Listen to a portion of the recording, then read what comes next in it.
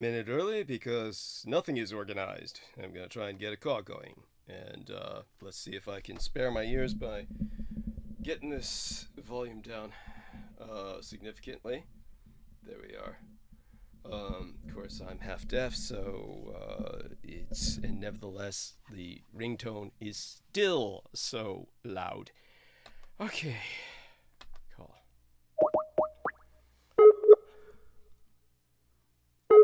Oh, God. Oh, thank God.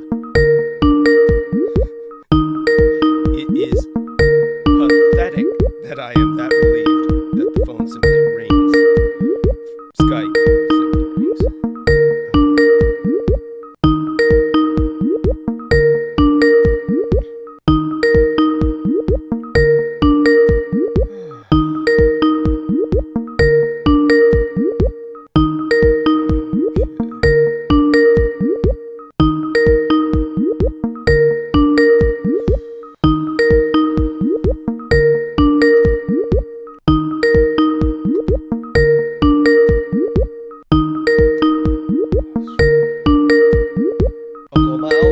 Happy Lunar New Year!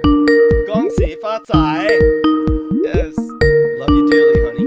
Thank you so much for joining us. Everybody hit that upvote.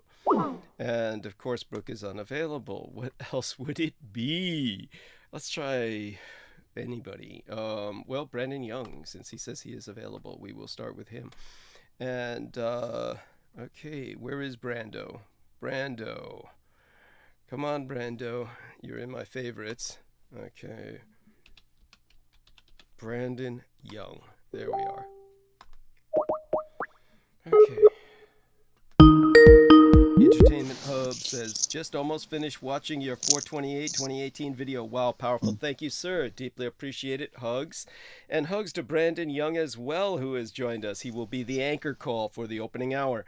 And so catch us up on everything. Happy Asian Lunar New Year, and tell us how your life is going. And you say you have at least one Chinese student, and I take it that you've been, made privy to the fact that all the cities have, of course, tightened their security, heightened their alerts because of all the anti-Asian hatred out there. We've had a mass shooting against Asians in Los Angeles, 10 people dead at least, and the shooter himself is now perished. Any other news? Huh. Well, on the bad side, no, I just I want to say hello and thank you, Douglas. Thanks for that introduction. No, my student, I will say this: his parents are Shaolin. Okay, excellent. And they are my Tai Chi, Northern Praying Mantis, Walam Kung Fu. Of course. Yes. Masters, which I actually haven't, or my Sifus, who I haven't really practiced with in many years, but their son is very precocious and wise for his age. No doubt. He'd have to be. Yes. Right, just for existing in a predominantly white bubble. Yes. So no, other than that, it's been great. It's been working at a different place now too as well, and everything's plugging along, as they say. So yeah, no, everything's great. I've been studying the Vikings. I'm doing a course in the Vikings. Wonderful. And Old Norse runes and sort of that whole history, and so that should be interesting. Yeah, looking forward to it this semester. Wonderful. This year. Yeah. And tell us a bit about how that works. When does school start specifically? You make it sound as if it's something that is in a break. Is there a break period ongoing right now? Or right. There's a winter break as usual with these in colleges, and there is a break now. And actually, school classes start tomorrow. So the first class is tomorrow, and it's fantastic. It's the Norse in popular culture has taken on a life of its own. Oh, excuse me. Yeah. No worries. So, That was an echo from Amy joining us. So thank you, Amy, very Yep. much for joining oh, us, honey. But go on, Brandon. Finish your no, sentence. that's about it. So I'm just I'm studying with one of the foremost best professors in the United States on the topic, Wonderful. and so and especially in philology, and I'm very fortunate to be there. Yeah. And so yeah, I hope to be. It's going to be a exciting semester. Well, thank you for that. And let me introduce you to the lovely Amy Como, who, in a sense, is kind of in your side of the world. She lives in Vermont, up in the, Oh, the Northeast. And you sure. yourself can share some experiences with her.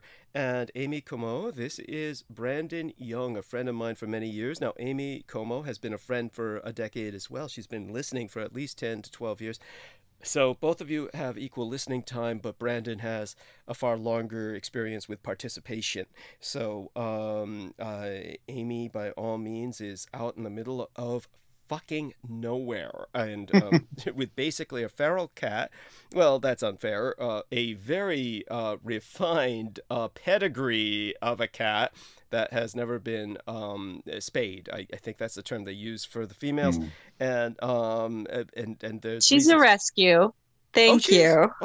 I had no She's idea. a I rescue. I had no She's idea. from a breeder. Okay. She's a Bengal. Oh wow. Oh wow. Cool. So by all means, take the initiative, Interesting. honey. Do me a favor, the both of you, this young man and this young lady, they're so wonderful and they're both so articulate and they have so much to talk about.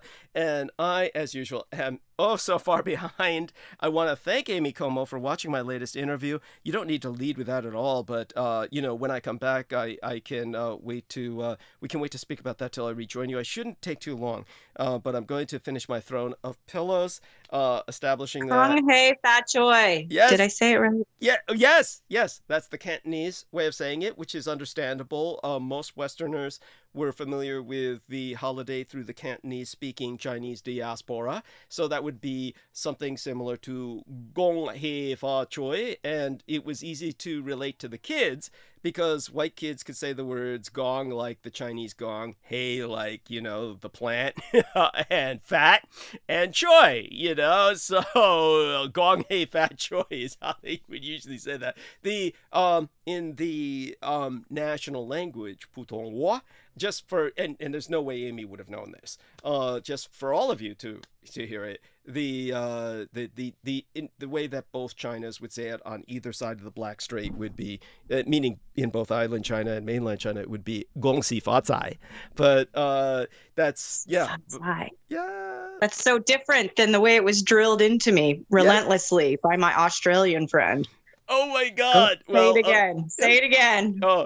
Gong xi fa zai. Gong xi fa zai. Yes! No wonder nobody understands me. All these Asians over here, and I'm trying to celebrate with them. Gong hei. Say it again. Gong xi fa zai. Gong xi fa zai. The emphasis is different than the way I'd learned it. Yes. Gong xi fa zai. Yes. Wait. Yes.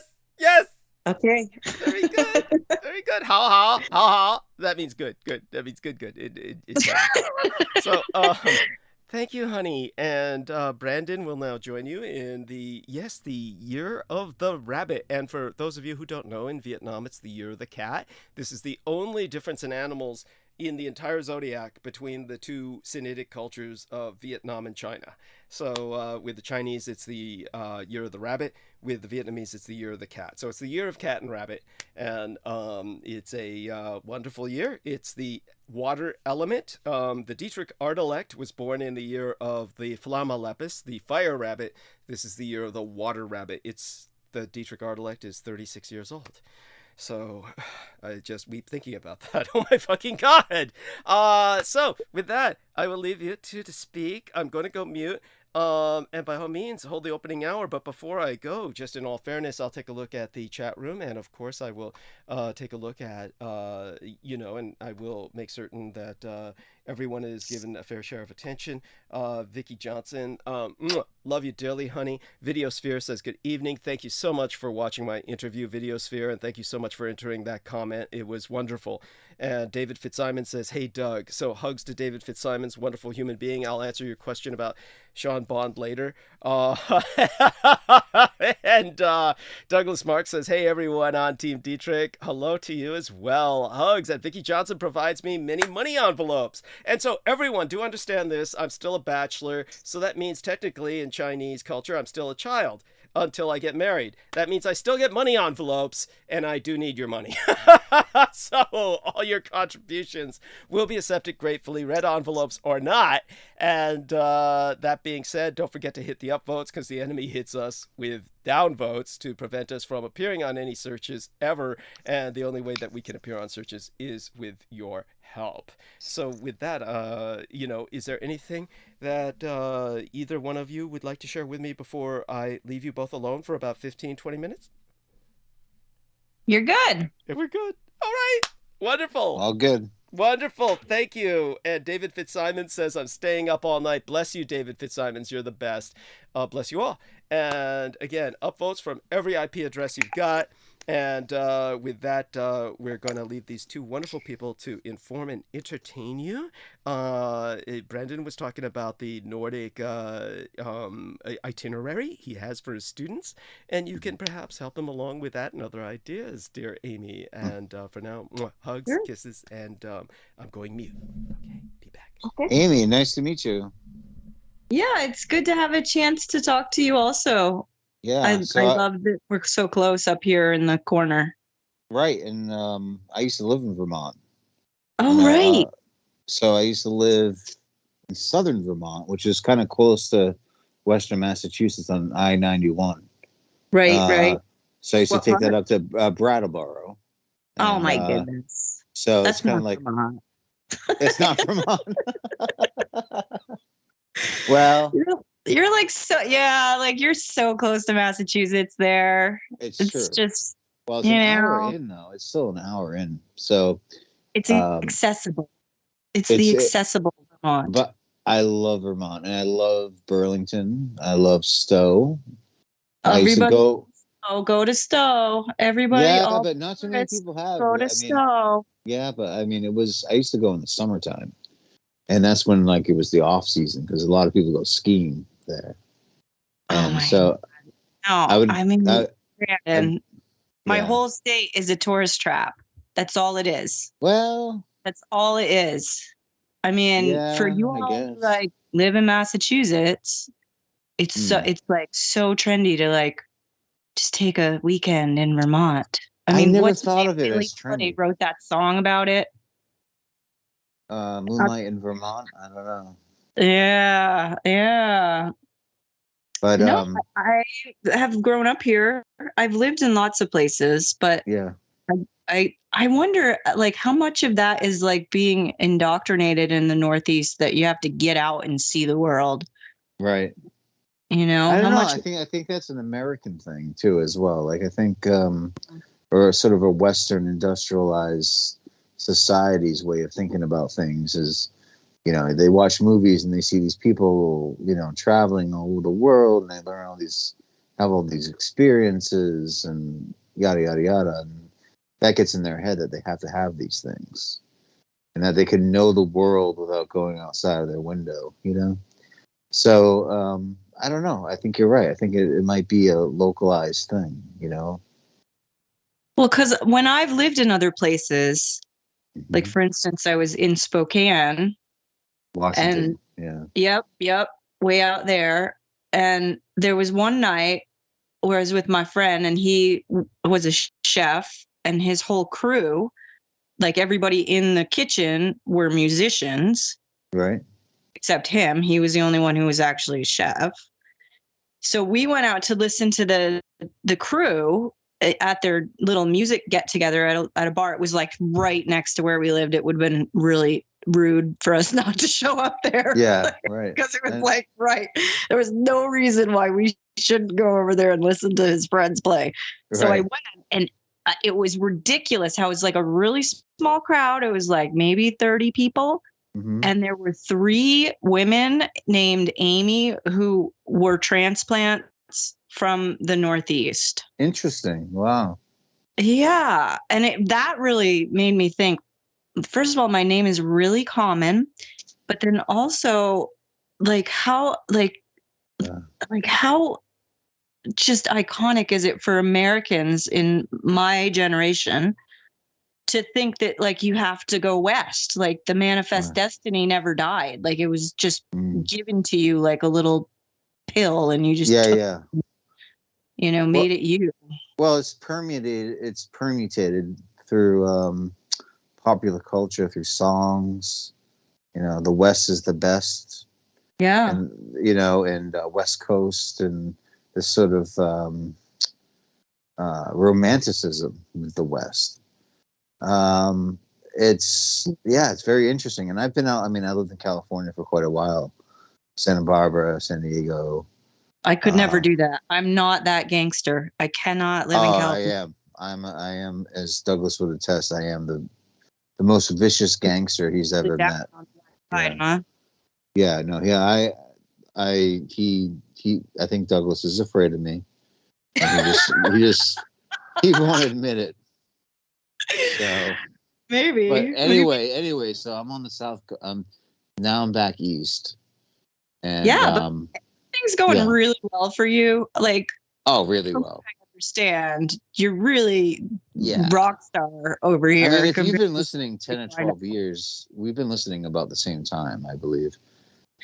Yeah, the thing is really I just in the last 2 years have been every Wednesday and Sunday downloading the thing so that I can listen to it because we don't have great service here. Oh, okay. So I usually download it because I sleep a lot. So that's okay.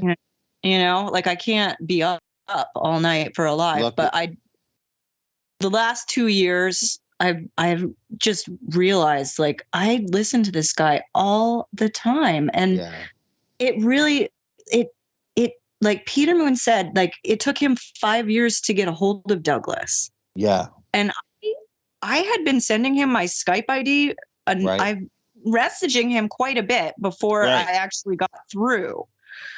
So I want other people listening, if you're not skipping the intro because it's not Douglas, like some people do. No, some people do. Some people don't. Yeah. Yeah. If you're trying to get a hold of him to provide insights during his breaks, because he does need breaks on these 12-hour. Of course. Don't give up trying to contact him.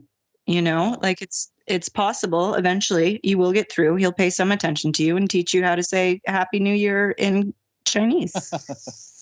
Yeah, that's exactly right. Well, but that was the thing is, I think he had some gatekeepers in terms of management in the way of keeping people away from him. So I think that was Peter Moon's problem. I think that was what? Do you think that happens with a number of people who are talented? Yeah, for sure. Their agents get involved, the management gets involved. Yeah. But in this case, it was these Jabba the Hutt type figures that were, if you know who Jabba the Hutt is from Star Wars. Come on. Well, of course they do. Yeah. So they not only did they look like that, but they also, they would. I mean, I remember just asking Douglas a question. First time I heard him was on. You remember that Greg Carlwood show, The Higher Side Chats? Yep. So I heard Douglas on that. I stopped listening to him, but I did listen to him for a little bit. Okay, so I heard him on that, and I said, "Oh, this guy's interesting. Let me send him a message," and then. And it was intercepted by Lorian Fenton, and she said that I must have had a gay crush on Douglas, and that I am obsessed and all this stuff. And it was just like one message. No, but this is what Douglas said. I was just trying to ask a question, Yeah. that's like the defensiveness was just out of this world, you know. And then of course Laura Lee Solomon came after that, who also I think blocked not really me as much as Peter Moon from getting involved in sort of Douglas's career, if you will.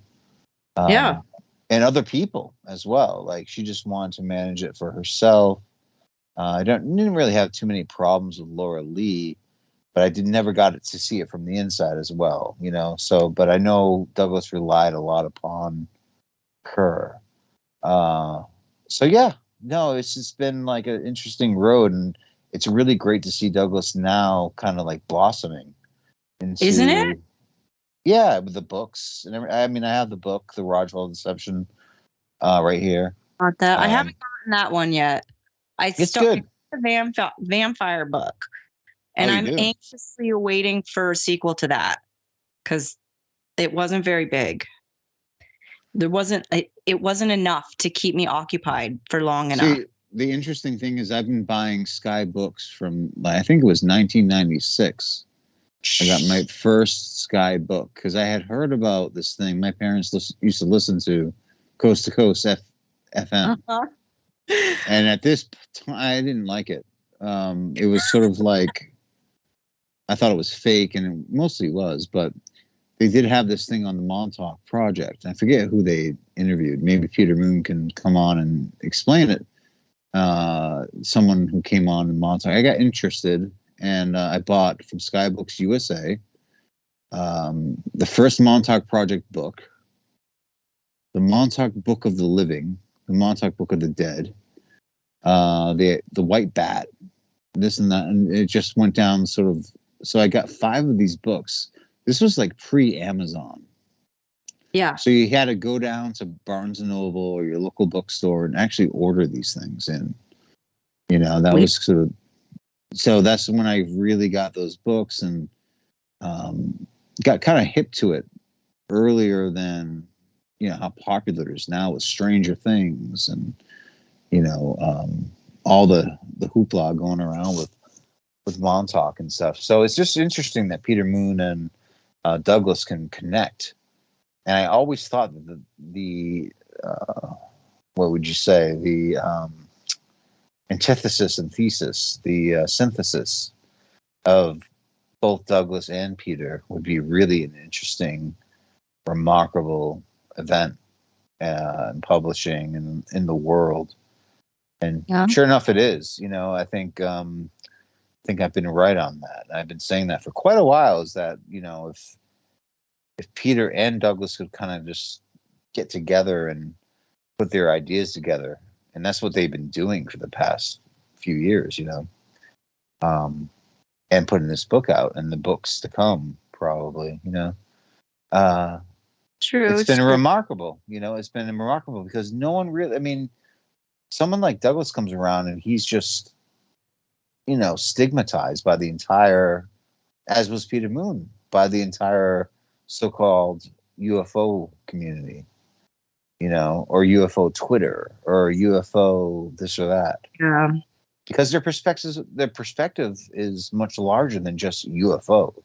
It goes into the spirituality, it goes into history, it goes into science, it goes into languages, it goes into linguistics, it goes into history. The abuse of the screen time that, like, I myself live in a place where the connection is so bad that I take breaks often, and it's been years of not really engaging with the screen.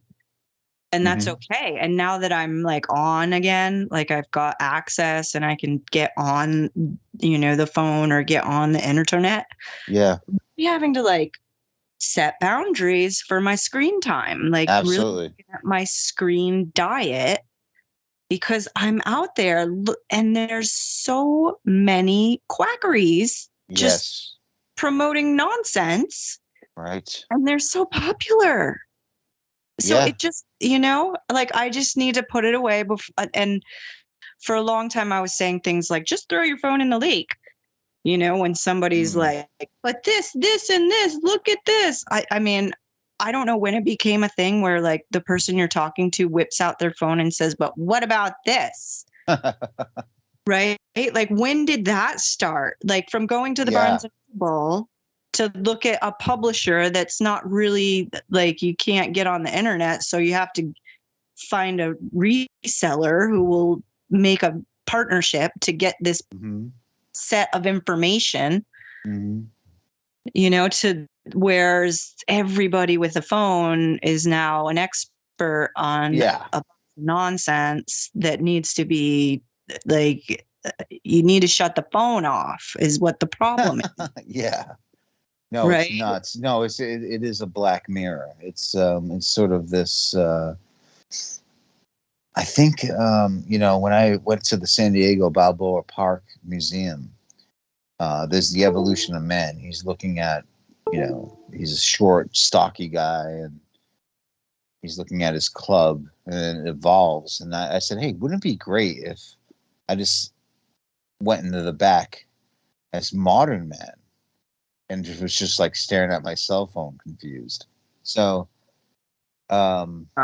it's like that. It's like we haven't evolved in some ways. The whole Well, to gesture. engage the youth, like you're around young people, aren't you? Isn't that sort of a thing you do? Yes. Yeah, for sure. Yeah. So, and I caught a little bit. I didn't catch everything about whatever the philology. Are you getting a degree? Are you trying to get in? I've gotten like 1,000 degrees. So this is well, not 1,000, but 1, 2, 3, 4, 5 degrees. And I'm auditing a class now. Yeah, that's the best. But I No could pressure. actually take it for credit. But the thing is, it's like it's a very specialized thing. I didn't think I had a thing for education. But as far as like younger kids go, their reliance and influence of the cell phone has radically changed behavior.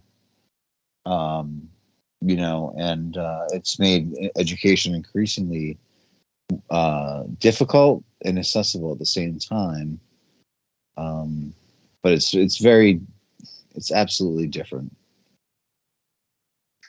Yeah, I mean, I had some experience in the public schools as a substitute, and it pretty much, well, it sealed the deal. I really don't want to do that. I don't be around other people's kids. Yep. But I was doing it, and it was a thing. Like you were supposed to enforce the no cell phones, but that just made them that much sneakier. Like they were just like more determined to just be on their phone instead of engaging in your dialogue with you. Right.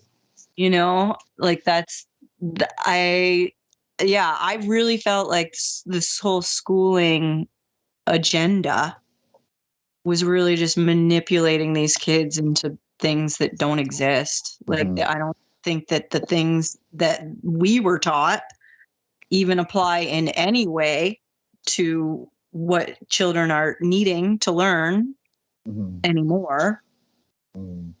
But, that's probably a Vermont thing. It's probably the whole experiential learning. It's not, because I think one of the more progressive educational philosophies comes from Vermont. Great. John Dewey. He was actually like one of the more, I don't know, more prominent American philosophers. Like, a lot of people don't remember him, except if you live in Vermont, maybe. Well, if you live in Vermont and you work in education, everybody's about service learning. Everybody wants a service learning opportunity. Well, I don't. Yeah. So John Dewey had this really interesting. He had this interesting approach to education, which was rooted in sort of the Enlightenment, and Wilhelm von Humboldt, who said that children. He had these like progressive schools, sort of experimental schools at the time, to reconfigure education, because he saw this problem. He said that politics is the shadow cast by big business over society. And until you've ridded politics of big business, you'll never have a politics that's actually representative of the people. And he was quite, I think he was spot on about that. Now, this guy was right in the 1900s, early 1900s, and he lived in Vermont. And it's kind of quiet. I mean, imagine Vermont in the 1900s. But he ended up becoming one of the most influential philosophers of America, because he founded a school with William James called Pragmatism, American Pragmatism, which was focused more on, instead of theoretical philosophies, it was how would you implement these things and changing a society around you. And so John Dewey is very overlooked, but I'm sure you've heard of him, you know. So what's interesting about that, and you know, I really appreciate your knowledge of this, because as a Vermont person, native with generations of my family from Vermont, I'd never heard of him. I simply was immersed. I was immersed in the experiential learning atmosphere. Like, we always had fantastic teachers. We were always engaged in projects that the whole school would be involved. You know, there was always some kind of artistic component to these things, but like we would have snow sculpture contests on the field when we had snow. Back when we had snow. You guys don't have any snow down there either, do you? Oh, we do. We got it the other day. Yeah. But not lately though. Like, you know, it's been a very We don't have any snow yet. It's less than 6 inches. It's wow, even up there, huh? Wow. Right. Geez. Yeah. So that's weird. But as a Vermont child, I didn't know about him. But when I lived in New Mexico, I worked for the College of Education, and one of the professors was just yammering on about John Dewey. Oh, really? No idea what he was talking about. So I had to shut up and learn, and it was good. I liked it, and it made me very proud. It made me very proud, and it also was like, oh yeah, we did experiential learning. That's what it was. Yes, you did. Yeah, exactly. And you know, one of the people who they were actually a group of schools that started this Deweyite schools, they called them, right? Mm-hmm. And they went all over the East Coast, and they sent them to Boston, I believe Portland, Philadelphia, New York. I want to say New Jersey, maybe, but not sure about that. But one of the people that came out of that was Noam Chomsky. He was a student in an experimental Deweyite school, where they encourage they encourage people to just pursue their own interests. And he ended up, he just did that, and he ended up writing, like, by the age of 8 or 10, a whole article on the Spanish Civil War, that he was interested in. Is this Chomsky? Noam Chomsky, yeah. Noam Chomsky. Yeah. I just got back. Hey. Yes, hi. Just listening for a few moments to both of you. I got in only when you were speaking about Dewey. So I have no idea who this Dewey fellow is myself. But really? Yes. John Dewey. John Dewey. He was a pragmatic philosopher. He's one of the more prominent, if not the most prominent, American philosophers, with William James of the 19th century or 20th century. I believe he wrote in the. You can correct me if I'm wrong, Amy, on this, but Dewey was so influential in the 1900s, especially over education, that he basically started, Douglas. He started the gifted and talented programs. Wow. In a way, like ideologically and philosophically, which is where everything begins. And so, tinker that down into the gifted programs these days, or the gifted programs of my age, or the gifted programs of your age and other people's ages, where extrasensory perception is measured and different ways of grading intelligence other than the factory school system regimented way didn't fit for everybody. And Dewey recognized that because he said that freedom was essential for every human being. And I believe that's true. I believe everybody should pursue their own interests according to their own accord. And Dewey thought that as well. And so, you got to let your students, you can't have them regimented. Even when it comes to the cell phone, you got to have them appreciate the power that's in their hands, right? Yes. More than take the power away from them, because that's not going to work. Well, the thing is, I do feel like children should not be exposed to the screen as much as they are. Correct. I agree. Absolutely. Yes. Yeah. I should not be exposed to the screen as much as I am. Like, yes. I want to go and pump gas and not hear somebody tell me what I should. By the way, I do hope everyone can actually see or receive what we're saying, because I'm getting this kind of spin around when I turn towards the live stream. So hopefully the live stream is working for everyone. As I said, the weather problems we've been having in California have been immense. I do want to answer some people in chat before I leave everyone back with these two wonderful people. They're holding so well.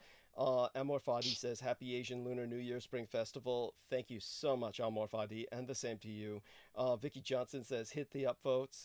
Bless you, honey. Entertainment Hub said, got a few that need putting into a visual journal. DDD filled them up. And Amor Fadi was talking about John Dewey, philosopher, psychologist, and educational reformer. He said, hey, Douglas, just donated $50 United States dollars. Happy New Year. Thank you, sir. It is now. Bless you, sir. Need all the help I can get. Without men like you, it would not be as happy a New Year. So God bless you, Douglas Marks. And that is our man, I believe, in Florida. And correct me if I'm wrong, though for some reason I always affiliate him in my mind with, at some point in his life, having been in Australia. I don't know why I do that, but he can perhaps enlighten me. Just a psychic reading I get of some sort with him. Amor Fadi says, considered a founder of pragmatism along with William James and Charles Sanders Peirce. Here he's still, of course, speaking of John Dewey. And then he says, less screen time for children. Agreed. Quality over quantity. Yes. Of course, if only life were that easy. I mean, there is nothing more tempting than to turn on the boob tube and leave the kids in front of idiot vision so that you can get something done, right? I mean, that's just so tempting. And so Douglas Mark says, yes, from Miami, Florida. Yes. And such a different character than our friend Ian West, who's in the general vicinity of that area, shall we say. So that all being said, these two wonderful people are going over splendidly the nuances of education. Let me see if I've got anything going on in the private messages. Honestly, I'm left in tears with the passive-aggressive stuff I'm dealing with Brooke Gibson right now, sending messages. Oh, no. Yes, she's watching a movie. Brooke, come on. Why not? Popcorn. She's is what she is. And she's like, she says it's George's night, because I promised George he could interview me tonight. And, and so she I swear, Doug, I swear your voice goes up really high when you talk to George. Mock her enough. She might come on. Yes, mock I know. her. That's the plan, to summon her. Yes. We like to provoke her to join our conversation. I know. Invoke. Interpersonal stuff on her after Douglas and I got off last time. I love Brooke. She's great. But Brooke and I were still in there, and I was like, I can't say this stuff in public, but yada yada yada. And I'm sure it affected her, because it would affect me if somebody did that to me. So Brooke, if you have any issues with me, you can feel free to come on and tell me all about it. Oh, Yeah, and I'll host the fight. I will host it. Yes. I will sell tickets and I will referee the fight. Okay. I can, And then whoever loses will fight me, or wins will fight me. Yes, mud wrestling. Mud wrestling. Oh yeah, there you go. I'm Jello. not mud wrestling anyone. No. Yeah. And Me and Boyd Rice. that's right. Yeah. Yeah. We'll have to educate people about him someday. That'll take some education. Oh God. And so all that being said, oh, there's Aloma Alber, and she's saying Happy Lunar New Year on Peter Moon's Happy. post. Yes, bless her, and bless everyone who says that. Shout out to Robert Appert, by the way, and everyone out there. I'm going to go mute again, and I assure you, Amy, Brooke has no issues with you whatsoever. It's definitely, you know. Me. No, definitely not you. No, and it's yeah, she's just it always has to do with me, of course. It is what it is. Of course. I am left with the challenge here. Somebody asking me about someone else, and you know, whenever anyone asks me about someone else, it's always a challenge. It's just how do I respond to that? It's so what I'll do is I'll figure that out over the next several minutes. Now, my throne of pillows is set up, and I am going to be comfortable, or relatively so, for the next 12 hours, and relatively warm. But I do want to share eventually the misadventures. What I am curious about is if the two of you will be open. Now, Peter hangs out with us till usually about 12:30, about 12 a.m. midnight. Either just the stroke of the witching hour, or maybe half an hour later. So in that half hour between 12 a.m. in the morning and 12:30 into the witching hour, if you don't mind, both Amy and Brandon, I will give you both a call just to see if you can help me with that transition time. Absolutely. Oh, wonderful. If either one of you is awake. If you're not awake, just don't answer, you know. And don't worry about it. Okay, wonderful. Bless you. And so that everyone knows, Peter comes on at the top of the hour. We have new listeners now, thanks to the interview I did with Christine Joanna Hart. And I really must thank her for holding the interview that she did. And that being said, you know, we can talk more about that, plus all my misadventures lately. Yeah. When you know, after the witching hour, or as we enter the witching hour, depending on who's available to join me. Yeah. And so right now I'll go mute. These two people will go on talking about John Dewey and Chomsky, and you're in for a treat, honey. You know, our man Brandon Young worked with Noam Chomsky, who became quite infamous. He is, of course, highly recommended in terms of his history books, but everyone just need to qualify this. Well, he's dead now. Or wait, is he? No, he's alive. He's still alive. Stop Holy it. shit! That's right. He's still alive. Holy shit! Horrible. Stop it. Oh my god. Oh my yeah, I keep forgetting. It's yeah, but he's like 120 or something like that. And but he fought. I mean, he fought in World War II. Jesus Christ! No, I mean, we're talking about somebody who's got to be 97 at the least. He's right. His birthday was on the. He remembers when the birthday. His birthday was with. I think they dropped the bomb on Nagasaki. Really? Yeah, and he went out to the woods and didn't know how to comprehend it because everybody was like celebrating in America. Oh, okay. So I mean, that was his birthday, but that's not the day he was born. December 9th? Right. What was it? Yeah. Yeah, because unless I'm mistaken, he fought in World War II. He was on a bomber. No, that's where Howard Zinn. You're thinking Howard Zinn and Dresden. Oh, thank you. It's Howard Zinn. I'm thinking close of. Enough.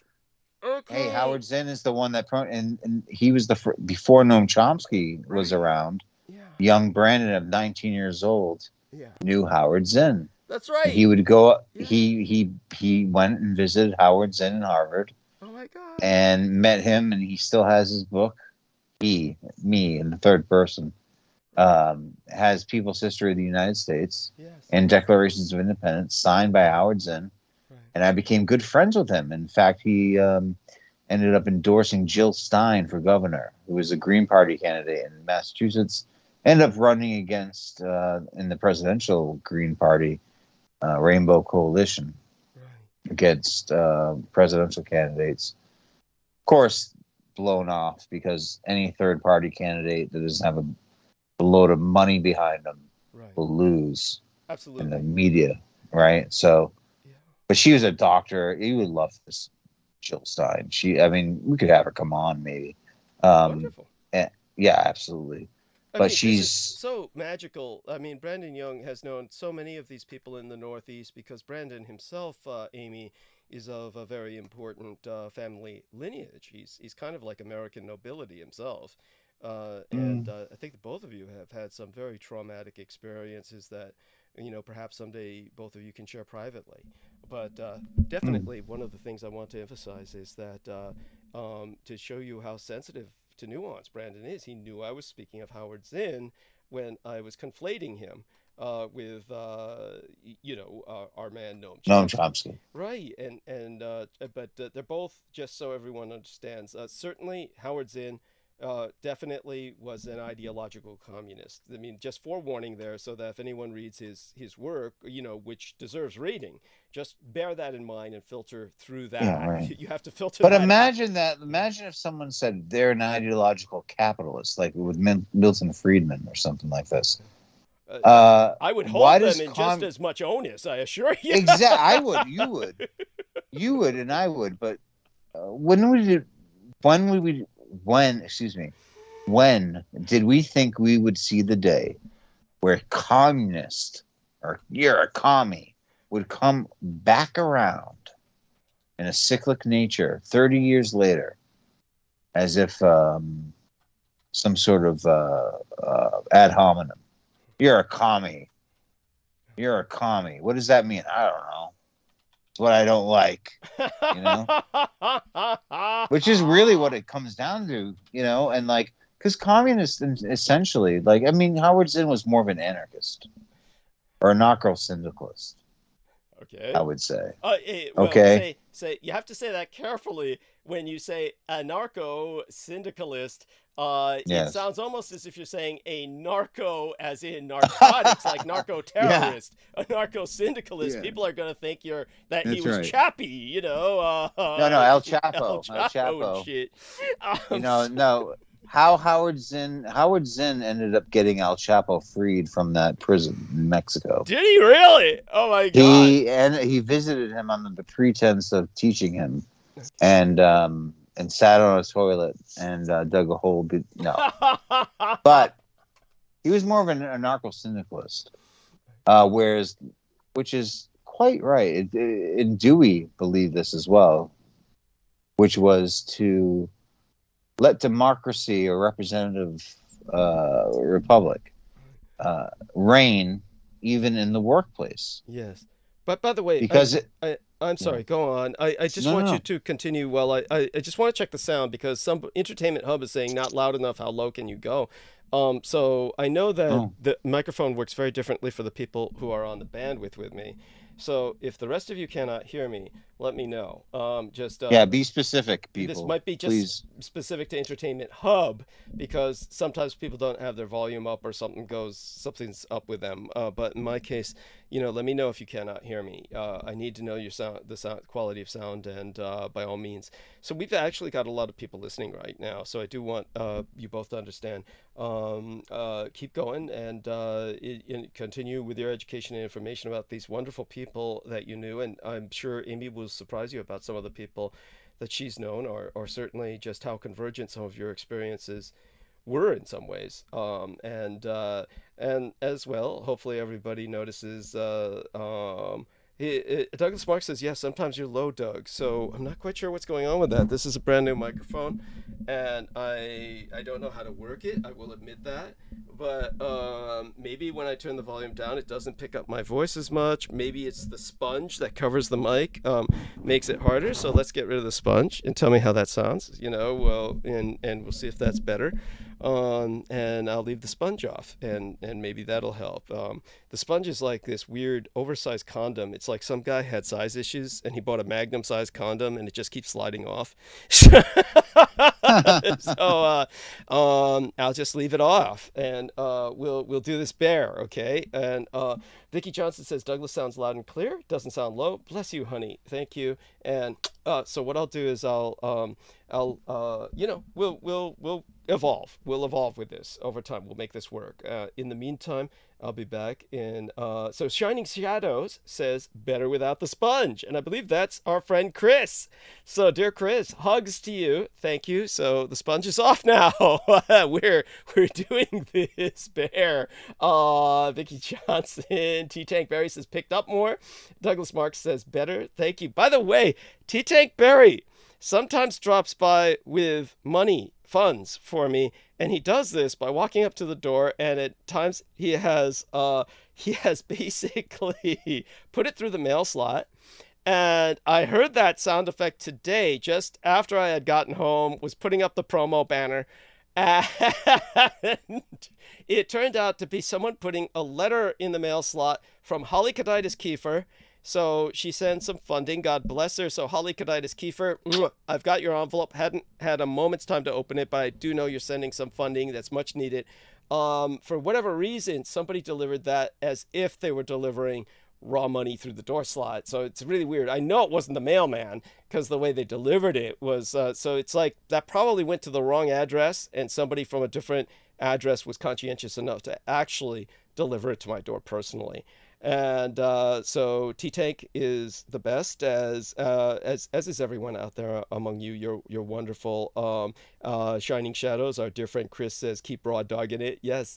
And Vicky Johnson says, hearts to T-Tank. So do take note of that. I will leave these young people to handle us till the top of the hour. I'm going on mute. And both of them have got this for the next 10 minutes. Thank you so much.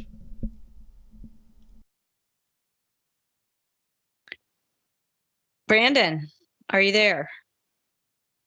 It looks like Brandon had to take a moment for something, so I'm not really sure what. Well, that was graceful. It's fine, Doug. I can go on about anything. You can. You can. I will try. Okay. I will try to go on about something. By the way, our dear B joins in the chat room to say your sound sucks. I know the problem is you never know where she's coming from. Is that passive aggressive, or is that like, does she mean it, or like what the fuck? Right? You can't tell. It's hard. And it's hard for me because I know that like the signals here come in and out. Like 1 minute it'll work, the next minute it won't. Well, in your case, it's impossible. You may as well be on Mars. I mean, exactly. It's really, and it's been years. It's been 10 years of, just having no sense of whether my messages are received, having people not respond, wondering if they even got what I had sent. Like it's really, it's incredible. And it kind of feeds into the whole AI as sort of this full dominant spectrum that is keeping us all from each other in ways that we can't really manage until we throw our phones in the lake. Right? Like I don't think it needs to be that extreme. I don't think we need to really just destroy more. But the fact that the screens really do distract and amplify certain issues, and that they can be hijacked, and you can have people who you don't even know come up to you and start talking about stuff that you were just looking at and you hadn't seen or talked about in 20 years. Like that to me is very strange. And part of it might be, that I need to just go with the synchronicities. My friend was telling me, just when those synchronicities happen, Amy, just go with them. And I resist. And I say, I don't know why you're talking about that, but it's very strange. Like, I don't know why that came up for you. Okay. And so anyway, see, this is me wandering. That's fine. Wandering about. That's fine. So long you're as fine with that. You're still here. I'm looking to see if anybody else is here. Can you hear me? I mean, I can. You can. Oh, you're clear. Oh I can hear everybody clear. Brandon, are you? Can we hear me? I'm back. I'm sorry. Yeah. What was that? Oh yes. Oh my God. Honestly, Brandon, you throw me for a loop. But thank God you're back, and by all means, Sorry. oh no, what happened? Was it just on mute No, or? just had to go to the bathroom real quick. Oh, You know what I I didn't want a mean? Miles Like, Johnson. and it's to you, Brandon. And he's like, sorry, got to deal with it. That's what I mean by full spectrum dominance. Like, yes, Yeah. yes. and distractions. How distractions get in the way of important stuff, Brandon. Right. We're discussing important information for the youth of our I world. know. Yes. Well, I'm going They mute need to now, know. and we are leaving it with Amy and Brandon, and these lovely young people will hold it for the next few minutes. Thank you. Amy, Yeah. do you What do you want spell to it talk? Well, I just want to, Amy, like, is it short for anything? Like, No. okay, is it AMEE or AMY or No, it's the French on me, like mon ami, okay, like my like friend, AMIE, right? not Jamais. AIMEE, right? Yeah. But AMIE, very French. Mm-hmm. Jamais, ouais. So, have you been to Montreal? Of course Oh, you I have. love Montreal. Is one of my favorite cities in the whole world. Isn't it great? I wish I I've been could. going there since I was 19. Of course, And that's actually kind of late for being so close to Montreal. 19. well, I mean, it was. You could Yeah, already maybe. drink by 19. See, the rest of us, we had to get up there by 13. Got to get Okay. there and learn how to drink in public. Right. See, this is the border. I'm on the border, and the border is Oh, okay. different than other places Oh, in for Vermont. sure. Stowe is not people from Vermont. No.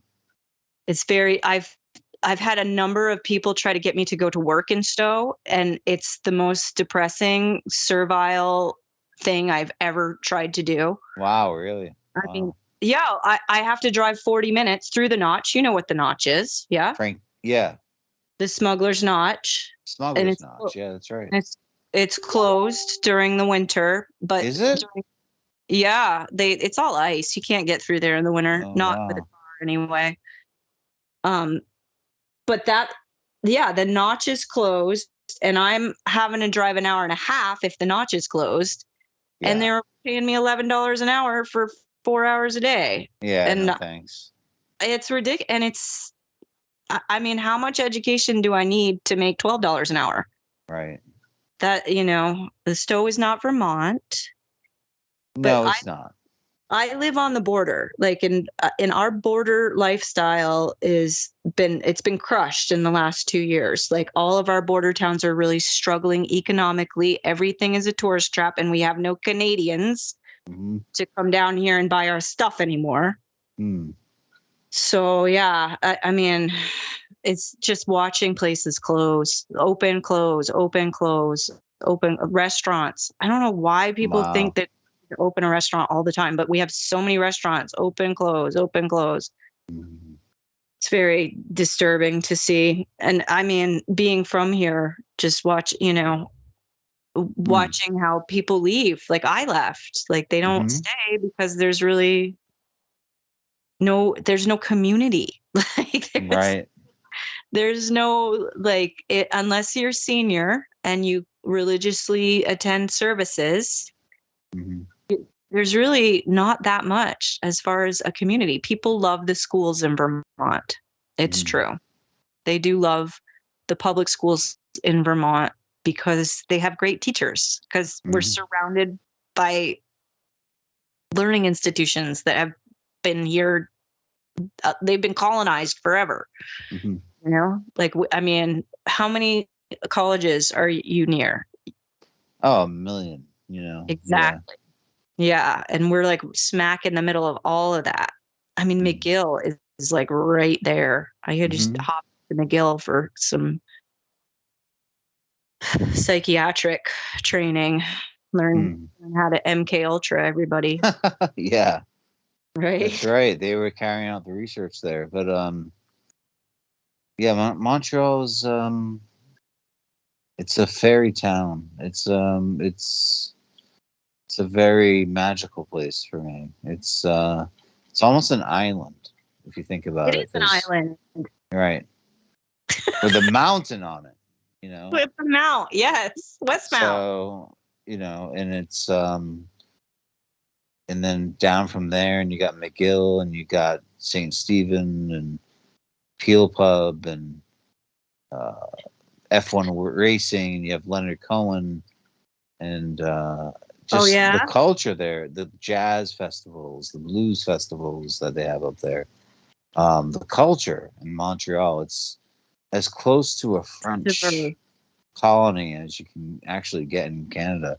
The poutine is fantastic. The foie gras Oh, is come on. amazing. The restaurants are really good. The Old old Montreal is awesome. I love old Montreal Montreal. is really fun to just Yeah, hang out on the cobblestone streets. exactly. Yeah, I and love the that. I love clubs. being down by the wharf. Like, yeah, Yeah. No, I it's haven't it's spent time up there. I really, I can see the lights from Montreal where I live, and I wow, haven't really. been there at all this visit. I've been home Oh for wow. 7 years, haven't been across the border. I don't really think I can get up there. Wow. I Yeah, can't go up there. And I interesting. believe him. And I believe I can't go up there anymore. So Hmm. yeah, it's really close, but the travel back and forth doesn't happen like it used to. I Yeah. mean, I used to go up there for study groups. We'd have our study group at the bar in Quebec that, like Uh-huh. at school. But yeah, I'd like to go do some curling up there. Wonderful. Yeah. So you've both done so well. I want to thank both of you. I'm going to bring Peter on now. I'll dismantle this call and establish one with him. And I want to thank you both. You were wonderful. I'll call you both again when I'm done with Peter and Peter's done with me. And All right. we'll see what happens then, okay? Very All right. good. Have a good night. Thank Take you. care. Bless you both. Hugs and kisses. Bye for now. Mwah. Bye. Take care, Amy and Brandon. Hugs. Bye. Okay, and with now we call dear Peter. Peter is ready and active, and now we go through the ringing. Hopefully he picks up soon.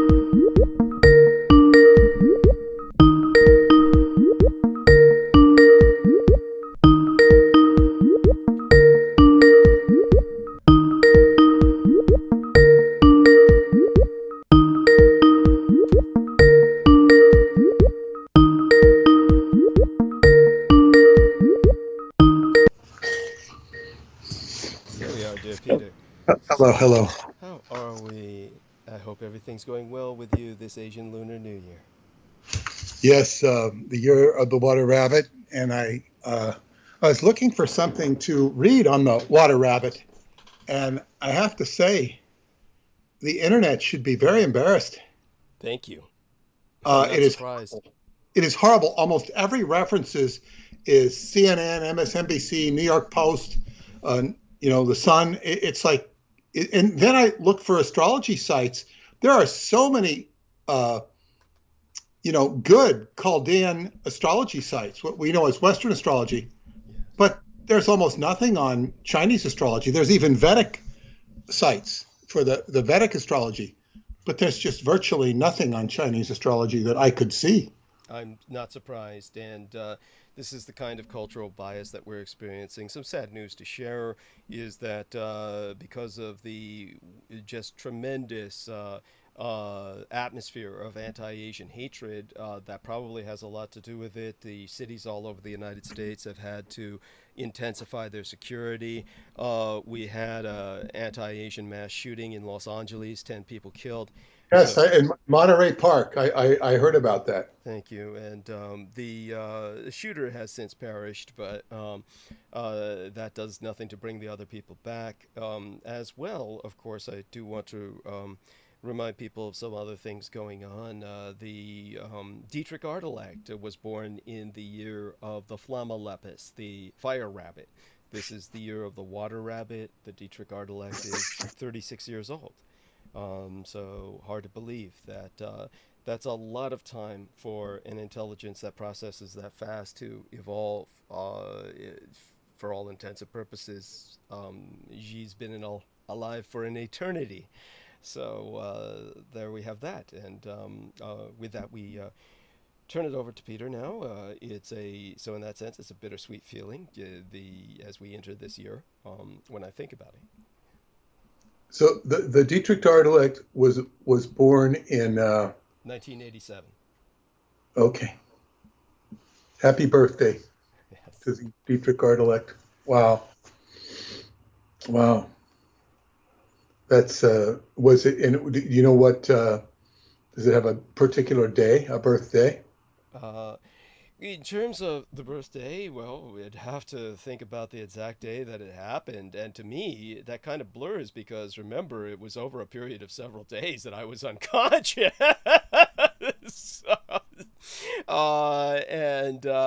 You know, I'll think about that. Go back through my notes. There's a lot I've tried to block out. You know, it would be interesting to look at the astrology as well. I understand. I get it. Believe me, I totally get it.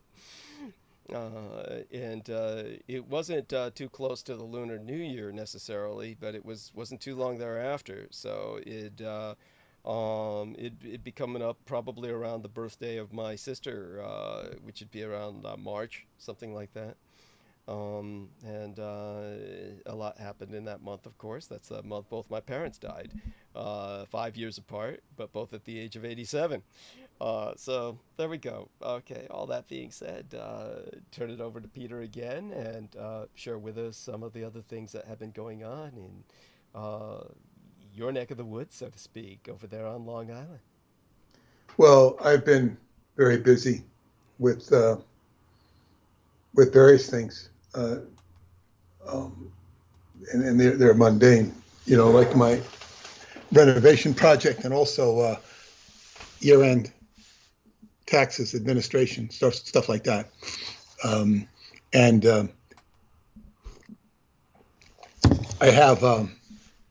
have something to share with regard to the last transmission, but maybe we'll put that off. And I thought we would start off by talking about what the water rabbit, the year of the water rabbit represents. Mm-hmm. And all I will say is that on January 22nd, which is today, the Chinese New Year will officially kick off the year of the water rabbit. This is the combination of the rabbit zodiac and the water element. It will bring good luck, patience, prosperity, and vigor to those born in the years associated with the rabbit that range from 1951, 63, 75, 87, Dietrich Artelect, 1999, 2011, and 2023. So if you were born in 1987, like the Artelect, it's good. It should bode well for the Artelect. This is very nice. Wonderful. And that bodes well for us all, I assure you. Go on. Well, yes.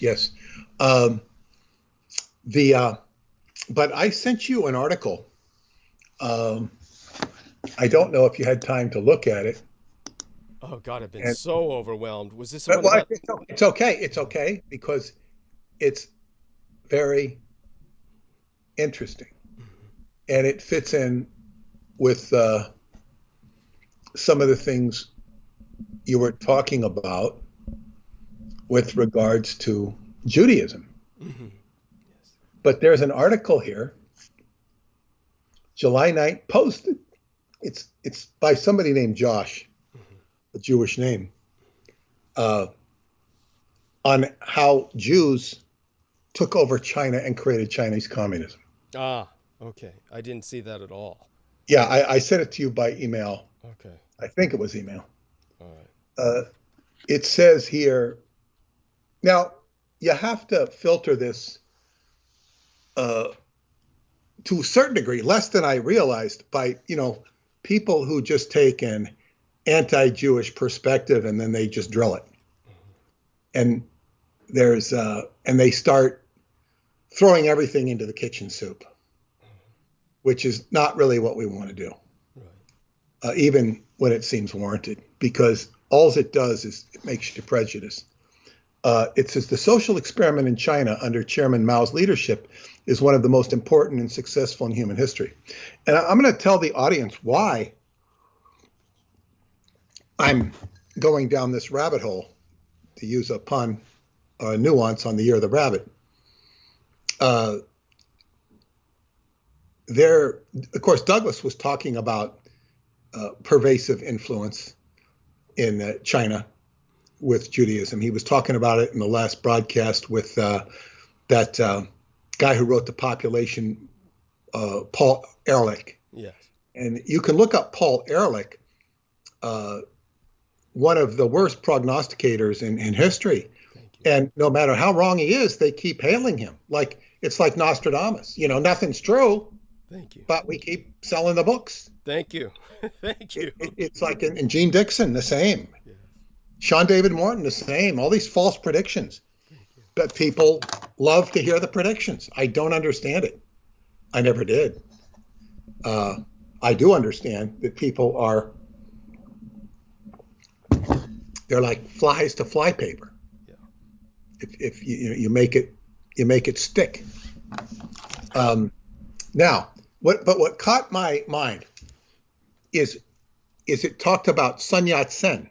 Mm-hmm. Now, I know Sun Yat-sen since I was a very young boy, because my father had a Chinese box, and you had to open the Chinese box. It was like a puzzle. Mm-hmm. It was about the size of it wasn't small. It wasn't huge. I'm trying to think what the size. It would fit into your glove compartment in a normal car. It was about that size. And when you opened it, there was a 100 yuan bill. And of course, because it had 100 on it, I thought it was worth a lot of money. And he explained to me that no, it wasn't worth a lot of money. He would have picked that. He would have picked up the Chinese box and the 100 yuan probably when he was in the Philippines. Okay. Because he was never in China when he was in the war. He was in New Guinea, the Philippines, and Australia, and Hawaii, of course, when the bombs hit. But so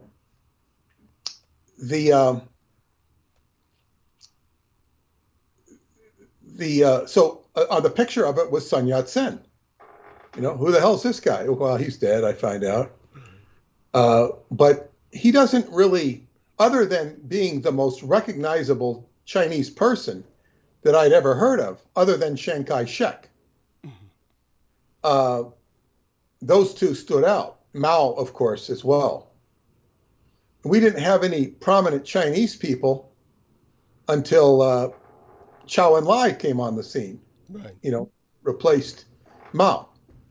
But not too many Chinese celebrities, except unless you consider Bruce Lee, and he even had a hard time getting known. Yes. But get known he did. But Sun Yat-sen, of course, he entered my consciousness again when I was on Spofford Alley in Chinatown, the same trip I met Douglas on. It was the very day I met Douglas, in fact. I was with my friend Doug, and we were walking through Spofford Alley to check it out. And we were going to spend the day in San Francisco, which we did, and meet Douglas later in the evening. So my first thing on my agenda was to check out Spofford Alley for the second time. I'd been there about, 8 years earlier. And now there's a tour guide talking to a bunch of tourists, and I'm just sitting there. I'm overhearing him, and he says, this is where Sun Yat-sen had stayed. It was the, temporary headquarters of, what was it called? The Chinese Republic? Yes. Yes. And so I'm saying, God, he operated out of here. This is damned interesting because of the quantum synchronicity I had, learned about from Joe Matheny running into Emery Cranston in the Ong's Hat scenario. And the curious thing about it was not just he was under 36 Spofford Alley, but it said Chinese American Freemasonry.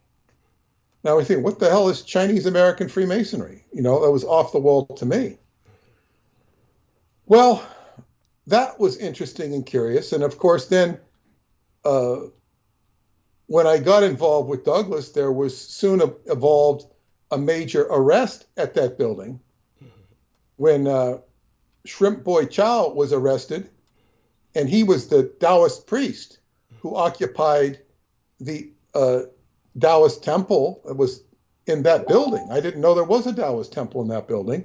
And of course, he was arrested with Senator Leland Yee, for a various amount of charges, some of which included drug trafficking and arms trafficking, and they both ended up in jail.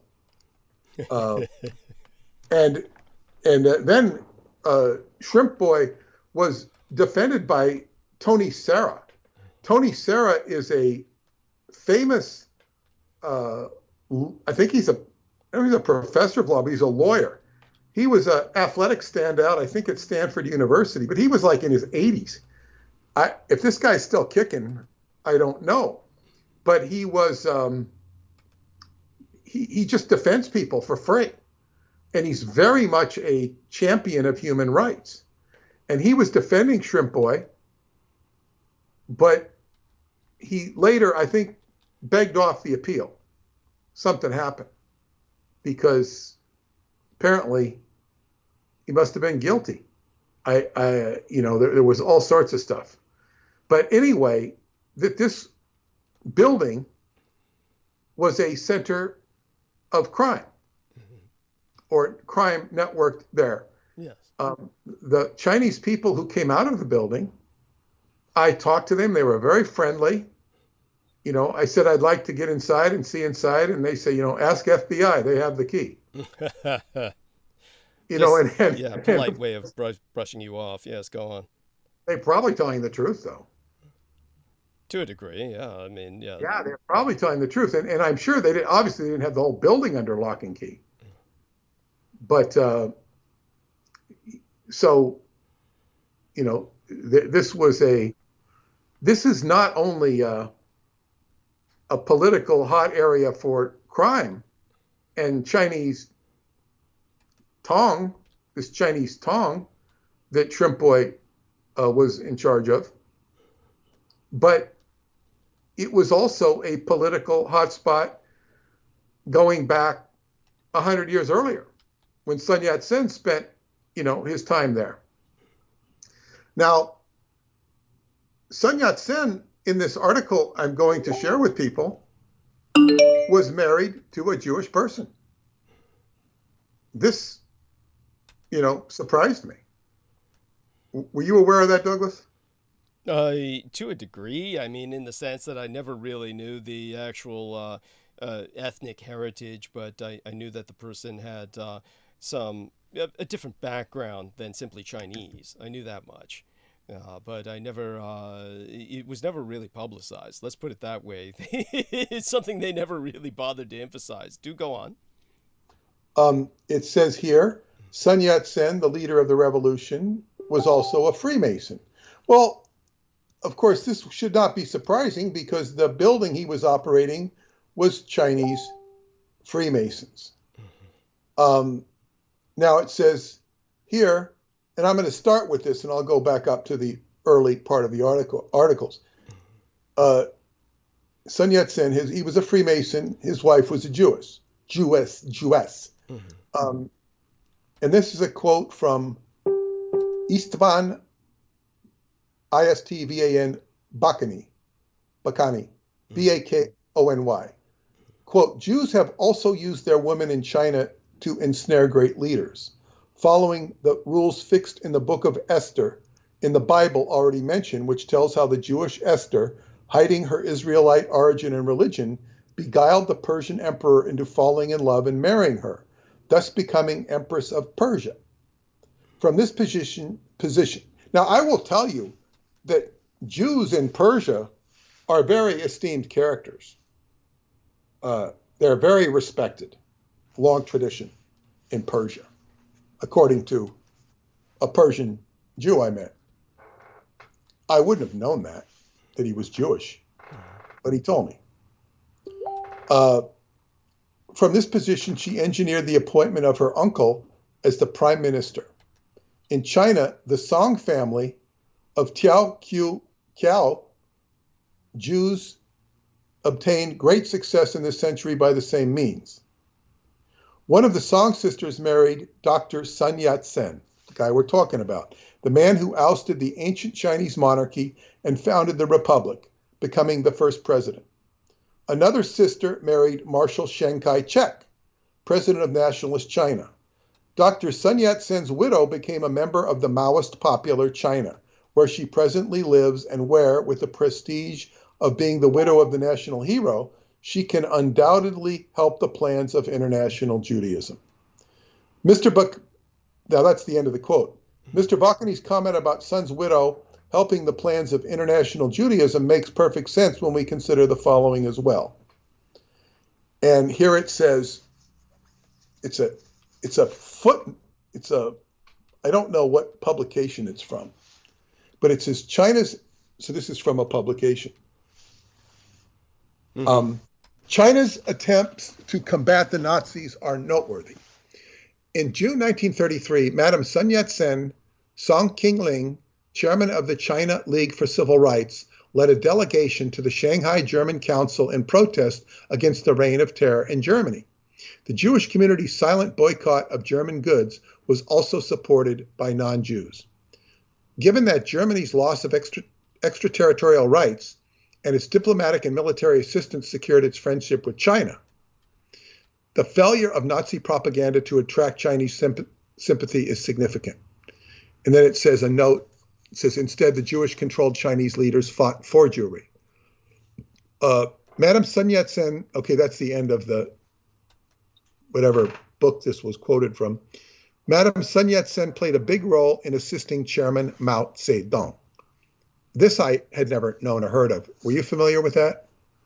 I'm very distracted right now. I'm involved with 100 different things at once, but I will say that it's not particularly familiar to me. No, it sounds like a different angle on the subject. But one thing I am quite familiar with is the heavy influence of Jewish Americans and who were sympathetic to the communist cause in China and were supporting the communists by establishing a China lobby that was pro-communist, as opposed to the China lobby that people may be familiar with that was pro-nationalist. So there were two China lobbies in America, and unfortunately the communist China lobby gained precedent and the American influence. So none of this, I think, really matters. I think it's, one of these things that when I'm talking about this thing with Sun Yat-sen, because we don't know how much influence his wife really had. When we reflect, for instance, on Chiang Kai-shek's son, Jiang Jinghua, marrying a Russian woman as a Soviet citizen, no less, that was actually a positive and was very helpful to Taiwan. And it was something that they did to play the card of the Soviet Union against the communist Chinese. That was their balance against the American betrayal that they foresaw coming. So it's like sometimes these things are done out of pragmatism. They're not done necessarily because, you have to think who is controlling who. Was Dr. Sun Yat-sen simply playing this woman so that he could get money and finances? Or there's an argument to be made for that, because this article goes into calling Sun Yat-sen a tool of Rockefeller. Now, this could be like calling Cuba a tool of Soviet Union. Soviet Union was a tool of Cuba. So anyway, it says here, the Chinese Republicans are getting wise. This is from an article in a paper. It doesn't say which paper, but it's duplicated here. The Shanghai Gazette is in today's issue directly charges as John Rockefeller, the Standard Oil Company, and certain American financiers with having caused the peace conference recently held at Shanghai to fall through. And then it says, now the Shanghai Gazette claims it has discovered the reason for this. According to its story today, it was Rockefeller and a few other financiers who put up the money which Dr. Sun Yat-sen turned over to the revolutionists. In this case, the Shanghai Gazette says Rockefeller secured from Sun Yat-sen promises of vast concessions from the new Republican government. When the proposition of his retirement in favor of another man was put up, Sun Yat-sen cabled his boss, Rockefeller, seeing his concessions going a glimmering, cabled back to sit tight. Now, it refers to John D. Rockefeller as a crypto Jew. There's a lot of theories on that. We're puppeteering Sun Yat-sen in this example. It does make perfect sense that Sun would be turning to big finance from Jews because, one, he was a Mason. Two, Sun Yat-sen relied on rich capitalists. Hence why Wang Jingwei, who was a close associate of Sun Yat-sen, believed powerful Jews shared much affinity with him. Sun Yat-sen had senior Jewish advisors throughout his time as a leader. These were his main Jewish handlers that we know of: Mikhail Borodin, Bolshevik Revolutionary and Communist International agent, advisor to Sun and the KMT, Kuomintang, in China during the 1920s. Now that would, because you've talked about the son of Sun Yat-sen going, was it the son of him or Chiang Kai-shek that went to Russia? Chiang Kai-shek. Yeah. Okay. Totally different. Yeah. Yeah. Okay.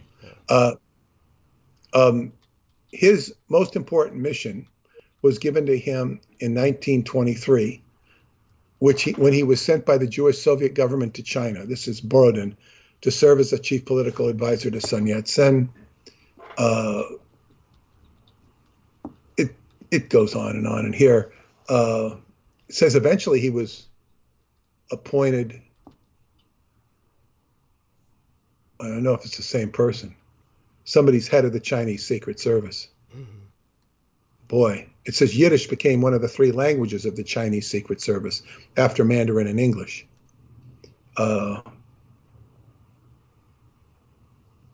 It's an interesting article that you have, and I hope you'll look at it. And of course, it's not a stretch at all to believe he was a Freemason. Right. That's almost a given. Yeah, and of course, Jews are so much of what Freemasonry is about, and of course, the Nazis, collected all the information they could. They were attacking Freemasonry virulently during the Third Reich. Mm-hmm. Sun Yat-sen stated that the Jewish nation had made major contributions to all areas of the world's civilizations and should have an honorable position in the world, which encourages more Jewish influence in China, essentially. Sun Yat-sen was clearly your average propped-up Masonic puppet. And he also says, this is Sun Yat-sen, I wish to assure you of my sympathy for this movement, meaning Zionism, which is one of the greatest movements at the present time to restore your wonderful and historic nation, which rightly deserves an honorable place in the family of nations, unquote. And then there's more on him, and it says that Chiang Kai-shek had a Jewish wife. Another quote from Mr. Bakany, another Jewish sister married Marshal Chiang Kai-shek, president of Nationalist China. In time, he built the grandest mansion in the city, 43 rooms for just 3 people, and entertained celebrities like Charles Lindbergh. Right. So I didn't know that Lindbergh had hung out with Chiang Kai-shek, but it doesn't surprise me. Well, that makes perfect sense. The Kadoories hotels hosted the world's elites, including the wedding of Chiang Kai-shek. This is, you had mentioned pictures of the modern Chinese with Jewish people. Mm-hmm. Yes. I tried to find more modern ones. I couldn't, but... Christ, you were the one who sent them to me in the past. You found them before. They're out there. There's not modern stuff. Well, it was pretty modern. Yeah, that was like recent. I'm talking like that had to be at least within the past few years. The photograph that you had sent, you just may not remember it, and probably got scrubbed from the internet after you originally found it. I had a picture. It has a picture here of Chiang Kai-shek with Mikhail Borodin in 1927. It says boost for for Mushi Cohen, Chinese general. Right. the story of Morris Abraham Cohen, Manchester-born Jew who became General Cohen Moshe in the Chinese army and friend, ally, and confidential advisor of Chiang Kai-shek, is told to Gun Cohen, and it just is an excerpt. I think they're just trying to make a case here of the involvement of Jews in China, right. Which is, as you were saying, was extensive. Now, we know there's a long history of this. And you've also mentioned the connection between Taiwan and Israel and South Africa, because you've stated that they were all apartheid countries. Well, they were all basically settler regimes. In terms of apartheid, it's certainly the case with South Africa and Israel. In Taiwan, there's more of a kind of soft apartheid. It no longer exists. It was the basically between the Chinese that had been there for centuries and the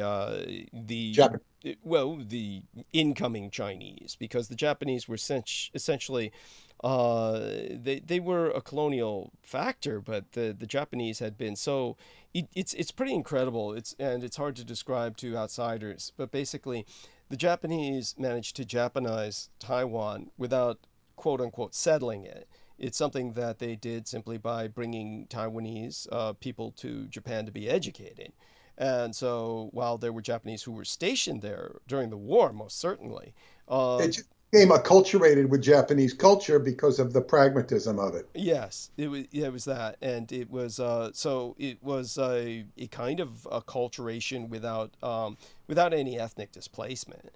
So when it came to the real displacement, where that came in was essentially the nationalists relocating from the mainland, who then became the elite, and my mother was among them. And then you had the Chinese who had been there for several centuries. Now, just so people understand the comprehensive complication of Taiwan, it was very much an indigenous nation with an indigenous population of quote-unquote Indians. I mean, this is basically not Indians like Asian Indian. We mean Indians like Native American Indians, like indigenous peoples, tribal peoples that would be somewhat similar to the Filipinos, but very different. These were definitely Polynesians, and they were just a kind of hill people. And then what happened was when the Portuguese discovered the island, they wound up basically, because it was so far away, kind of contracting with the Dutch to settle it. And so the Dutch and the Chinese coming from the mainland co-settled Taiwan. So originally it had a heavy white population. And then when the war happened between the Taiwanese and the colonists, which, as I pointed out to Peter Moon before, and this is something that is profound and historic and something everyone should know, the Taiwanese people, meaning at this point in history, the Chinese settlers, combined with the Taiwanese indigenous peoples or the natives, were the only native peoples or regional peoples to overthrow European colonialism. There's no other nation on earth that has ever done that. For instance, there have been victories against the European colonial forces in Asian India, in Africa, conducted by the Zulus or various Maratha, various other kind of princely states, but no one ever cleared them out completely other than the Taiwanese. So when the Taiwanese did this, then it became truly a Chinese-dominated island, and those Chinese stayed there for the next several centuries. And then when they had this very distinctive culture that they developed, then the nationalists came in, and the Japanese, of course, expedited that, and the transition was very smooth. So then the Taiwanese became identified with this nationalist elite that became the predominant expression of their political culture. So hopefully that gives everybody kind of a little bit of background there behind the complicated and cosmopolitan nature of Taiwan. It is definitely a very special island. There's no place else in history or on earth that's like Taiwan. So there you have that. And but People were in China. How many Chinese people were in Taiwan when the Portuguese came, would you say? it wasn't that many. It really was just kind of like it was uncolonized. It was mostly indigenous peoples. The indigenous peoples were the majority at that time, and then the Portuguese. Again, they fortressed it. They fortressed it, but they didn't develop it. So they had to develop it through the Dutch. So it was like they claimed it militarily, but they allowed the Dutch to commercially develop it. But the Dutch couldn't do it alone. They did it in concert with Chinese from the mainland. So it's kind of like this condominium that developed there. The Dutch and the Chinese from the mainland, in particular, kind of co-settling it.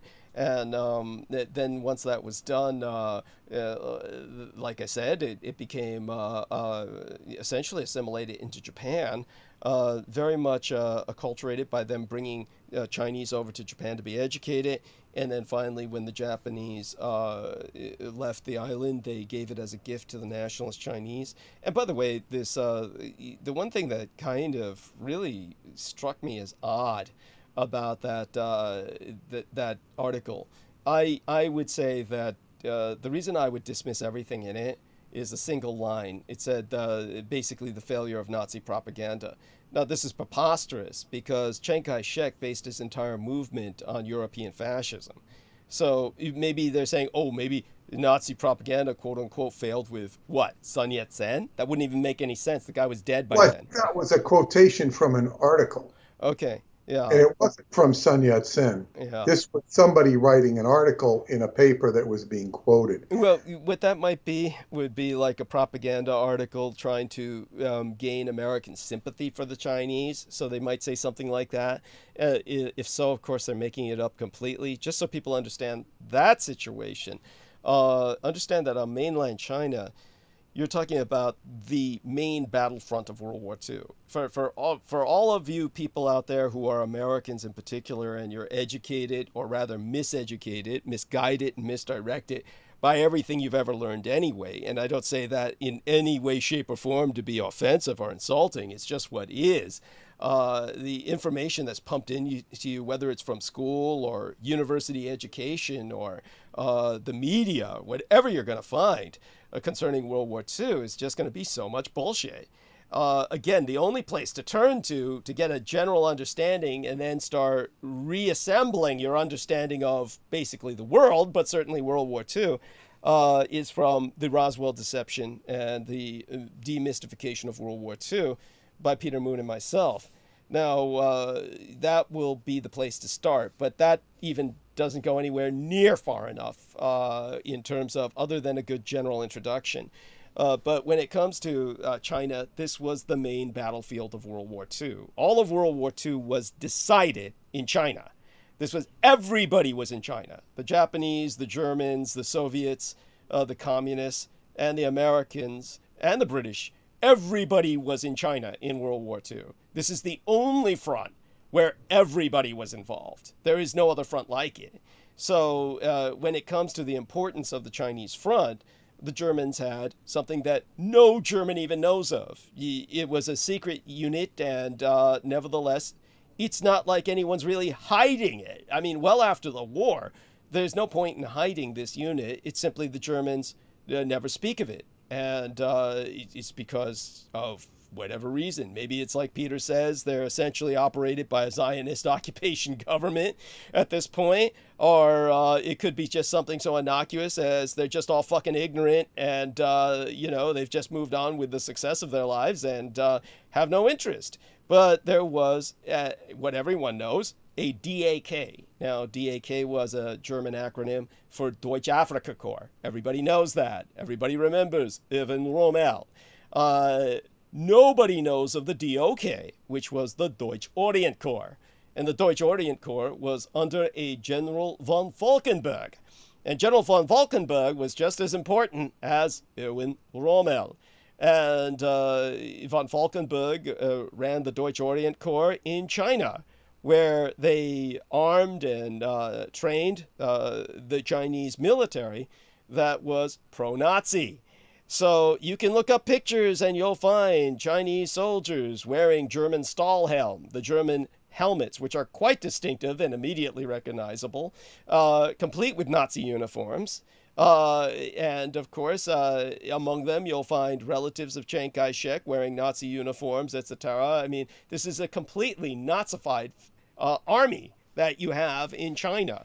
And so this was what made it so easy for Chiang Kai-shek to flip in an instant when he had to the Axis side, when he was left with no choice after Operation Ichigo, which, of course, successfully just wiped out the American airfields in communist China. And, well, by that I mean mainland China at the time. It was nationalist dominated, but what was ultimately to be conquered by the communists.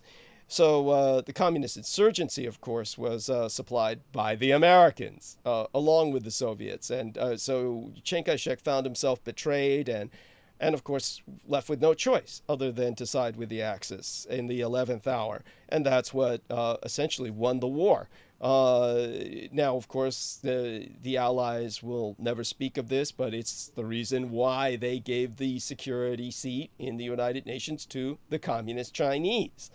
So, seen without this knowledge, nothing in your world makes sense. You'd have to ask, why would they, surrender the seat in the Security Council of the United Nations to the communist Chinese?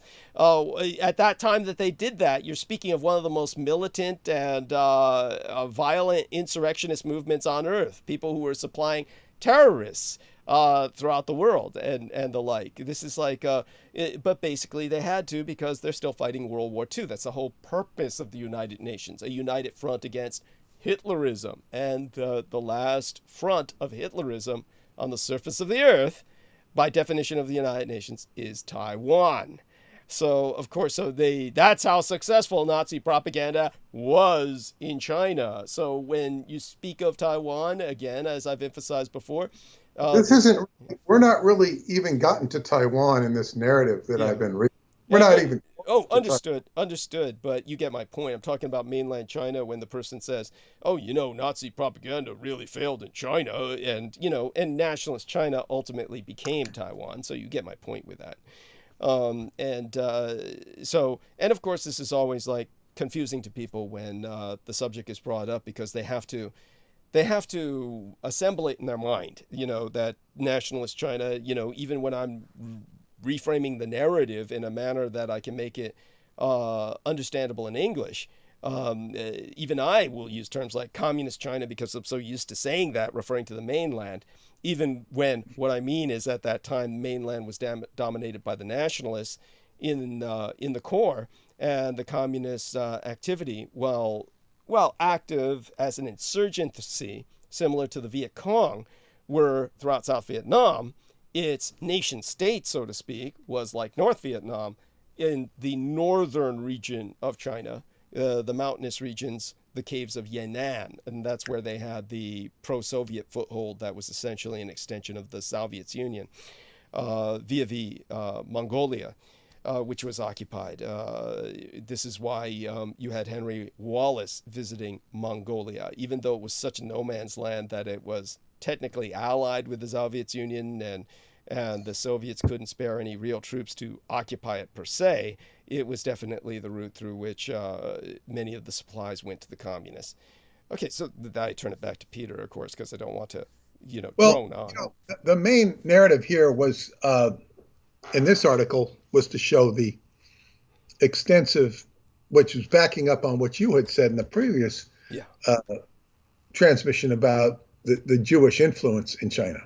Yeah. Which this is incredibly extensive, even if,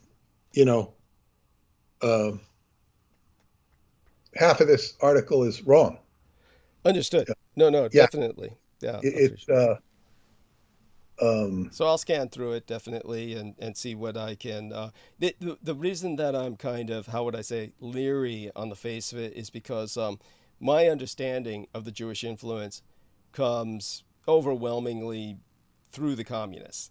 When it comes to the pre-communist Jewish influence, it's not something that I was ever really.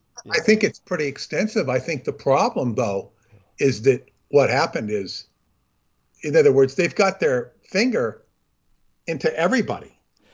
Well, the way that we can, but they ultimately, one faction wins over the other. Right. So it's like if the Democrats win, they've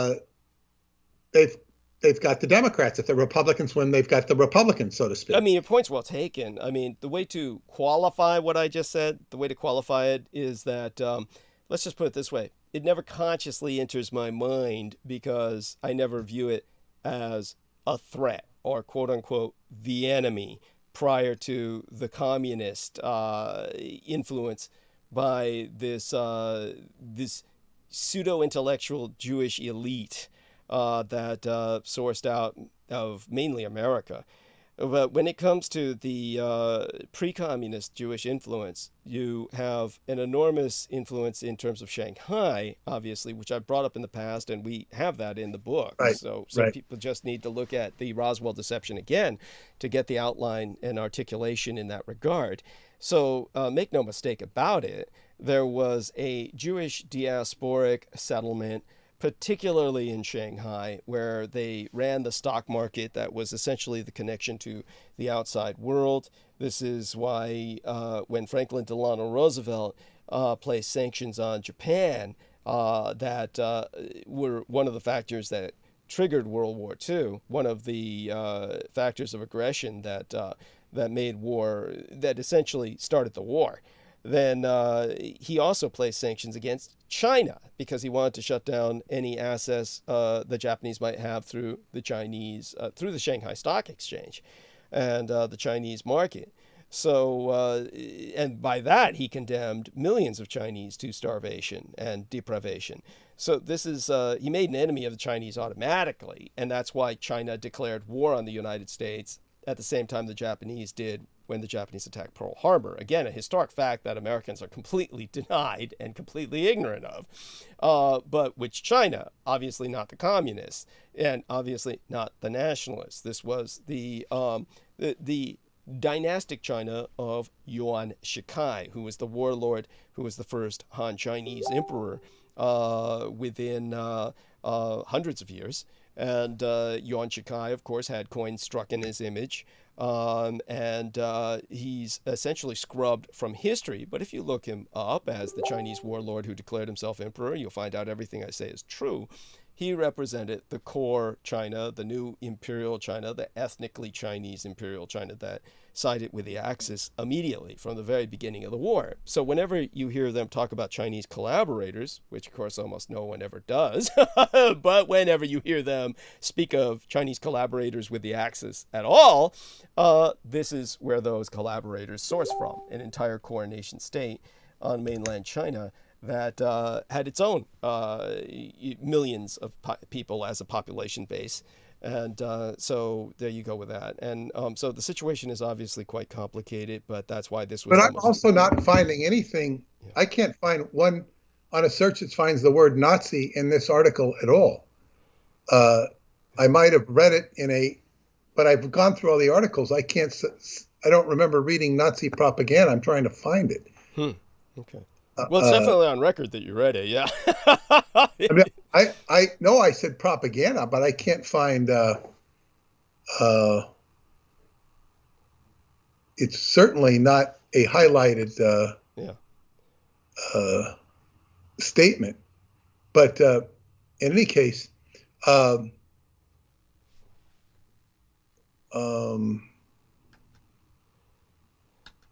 it's even got a lot of Chinese Jews here in their front of a menorah and stuff. Oh yeah, this is. But what the one thing is, one thing we don't see in world politics, and this would apply to China probably more than any other country, because we don't see the visible, like say, look, we have a hidden hand in the White House. Nobody really knows who Biden's handlers are, who goes out and tells him what to say and what not to say. You said too much of this, you said too much of that. We have a hidden hand in the White House. It's obvious. But what is the hidden hand in China? And has been for all these years. Mao was obviously very powerful. As he became old and feeble, he became less powerful. Right. And, but who knows what the hell was running him all those years? Mm-hmm. It's hard to assess. Mm-hmm. And of course, controlling influences are very good at being secret. I don't know. It's more to be more to be absorbed and presented. Yeah. Yes. Now let me check the live stream just to make certain my sound is coming through. I did send you a link, a hyperlink, so let your listeners see that. That'll tell them where we are at the very moment, and we got a lot of viewers anyway, but it always helps to bring in more. Somehow, one of my videos got pinned ahead of even our live video, so I'm glad that everybody can find us. By that I mean that if people go to my channel, then they'll see like the last episode pinned before the episode that's live right now. At least that's what I'm seeing. So somehow that got pinned, and I'll have to figure out with the help from somebody how to fix that later. Right now, shout out to Spartan O Negative, who gives us the German flag. And aside from that, very subtle attack by an individual whose channel I blocked, and no point in giving them any more attention. But whoever this individual is was listening to me for maybe at least a decade. Certainly they know quite a bit about details about my life that I spoke of probably 10 years ago. So aside from all of that, it's it's appropriate to start Chinese New Year by speaking about Sun Yat-sen and China. Certainly the way they used to propagandize Sun Yat-sen was by comparing him to George Washington. The quote-unquote founding father of China was how he was presented in the propaganda films the Americans used to watch. And that was how they made him accessible to the American public. Other than that, he was a Freemason, so the parallel is not necessarily inappropriate. And as a Freemason, yeah, it makes perfect sense. He would wind up marrying a Jewess and taking a certain stance that, well, all I can say is he didn't last long. And then it became the battle between Chiang Kai-shek and Mao Zedong soon enough. He was just there to get the ball rolling. But the way that I always viewed him more positively was as someone who the Japanese helped, because the Japanese were pivotal in establishing the Chinese Republic. At that time, there was no animosity between Japan and China. Japan had been at war with the ancient imperial dynasty of the Ming, the Qing, the Manchurians. And so it's not like the Han Chinese really had any resentment towards them with their winning Taiwan. It was something that was considered a faraway island that really was not China itself at that time. So many Japanese samurai, and by this I mean actual sword-carrying samurai, the last of their kind, relocated to China to help the Sun Yat-sen's republic be established when they had no more place for them in Japanese society. That's where the last of them went. So there you have that. Take it away, Peter.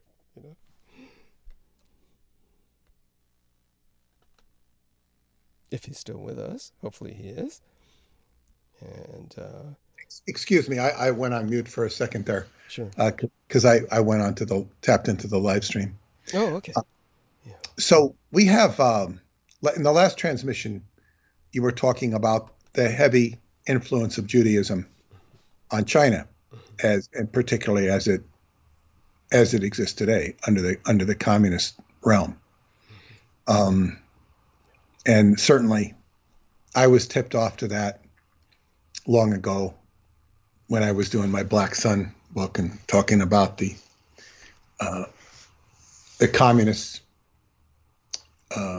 because of the Jewish influence, were really, that's why they invaded Tibet. Right. Because of Tibet's alliance with the Germans. And this was, yes. We talk about World War II. You're one of the few people on earth who knows about that, by the way. So you're to be praised. High praise is earned. Well, that was my friend Chelsea, who was, she's part Asian herself, Filipino, but of Sinitic extraction. In fact, her sister looks very Asian.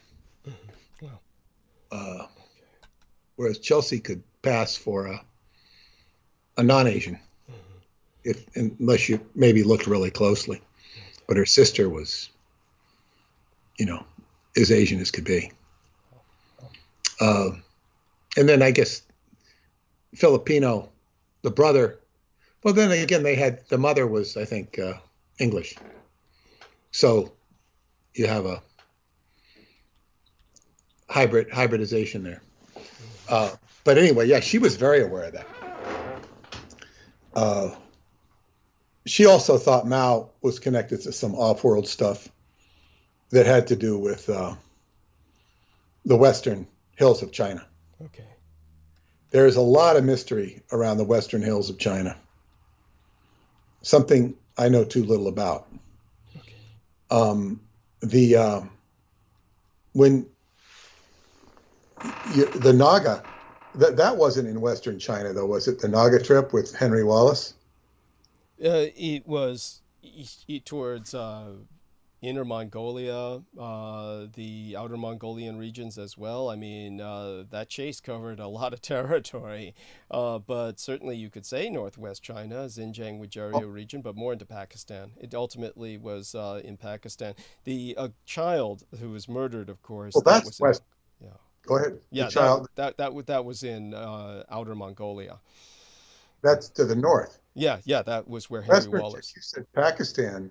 Well, Pakistan's where the Niaga chase wound up. Yes. That's western China, or towards western China. Yeah, definitely. It's as far west as you can get, and then you go past a bit, and it's Pakistan. Yes. And then there's this area of Pakistan. I think it's called Peshawar. Yes. Is that the area it was? Well, Peshawar was ultimately the area where my mother wound up. You remember well. Yes. No, yes. I don't remember it from your mother. Okay. That's a hotbed of weird activity. Yes. That's why I wondered when David Anderson went to Pakistan if he went to Peshawar. Interesting. I think I asked him, but I didn't get an answer. I'll never get an answer on that. I wonder why he didn't respond about it. Well, first off, he had gone to Moscow. I was allowed to know that. But his email was sent from a server in Pakistan. Okay. This was during the invasion of Afghanistan. Right. So he was not at liberty for security's sake to tell. Okay. I see. And so, when you keep an oath like that, you keep it. That's why he didn't tell. Yeah. At least that's what he said. And nobody needed to know where he was. Mm-hmm. But his email came out of a server in Pakistan. So be it. And it would make sense that if he was going there as a weapons expert, I don't know that he went as a weapons expert, but you would go to Pakistan during the time Afghanistan was being invaded, because I think the invasion began from there. Mm-hmm. Yeah. I think Pakistan was, at that time, militarily allied with the United States. I don't know if it is anymore.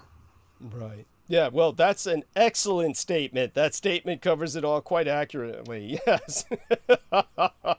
So I had read about Peshawar, and I might have heard about Peshawar from that murderer up in Marin County, that Captain Richards, I think his name is, Mark Richards. Yes, that's right. Mark Richards. I think he was pointing to Peshawar. I think that's where I first heard it. But whatever it was, it sounded like a real hotbed of intrigue and weirdness. So where anything might happen.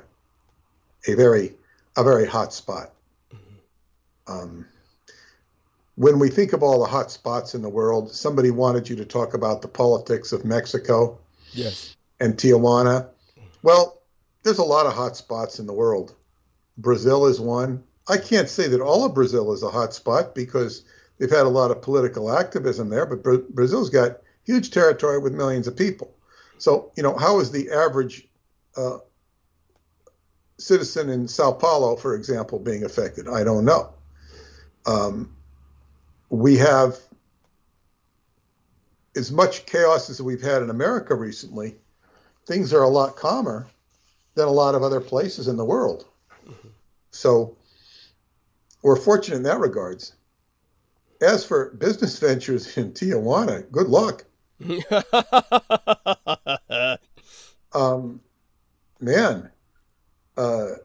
I think it's a no man's land.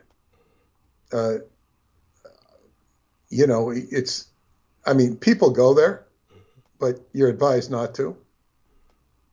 And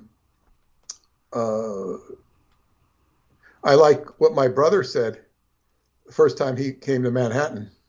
We came here one time, and I met with him in the city, and with Paula and my daughter came along, and he said that Manhattan reminded him of a cross between Las Vegas and Tijuana. Which I thought was kind of funny. Of course, I haven't been to Tijuana in a long time. I remember being in Tijuana with him twice, and it was not very nice. What do you remember aside from cardboard houses? Well, I remember stopping in Tijuana to get gas. Now, I don't know why the hell my father didn't get gas in San Diego or on the way, because he was from San Diego. Why the hell is he stopping in Tijuana to get gas? Maybe it's cheaper. Yeah. I don't know. Yeah. And so we're sitting there, and my mom starts busting out in tears. Oh my God. And I said, why? And she's just crying. Uh-huh. And of course, we're looking right across the street, and there's this tunnel, or, and there's these people like living in cardboard. They're just hovel. They're just sitting there like poverty central. Yes. And she's crying because of these people. Mm-hmm. And when they met in San Diego, they were set up on a blind date in San Diego. And when she was working in San Diego, she used to take, I think it was at an employment agency or something, and she used to work, with the Spanish all the time, the Hispanics, not the Spanish, the Mexicans. Mm-hmm. And she even said she spoke Spanish to a degree. Wow. At that time. Mm-hmm. And she would, interface with people at the desk. So she had some experience with Tijuana, having lived in San Diego, and she said she was crying because she said, your father said it's changed. It had changed, but it's not changed. It's not changed. Oh my God. And I thought, okay, so maybe my father said that to humor her. Right. So because she didn't want to go to Mexico, she wouldn't want to go on the trip. We were taking a family vacation with our neighbors, the Arcuries. We were both going down together, and in separate cars. And she was just mortified to see this poverty. And I'm sitting there like, I don't like it. You know, I must be like 12 years old or something. But I'm like, you know, it's very sad. And then I see all these huge red sheets in the windows, which are, you know, I figured that out pretty quick. It was, you know, whorehouses. It's big red sheets. And I like what, looking back on it, this is when I lived in Taft, the older guys that had cars, you know, my friends' big brothers, would go down and they get a tuck and roll job in Tijuana. Oh my God.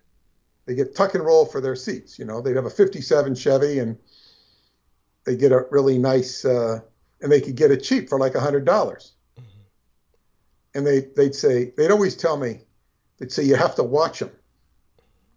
So if you watch them, they'll put shit in there. Oh God. Now, I didn't believe that for a minute. You know, they'd say stupid things like that. And the big piece to get, the big thing to get, and I got a pair. I was like a celebrity when I got this pair of Huarache sandals. Huarache sandals have tire treads on the bottom. They're never going to wear out. But they were called Jesus boots. Everybody knew them as Jesus boots. Why? Because they were like what Jesus would have worn. So they called them Jesus boots because they were sandals with tire treads on the bottom. Oh my God. They cost $2 or $2.50. Very cheap. And very good shoes. Not the most comfortable, but they're never going to wear out because you got a tire tread on the bottom. And of course, I bought this incredible, beautiful crystal chess set. God, it was beautiful. Blue crystal and white crystal, all the pieces. But Tijuana, it was, it didn't feel safe. It didn't feel nice. We got gas and we drove the hell out of there. And the destination was Ensenada, which is about 65 miles to the south. And Ensenada was the next town in Baja California. And, you know, it was much nicer. Beaches and stuff, and we would go fishing. Our destination was to go fishing because they had traditionally good fishing. You could get much better fish in Baja California than you could in Alta California. Right. But it was getting fished up pretty much by then. And if you went to the southern tip, La Paz, or which we now is identifiable, the southern tip with Cabo San Lucas, that was the best fishing of all. But as they say, you could go get yellowtail and marlin down there. And that was the trip I never got to take with my father. So maybe I'll get out there sometime. Yeah. Don't rush though. But yeah, so Tijuana. You know, yeah, good luck.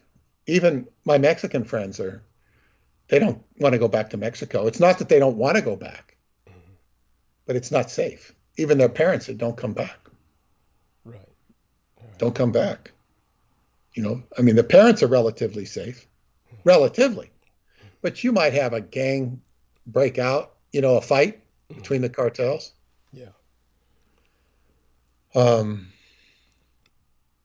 Yeah, Mexico's a big problem.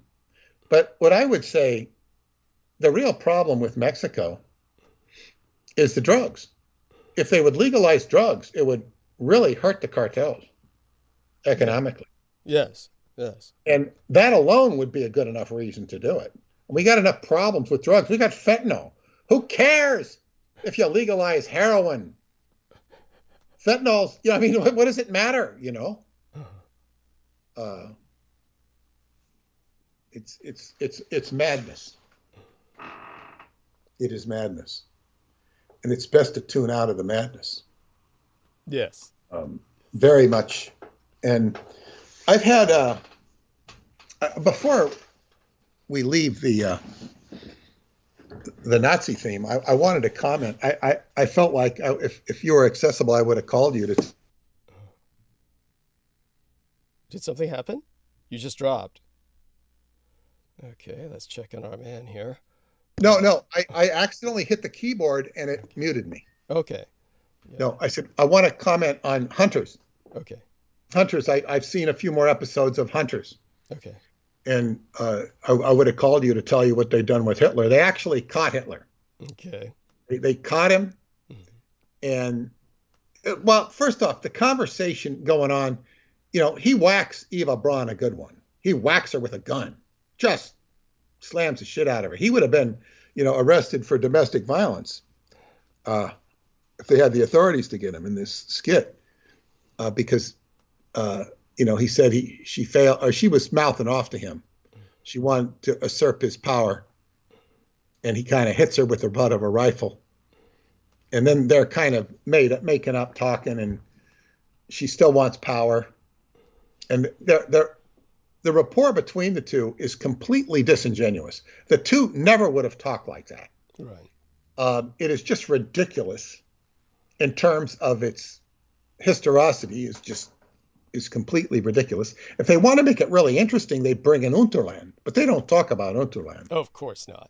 That would make an interesting plot, even if they screwed up the plot. It would be interesting. Right.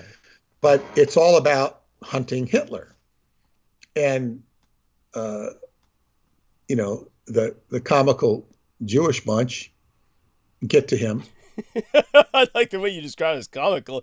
The scene I remember, they showed some fucker who looked Chinese. He looked like see, I was just about to mention, he's the key, because he is he's hunting the Nazis, but he gets taken over and programmed. So he's like an MK Ultra guy who's now one of Hitler's. Hitler sent, when the Jews penetrate certain area, Hitler sends him and another guy to go get the Jews, the hunters. And this guy's name's Joe. Ty?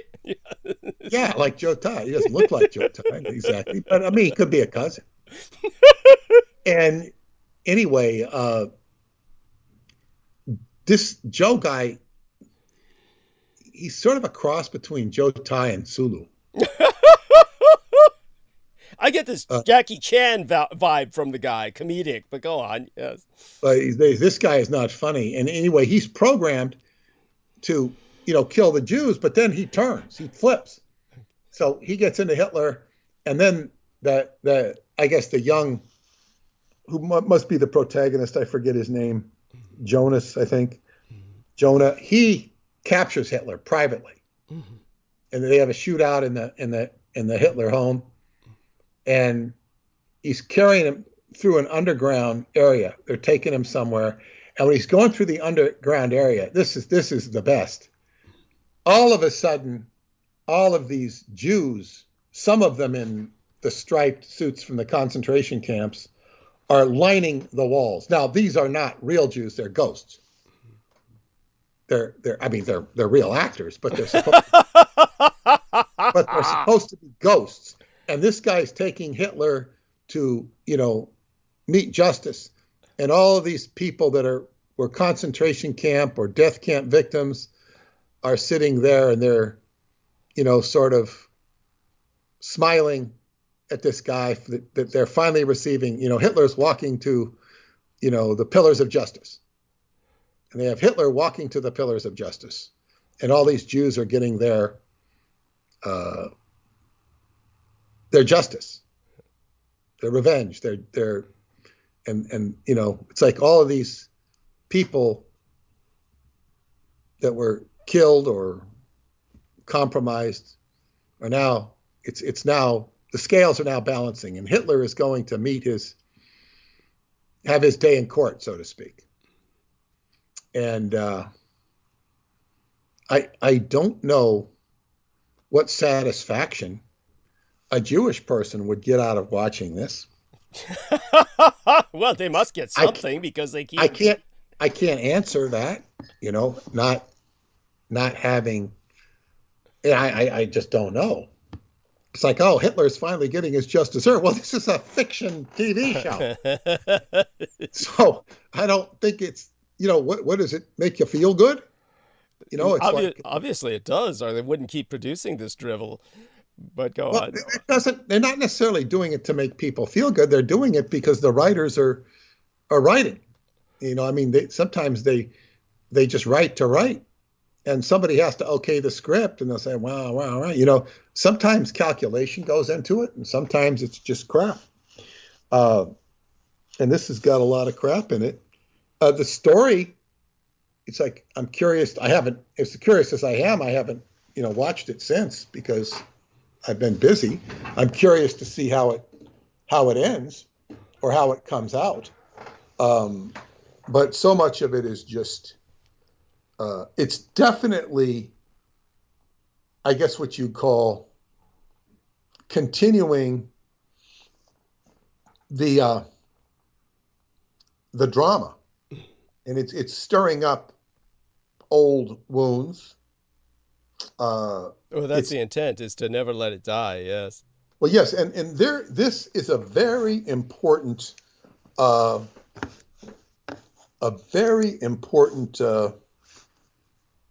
leads to a very important point I want to bring up that will really help the listening audience. And this is, I've been doing a lot of dream work. Since I'm doing this dream workshop in Chucklavina, I've been really working on my dreams, keeping a dream journal every night. And I share these with our friend Aaron. And then it's even flipped over into his dreams. And my friend Eva in Bulgaria, she's picking up on my dreams, sharing hers. And my friend Stephanie, who I started with, she had a particular dream. So we're doing a lot of dream work. But there was this, Aaron ended up sending me this video, which I watched 1.5 times. I haven't finished the second. It's on, I can't pronounce this word, and I feel like such a semi-miscreant for not remembering this word. And I'm gonna find it, and I'm gonna pronounce it right. You've heard of it. Everybody's heard of it, probably. It's one of the most powerful healing modalities that exist. And it would help these people who are hung up on World War II.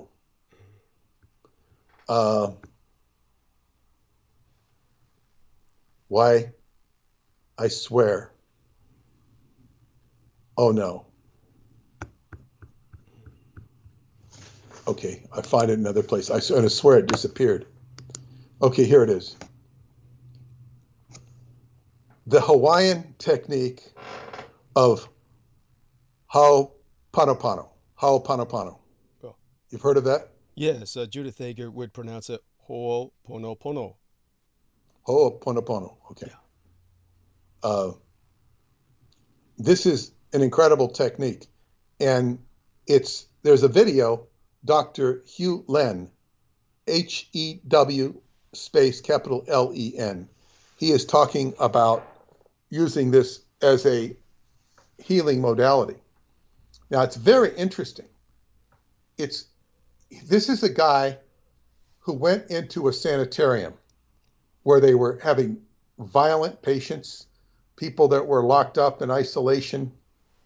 And he was just there to work. And he began to look and say, why am I here? What is it inside of me that is causing me to be here and to have these experiences?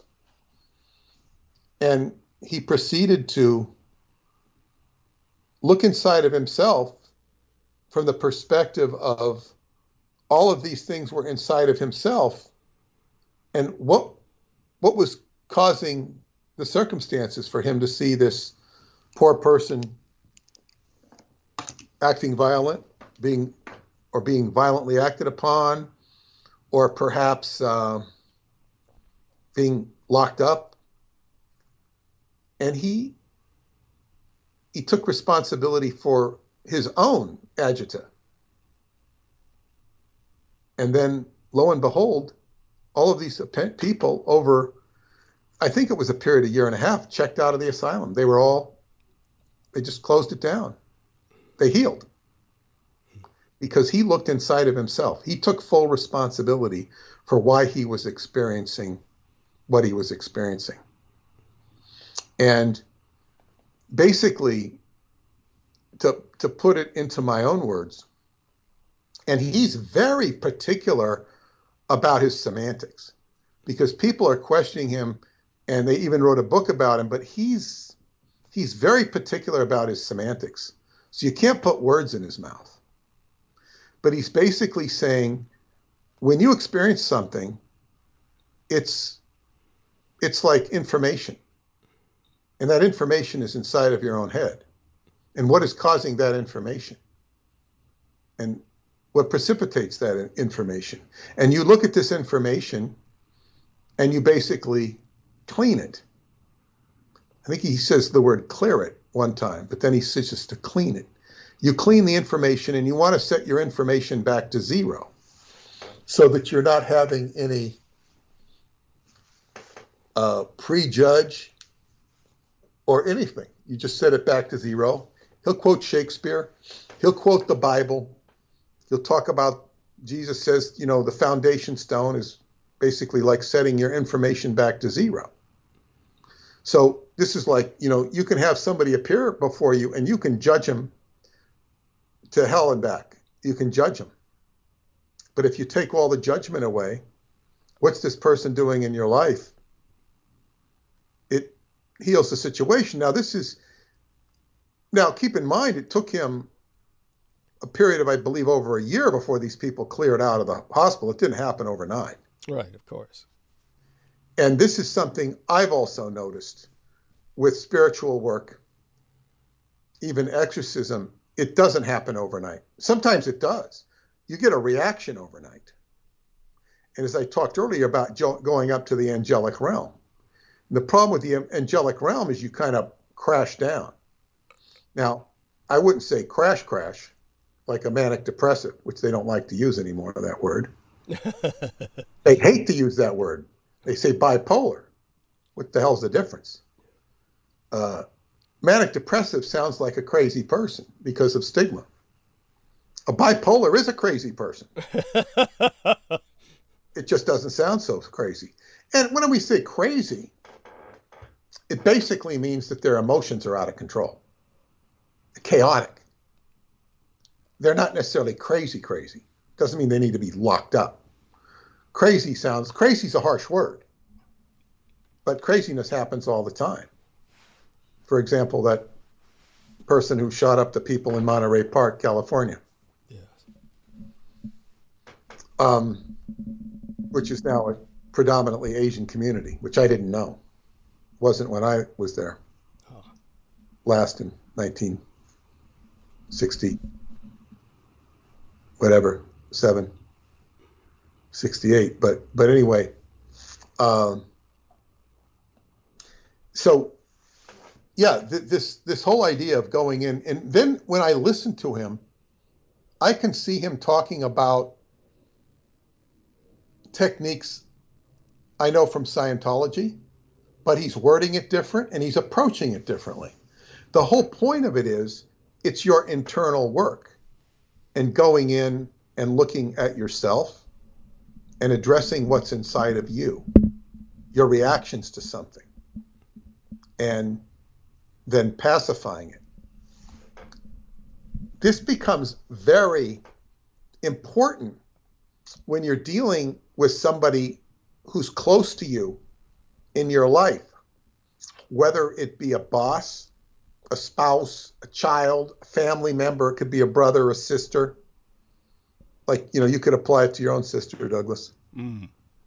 You could even apply it to Aquino, if you had an Aquino in your life. And I think about these things because it's like, what, and this becomes very important in the chapter I'm working on, because I wanted to bring something upbeat. Yes. And maybe I'll dovetail it with the Christian apocalypse, which is talking about, going to another world. All of this gets very tricky. So we can say, like, so I can look at this stuff and say, I haven't really done it yet. But I've thought and so much of this in my life has been precipitated by the carbon pencils I bought from Dennis Adams when I was at Mount Shasta. Mm-hmm. And Dennis Adams of course, and people have asked me about the carbon pencils. Well, you have to call Dennis Adams and ask him. They're like $35 for a nice 3 pencils with a nice eraser and a sharpener and a nice wood case. Well, if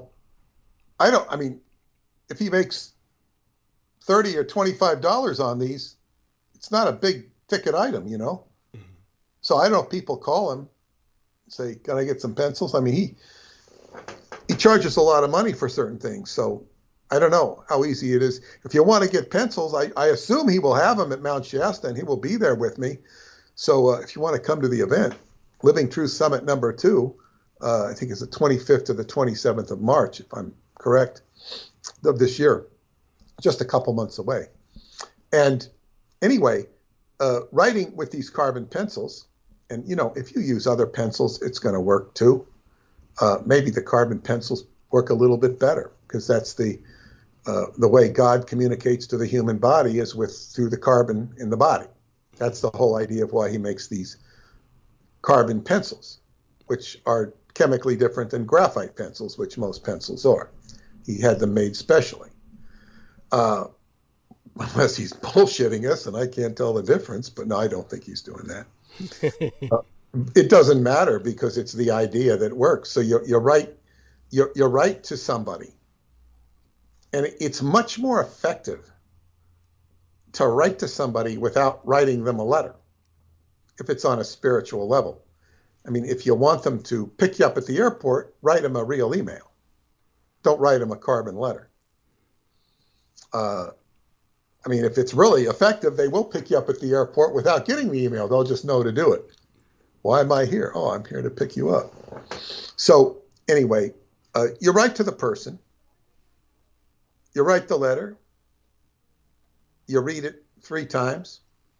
Once for yourself, once for them, and once for everybody else. And then you burn it out. You're doing this out in nature. You be damn careful you don't set a fire. You burn it in nature, and the communication goes into the ether. But I found that these things have a profound effect. As they say, it takes you into the angelic realm. And I think, wow, I could write Radu Cinnabar a letter. I could write his friend Eleanor, the alchemist, a letter. I could write David Anderson a letter. And I'll get some action on these things if I do. I haven't had time to write any of them. I intend to. And it's all part of the Dream Workshop. But the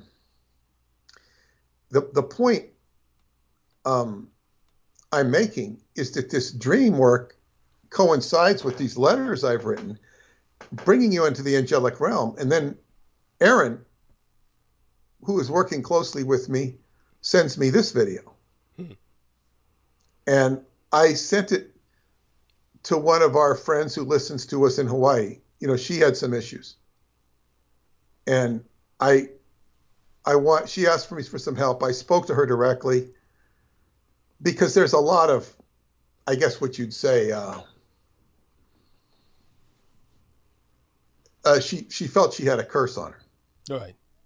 A generational curse. And I brought up the Hawaiian Islands because that's where she lives. And the ethnic energy there is pretty strong. And she agreed with that. And I gave her some advice.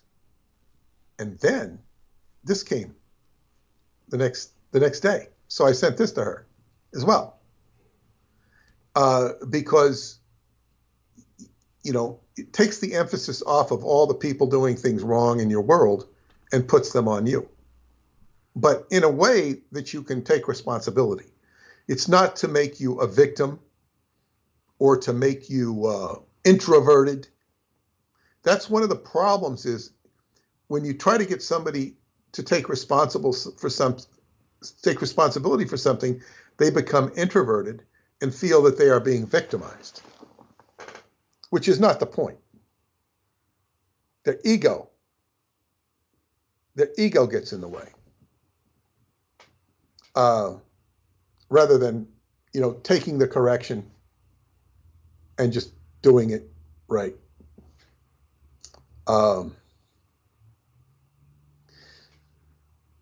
So this is a very important healing technique, and I would advise people to look up this video on YouTube. Dr. Hugh Len, HEW space LEN,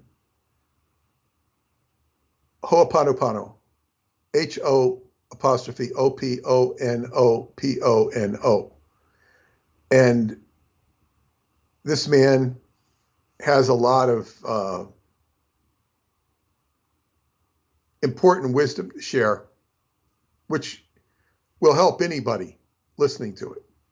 He doesn't claim to be perfect, but he gives insight, and he's got a lot of good experience.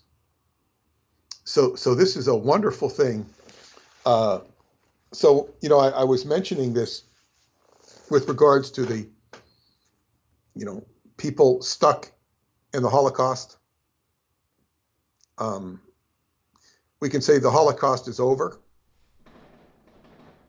You can say you're the kid that beat you up in the 8th grade or 5th grade or 3rd grade is over. The girl or guy who deserted you, that's over. Mm-hmm. I want you to know I'm going mute every once in a while because we've got a lot of firecrackers. I don't even notice it. It's fine. Yeah, we got a lot of firecrackers. But so anyway, it's just to account for why did I experience this? What did I do? And just taking a look at your own information. He concentrates a lot on data and information, and then clearing the data and starting at zero. This is always let's start over. It's like if you keep having a task, let's say you don't keep the books for your business, and it just irritates you. It irritates you, and you keep doing it, and you do it half-assed. Well, all of a sudden, start over. Just do it. Take away all the data and start doing the books. Maybe you need to watch a YouTube on accounting, and just start over. Whatever it is. So, of course, I take a professional interest when I watch this show, The Hunters, because of, the consciousness that's going on. And it applies in particular to the book that I'm working on now, because it deals with the Jewish apocalypse. And the Jewish apocalypse is,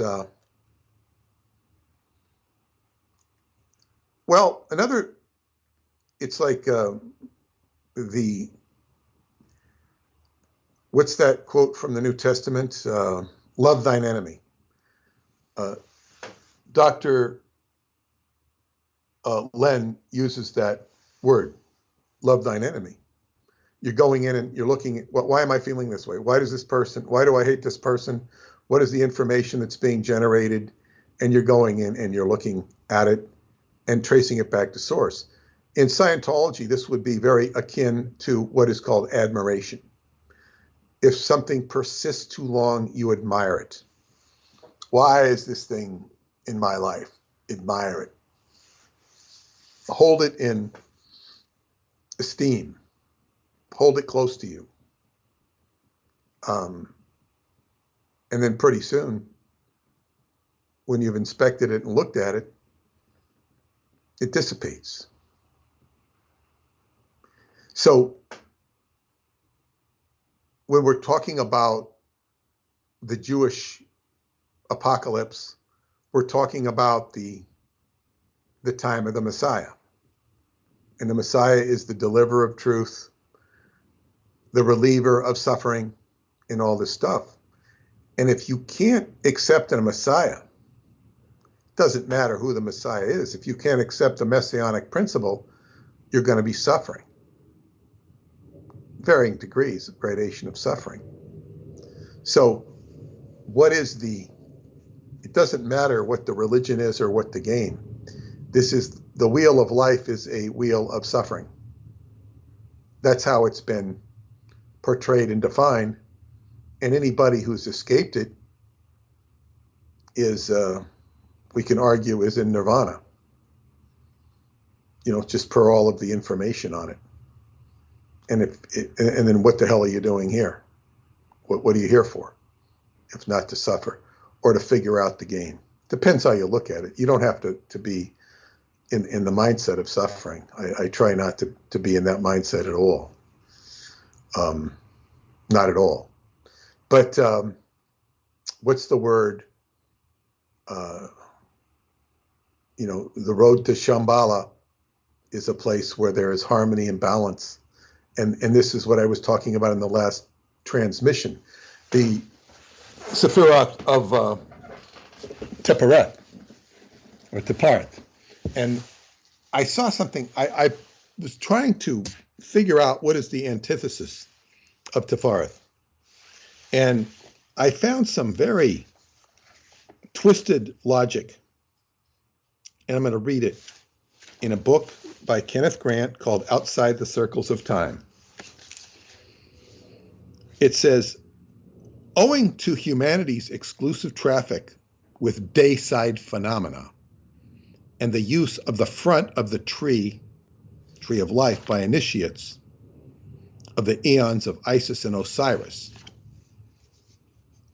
Now, he's talking about the age of Isis and Osiris, which we're still in or moving out of. Humanity's exclusive traffic with dayside phenomena, meaning the positive side of the tree of life. And using the front of the tree by the initiates of Isis and Osiris, all these great magicians. And I say great in quotes. A lopsided situation has arisen, which may be corrected only by a systematic invocation of the Qliphoth, or the night side equivalents of the power zones, cosmic and mundane. He's telling us quite disturbingly, and I don't mean to imply that it's correct. He's saying because people have been dealing with the dayside phenomena of the front of the tree of life, it's become lopsided. So you have to invoke the Qliphoth, the shells or garbage of existence. He calls them the night side equivalents of the power zones. He says, this is the reason for so much attention being directed by initiates today to the subconsciousness in the human being and to extra-dimensional consciousness in the planetary and cosmic organism. The invocation of the Qliphoth is therefore incumbent upon those who, after having aligned themselves in consciousness with the vectors of ongoing force emanating from their angel, attempt to leap through the vortices, the black holes, and emerge in the Ma'at eon fully enlightened or awakened. The Ma'at eon, M-A-A-T, refers to the new eon of Ma'at, the consort or bride of Tahute. And he's basically telling us that if we want to, we've got to invoke the garbage so that we can move through the vortex. Now, then he goes on to put the icing on the cake. The awakening process is likely to be violent, somewhat destructive, certainly purgative, which means purging. Demons will scurry from every facet of the self, Ethics demand that silence and the magical circle be strictly employed by magicians during personal invocation of the forgotten ones, so that none may encounter his demons except himself. Now, then it goes on to say that invoking with ninth degree workings, which is sexual magic, you're invoking the forgotten ones. It's exceedingly dangerous and potentially harmful. Now, this is the forgotten ones are what H.P. Lovecraft writes about. This is invoking chaos and insanity into your circle of consciousness, which he would call magic. To me, this is kind of like saying you have to slit your wrists to do Qigong or something. It's mad. It's crazy. When I've seen other initiates of Satanism refer to the fact that you have to have these violent shifts of consciousness. Well, of course, you're having violent shifts of consciousness as you're involved in Satanism, because you're divorcing yourself from this realm. And when you're divorcing yourself from this realm, you're no longer integrated with it. It's the opposite of integrity. So this is some of the, this is exactly the madness that we're dealing with. It's not integratable. And the idea is that you're going to escape into some magic vortex. That he's clever to put in the guardian angel or the higher angel and all this stuff. And this is completely an example of the chaos that Michael Aquino was doing. It was bringing in chaos with the justification or lure that it was taking you to a different, if not better, or more advantageous position. And this is the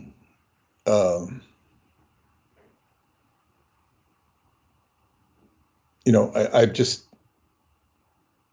never seen this writing before so clearly being full of crap. I'm not saying everything in the book is full of crap, but he's certainly outside the circles of time. And this is a way of divorcing himself from the human race. And there are many people who desire to divorce themselves from the human race because, humanity has the plight of suffering. I would advise people to concentrate on relieving their suffering in place of leaving the human race. Because if you want to leave the human race, it's best done intelligently. There are good ways and bad ways to do things. And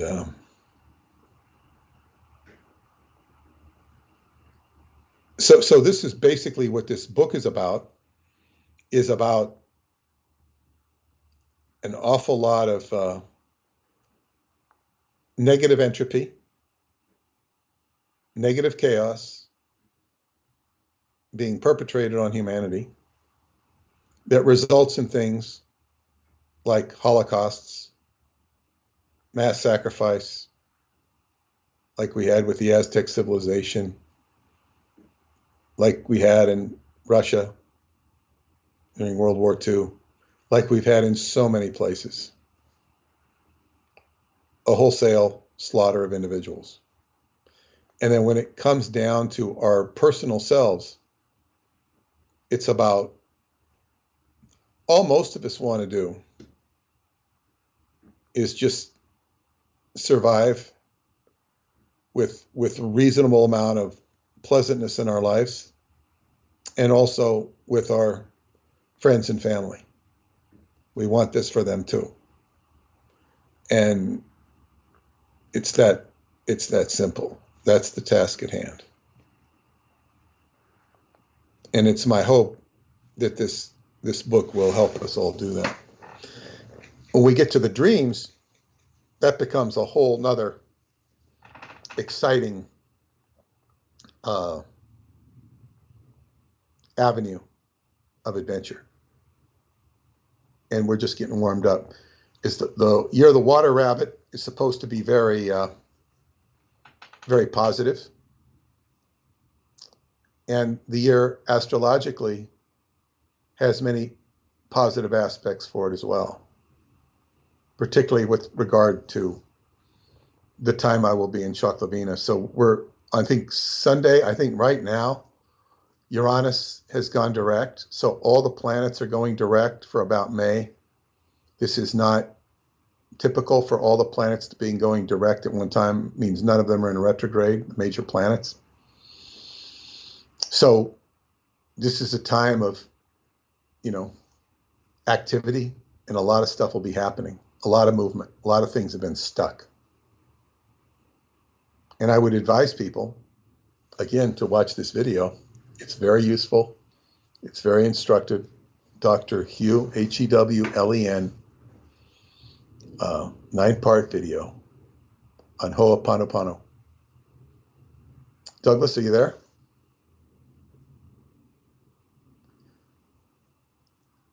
I think Douglas might have went off to get a Coke and didn't tell me. I'm kind of tapped out. If anybody has any questions, I invite you to go to the chat room.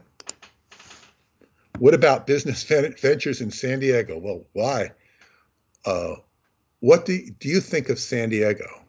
Yes, my father was from San Diego, Amor Fati. He was from La Jolla, spelled LA space JOLLA, La Jolla. It means the jewel.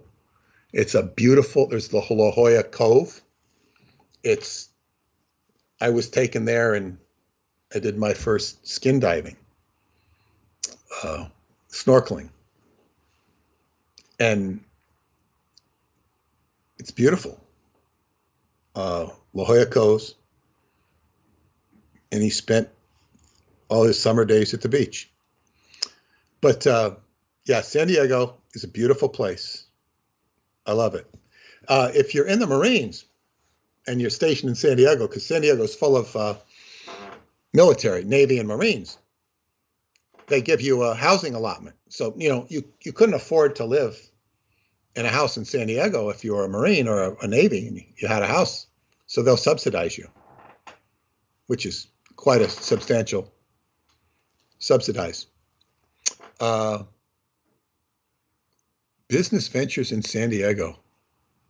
Well, I would check with the Chamber of Commerce in San Diego. I don't know that you'll learn too much from them. I know if you build a high-rise in San Diego, you get a lot of takers.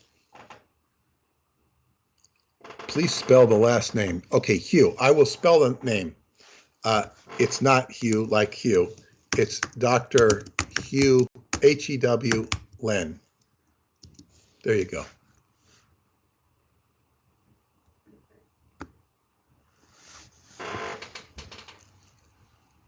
So if anybody has any questions, please put them in the chat room. If they want me to talk about anything, because Douglas has, maybe he went unconscious. I don't know. Or I'm going to have to start filibustering. Reading from a favorite text of something like that. Because I don't really have, other than what I was talking about. But because I have the Kenneth Grant book in front of me, he wrote this book. He's written several books, handful of books, not too many, Outside the Circles of Time. Kenneth Grant was a friend of Aleister Crowley, and claimed to have a successorship of him. But this is, of course, a disputed successorship. He had his own Ordo Templi Orientis in England. It says this book explores Lovecraft's Necronomicon, which means he's got a ignorant or twisted view on H.P. Lovecraft, that's why I picked up this book and started reading it. But then again, he studied a lot of dark things, and it sort of cuts off for me after a while. But I picked it up to study what he said about Lovecraft, and I think he only has a couple of mentions in here. He has another book where he talks about Lovecraft as well. And of course, H.P. Lovecraft is key to Douglas's book.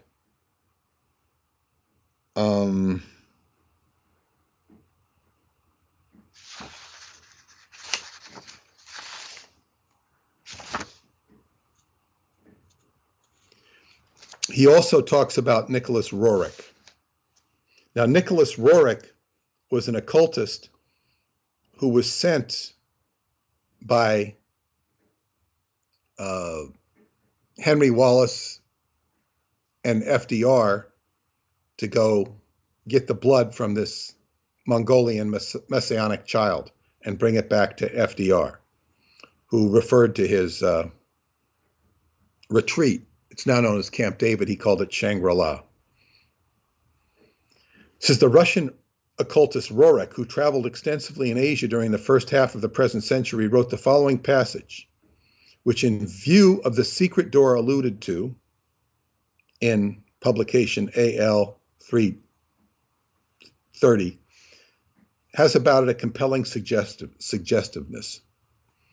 In the foothills of the Himalayas are many caves, and it is said from these caves, subterranean passages proceed far below Kinchenjunga. Some have even seen the stone door, which has never been opened because the date has not arrived.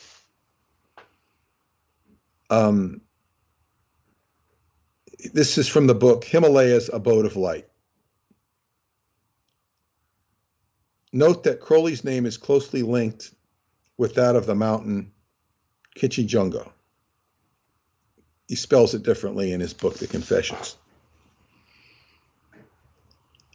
And when the stone known as Chintamani is described in terms such as the following, there can be little doubt that some connection exists between them and certain passages in AL, the book, that Roerich's Tibetan sources had incorporated as myth. Are they not curiously prophetic of the Aiwass working and of Akkad's later researches? Of course, the Aiwass working refers to the Book of the Law, and Akkad's later researches, because Akkad wrote about the Book of the Law.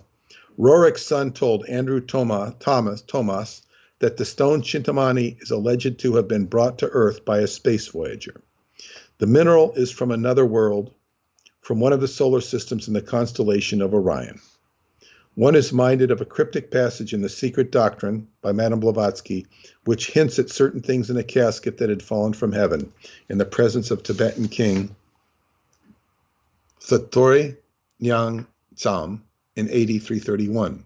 Blavatsky quotes from Buddhism in Tibet and observes in a footnote that the objects in the casket, of which there were 4, included a talisman with Om Mani Padme Hum inscribed on it, which in all probability, the Chintamani stone.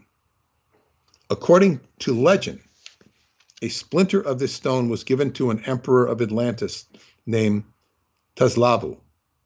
The number of the name is 194, which is also that of the word stone.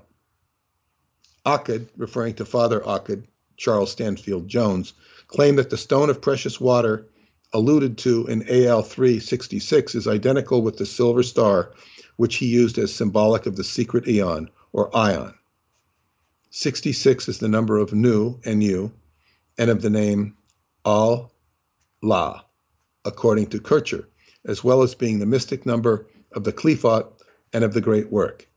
It is also the number of the ruby stone, Chintamani stone, and of Alik, the Lord thy God. Then he talks about the secret door.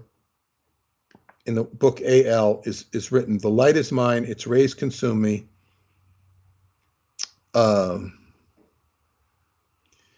Thomas notes that the Chintamani surmounts the Tower of Shambhala and glows like a diamond, emitting flashes and pillars of light in the sky. The parent stone is kept in the tower, but smaller particles are sometimes taken to certain parts of the world whenever a new era is approaching. The stone is said to produce consciousness transformation in those exposed to its radiation of cosmic energies. Another interesting passage appears a page later in Thomas's book, which readers should compare with the description of the stone of Bultu and the manner of its formation in The Night Side of Eden. That's another book by Kenneth Grant. So much for this.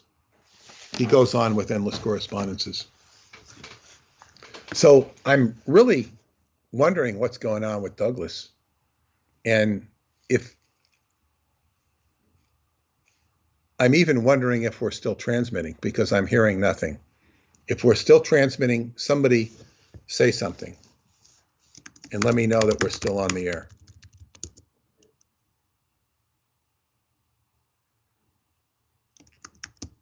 Are we still on the air?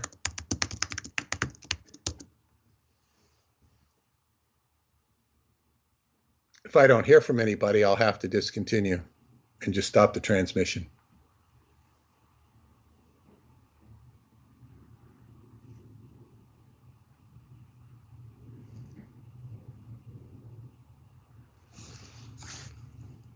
Okay, I'm still on the air. Yes, still on the air. Thank you, Douglas. Douglas, is there any question you have? Because often I have a diatribe I'm ready to talk about or discuss. And right now, no. I'm happy to answer anybody's questions.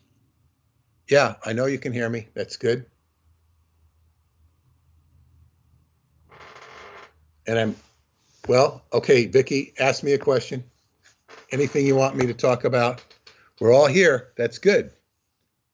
But now I need something to talk about. It's not that I can't dig something up, but it's going to take me 5 minutes or 3 minutes. And if you have anything you'd like to hear, yeah, everybody's telling me we're here. We're transmitting. We don't know what happened to Douglas. Maybe he fell asleep.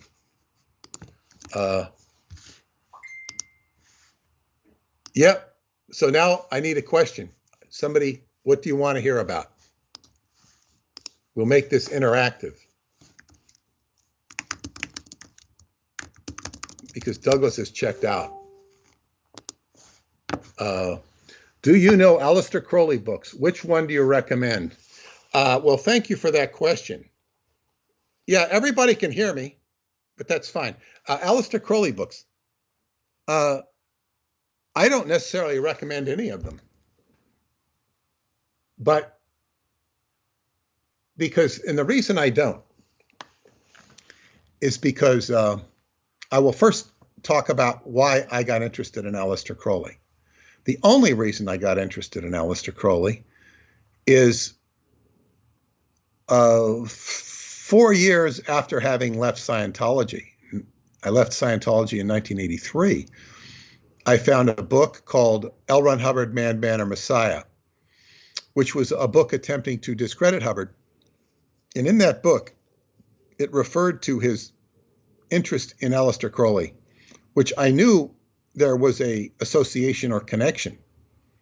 But only when I read that book did I see how integral it was to his life. So I therefore wanted to know, if Hubbard knew all these things, I wanted to know what he knew.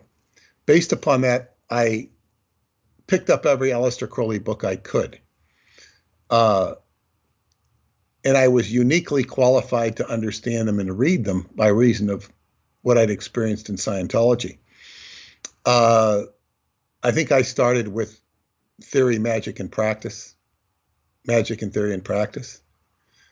And that has some pretty, that'll send you for a loop, though. They can all send you. I like the 8 lectures on yoga, which other people found impossible to understand. I really like that book, 8 lectures on yoga. I'd recommend that book. 8 lectures on yoga. Might be his most clear, sane book. I also read the Book of the Law, which is impossible to understand. But what I was going to say is, the reason I don't recommend Aleister Crowley, because it took me years. And I kept finding out that it's very common for people who to read Aleister Crowley actually begin to think they are Aleister Crowley. They become possessed. That's a common symptom, yes, of what happens to them. By the way, I had to mute through the worst of the fireworks. They were getting pretty hot and heavy there. You could have told me. I didn't know if we were on the air or not, but that's okay. It's all right.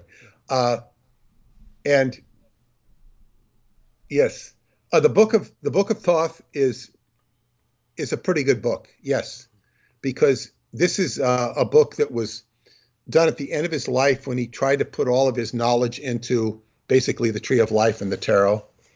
And it's the kind of book you can kind of pick up and read because it'll explain the archetypes of the Tree of Life. Aleister Crowley had a lot of knowledge. And as I think Stuart Swerdlow once said to me about Preston Nichols, he says, there's a lot of entities that run through there, meaning Preston, like he's like a switchboard. Preston was like a switchboard for different entities. That's what, the whole electromagnetic radio frequencies was about. Well, Crowley was like a switchboard himself. He was plugged into all sorts of things. And he tended to mirror people. And this can be very dangerous if your reflection is ugly. And I don't mean that in a physical sense.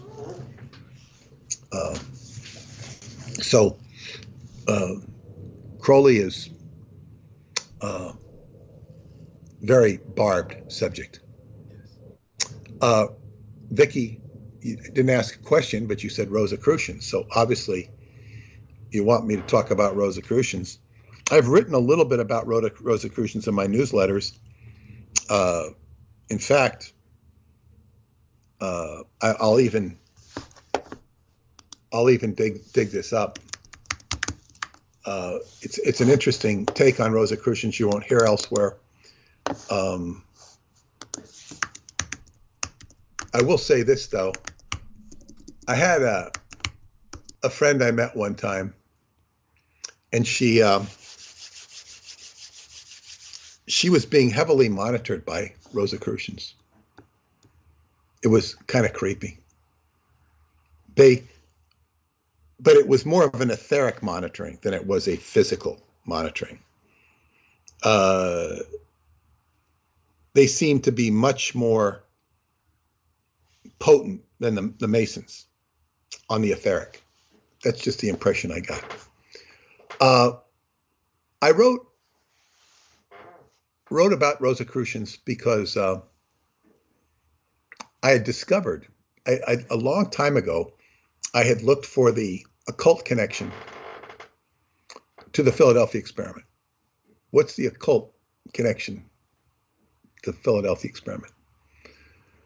Well, I was invited to give a couple of talks in Philadelphia. And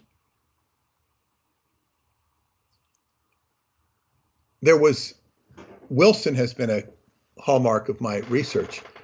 And somehow, 2009, just before I was going to Philadelphia to do a couple of talks, somebody with the last name of Wilson led me to an intriguing occult connection with Philadelphia.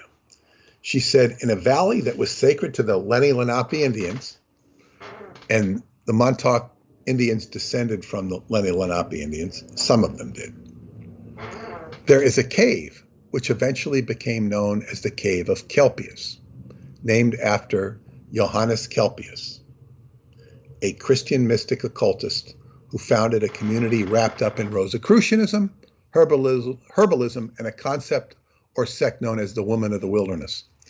Now, a decade earlier, I had been intrigued by the German connection to the Philadelphia experiment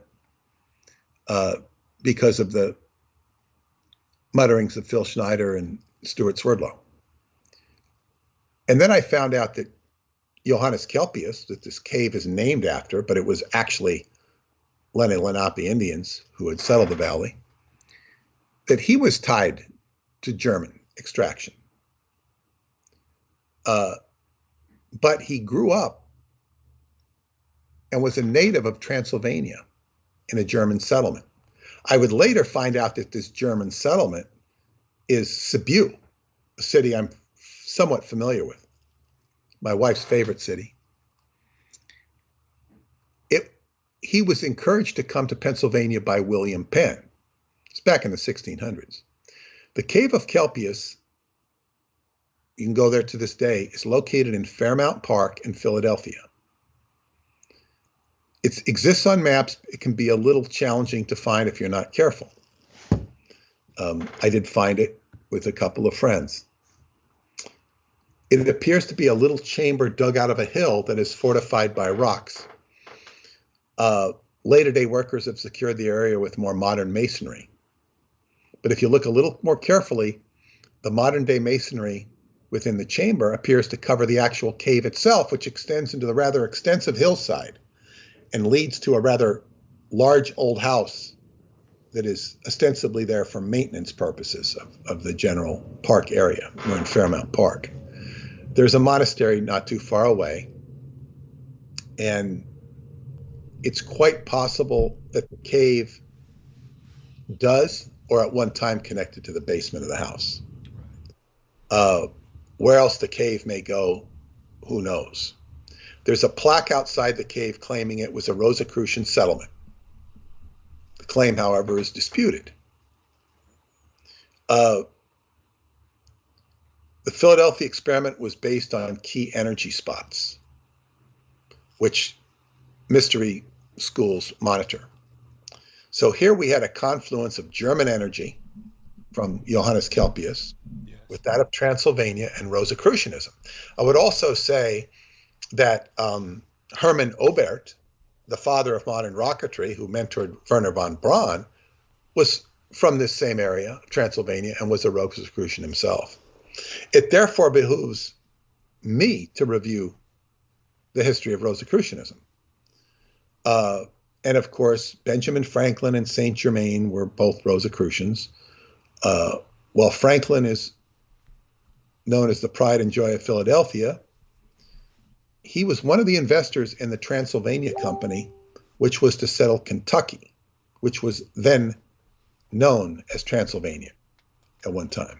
Saint Germain is believed to have instigated the settling of this country due to his affiliation with the Blue Bloods of Transylvania and the ancient race of blue people who still live in Kentucky. If you look up blue people of Kentucky, you'll find the Fugates, and you'll find history about the blue people of Kentucky.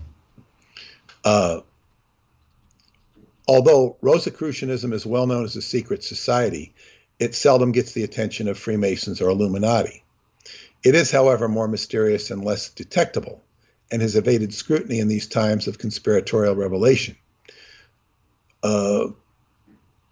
Due to a mysterious observation, I was able to see that it was connected to E. Clampus Vitus through Rosicrucian Park in San Jose, California. Now, E. Clampus Vitus is a secret society in California, mostly in California, not exclusively, that I dedicated a whole volume of my newsletters to. It's a foul Masonic society that basically they control or protect all the gold of the mother lode in California. And they are based upon propositions of ludicrousness. They try to portray themselves as completely ludicrous. And but they're very powerful and protective in the gold country, such as cities like Sonora, but not exclusively Sonora. They're very powerful politically, and they have their parades and But anyway, I was going to say that I tied Rosicrucians to Eclampus vitus because the name Lewis kept appearing. Rosicrucian Park, this is in San Jose, is the work of the most publicly recognized Rosicrucian order, which is known as AMORC, and was founded by H. Spencer Lewis. Lewis is that last name. Lewisport was the home of Ephraim Bee, the founder of Eclampus vitus, who erected the beehive in there. This is in Lewisport. Lewisport was then Virginia, but now it's West Virginia. This is the same area where David Lewis Anderson was born and grew up. I said, we can therefore hypothesize that Lewisport was named after was a Rosicrucian himself. You know, and David Lewis Anderson, where does the Lewis come from? I don't know that he knows. But he's right from this area of where Eclampus vitus was supposedly founded by Ephraim B. The connections to Lewis go deeper when we realize that it was the David Lewis expedition to Egypt which unleashed the information in the last Montauk Pulse with regard to Madame X's trip to Egypt, where she went to a mysterious chamber beneath the Sphinx. Now, the history on that is David Lewis, he's written, there's at least 3 books. I used to sell them. I don't have them anymore. Mystery of Egypt. And he went in, and Madame X, or Chelsea, she went in and she took these books apart and she figured out where the chamber beneath the Sphinx was, and she proved it. She went there. She went to the chamber. And there was a video done that was taken by Boris Said. And Boris is dead. It was sold for a brief time on Coast to Coast. Can't get the video anymore. If anybody has that video, please duplicate it, because Boris is dead. All the people who were on that trip suffered. Chelsea died. She got cancer and died. Boris died. The guy who funded it had several heart attacks. I think he's still alive. There was a task to pay, and Chelsea even realized that when you go into those areas. But the name Lewis means famous warrior and derives from Elois, Elois, Elois, E-L-O-I-S, Eloi, E-L-O-I-S, Eloi, which is similar to the Eloi from the novel The Time Machine. Right. The name Lewis also evolved into Clovis, which is the name of the Merovingian kings. So Lewis and Clovis. With regard to the history of Rosicrucians, the organization known as AMORC, they were originally headquartered in New York before moving to California for a very interesting reason. The first Rosicrucian mission to the New World is considered to be the Vizcaíno expedition to California of 1602, which included 3 Carmelite friars and key Rosicrucians. Now, Vizcaíno was the explorer that succeeded, or he was part of the Cabrillo expedition. Juan Cabrillo is the one who discovered California for the Spanish crown. And he died. And he's buried on an island off the coast. I think it's San Miguel Island. It's a sandy island. There's nothing there except the grave of Cabrillo. And he was succeeded by Vizcaíno. And Vizcaíno might have taken another expedition, but basically it might have been a separate expedition than the one he inherited from Cabrillo. But he took 3 Carmelite friars. Carmelite is a certain sisterhood of friars, and key Rosicrucians. They found a sacred site in California, which was already mapped out for them and is now called Carmel, or Carmel by the Sea. Clint Eastwood, who is also a member of Eclampus vitus, became a mayor of Carmel for a while. That was highly publicized in the 80s. He became a mayor because he couldn't get certain things approved for his property. He owns extensive property out there, So he found it was easier to become mayor. And San Jose is further north and is where Amorc moved to. So you see, you have this early Rosicrucian settlement in California, which was in Carmel, very exclusive town. That's where Mae Brussel used to live. And near Monterey. But you just go up less than an hour through some mountains and you'll get to San Jose. And San Jose is, of course, Silicon Valley in the midst of it, where the big Rosicrucian Park is. I went to San Jose. It really puzzled me that when I went to California, my wife Paula wanted to go to San Jose. I said, what the hell do you want to go to San Jose for? The Rosicrucian Museum? No. I guess she saw it. And I said, we're not even close. Don't even ask. I said, there's nothing to see there.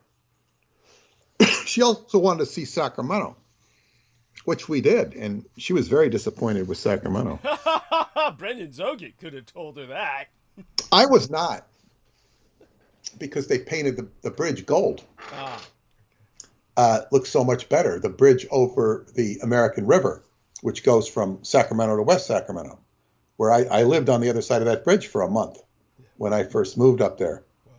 So, and they now have a beautiful baseball stadium, minor league baseball stadium, just south of the river. I would like to go there just to see the side over the river. It would be a very nice place to watch a baseball game from. But no, we went. They have Old Sacramento. Old Sacramento is a reconstruction of what it was like. When I lived there, it was only for bums. It was tumbleweeds and bums, and it was horrible.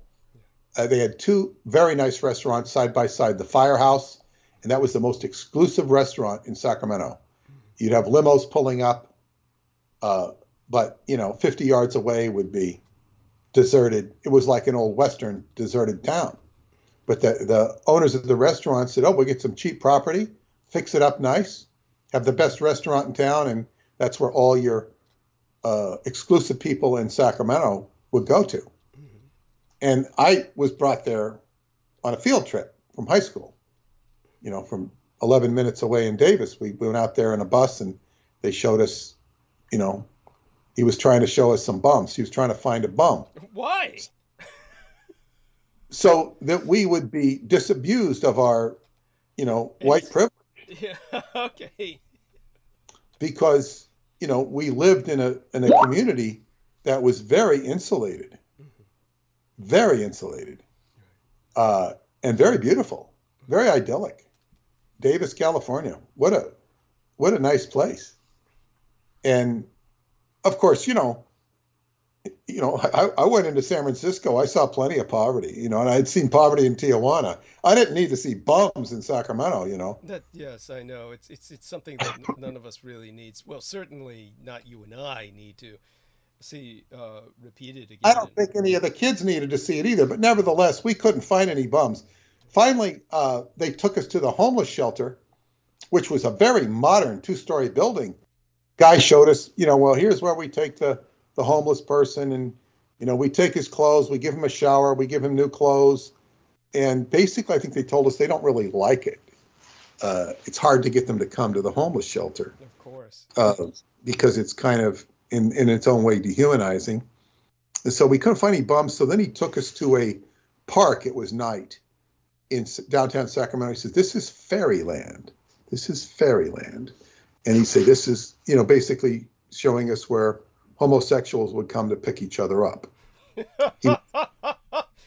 I'm sorry, what was it? Was this all something to do with explaining the general, shall we say, facets of human nature and the way that they can, the cards might fall down in somebody's life? I think he was trying to expose us to, the harder side of the world.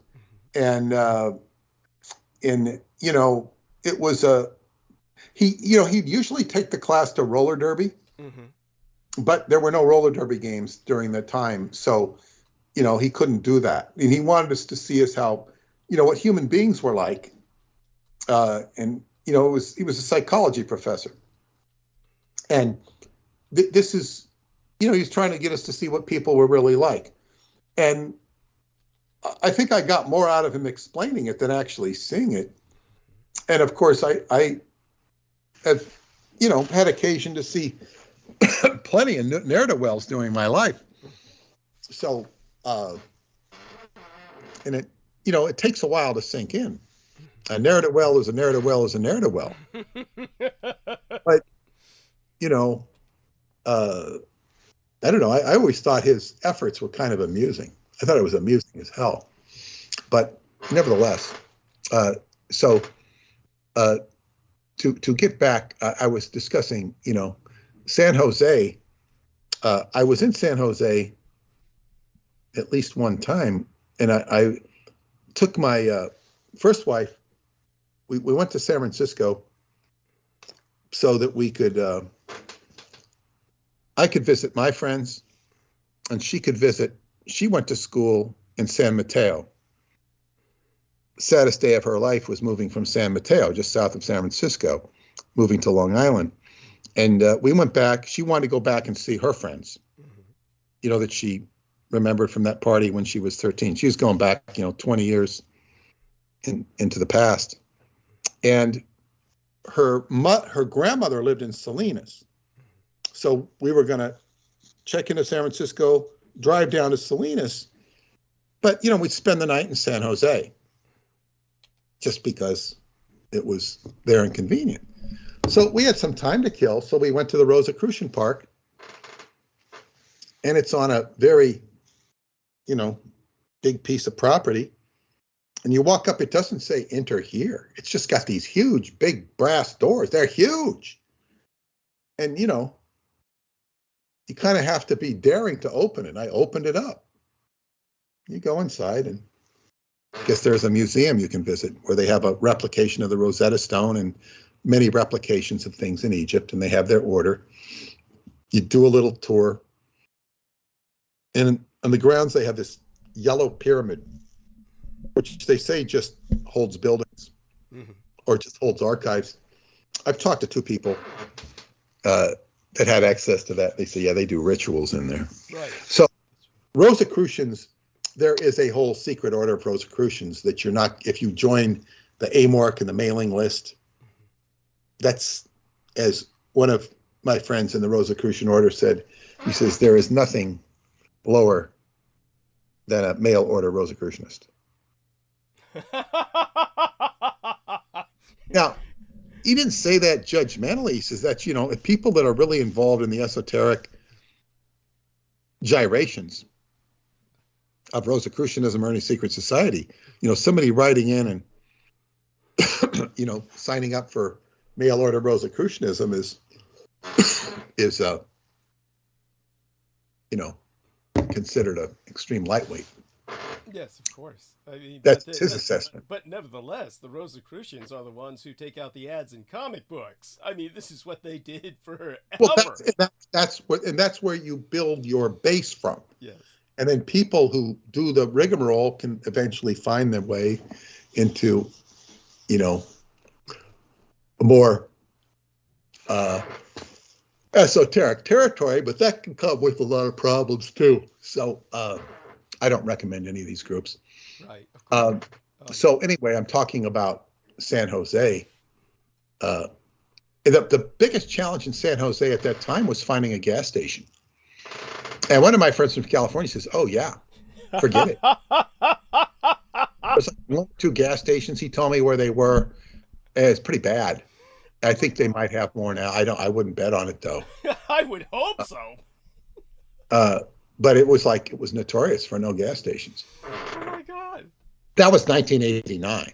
Still. In such a similar. Yeah. What? Go ahead. I was just going to say, I mean, that's a long time after the automotive revolution. You would have thought, go on. Yes. Yeah. And in this scenario where you have these Carmelite nuns and key Rosicrucians going together, you have Catholicism and Rosicrucians mixing.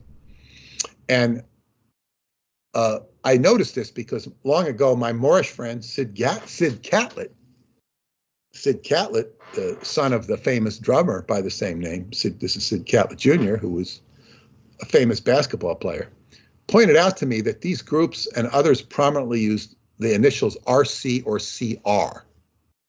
CR or RC, these are key acronyms, sort of, because they both stand for cat head. Cat, Resh is head or king, and cat, RC, Roman Catholic, Rosicrucianism, cat. And he said, and then it is no accident that Lewis, the etymology of Lewis, which I was originally going on, is said to derive from the Gaelic Leodas, Leodhas, which means house of cat. So the name Lewis means house of cat. Rosicrucian, RC, relates to cat head. And of course, the Rosicrucian comes from Rosy Cross, which is the head of the cat head. The head cat was Jesus, because Jesus was known as the Lion of Judea, the cat. He was symbolized by the Black Panther in occultism. We can hypothesize here that there is an Old Moorish shrine or energetic element in Carmel, as there is evidence of a Moorish settlement nearby.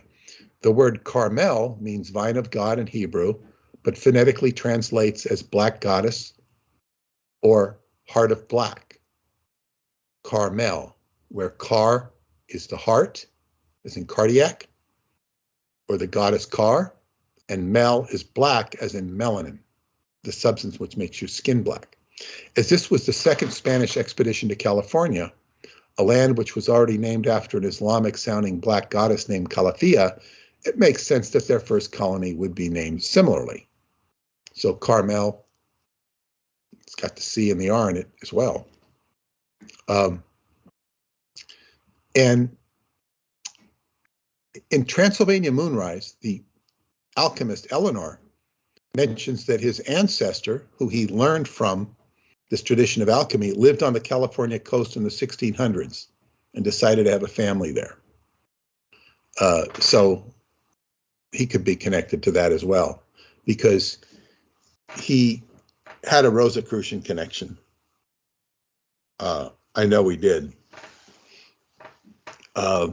Besides the history of California, the name Carmel appears very strangely in American history and in the namesake of the Carmel Indians of Ohio. There is a Mount Carmel, Ohio, but historians correctly or incorrectly do not connect it to the Carmel Indians who migrated to Kirkland County, Ohio, from Kentucky, from Transylvania. And the Carmel Indians are considered to be Melungians, connected to the Rh negative blue bloods. There's a lot of synchronicities coming here. I'm going to take it a little bit deeper based upon this question. She's getting more than she bargained for. Don't forget, you were also asked about your supplement routine. Yeah, I'll get to that. I'll get to that.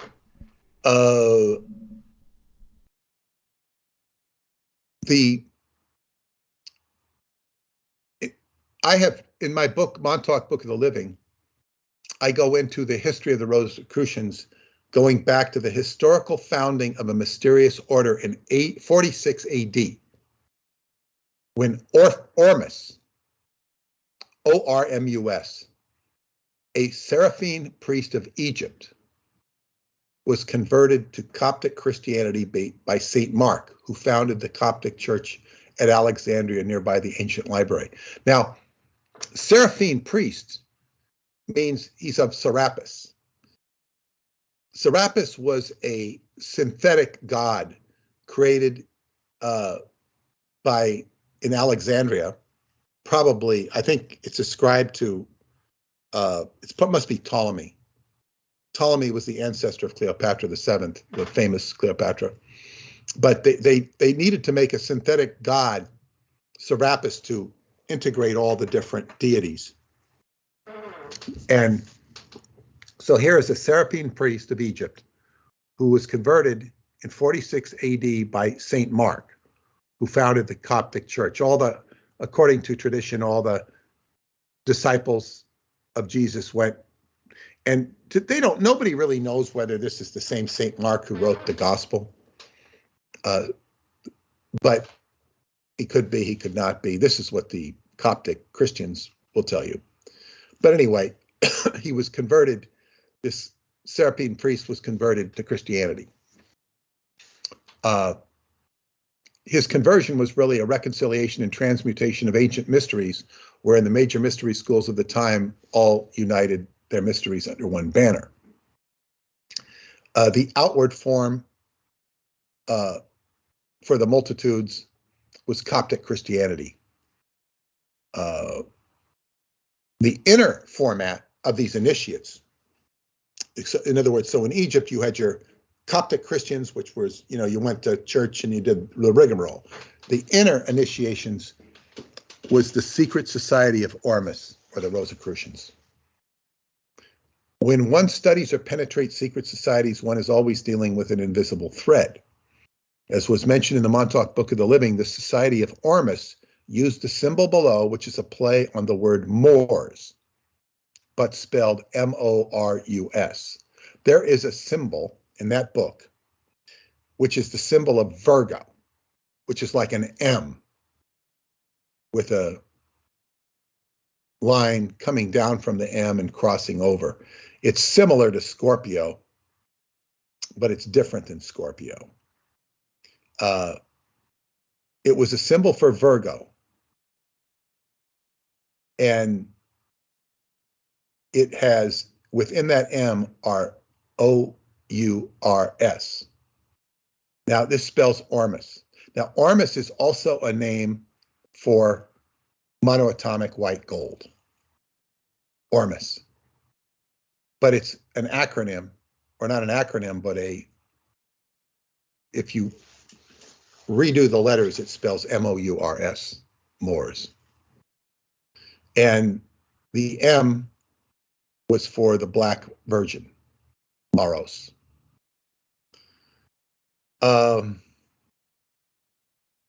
So here you have Rosicrucianism is a secret society. And as you penetrate secret societies, you get sort of the behind the scenes look that I'm also sharing with you here. So if you become a mail order Rosicrucian and you're lighting a candle on Thursday nights and you're all meditating on Howdy Doody or Buffalo Bob or whatever they meditate on, and I'm only being sarcastic there. They don't really do that. But they do meditate all at the same time. You might plug into that. There are also other connections to the Rosicrucians, and they run deep. But I'm going to cool it on the Rosicrucians for now. I think I answered that question because it goes into the next newsletter as well. But so somebody asked me, should I reach out to Rosicrucians here in Mexico? Gee, I don't know why you would. I don't know why you would. I mean, you might have a good reason for it. But, I had met a man who was, when he was a young boy, was brought to a bunch of Catholic priests. And I think this was on the west coast of Mexico. I think it was Acapulco. I don't know that it was Acapulco, but it was a town like that. And they were meant to serve all these Catholic priests. There was this huge congregation of Catholic priests, and he was like a server. And they were like young teenagers. And then all of a sudden, and he was kind of like, had been orphaned in a way. And then all the, then it was some point after the dinner, all the young boys started taking off all their clothes. Oh. And he goes, what's this? And he says, oh, well, yeah, we're supposed to service these guys.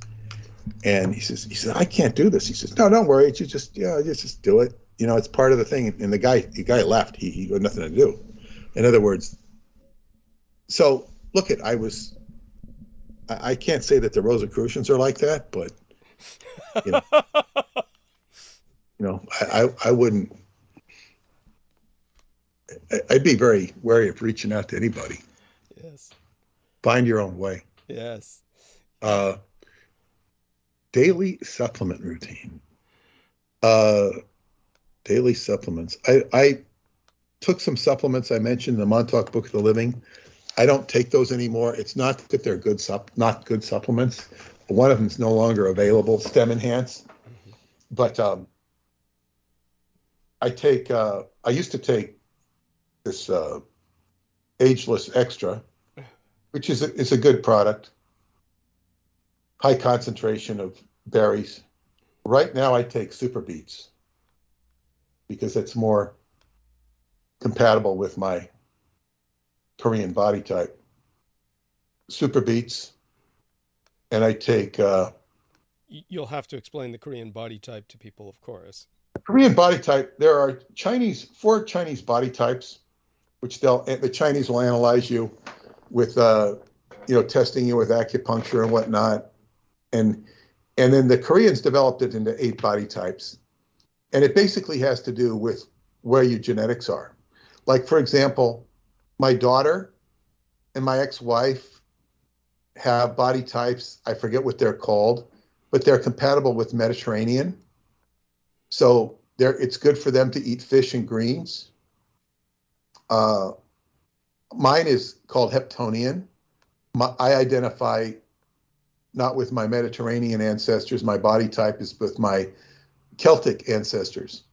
So that means it's good for me to eat meat, beef, and vegetables from the ground. Not particularly greens, but vegetables from the ground, like beets, like carrots. There's certain things that are good, certain things that aren't good, and there's whole lists of food. I don't know. And not anybody, I had to go to a special doctor to get tested. And even then, they like you to get tested more than once. She's the best acupuncturist I ever saw. But in any case, I couldn't compare her to any other acupuncturist. But in any case, and I didn't even ask for the treatment. I didn't even want the treatment. She gave it to me.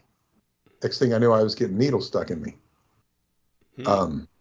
But in any case, so I take Super Beets, and I take a couple of pills twice a day that are called, what are they called? If you've seen a commercial for, what is it called? Growth Formula 9. Greg Norman, the golfer called the Shark, used to advertise it. I take something called Gen 40 Plus, I think. Let me see. Here it is. Gen 20 Plus. GENF 20 Plus. Are you looking and feeling older than you'd like? Are you constantly feeling worn out and tired? If so, you are most likely suffering from a human growth hormone, HGH deficiency. As we age, our body produces less and less of these essential youth-giving hormones. But you don't have to worry, because you can fight and even reverse the aging process with Gen F20 Plus. This all-natural supplement is doctor-approved and clinically proven to naturally boost your body's HGH production. Now, I used to take a supplement called Rejuvimax, which I learned from Joe Matheny. And I sold this through my catalog, Skybooks catalog. Sold a lot of it. Some people would buy whole cases of it. This was discovered, invented by an engineer who basically, it was designed to release human growth hormone naturally. So if you take this supplement, it will help you release your your own human growth hormone. This stuff worked great.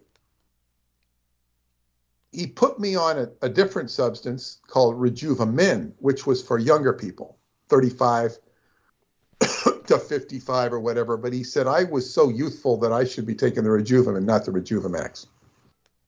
And I did. It was great. Eventually, when I got into Qigong, I stopped taking it. Then this man, he was a paraplegic, and he just retired. We used to have many conversations. He's a fairly nice guy. So I couldn't get the Rejuvamin anymore. And then my doctor friend who used to treat me, my football friend, used to treat the guys that play football for free. He started taking the GF9. And he said he endorsed it. He liked it. Well, I tried to buy some GF9, and it wasn't going well. The whole interaction with the website was a bunch of crap. So I found an alternative called Gen F20 Plus. It's got more in it. To me, it seems like a better product. That's my own, just looking at, and it's got more in it than the GF9. I also got it cheaper. That helps, yes. But Gen F20, well, I got it cheaper because if you play the game right, you can get it much less expensive. They give substantial discounts if you can figure out how to work them. In fact, I got one. Sometimes they just give it away. If you're on the mailing list, I don't give it away. They 70% off. Mm-hmm. I think I bought a 6-month supply. But anyway, that's what I take. It says, look and feel up to 10 years younger. Lose fat and gain lean muscle. Improve your stamina and metabolism. Watch fine lines and wrinkles fade away. Have the best sex of your life. Well, I would say that the thing about this is as you do grow older from 35, your HGH starts producing less and less. This is why baseball players atrophy, football players in their 30s. They no longer are at peak. This is why Tom Brady can keep playing. He takes substances. I don't know what he takes, but he takes a lot of stuff to stay younger. Wait till he discovers the Blood Boys. He might even be doing that. Yeah, so I take this. It can't hurt me. I know the more Qigong I do, the better I'll feel. If you have to exercise, it's very important to exercise. It makes such a big difference. And then I will take, during COVID, and I still do, the COVID on the front line, a doctor on the front lines of COVID told me to take 3,000 milligrams of vitamin C per day, 50 milligrams of zinc, and 10,000 international units of D3. Very important for keeping your immune system, especially, during the flu months or the COVID pandemic. And I had my wife take it. We didn't get COVID. No, we didn't have any issues. So, I might take a couple other things here and there, coenzyme Q10 or something, but it's not a lot of supplements. It is, you sit down and eat every morning or whatever you do and you take the supplements, but that's about it. And I think it helps. As they say, I scored 2 winning touchdowns today in football, age 70.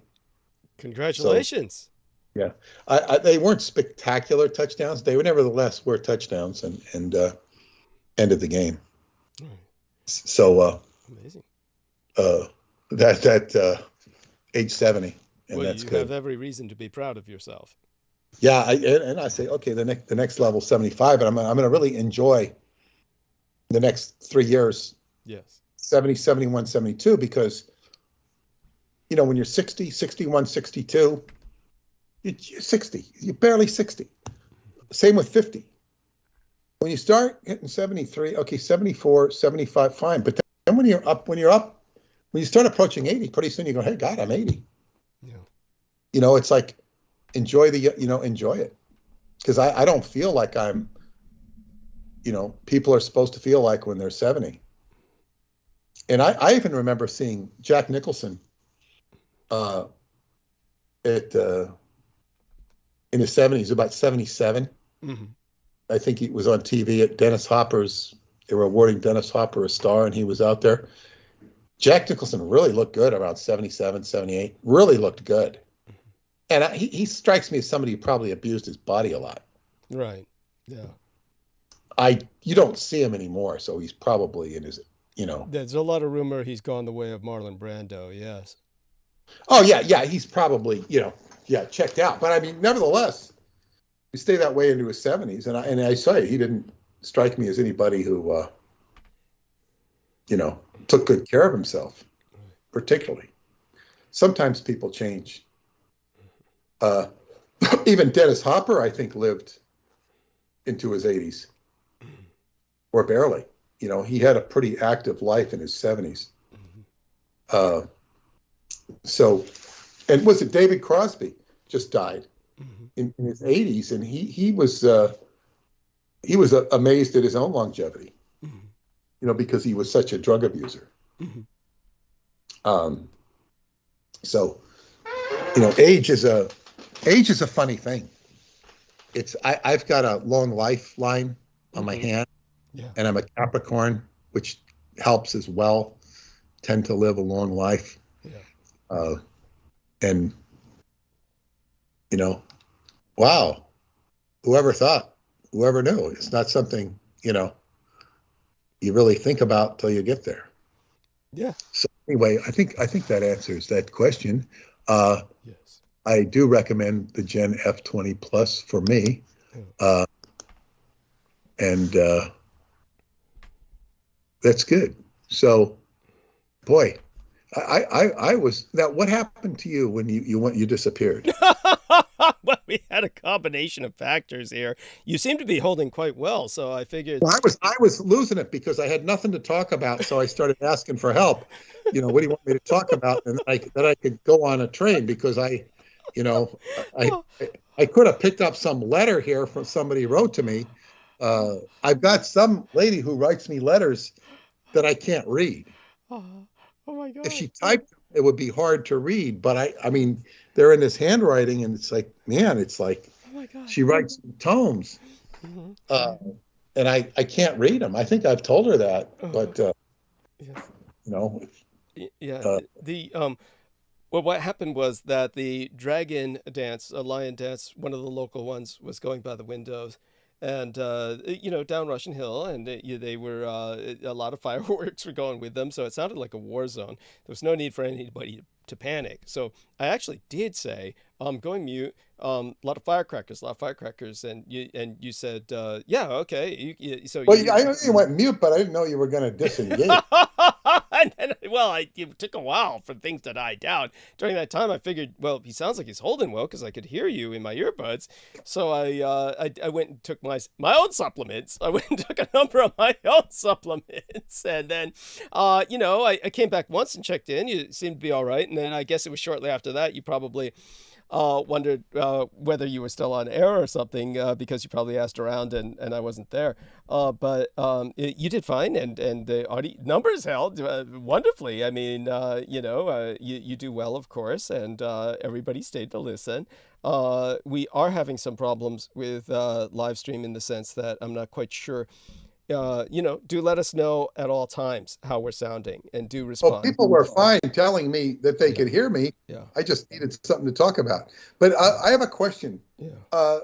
It's clear from what you're saying is that the Chinese New Year is not, the celebration is not exclusive to Chinatown.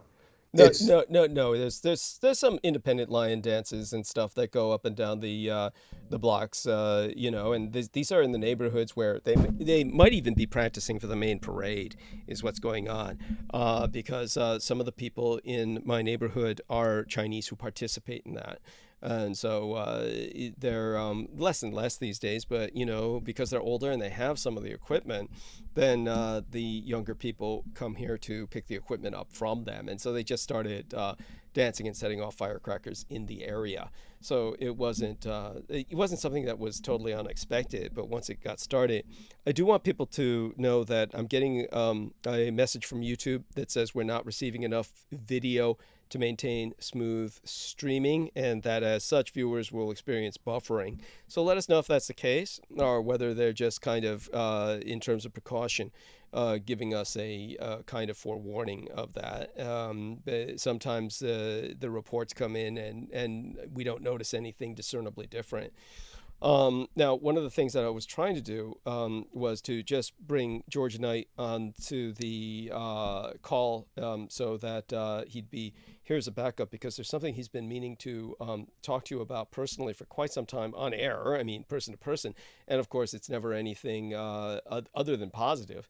But what he wanted to say to you, and this is something he can do so much better than myself, was that he, in light of the book that we're writing, he has been going through Mein Kampf, and he's been pointing out the fact that most people, of course, these days seem to like buy copies of Mein Kampf obligatorily or something, to say they've got a copy, just to say that, whatever. But I mean, obviously they still keep publishing the book, so for some reason it sells. But as he pointed out, he doesn't really know anybody who's ever read the book.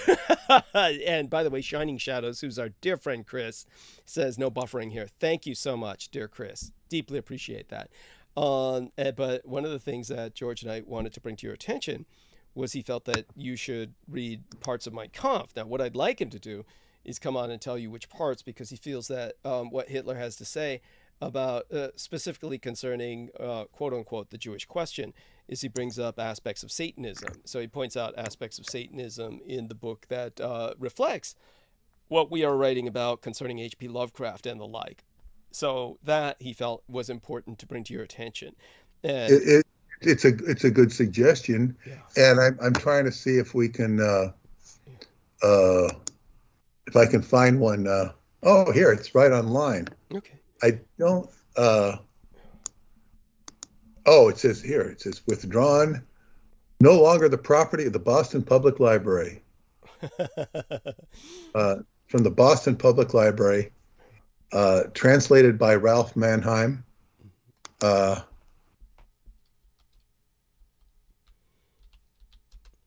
And by the way, because of the weather, the way it's been in California, and we still have a lot of lingering damage, that might be affecting things. I got knocked off the other episode, the latest episode before tonight's. I was knocked off.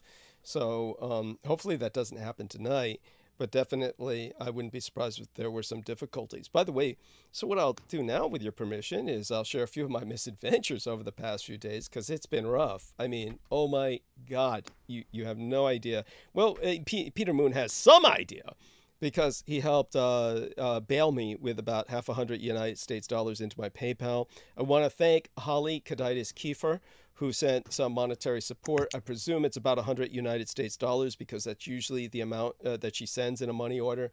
That envelope reached me today. I want to thank this wonderful individual who contributed 50 United States dollars recently. That might have been Douglas Marks, I believe, in Miami. I will check up on, see if I got that right. I'm literally afraid to go from screen to screen because of the way everything is glitching right now. And everybody, of course, understand that in order to bring my bills down, I had to acquiesce to a slower internet. And eventually, of course, I'm going to have to change that again someday when I can afford it, because it's just the internet is just subpar. We can't get anything across the internet these days. It seems to be just, so poor. But that being said, what had happened was originally, recently, my crown fell out. and the upper left molar just in the back, as always, because they basically did not provide me a temporary crown to protect my tooth a long time ago at UCSF. As Peter Moon would say, logically, the student universities for dentistry are logically used to be the best places to go for treatment of your teeth. And I agreed with him up until COVID. After COVID, all that went to shit. I can no longer agree with that.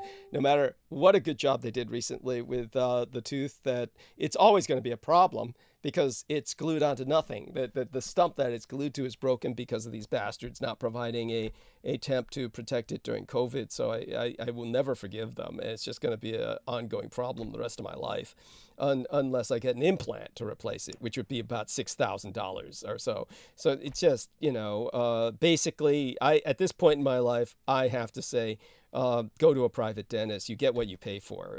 It's not worth it to go to the student dentist. They will just fuck you up, and they'll fuck you up for the rest of your life. So, well, I have one thing to say about that, and maybe NYU, New York University. I got a lot better treatment there from the student dentists because they were supervised, usually by Jewish dentists. The supervision was a monitor of integrity that you don't have at regular dentists. A private dentist, they have no monitor of integrity. And I do have a good private dentist I can trust, and I would prefer him to the student dentist. But in NYU, they had very good dentists that would monitor the students, and you'd get good work. I mean, everything Peter Moon says is true. They would also guarantee it. They guarantee your crown for 10 years. Wow. I mean, in my case, it's one of these things where the UCSF definitely had the same quality. They had the same quality all until COVID. Once COVID came in, all that went to shit. And it's maybe recovering to a degree. Certainly my experience with the latest visit was such.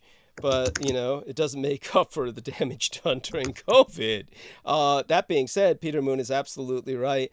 You're really fucked no matter what. Dentists are horrible if they're private. That I can say guaranteed, because they're just they're like used car salesmen in lab smocks is what they are. They have an extraordinarily expensive overhead, as you can imagine. The expenses to maintain all of that equipment as a dentist are astronomical, and therefore they'll rip you off every chance they get. And by the way, believe me when I tell you this isn't urban legend. They will do everything they can to truly sabotage your mouth. They will basically crack your teeth so that your teeth will fall apart, and you'll have to come back to them. They'll create they do everything up to the point, they don't do this, but they may as well, of planting miniature plastic explosives in your teeth to just blow them apart at the seams once you've left the office so that you come crawling back. I mean, they do the equivalent of that functionally. So yeah, they do all that. I mean, it's just horrible people. I mean, this is just like, Not all of them will do that. What's that? Certainly not all of them will do that. I mean, of course, I get what you're saying. Surprised. I've heard of such things as well. Yeah. It's such things are, just the reality of that kind of profession. And yeah, a lot of them are on drugs. I mean, there's that too. So it just goes on and on. But okay, all that being said, that out of the way. So I had to. That was like a day that I wanted to spend taking care of a bunch of business that has to do with all the bureaucracy. There's a never-ending misadventure going on with the horror of the insurance. And by the way, my internet is dying. So I just want people to understand this. I don't know if the show will be going on tonight because this doesn't look like it'll last throughout the night. Things look really bad right now. Everything that I'm turning on, I've got multiple screens on, and they're all, I can't navigate through any of them. They're dead. They're effectively dead.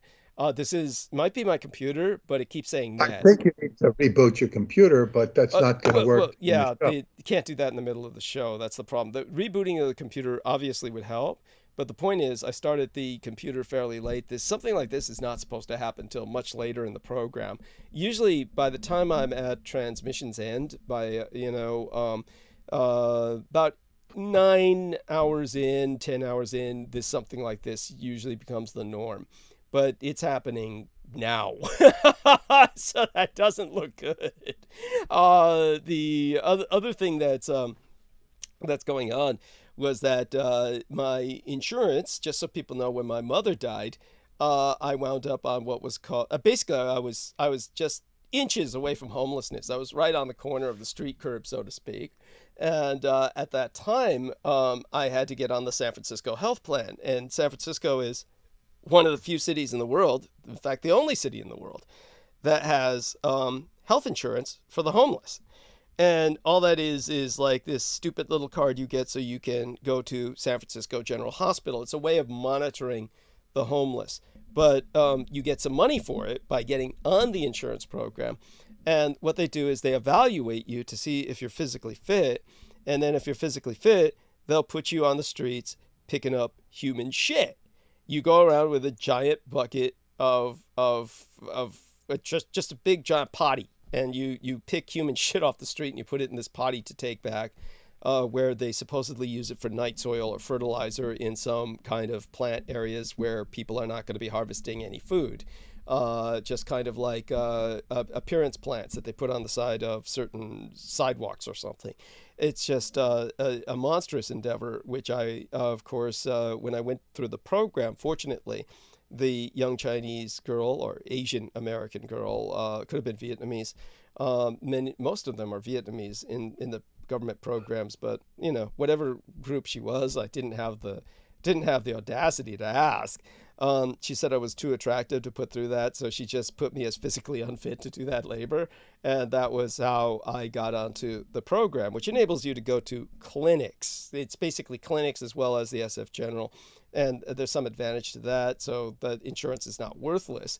But it's nevertheless not the insurance I want to be on. I went through enormous effort to get into Kaiser through Medicare D.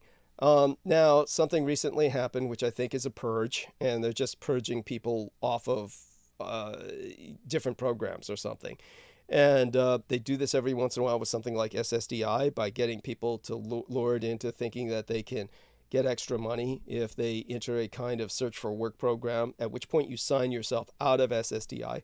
And my cosmetologist, V of all people, knew two people, not one, but two, one a man, one a woman, who killed themselves because they found out that they had signed themselves out of SSDI by being tricked by this certain offer of search for work and get extra money, quote unquote.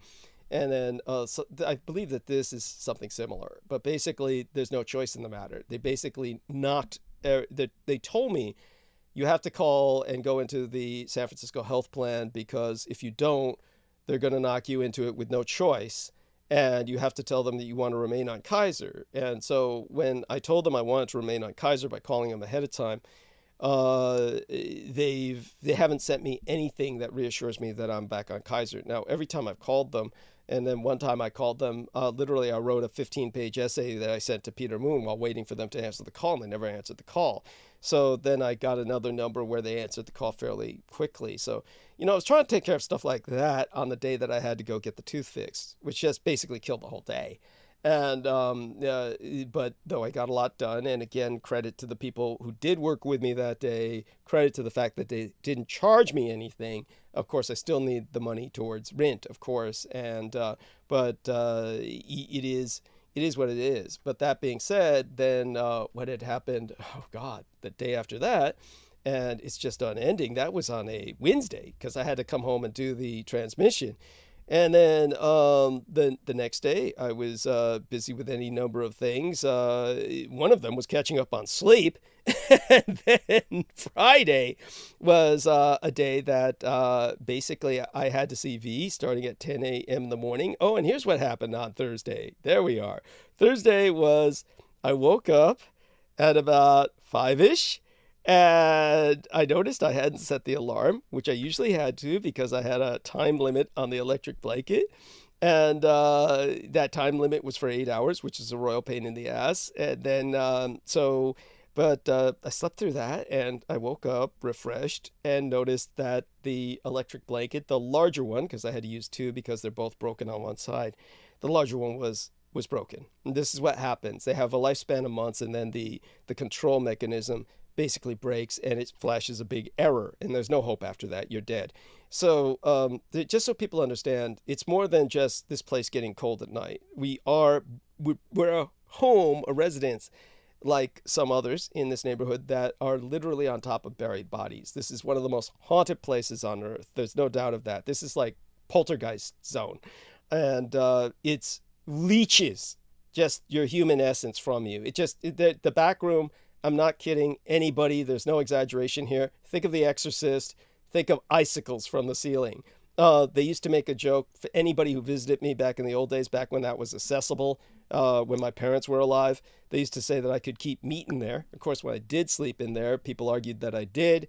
So, just a night without an electric blanket in this home, you won't make it through alive. It's that simple. So I had to go first down to Cole Hardware, where the young gay guy went above and beyond the call of duty, got on the computer, found out where they had an electric blanket in stock. And it was just, he's pointing out places like just not in San Francisco. And I said, I can't go anywhere that's not in San Francisco. We need, and the horror is Bed Bath & Beyond has declared bankruptcy. So I said, can you confirm if they got the facility in San Francisco still open? Because I can't go to these Targets you're talking about. So he found that out, and they said they had an electric blanket in stock. So that alone was a miracle, because I know they're going through this potential bankruptcy process, or they're seriously considering it, or maybe even going through it. So the fact that they're maintaining one store open in San Francisco during that time is just miraculous. And so I had to call a cab. It was the middle of heavy duty traffic hour, and I wanted to get down there before it quit.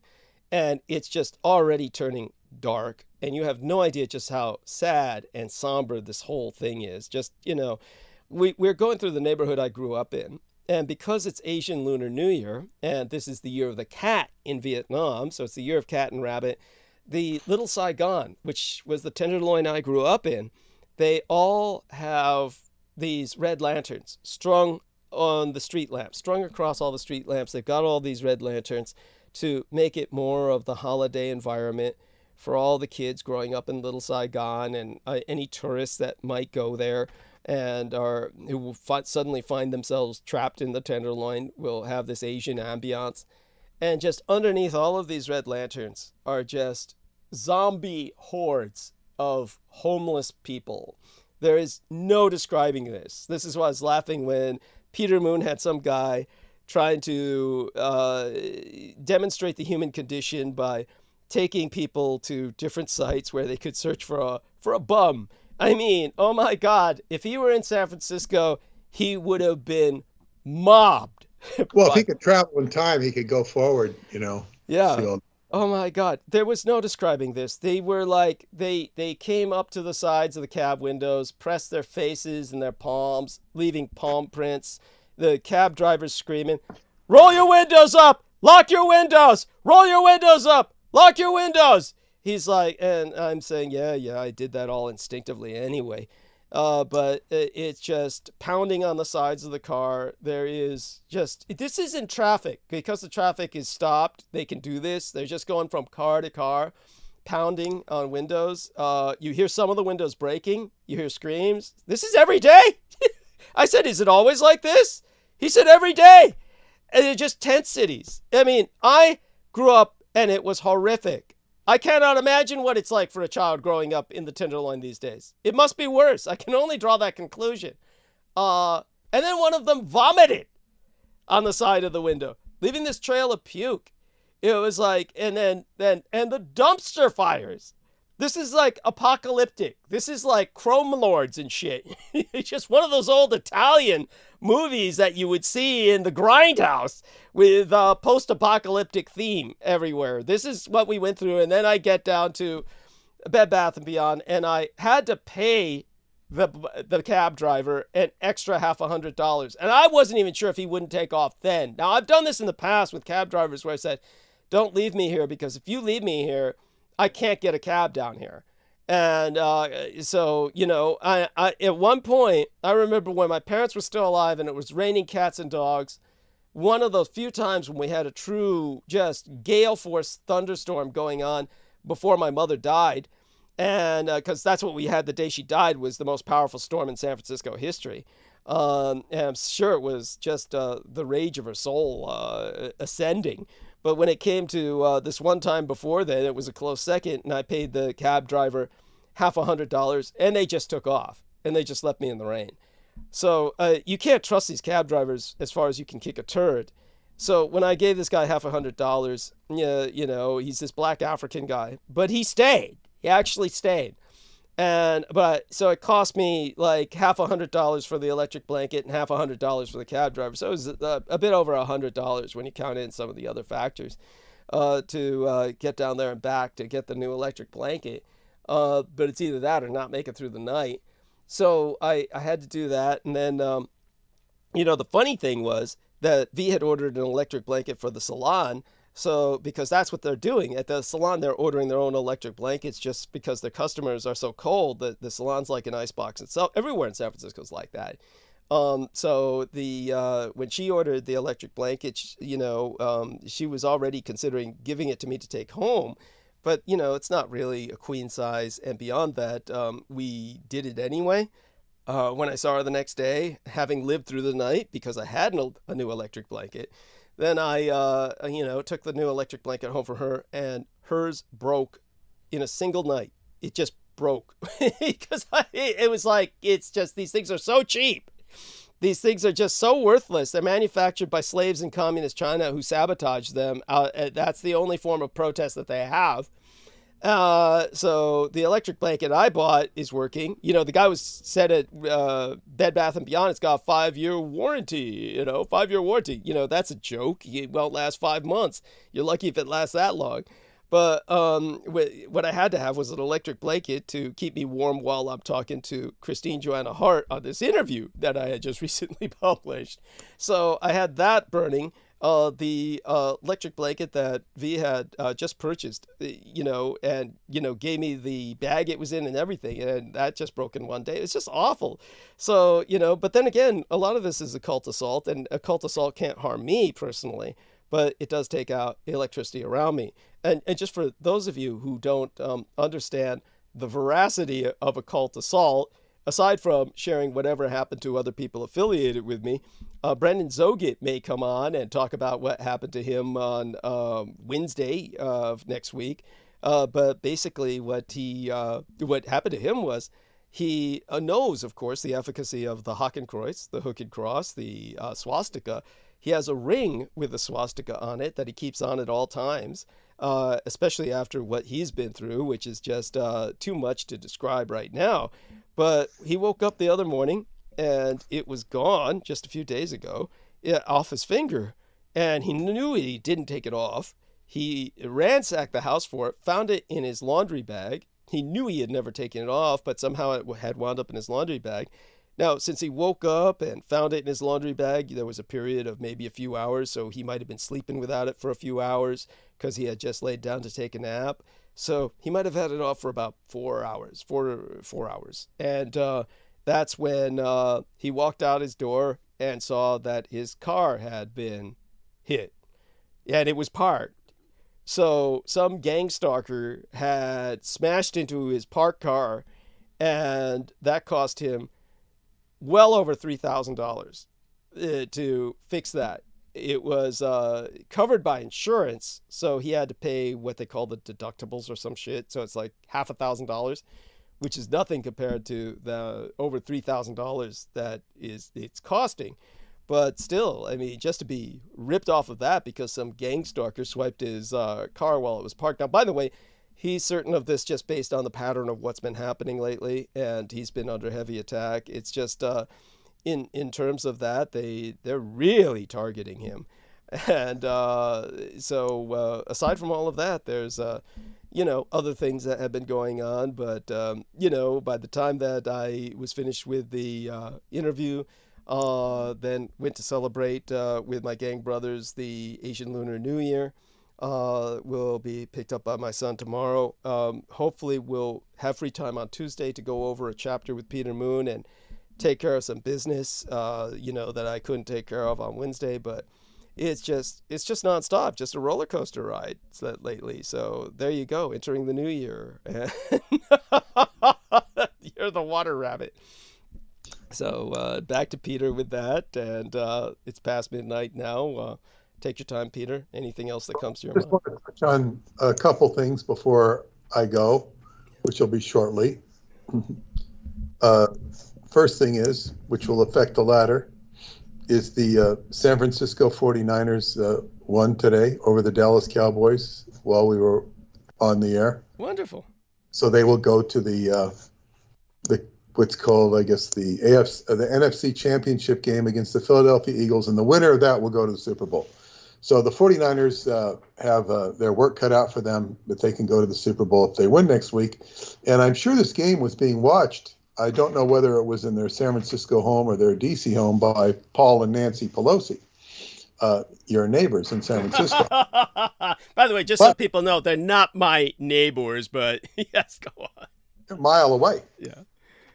They're a short walk away. There we are. But there was I sent you an article where it was reported that Nancy Pelosi had called in exorcists to her home. Yes. Which I thought was very interesting. It says she's basically been denied communion from the Catholic Church because she's anti-abortion. Or pro-abortion. She's not anti-abortion, she's pro-abortion. Right. Yeah. So the Catholic Church doesn't give her communion. Nevertheless, but she's brought in some other exorcists apparently with, and I'm sure there's a lot of exercising to do in that area. And it's probably to, stop her husband or, from all the stuff he brings in with his, his gay lovers. Yes. Oh my God. So that was I guess a point of reference, if we dare call it amusing. Yes.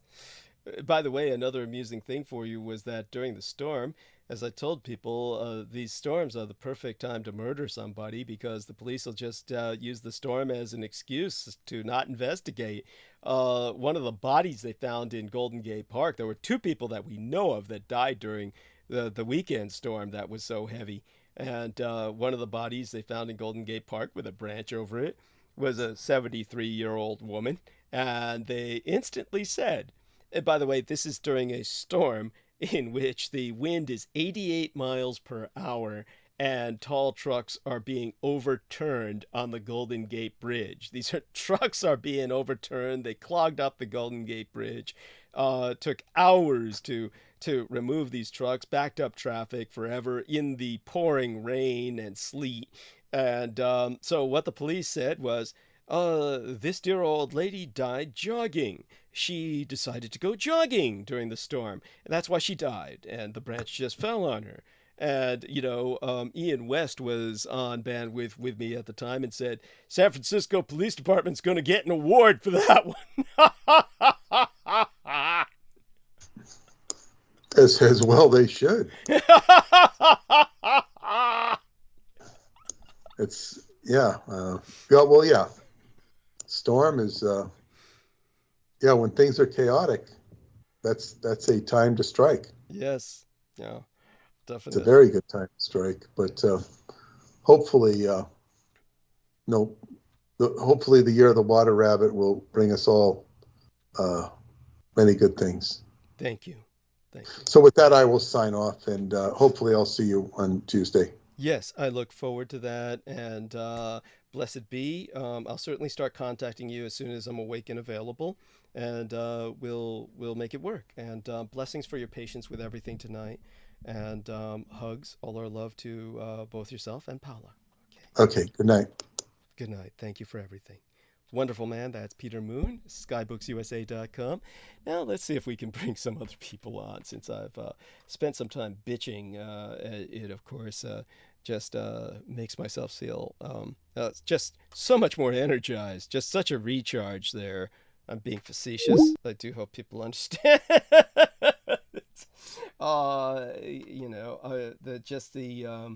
The trip back home was no better than the trip down to Bed Bath & Beyond in terms of what we were exposed to.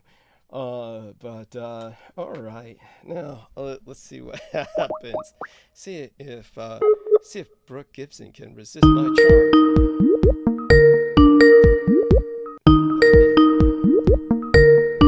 She's had her fun pouting. Oh, God. Did she say she's unavailable? What a bitch.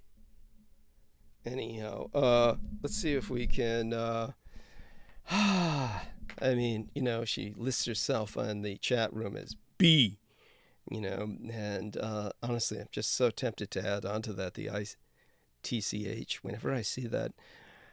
Okay, what do we do? Okay, we'll call back Brandon and Amy. So we'll start with Brandon and see how this works out.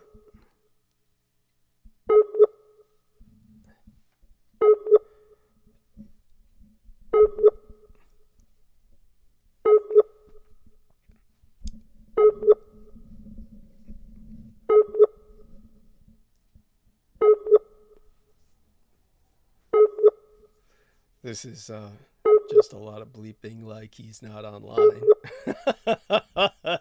Says connecting. That could, of course, be my internet. But it says he's not online. And let's try Amy Como. And what I'll do is try until I get somebody to serve as the anchor call here, so that I have the potential to refresh myself. Basically take the rest of my vitamins that, wasn't going to take otherwise. Let's see if this works. All right. See if I can go to see if I can count on this internet behaving any better. Seems to be working well enough with Skype. Maybe things have kind of actually improved. Well, we're getting the Amy is not online signal. We'll try other people in a moment. But, let's see if I can go back to... The funny thing is, your name is... Brooke, that is.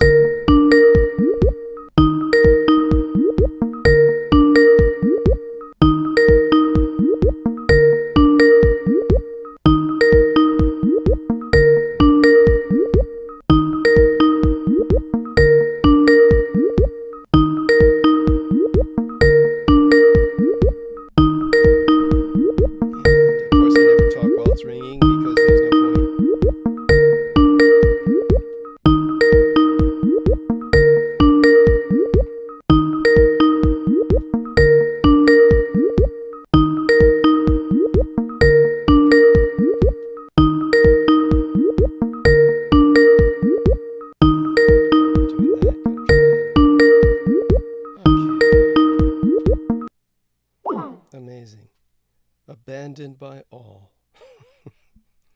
Oh, my life. My life is hard. Okay, let's try and see. Mark says he's got a schedule similar to mine. He was on earlier.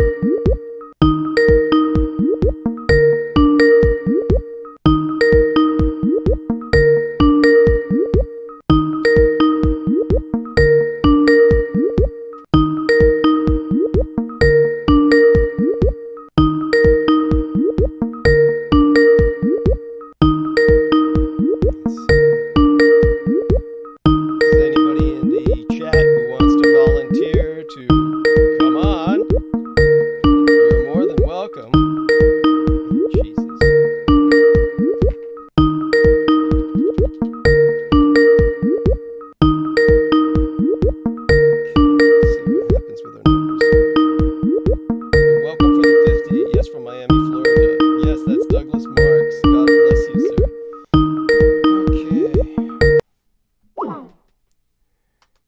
etc. God bless you, Chris, before I go back to forlornly calling people. That's this. Okay. Thank God that John Warrington is alive. I was really worried about him. He disappeared for about a week. He's the man whose brother murdered both their parents.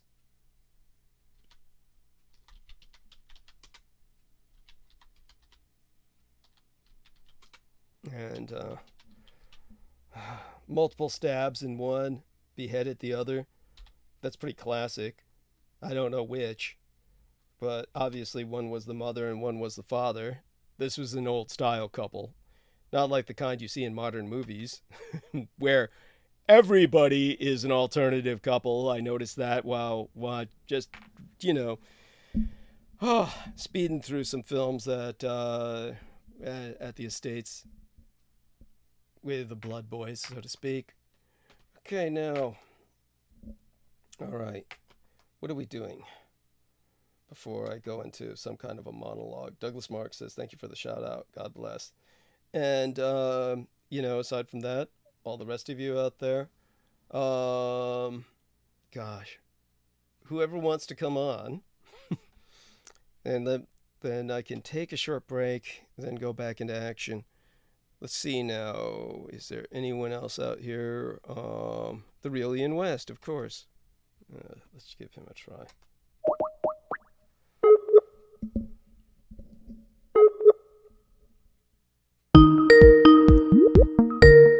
Now you might think that when it rains it pours, that usually I get a group of people on here, but I have to get an anchor call going first. Then we anchor everyone else to that call. The problem was having Peter alone on the call. Once he hangs up, it ends it, so you can't bring on anyone else until you get another call established.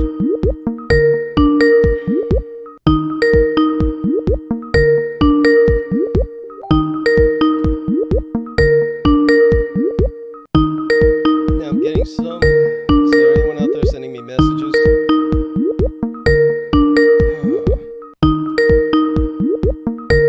Yes, Kurt. Dan Hills Bucher.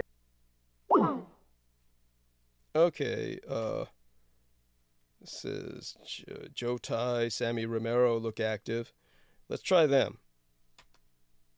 Okay. Of course, any of them are welcome to call myself in a situation like this. There we are.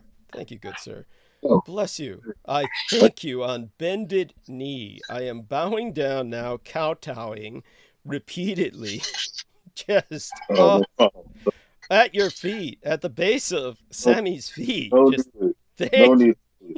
Thank Look you. for Jesus. Go ahead.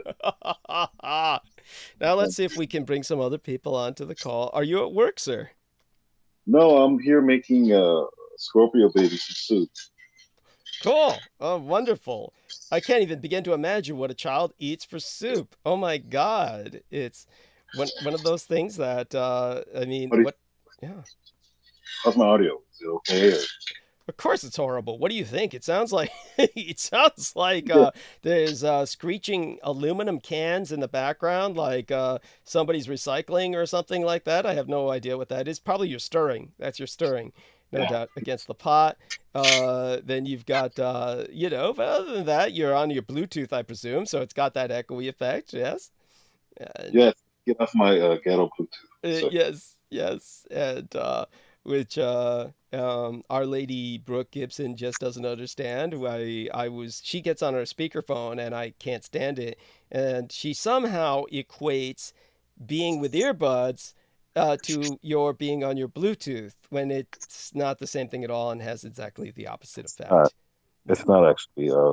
Earbuds are actually better. Thank you. That's what I keep trying to tell her. And the connection. It's just that the connection's better. Etc. By the way, shame on you for not telling me about the electric blanket. I would have sent you another one. No. I appreciate that profoundly, and I understand that. But the point was I needed it then. It was like I wasn't going to make it through the night if I didn't have it then. So I had to get it then. Otherwise, I would have approached, yourself. There's, the dear Clarice Claudette has asked me in the past to approach her when I needed care packages. And she's a lady in the South as well. She appeared on the show a few times. Not many people may remember her, but hopefully she'll come on again in the future. She's very security conscious, of course. But, as it was, it worked out the way it did. It was okay. This is supposedly going to last a while. Brookstone, and it's a nice queen size, and at least it makes the folding infinitely easier. Yeah. But other than that, it's still not necessarily, even at the highest level. What saved my ass? Your weighted blanket. What really saved my life was your weighted blanket. Last night, the night before, a few times now, your weighted blanket truly is what made the electric blankets work, because it forces the heat to evenly distribute by, distributing the weight it does. And so I just want to thank you for that.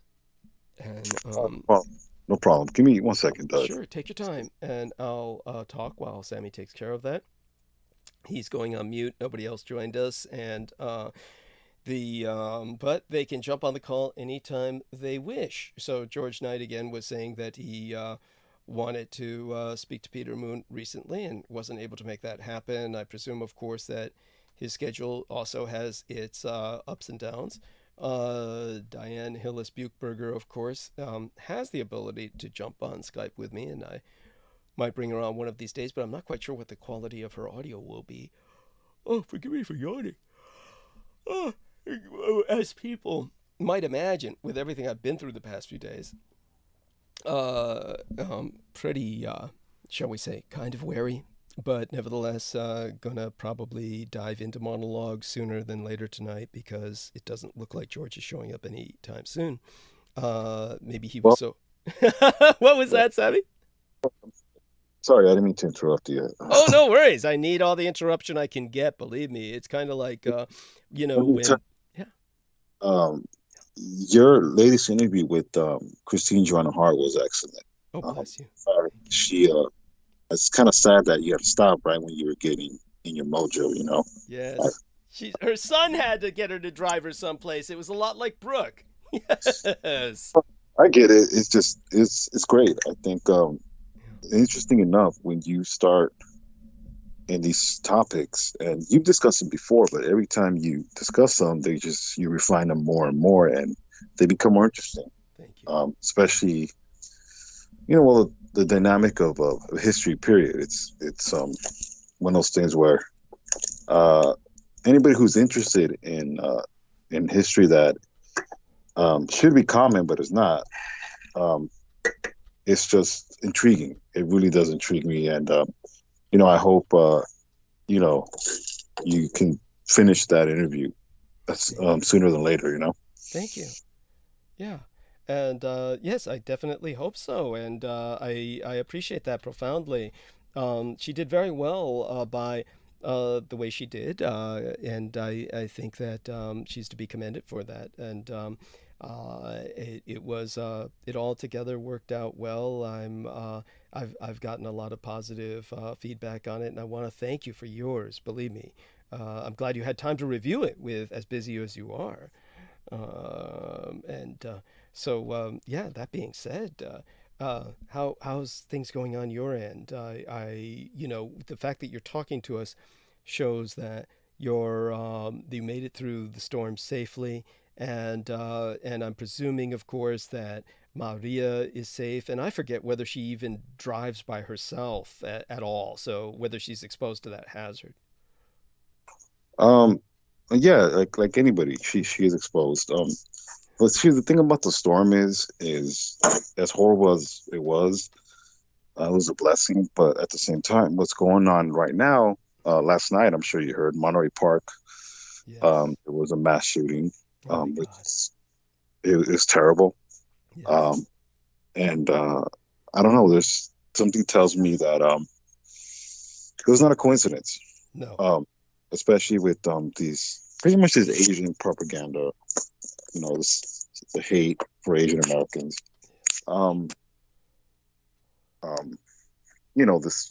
This hate, whether it's controlled assets and etc. And I'm not a conspiracy theorist, but it's just it's I don't know. It's just, it doesn't sit right with me in a sense of what happened, and I don't think it should with anybody. But I don't know. It just, anything to destroy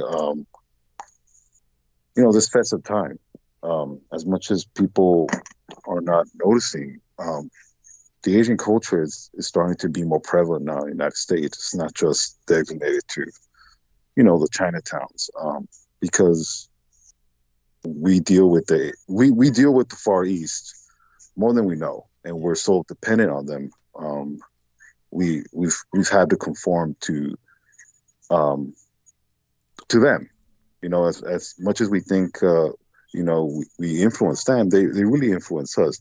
By the way, I was watching Independence Day. Yes. That movie. That's an inversion of World War II. Yes. Meaning the Japanese are the Americans. Yes. And the aliens are the Americans. Yes. Yes. Because it's a quote unquote head of state rallying its nation against blood sucking aliens. Yes. But it reminded me a lot of what Hirohito did to mobilize his nation. And and interesting about it, in that movie, Will Smith and the Mr. Fly guy, they injected that alien spaceship with a biocidal weapon. So it had to been the flu. And when I was watching the movie, when I paid attention, I'm like, oh my God, they totally ripped off World War II with the whole biocidals.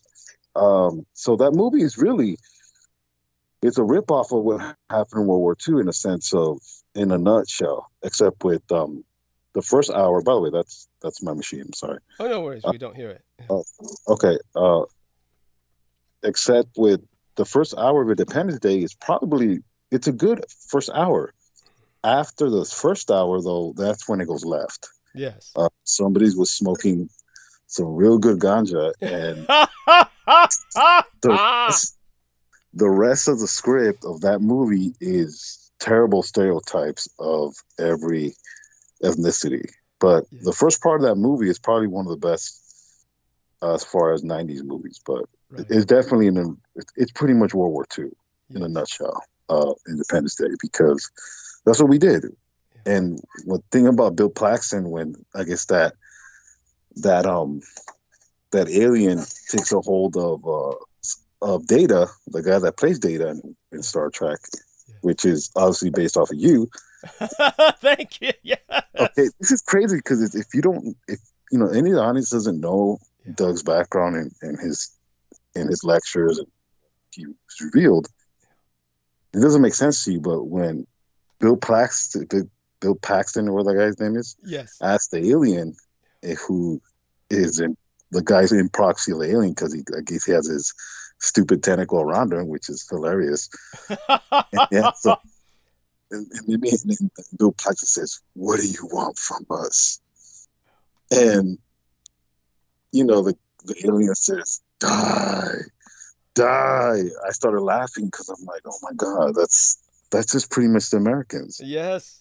Because Bill Paxton says, well, when he was sonically torturing me, I read his plan, and they go from planet to planet, sucking every resource. And in my head, I'm like, well, that's us, you idiot. They're supposed to be Americans. Why do they hate them if they're just like us? So, obviously it's make believe, but it's like, what are you talking about? That's what we do. Yes. But it's the inversion of the metaphor. Yes, go on. Yeah. Right. So it's like, somebody, it's a script that is, I mean, in my point of view now, I can't watch it because I start laughing. It's a comedy because it's not even believable. Because who the hell are we? Who are we? We're not the moral police. That's the thing about people I think don't understand is the United States is not the moral police. In fact, we're the aliens. We're the villains. Thank you. So yeah, it's. I mean, obviously it's Hollywood, but at the time, it's the mid '90s. So obviously people are going to buy into it. And believe it or not, there's certain people that think Independence Day is actually based on true reality. Americans are that stupid, believe it or not. Yes. Well, that this is the kind of stuff that you would get from Salman Sheikh with every video game he played. It's really based on reality. And he would say that for every movie that he watched. And so the Americans, of course, the whole thing was made to basically not just do what you've already described, which is invert reality and stand it on its head, Right. make the Americans, who are basically represented by the aliens, into the Americans on screen that are really better represented historically by the Japanese, who united Asia and were fighting with a good part of the world against the American Empire and the communists. Basically, what happened was that the crux of the film, the main turning point, takes place at Area 51, quote unquote, and Roswell. Basically, these are the aliens left over from Roswell. So that, instead of Japanese, you see these murderous aliens that even after years in suspension seem to have enough control of the situation where they can hijack the president's mind. And then, of course, instead they grab the hippie data in hippie form, and and then he's able to read their mind, and it's offensive. It is offensive. And what's most offensive in its own way? Well, it's not the most offensive, but it's collaterally offensive. What's collaterally offensive is how everyone starts the movie as somebody completely different and morphs into somebody else. The guy who used to play on Taxi, the TV series, is playing a Jewish taxi driver. He starts off, he's not riding a taxi, he's driving a taxi. Then somehow he is supposed to be some great eminence that is an important individual that is an intellectual consultant to the U.S. government. Bunker, can I imitate him, please? I want to do that. You in the 40s, you found the bunker. Yeah, and you do nothing. My David. It's terrible Jewish accent. It's awful. It's awful. And then the whole thing with the Dennis Goldblum, I believe, Jeff Goldstein or Goldblum, or I can't even remember. Mr. Fly. Just the Fly. Yes, just the Fly. Yes. Yes, and then they obviously they have the gay guy, the typical gay guy. I need to call my mother. Yes. Yes. Like that, it's slapstick. Like I told you, that's the second half of that movie. They were smoking some good stuff. Well, they had the then they had the money-making idea. We'll make the Jewish guy the brains, and the black guy's the brawn, of course. And of course, the black guy's wife, even though he's a fighter pilot, his wife is a stripper. And, yes, of course. Yes, of course, a black woman. She's got to be a stripper. What else would she be?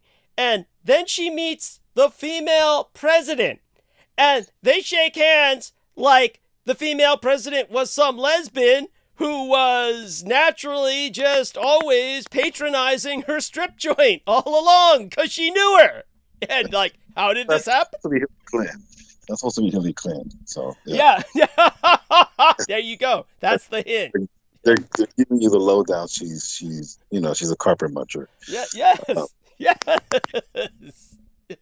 Don't ask me how I know that term. I know I'm a pastor's kid, but oh well, those hey, the pastor's kids know more about sex than anybody else. I mean, the Bible's full of that sexuality. My cosmetologist V was telling me about, I forgot who she was talking about, but she said some friend of hers had a Episcopalian bishop who was his father. His father was an Episcopalian bishop, and she said the two boys who were his sons, he would beat the living hell out of them every time they got his robes wrong.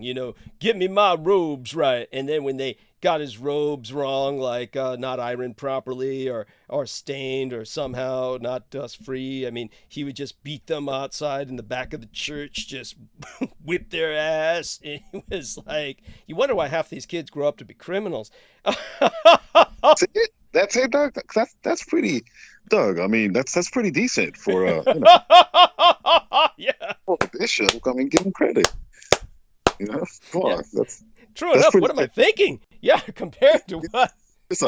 He's a harsh disciplinarian. What are you gonna do, right?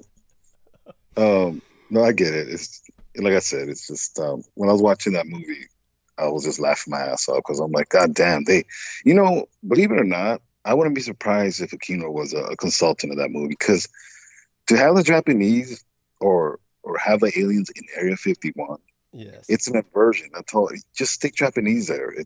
That's really all they need. Yes. So it just seems too close to a lot of what you say, and it's a lot. If any of the audience doesn't understand, it's read the Roswell Assumption, the Demystification, World War II, Peter Moon, and Douglas Dietrich, and you'll start kind of understanding why. If you ever watch that movie, it's hilarious because it's literally a ripoff, down to the biocidals that won them the war. That's the craziest thing about it.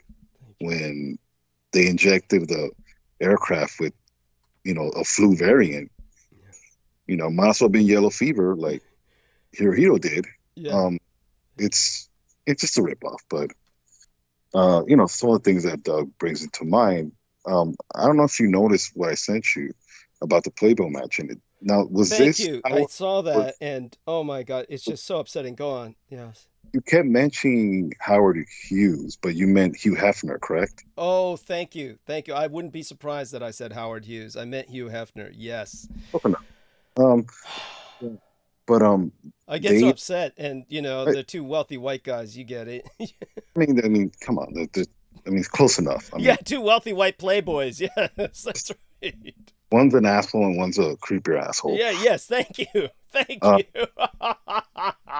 I mean, right. They might also be the same person, but interesting enough. Yeah, true enough. True. Right. I mean, God forbid, they're not called traffickers, right? They're playboys. Yes. Interestingly enough, those tunnels were closed in 1989. Okay. Which is interesting because of what's going on in Presidio at the time, which I wouldn't be surprised if Aquino gave him the word, like, you better shut that shit down because, the ball just dropped. It had to. That had to be what happened. It makes perfect sense. Yeah, go on. Because that was well before Hugh Hefner died. I can't believe I was saying Howard Hughes, but of course I know I did. I know Sammy's right that I did say that, but it gets me so upset. But then I was upset. That's why I said, go on. Keep in mind, you've had that kind of walled off your mind, so I'm not surprised. Thank you. It's just PTSD that you suffer from. But what I'm trying to tell you is, yes, they were shut down in 1989, which makes a lot of sense. It makes too much sense. This is why I sent you what I sent you. Like, goddamn, I hate you, Doug. You're right. You're right again. Thank you. God damn it! Like, I wish it wasn't. It's not. It's interesting enough. A lot of these tunnels led to other celebrities' homes. Warren Beatty to be one of them. Oh, that makes perfect sense. Yes, by all means, go on. Yeah. I forget others. In that article it tells you, but it was on Twitter. It just came out on 2015 and on Playboy's site, on Playboy Twitter. So this construction happened in the 70s.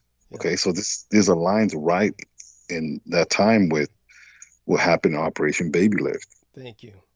So, unfortunately, when my curiosity is, I'm kind of like George Knight, except I'm not as obsessive compulsive. Yes, obsessive, but because if it's in my backyard, and I've heard stories about the Playboy Mansion where someone told me at least 3 people have died there, and this is just the ones that were reported.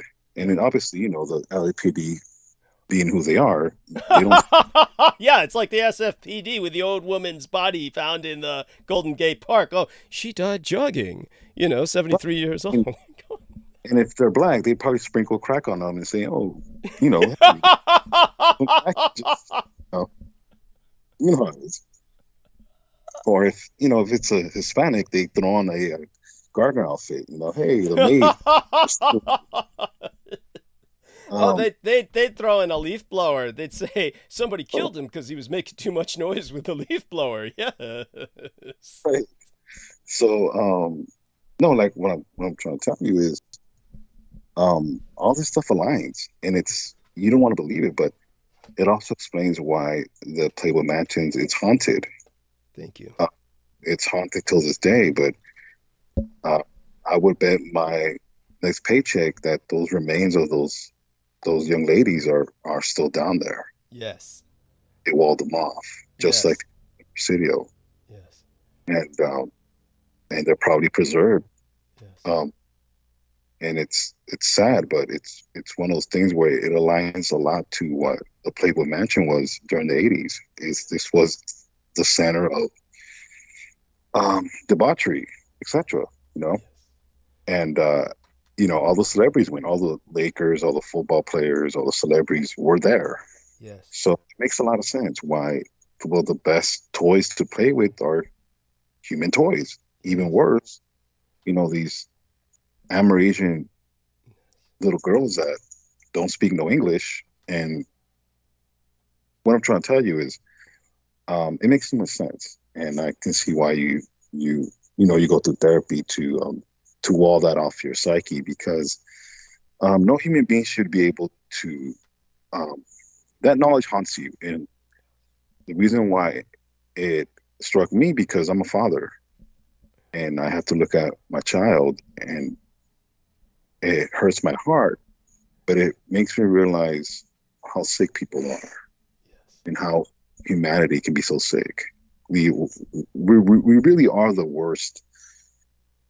We can be the worst creation, or really we are, in a sense of our evilness, our just, it's beyond evil, really, what I can say. But it's all there. It really much is all there. But that's really it. That's one of the things that I wanted to relate to you about. But obviously other stuff in private. But we get there. Definitely, thank you, and we'll get there soon. Maybe Tuesday. Hopefully, I'll try and call friends as well as take care of business on Tuesday. Once Eventide hits, after 5 p.m. Obviously, the business has to be done with, because they only work during bankers' hours. These various bureaucracies I'm dealing with, and aside from that. Definitely want to catch up with my friends for the new year, and with that as well, I think what else comes to my mind. So what brought that up, of course, was the Apocalypse Now Playboy scene, and as I said, the man in that scene was Bill Graham, the guy who was responsible for the music hall in San Francisco. And he actually appears in Apocalypse Now as himself in that scene. And they had some real Playboy bunnies who were also in that scene. And of course, I always, when I was young, of course, saw that film. I was blown away by the cowgirl. Of course, I checked her out later, and she did not age well. It's like somebody married her, and she decided, now I can spread out all over the place, and turned into a blimp. Poor dear. That was always sad to see that. And then there was as our man Sammy says, it's just when I think back on those things, because they are thanks to my psychiatrist, as opposed to my psychotherapist or my counselor, who no longer is available to me, and I try to actually do what I do with the counseling over the telephone now. That's the way it was throughout COVID. Maybe now I'll try and reestablish some kind of face-to-face counseling at some point in the near future. But the psychiatrist did such a good job with walling off certain memories that I'm not even using the right names when I bring up these issues. And that's for the best. As a matter of fact, I'm certain Sammy heard me relay the fact that he had heard me retelling that story about Operation Baby Lift at one point, and he was just falling asleep at the time. And of course, when I started talking about the bomb that was put on the plane that had hundreds of babies on it and so many women, how the plane was blown up, and it was literally raining these burning babies from the sky. And of course, because he was just falling asleep, Sammy had just like a vision of that, almost like dreamt it. And that's when he related that to Jameson Reese. That's when Jameson Reese was saying, "Nice," just exactly what you'd expect from that kind of individual. This is the Edomites that we're dealing with. Of course, they feed off this suffering, and that is ultimately the kind of people that we're dealing with, contending with. Now, I don't know if I ever showed you the pictures of August Derleth that I showed them to Brandon Zoget just the other day, and that was the first time he ever saw them, was the pictures of August Derleth that I had sent to Peter Moon. I should have attached them to that essay that I had written on H.P. Lovecraft and the theft of his copyrights by these people who ran what was called Arkham House. When I talked about the hundreds of millions of dollars that was ultimately made off the exploitation of H.P. Lovecraft, and Peter Moon was saying, gosh, I don't think it could be that much. Just think about DC Comics. And of course, Batman and all of his supervillains are confined to Arkham Asylum. When they originally started those cartoon animated versions of The Dark Knight, we're talking about back in the early 80s, and Arkham House was still operational, run by the daughter of August Derleth. And so she was getting some kickback for that because Arkham Asylum is still used by DC Comics. So we're talking big money by the time we got to the video games and the comic scene and all the rest of this, when they began exploiting that whole subject. So I don't know if you had a chance to read that essay that I had written about that copyright theft. Did you get a chance to see that? No, I didn't get a chance to. Okay, no worries. I mean, it's not exactly the most uplifting subject. I mean, I do know the background of when you talked about, him being a descendant of, this Middle Eastern Yes. lineage, obviously with the interview with Christine Joanna Hart. And it makes a lot of sense in the sense of your ability to break down the Jewish diaspora in the sense of race. How I wasn't taught this in Sunday school. They don't teach you this in Sunday school, as far as Adolf Hitler's influence in the creation of Israel, the Havar Agreement, and so on and so forth. So all this information does not relate to you because it's not supposed to. And it's just it's intriguing. It's very intriguing, and it makes a lot of sense. But anyways, but yeah. Thank you so much. And how about, so how's work going? Certainly Brooke was just awed by those horses, those white horses that were shipped the other day. Any other excitement like that recently? Well, not necessarily. It's just the only thing about it is Cathay Pacific is hurting a lot. That airline is hurting a lot, and one of the reasons why, because we have a competitor now with them, and their manager is Taiwanese of all things, and he's pretty much taken all their clientele, and it's one of those things where it's in the same facility, so it's a little awkward. And I talked to him like, "Hey, well, what's going on?" And he's like, "Well, I want to stick it at Cathay Pacific. I want to stick it to them." And I really couldn't talk to him, but yeah, I wouldn't be surprised if it has to do with what went on with the communists. Yes. He's straight to business, but what I do know about him is he doesn't like Cathay Pacific, and I don't know if it's.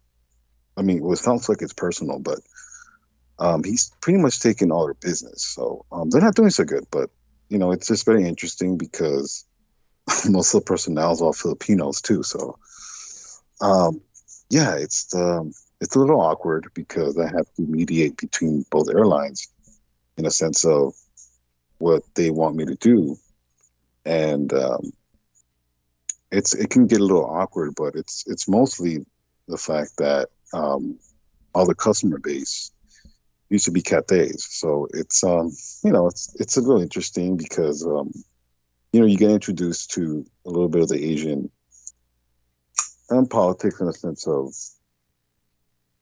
he doesn't like Filipinos. I'll put it to you that way. By the way, just so people understand, that makes perfect sense. That's culturally, you're gonna have this kind of East Asian superiority complex towards the Philippines Islanders, and it's very sad, but it's the cultures are very different, and they have different. It's kind of like what I was talking about, where when I was on with Christine Joanna Hart, and I was talking about the Northerners having this white Anglo-Saxon Protestant work ethic, this puritanical Anglo-Dutch background, and they just look down on the Southern people as these Celtic ne'er-do-wells. That's kind of the attitude you would have with East Asians towards Filipinos, and in many ways, of course, this is completely unfair, but this is like these cultural differences that so go on, yeah, by all means. I mean, other than that, it's just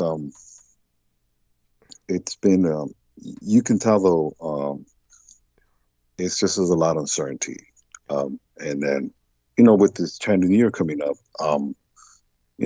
Cathay pretty much shuts down.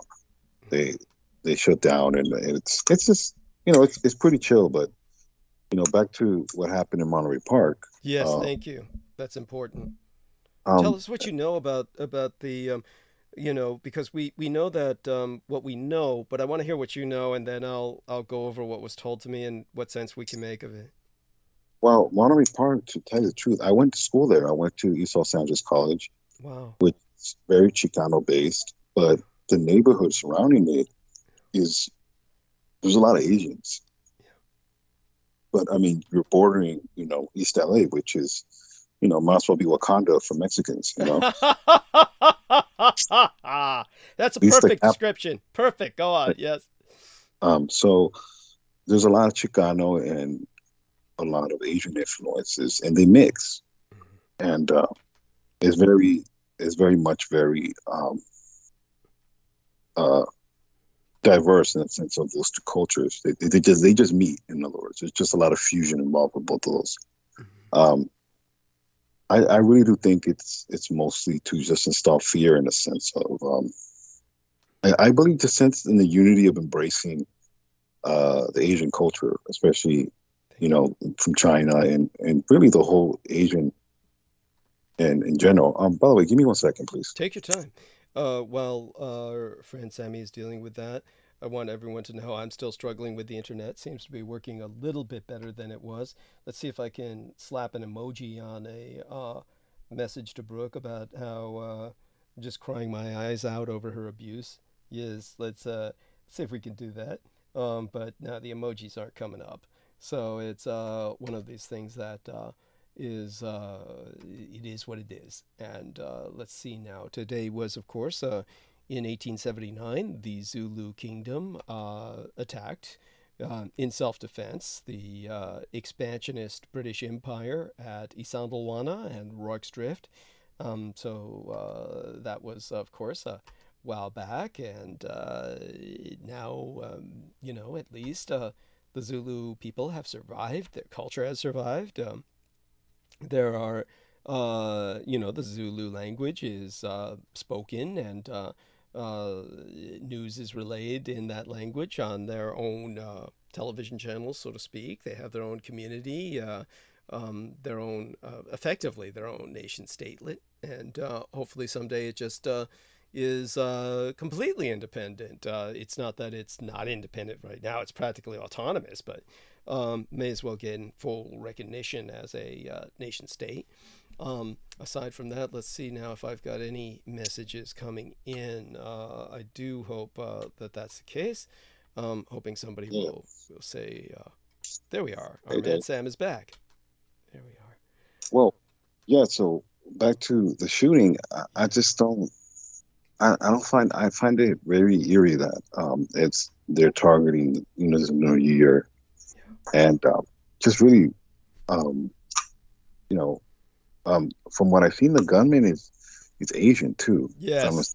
Just an MK Ultra 70-year-old man that got mind washed into killing his own. Obviously, this is with occult precision. He killed 5 men and 5 women, kind of like a mass marriage ritual almost, out of a dance hall, in a community of 60,000 people. And then went and killed himself so he could never be questioned, of course. That's so convenient. I mean, right. That's the programming kicking in. So it's obviously was meant to basically be a strike against Asians while deflecting any blame from the community that persecutes them. It deflects blame from the state, which persecutes them. This would be more of a state operation, in my opinion, at the Aquino level of deep state, so that people understand. People might say, oh, God, there's sometimes when Douglas sounds just like one of these alternative media people. But, honestly, what are you going to conclude? These things are so convenient. They're so on cue. They don't make sense out of that. Because what kind of Asian would do this? This is not something Asians historically do. No. Yeah. I mean, 1 second, please. Sure.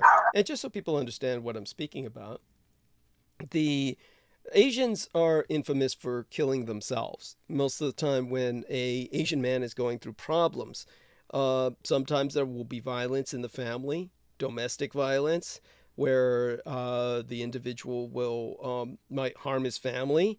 There are cases of psychotics, people having psychotic breaks, but then usually, of course, they kill themselves. But the idea of mass shootings, that's never been an Asian trip, so to speak. Now, of course, you had things change when you had, say, for instance, things like the Aum Shinrikyo attack.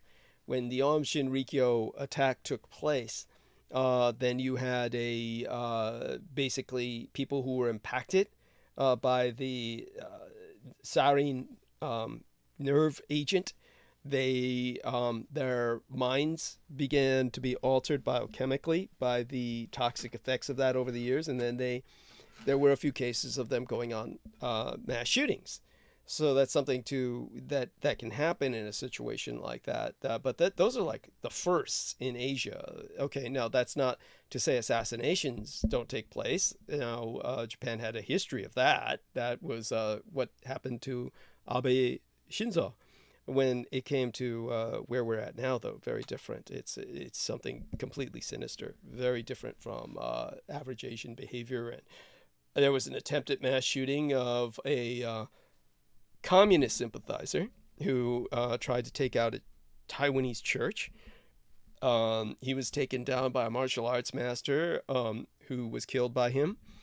All of this is just profoundly tragic, and therefore it's something to relate. Now, let me see, 2 out of 12 in the call. So what I'll do is just once again go through the motions.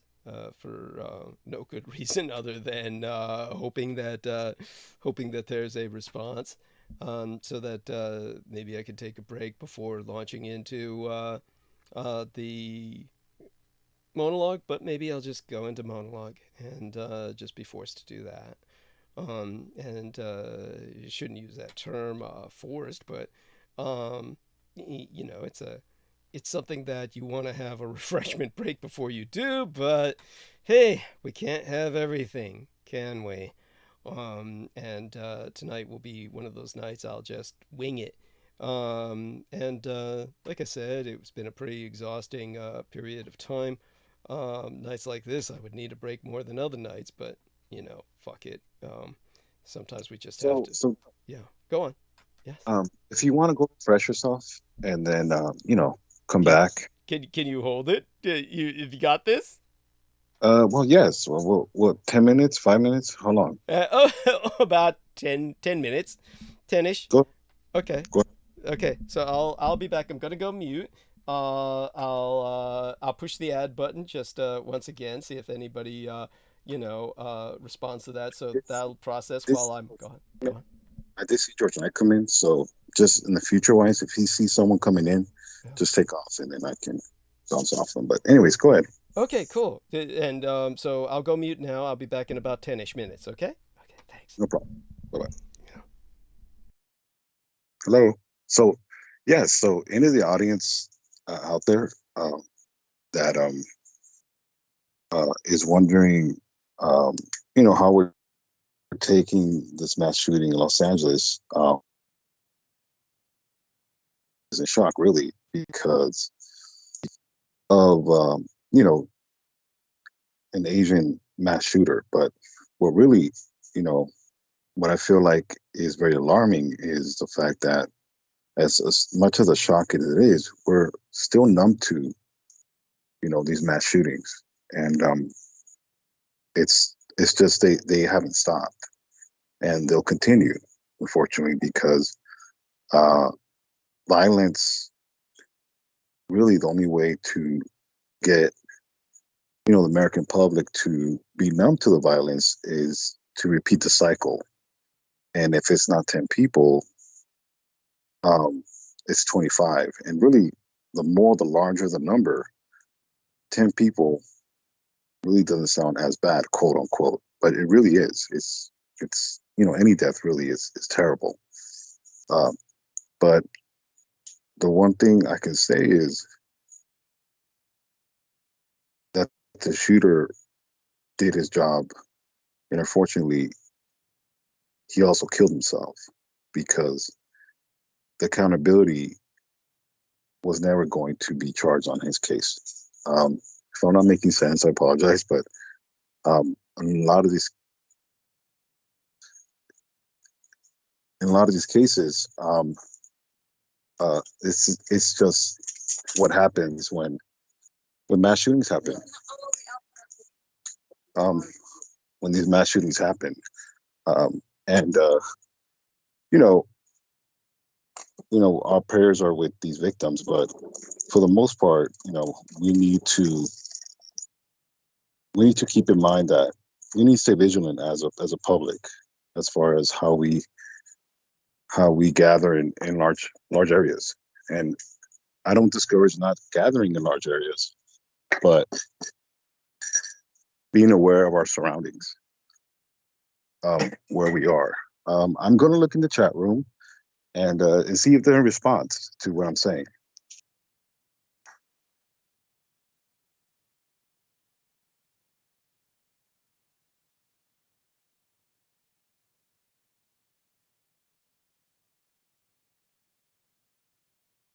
So I'm not really seeing any response, but that's okay.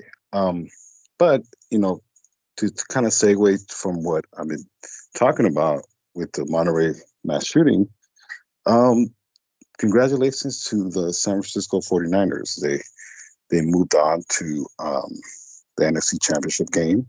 That is Doug's hometown football team. Not that he's a big sports fan, but it's just a change of subject. And really, what I was telling Doug the other day about professional football is I did not know that it's labeled under sports entertainment. If anybody is wondering what is sports entertainment, well, it's pretty much entertainment, quote unquote. It's not necessarily a sport in the sense of fair competition, meaning football or the National Football League is controlled or quote unquote scripted. So the only thing interesting about that is if the NFL is sports entertainment, then really there shouldn't be a betting line when it comes to the NFL, which is a nonprofit organization, and it just doesn't make sense. But it's part of the mafia that this big organization like the NFL has, and it is what it is. But there's a lot of things that I've learned in this world that don't make sense, and they just are what they are. Which it's just part of life. But really, all sports, the NBA, Major League Baseball, the National Hockey League, these are all considered sports entertainment. So in a lot of cases, it's a waste of time to really root for these sports. It's entertainment, but in a sense, they shouldn't be taken seriously as far as fair competition. It's just not. They're not designed for big market teams to win. And for a reason. It's just, they're just not promoted that way. And it's given me a better insight into not being emotionally attached to sports, because it's not what it's supposed to be, as in quote unquote fair competition. There's an agenda as far as a big market team to win and to really ramp up the profits of all these big market teams and really the G League in general. But it also goes into the question of how can a big organization like the National Football League be considered nonprofit when they make so much money? Maybe someone in the audience can explain that to me. But it's just one of those paradox to me that it blows my mind how, it's not really what something is. It's really the people behind it that have the control and the connections to really orchestrate, pretty much mass robbery, which, the National Football League's players, their contracts are not guaranteed. The only thing guaranteed is their signing bonus or their guaranteed money for X amount of years, which is just terrible. As much as I love football, I don't think the sport really has a future past, I would say maybe 20, 30 years max, because it's just the severity of damage to these players psychologically with CTE and concussions is going to cripple the sport. And I think what's happening is the National Football League is just trying to get as much money out of the sport as possible before the ball drops, in the sense of the sport being labeled too dangerous, or where it's watered down to the point where it's no longer what the sport used to be. And it's already getting there. It's the sport entertainment aspect is there already. It's not the gladiator sport like it used to be. And to a certain extent, this sport should probably never have lasted as long as it did. It's just, this monster was created and people are hooked and people invest in this sport to the point where it's a family tradition. For example, my team, follows the 49ers or the Cowboys. People have integrated their family lineages to these teams, and it's sad because it's not even a real sport. It's sports entertainment. And it just tells you the mind frame of the American people. And really what this country promotes is they want you to be entertained rather than be educated. What I mean by educated also is free thinking. They want to program you to spend your Sunday afternoons watching orchestrated gladiator sport that is already controlled. And it's sad because the American public is addicted to these type of sports. But yes, I'm going to read any questions from the chat box and see if there's any rebuttal.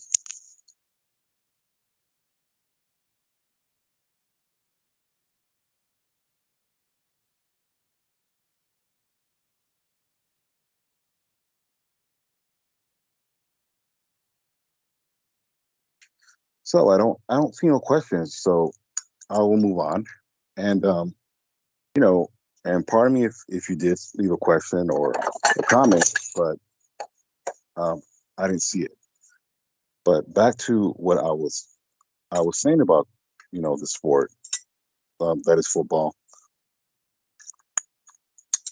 It's not going to last the test of time because of the brutality, and this is something we have to look into. Furthermore, with protecting players from getting injured, which is, this is a very controversial subject because this is what the NFL doesn't want, and eventually, I think the ball's going to drop. So, pardon me if I'm repeating myself. I was multitasking, so this is kind of hard without having someone next to you. But it's good practice. Okay, I'm back, and oh my God! So hopefully Scorpio Baby didn't cause too much trouble while I was gone. That's so how did it all turn out? Gotta check live Sorry, stream.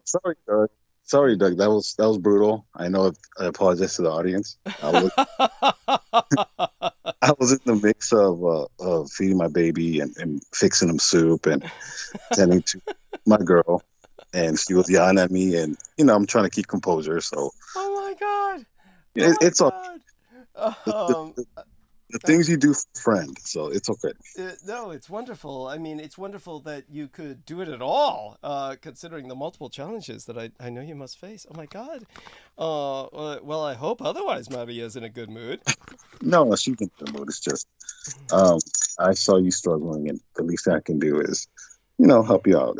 It's just one of those things where it's hard not having someone, and I completely understand. It's like talking to the wall.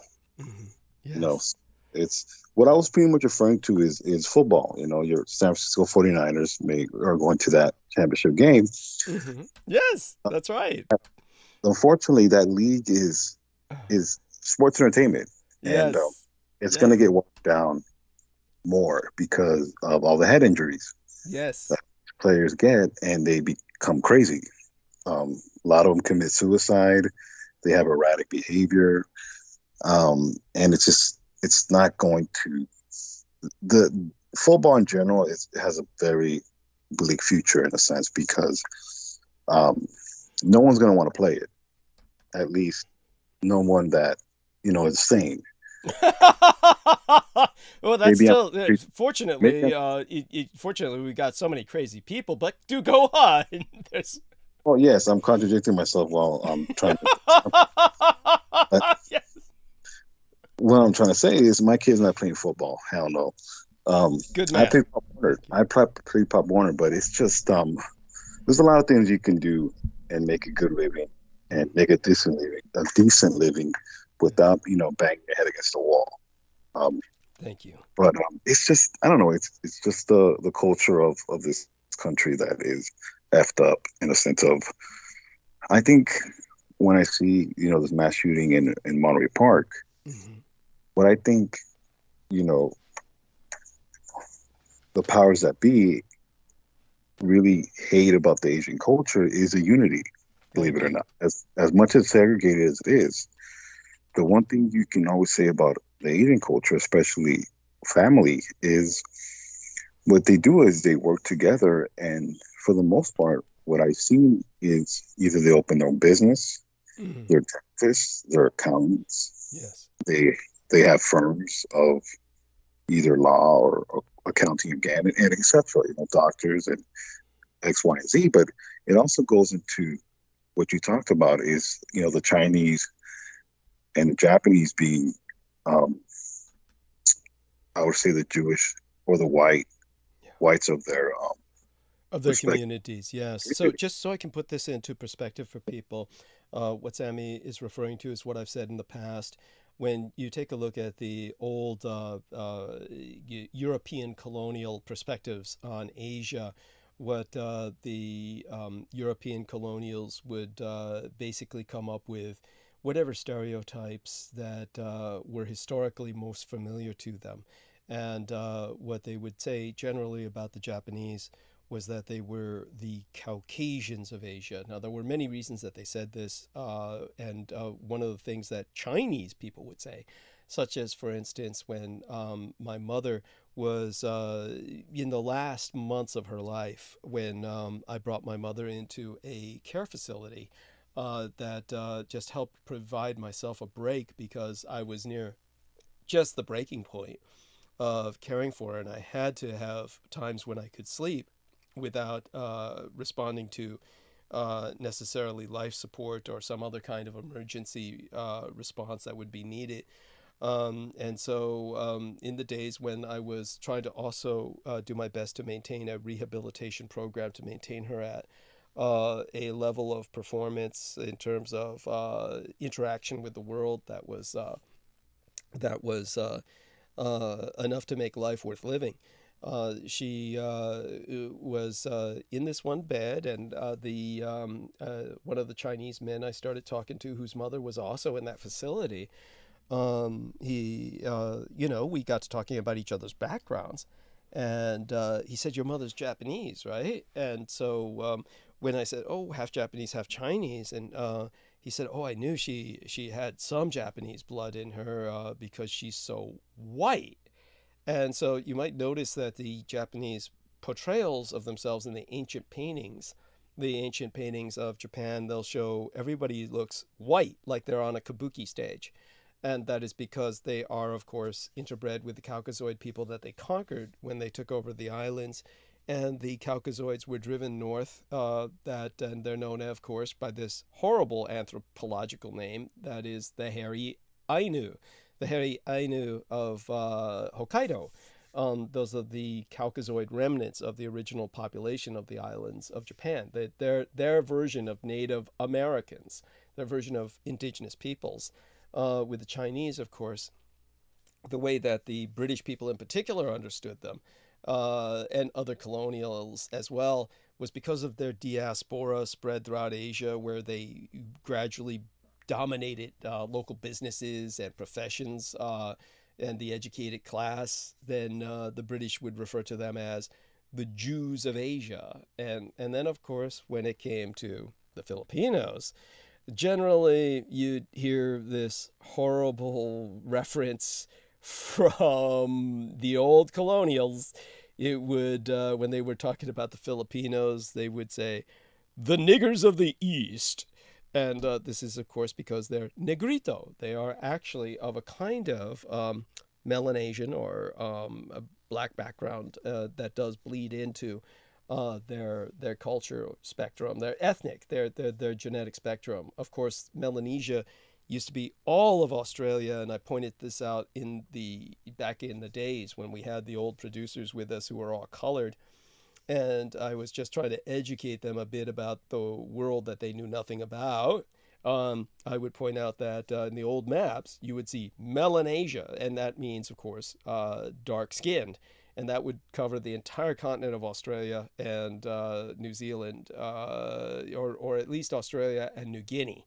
So the New Zealand was definitely more Polynesian, but the Melanesian meant they were black, meant they were truly black. And so that was the islands. You've got the Torres Islands off of Australia that are black. And of course, those Torres Islands are, up north, further north, you have the Philippines ultimately. So that kind of Melanesian streak or strain continues up north. So this was like how the Europeans viewed Asia, but it's not that it is a unwarranted stereotype. It's a stereotype that has, like all stereotypes, reason for its existence, all the stereotypes that the Europeans were operating with. So when it comes to these cultures and their unity, this has been something that many Americans have found disconcerting. And of course, California has seen constant attempts to wipe out the Chinese in the past. It's in our Constitution and wasn't removed from our Constitution until comparatively recently. We're talking about maybe the 1980s or 90s before it was finally removed from the California Constitution, that it is that it's a legal requisite to purge the Chinese communities in particular.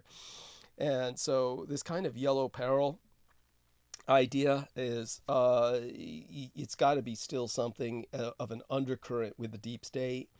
And it's something that what better time to attack than on an Asian Lunar New Year? This is the kind of attack that you would expect, and use one of their own to deflect all blame, so it looks like they're self-destructive.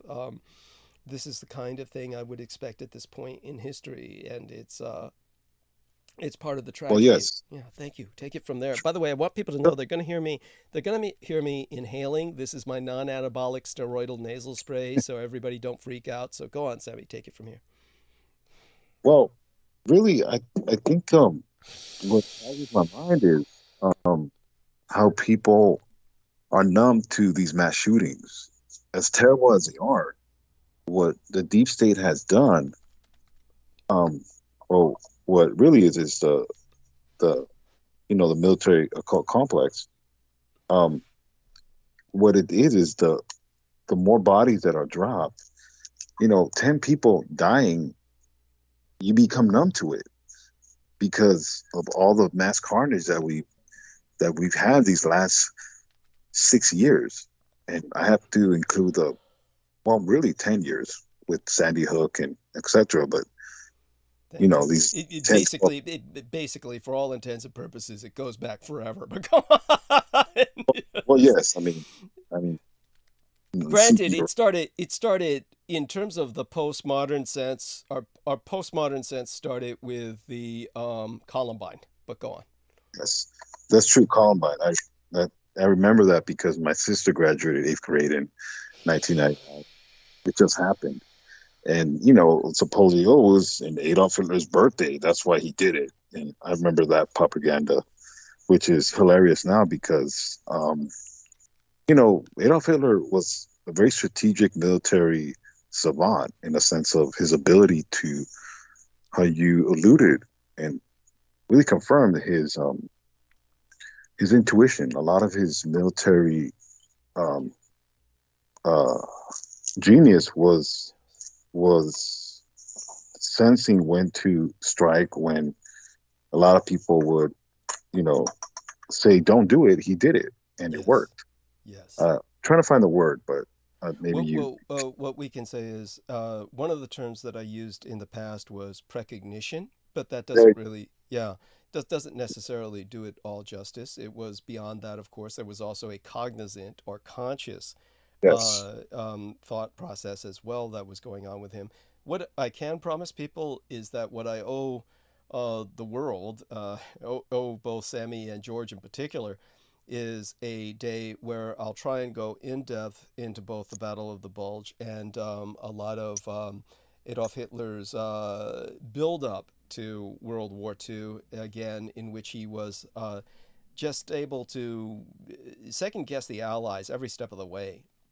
Right. Yeah, and so this is one of those things that is important, and this is what Sammy is alluding to. So, of course, this is kind of like what gets degraded when you have an incident like Columbine, and two alienated teens go on a rampage, and the fact that they did do this on Adolf Hitler's birthday. Just understand also that, as I brought up before, when you understand the full pattern of Patriots' Day, which is April 19th, as opposed to April 20th, and that was the shots heard around the world that started the American Revolution, and then as well the Waco bombing, the the burning down of the it was the burning down of Waco, and there was the Oklahoma City bombing in response to Waco. It was the Ruby Ridge incident. I mean, these were all April 19th.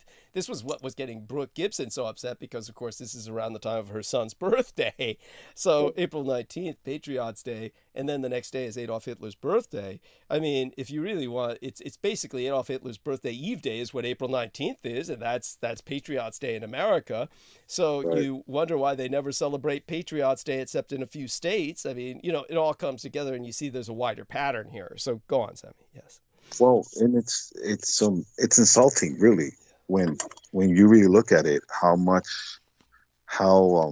they really took a dump on Adolf Hitler in a sense of marginalizing him Yes. Thank you. and trying to make him as a bigot when he was not a bigot. Thank you. That's one thing I was explaining to my friend Mariah, which you met, or you talked a little bit, how he was Adolf Hitler was preserving, Europe as a culture and just as a place by the final solution, which was a terrible thing, where I'm not denying that it wasn't. But how you said in context, and context is very key to history. It had to be done. But the thing about the Third Reich was they documented everything they did because they were not ashamed of it. There was a purpose to it, as terrible as it is. It really preserved Europe to what we see now, what happened with the Marshall Plan and the Warsaw Pact. I could be wrong about the Warsaw Pact, but at least the Marshall. One way to explain it so that Westerners can understand it better was that the SS, which was, of course, a multinational army, was not just the racial vanguard for Adolf Hitler's concept of a more racially homogenous Europe, one in which, of course, they had the Lebensborn program, in which they were trying to basically establish a European ethnic identity that would be more homogenous, and as well as that simply populous, because a population base is extraordinarily important for any culture. And the problem is, of course, we're suffering now a population crash worldwide. This is what people don't understand. There's no worry about overpopulation in much of the world. We actually are experiencing a population decline in many areas. The population explosion may be going on in some very poor areas, but these people have much shorter lifespans. And all in all, the situation is very different from what people are promoting in many ways. But the one thing that I was going to say about the SS, again, so that I didn't emphasize with Christine, because there's only so many things that come to mind when somebody's describing such complex organizations or events. The SS was also multinational. So because it was maintaining these ethnically coherent units that were volunteers from all over the world, you had basically the organizational framework on which NATO was ultimately based. So right now, the whole security framework of Europe is NATO, and this is something that all the nations have been trying to voluntarily join. All of that is modeled on the original SS platform. That's the template which was used for NATO today. And what is, of course, the enemy, as it always was in the East, what the Germans were originally defending against in terms of first Bolshevism and now Russia under Putinism. So that puts that into context. Thank you. Yeah. Well, and the interesting about it is the United States, through the Crimson War Plan or the Rainbow War Plan, I remember you referenced that. It's not like we liked the British or we liked the Soviets. It's, to me at least, it's more of who we hated the most, and that is the fatherland, which is Germany.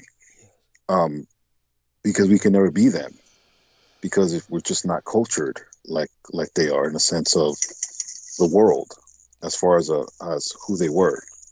Thank you. And I have to look at it in this. The one thing I do appreciate about you is you break down, quote unquote, the different worlds of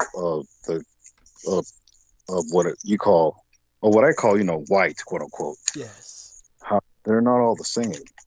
To compare Brooke Gibson, and no defense to Brooke, I love her. She's my, my Southern, slightly racist, Yes. Privileged white no, girl. Yeah, privileged white. person from the South. To compare it to George Knight is hilarious because they might as well be from different planets because they're just not the same. So this is what I appreciate from you is you break that down as an ethnos with each section. 1 second, please. Sure, take your time.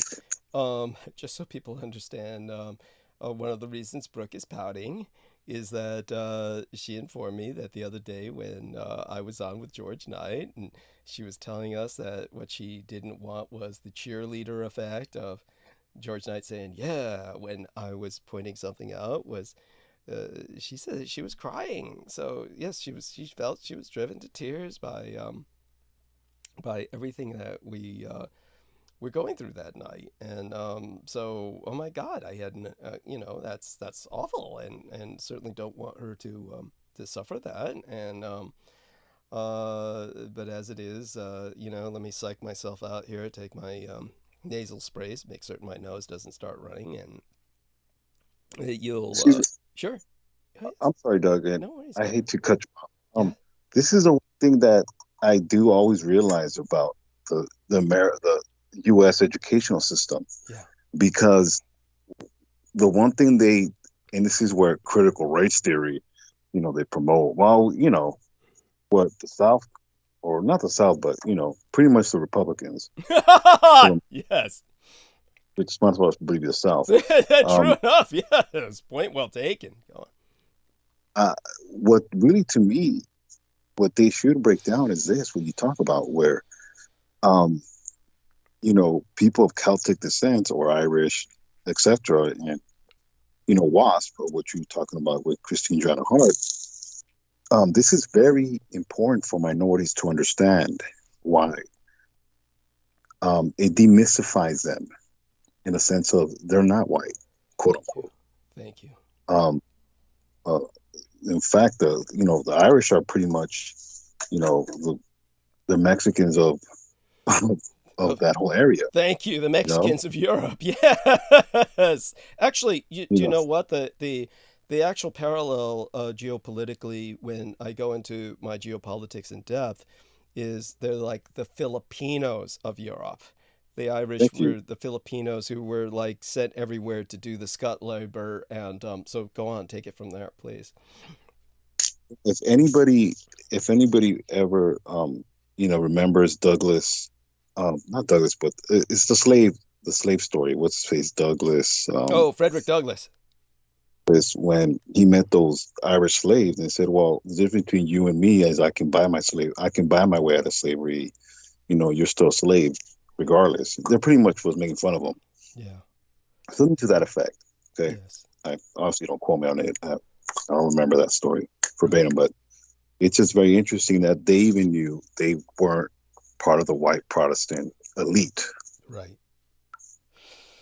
And it's one of those things where it kind of demystifies them in the sense of, this is what they don't want you to know, in a sense of, well, I'm white and you're not. Well, no, you're not. And you never were. George Washington would hang you too, because he just wouldn't care about you. Thank you. The same as any Native American. And he probably would despise you even more because, unfortunately, it's just how it is. But yeah, I just thought that was a very interesting thing that you were talking about with her, especially because she's English. Yes. Or whatever she is. Yeah. Definitely English. Yes. It's even though she was, her son is half Irish, because she did take down the head of the IRA by sleeping with him, and the product of that operation is her son. It's one of the reasons why the IRA, the Irish Republican Army, doesn't kill her, is because they figure she's raising the boy. So it's, oh God, that's such a sad situation. and she's been targeted by the Murdoch group, and maybe one of these days I'll speak to her more about that publicly. But the Murdoch group is, of course, the ultra Dude, conservative. Yeah, go on. I'm sorry, and I hate no disrespect to Mhm. Christine Joanna Hart, Mhm. but to me it sounds like a Barrio story to Yeah, tell you the truth. yeah, She hooked up a gangster, you know, yeah, and she had a illegitimate kid, and now he's in prison, yeah. you know, and it's just it's no different. It's just what I'm trying to say is because a lot of minorities what minorities get stuck on, and it's not really minorities, it's just the mentality. Okay, um, what America does is they impose stereotypes on you, and excuse me, and a lot of minorities get entrapped in these where um, they don't they don't understand that they get indoctrinated and boxed into type of these views on you, and you can never escape because you're just indoctrinated. Um, one second. Yes. Understood. And this indoctrination is pervasive. And what happens is it impacts people all of their lives, even if they're not experiencing that all of Right. their lives. It stays with you, it scars you. Well, absolutely. And what I'm trying to tell you is I'm trying to point out that what the United States does is when it happens in other um, enclaves of ethnicities, they don't name it exactly what, for example, a black or a Mexican or Asian. They call it something else. Okay. Even even criminals, if they're a non-minority criminal, they don't get treated the same. And it's frustrating to me. And I've had to learn. It's not really frustrating. Is you learn how to cope with it in a sense of I know you have to know your struggles, whatever you are, especially if you're a person of color. When it comes to being in this society, quote unquote, this anti-culture, this is one of the things where if you're not educated in a sense of your opposition, and what I mean by that is the system, how you broke down the WASP, the white um, Anglo Protestant elite. You don't understand that even in their ranks, there's elitism, and it's true.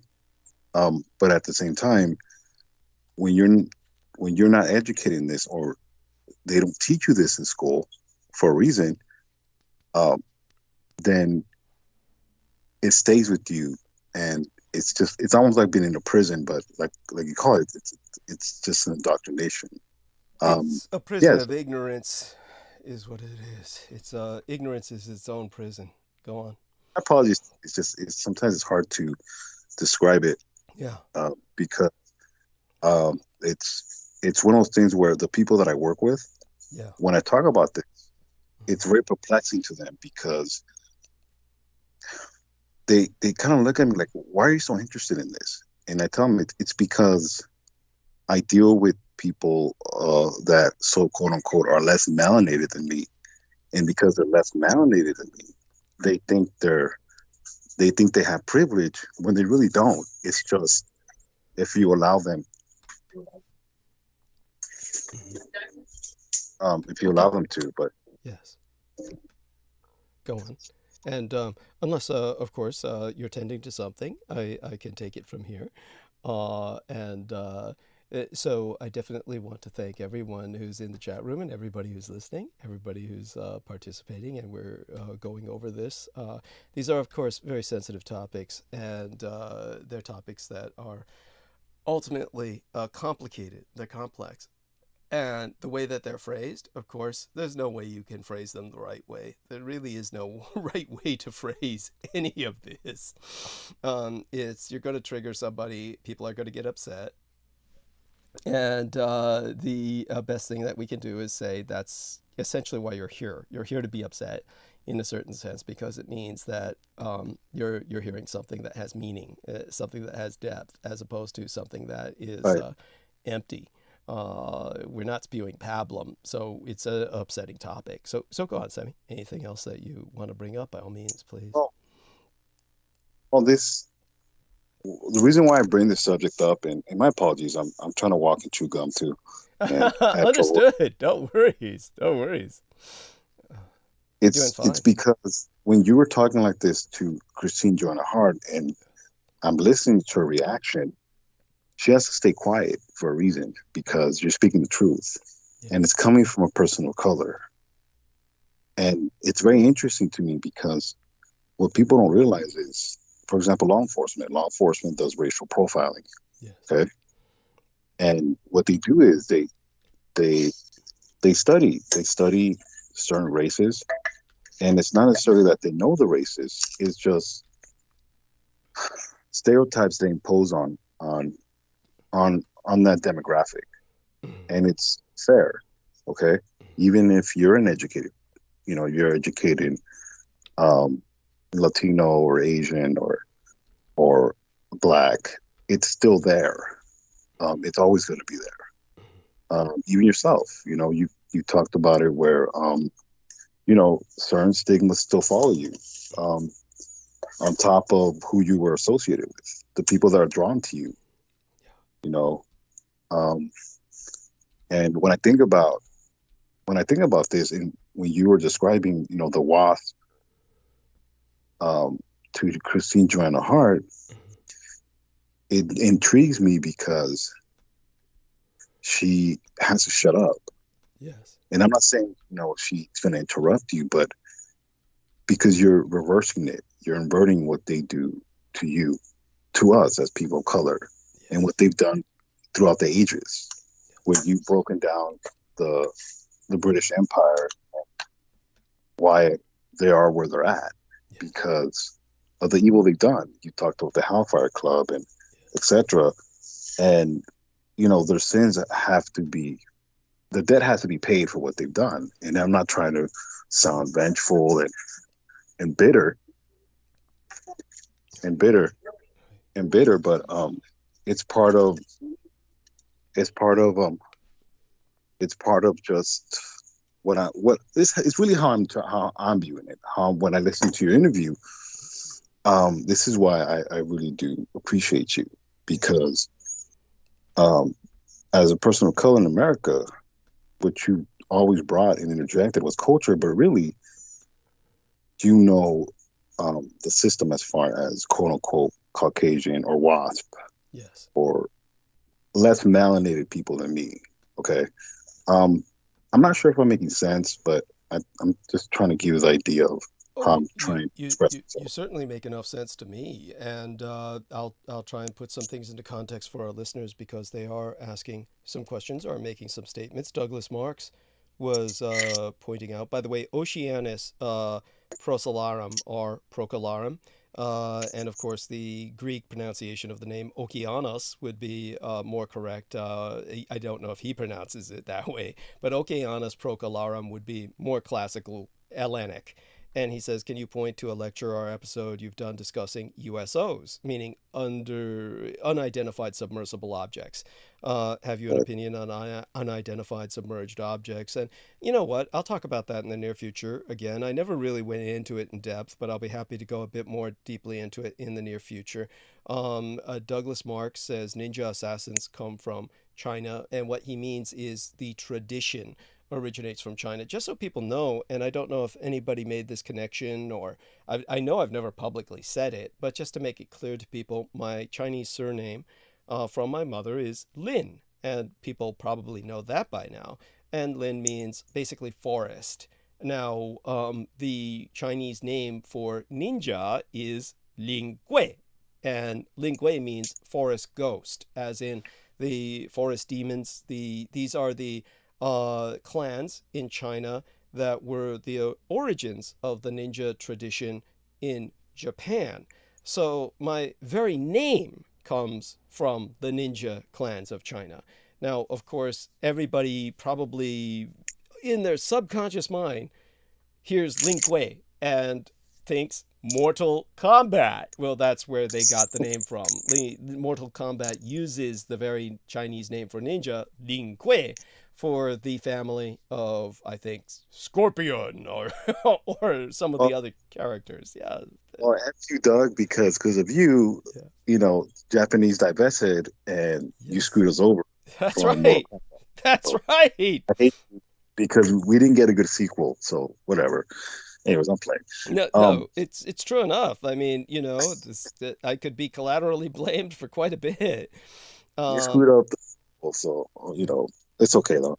By the way, that's another thing too. I have to thank you for, because of you. Now, when I go to the beach, I can't stop thinking about the old ones.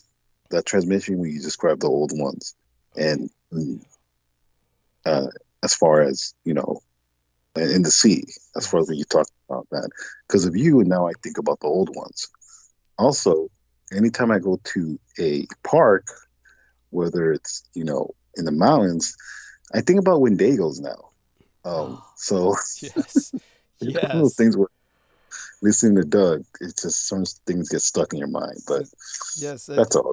well, it's like even Brooke, bless her heart, said, you know, there are certain places. Why do people go there? Like when she was talking about the guy who went way out in the woods and got mauled by a bear, and and she's like saying, why do people go to these places, so far out into the woods where this can happen to them? And it's a legitimate question. Now, of course, our friend Sammy's not doing that. He's actually in national parks, but they can be bad enough. I mean, believe me. I'm in South Central. That's pretty bad already. So I mean, it's kind of like a park, but except you get a crack it every now and then. And, it's okay though.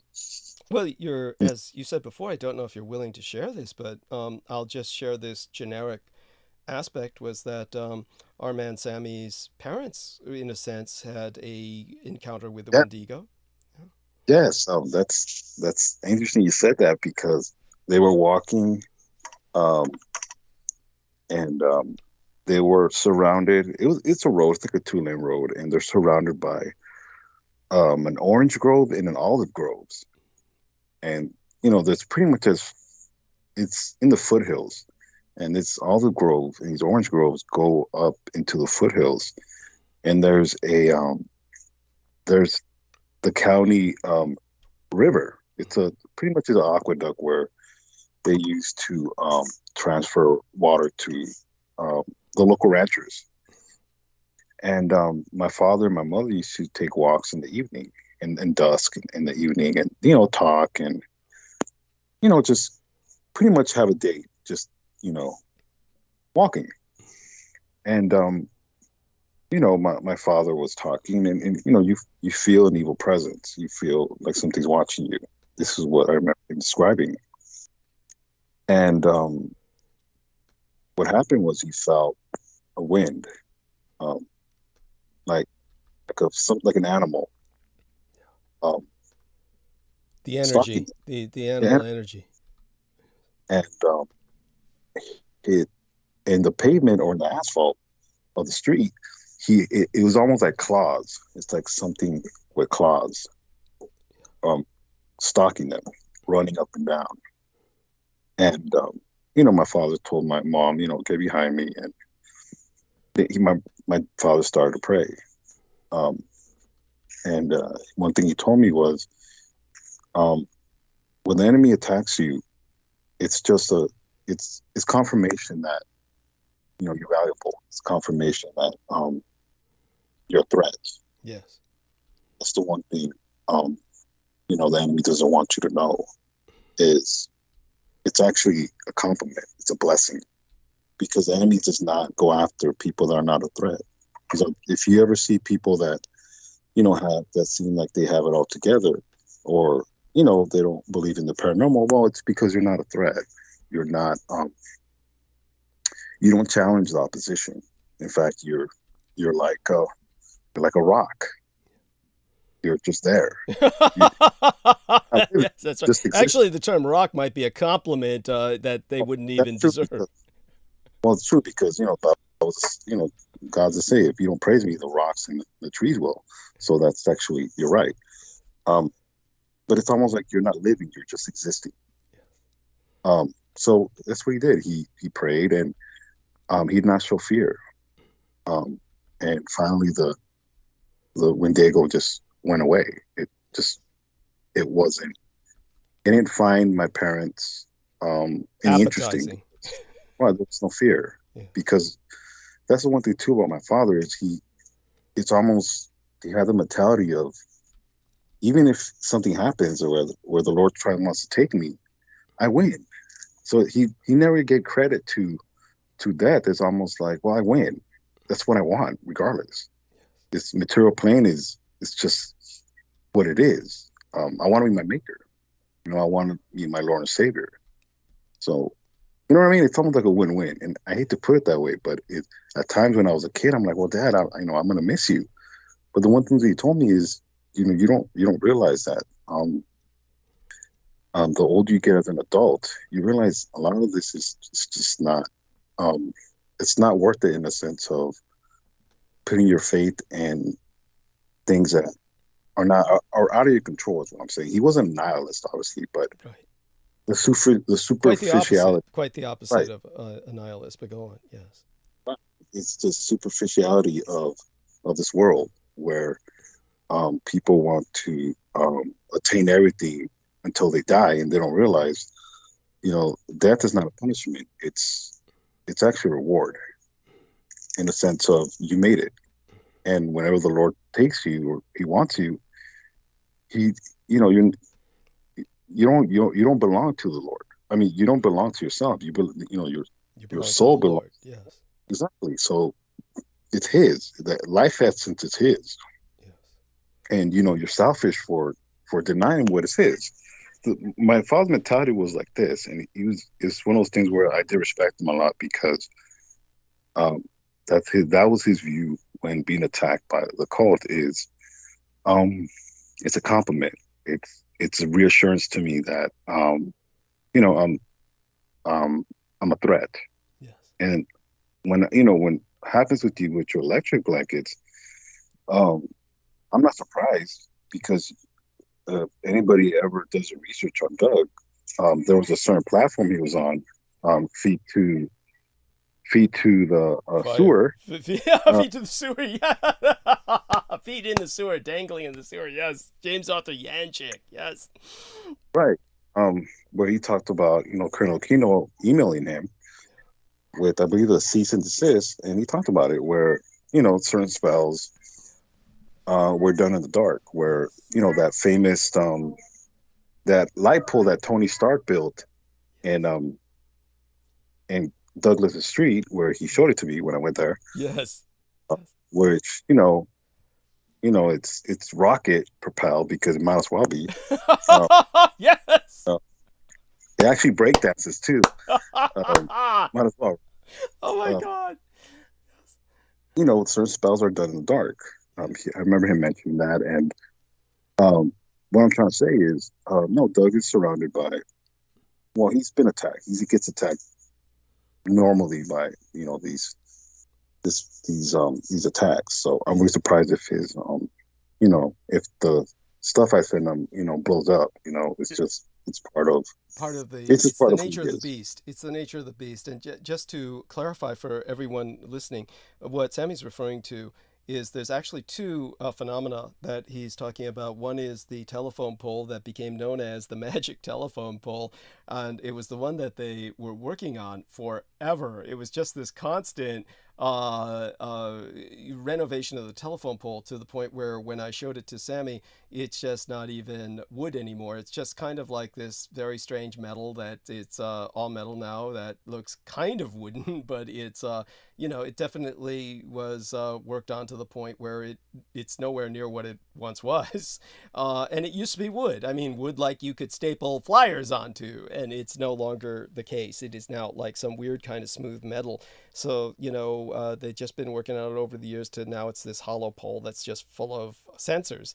And as for the other thing that happened for the longest while there, to the point where everyone in the neighborhood became deeply concerned and they were passing out pamphlets about it, our light pole was out. There was a light pole just right across from my home that provided light, which is legally required in the city and county of San Francisco.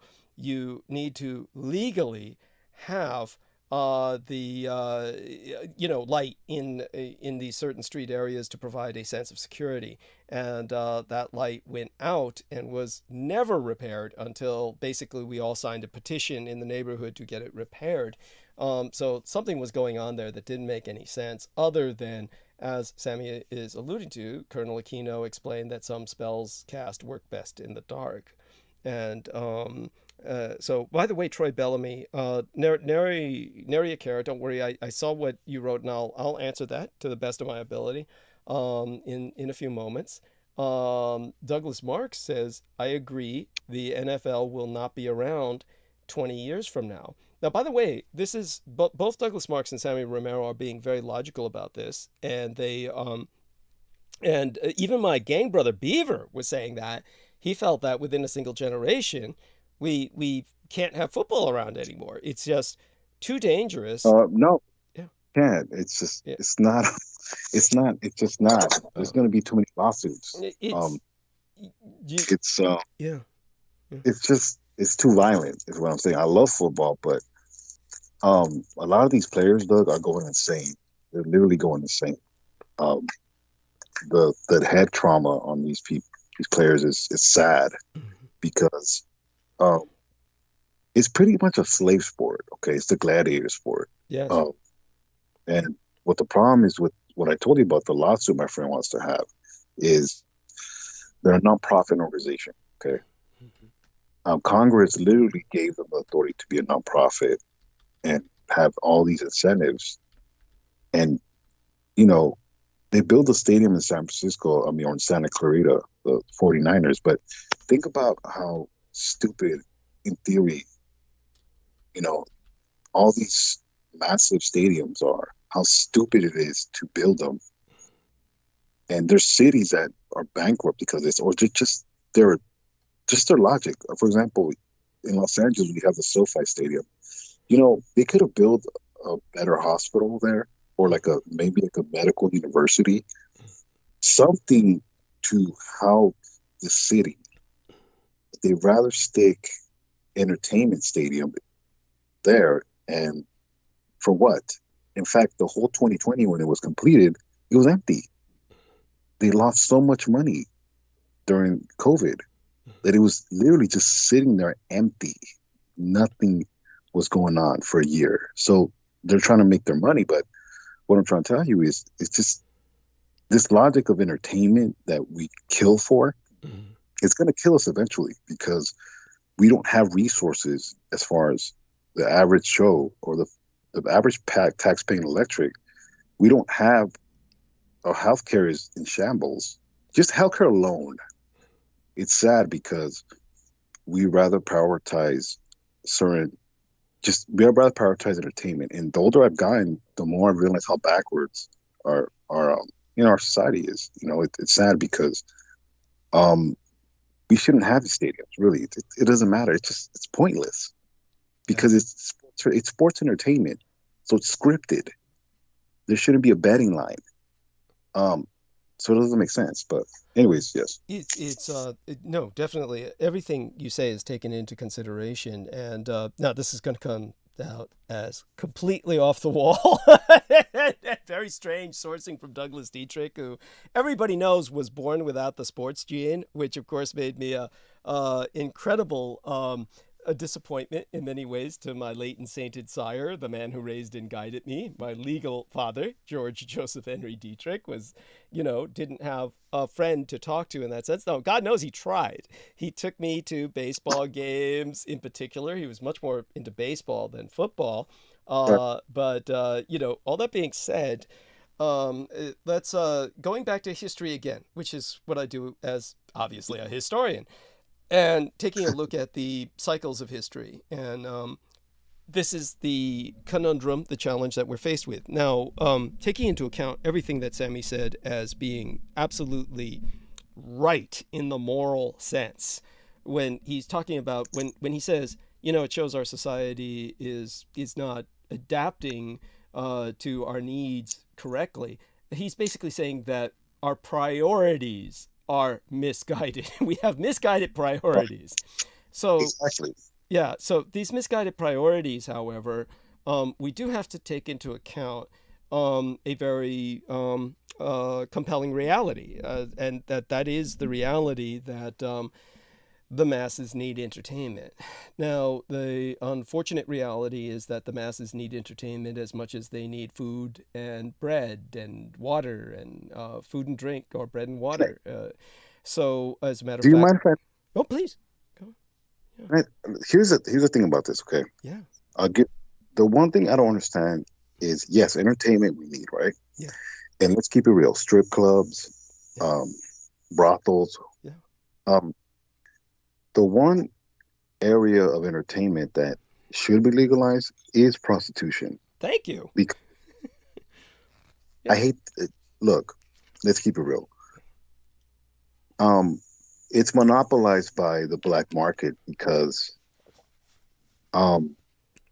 if it is legalized, they can't control it because the women are going to be able to control it. Is what I'm saying. You know what I mean? They're the commodity. Or at least that would hopefully be the development. Go on. What I'm trying to say is obviously, with children, it's a different story. Well, minors is really Understood. Well, yeah, okay, that's going to be taken for granted. We understand that Sammy Renero is not coming from that. That would be the point of legalizing it. That would be the point of legalizing it, is obviously to put age limits on it. Yes. Yeah. Make it sense, Doug. You know what I'm talking about. Yes. Yes. Just to add some dimension there. So we do know. Now, I'm not saying that this experiment was necessarily any failure, but here's something that could. Okay, here's the problem that we all know. Basically, the government as it stands, all right, the government as it is today, did legalize prostitution in the sense that Uncle Sam, the U.S. government, took over Mustang Ranch in Nevada. So now I never followed up on that. I know for a fact this happened. We all, anybody can look up and figure it out for themselves what happened. If you have any impression, let me know. I never followed up on it because I was too busy making jokes about it. I mean, this is the material for stand-up comedy routines. This is like comedy gold. First off, when you have my experience with the government, and as Sammy Romero knows damn well, everything that I say about this is true. Basically, nothing gets done except by accident. And once people get in a government position where you can't be fired unless, basically, like I said, you go postal, and even then they don't fire you. They just send in a SWAT team to take you down. So basically you die employed. I've gone into this in different ways in the past with much more sarcasm, much more dripping venom than I even have the energy to do tonight. But in terms of the government, basically, your average libertarian or conservative they feed off the fact that the government, you just can't get things done. They can't get shit done. Of course, they are part of the problem, as we know, that, you have a locked up, Congress and all the rest of this shit, but that's another story. That being said, the biggest problem with bureaucracies is because a bureaucrat can't be fired, they really don't need to do anything. So the problem with, if the government, now this is not what Sammy's suggesting. What Sammy is saying is legalize prostitution. Okay, that doesn't mean government takeover. Okay, totally different. It's totally different. It's if you legalize prostitution and these women are private businesses, representing themselves, they're agents of themselves, you're empowering them, you're improving safety, you're limiting age. Okay, there are so many positive things we can say about this. We could go on about it for hours. But we had the example of the government taking over Mustang Ranch. And at that point, the jokes I was making is, well, now the prostitutes don't need to worry about their looks because they can't get fired. So if you go to Mustang Ranch, you're probably going to see the fattest, dumpiest, out of shape, and say they get no clients. Well, they can't be fired. So it's like, what's the government going to do? It's not like Uncle Sam's going to, send in men to start slapping them around and saying, yo, bitch, shape up. It's like you're stuck, right? It's like, so I have no idea how that worked out. And again, it'd be interesting if somebody gives a report on it, especially if they went there firsthand. The stupidest thing, the funniest thing was my operations manager, several times, he had Beaver, my gang brother, convinced he had gone there regularly as a client because he was describing the rivets on the walls and shit, the model of lampshades they were using and crap, and the wattage of the light bulbs and shit. And, and Beaver was saying, oh, wow, how many times? You must go there regularly. And he says, no, I've never been there. And it was like, this is an example of what I'm talking about. This kind of government stupidity. But, that being said, totally different, make it legal, allow these women to be private agents. Of course, this is not something to be run by the government, at which point it would be a shambles. But I don't think any government could do justice to that, because historically I've never heard of a government that's ever run brothels. So I don't think it's something governments are meant to do, but make it legal. That being said, now when it comes to football, okay, because entertainment is so important to people. And believe me, all of you people talking, Douglas Marks, Sammy Romero, anybody who gets in on the safety aspect of this, you're basically good men who are thinking responsibly. But at the same time, we also have to think about several aspects of reality here that I will surprisingly take the other side, and while acknowledging the potential is there, but the potential is certainly there that we will not have the football in a while. At the same time, I remember in the 20s, 30s. Now, bear in mind, you're talking to Douglas Dietrich, who had to work with so many records that they went into areas you might not expect. One of these areas was, say, for instance, we had a lot of science fiction books and comic books maintained at the Presidio Library that were in the archives. And Buck Rogers. Buck Rogers is old. And people have heard me talk about Buck Rogers before. Buck Rogers is so old that when it came out, it was right after World War I. When they put it into the comics, the Buck Rogers meets Wilma Deering, who's the female lead, by saving her from half-breeds, half Chinese, half whites, who are like, because the Chinese rule America in the Buck Rogers comics, the Chinese have taken over America. And and so he rescues her from these half-breeds that are rejected by the Chinese and the whites. And they're like feral. They're portrayed as hairy for some reason, but basically like Neanderthals. And then there's another time where he's given like a jetpack by some people who, I think it's almost comedic, almost naive. He winds up with this jetpack, and he may think the guys have given it to him. I think they were trying to sabotage him or set him up for something. But at any rate, he says, it was awfully white of them to give me this jetpack. This is literally how old this comic is. It was really white of them to give me this jetpack, meaning decent, as if white and decent are equivalent. So all that being said, with this weirdness, one of the things they mention in those comics is, boxing is outlawed.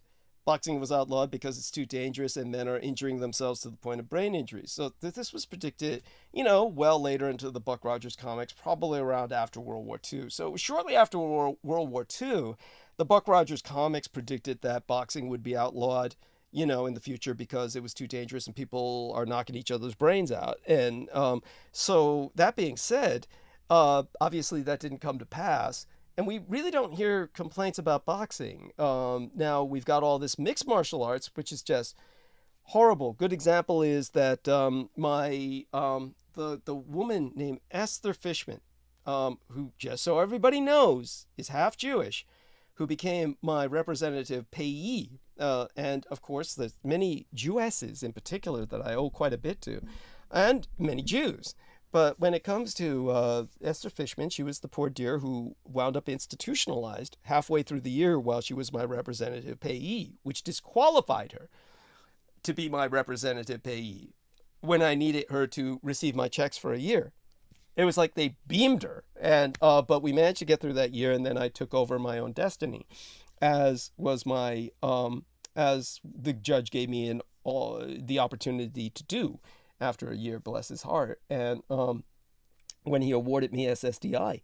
But when she was institutionalized, one of the men she was institutionalized with found herself talking to a lot was this poor young man who had been in mixed martial arts, and he was there because he was so brain damaged he could not function in society. It was so sad, and his brain was degenerating. So at a very young age, because all the kicks to the heads, and everything else allowed by mixed martial arts, this man was basically, his future was destroyed. So sad. So there's all these sports that are active where people's lives are, and I saw an example of this when they were allowing volunteers off the street to do mixed martial arts at this martial arts academy, and these are just people off the streets fighting each other, and they had paramedics available to give the guys a check, and that's like so lame, because the paramedics are just like, this one guy who I'm certain suffered a brain injury. They gave him a checkup and felt he wasn't bleeding through his nose and shit, so they just let him go. But give it a few weeks, maybe months, that guy could die of a brain hemorrhage, from what I saw in terms of the impact to his head.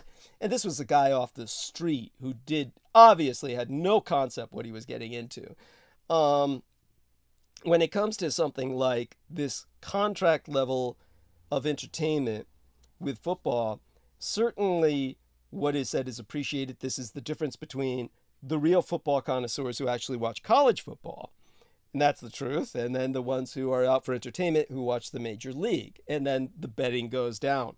Now, in both cases, we're dealing with traumatic brain injury, and of course, a lot of the people in college football are trying to prepare for the major league, which is then you're entering a form of prostitution. It's a form of male prostitution, and it's also one of those few areas where there's just no real women's football league, not that kind of American football.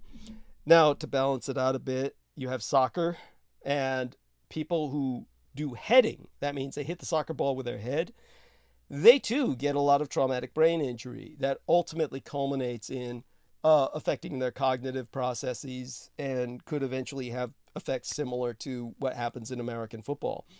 Nowhere near as much necessarily, but then everybody at soccer, some point or another, also hits the ball with their head and that sort of thing.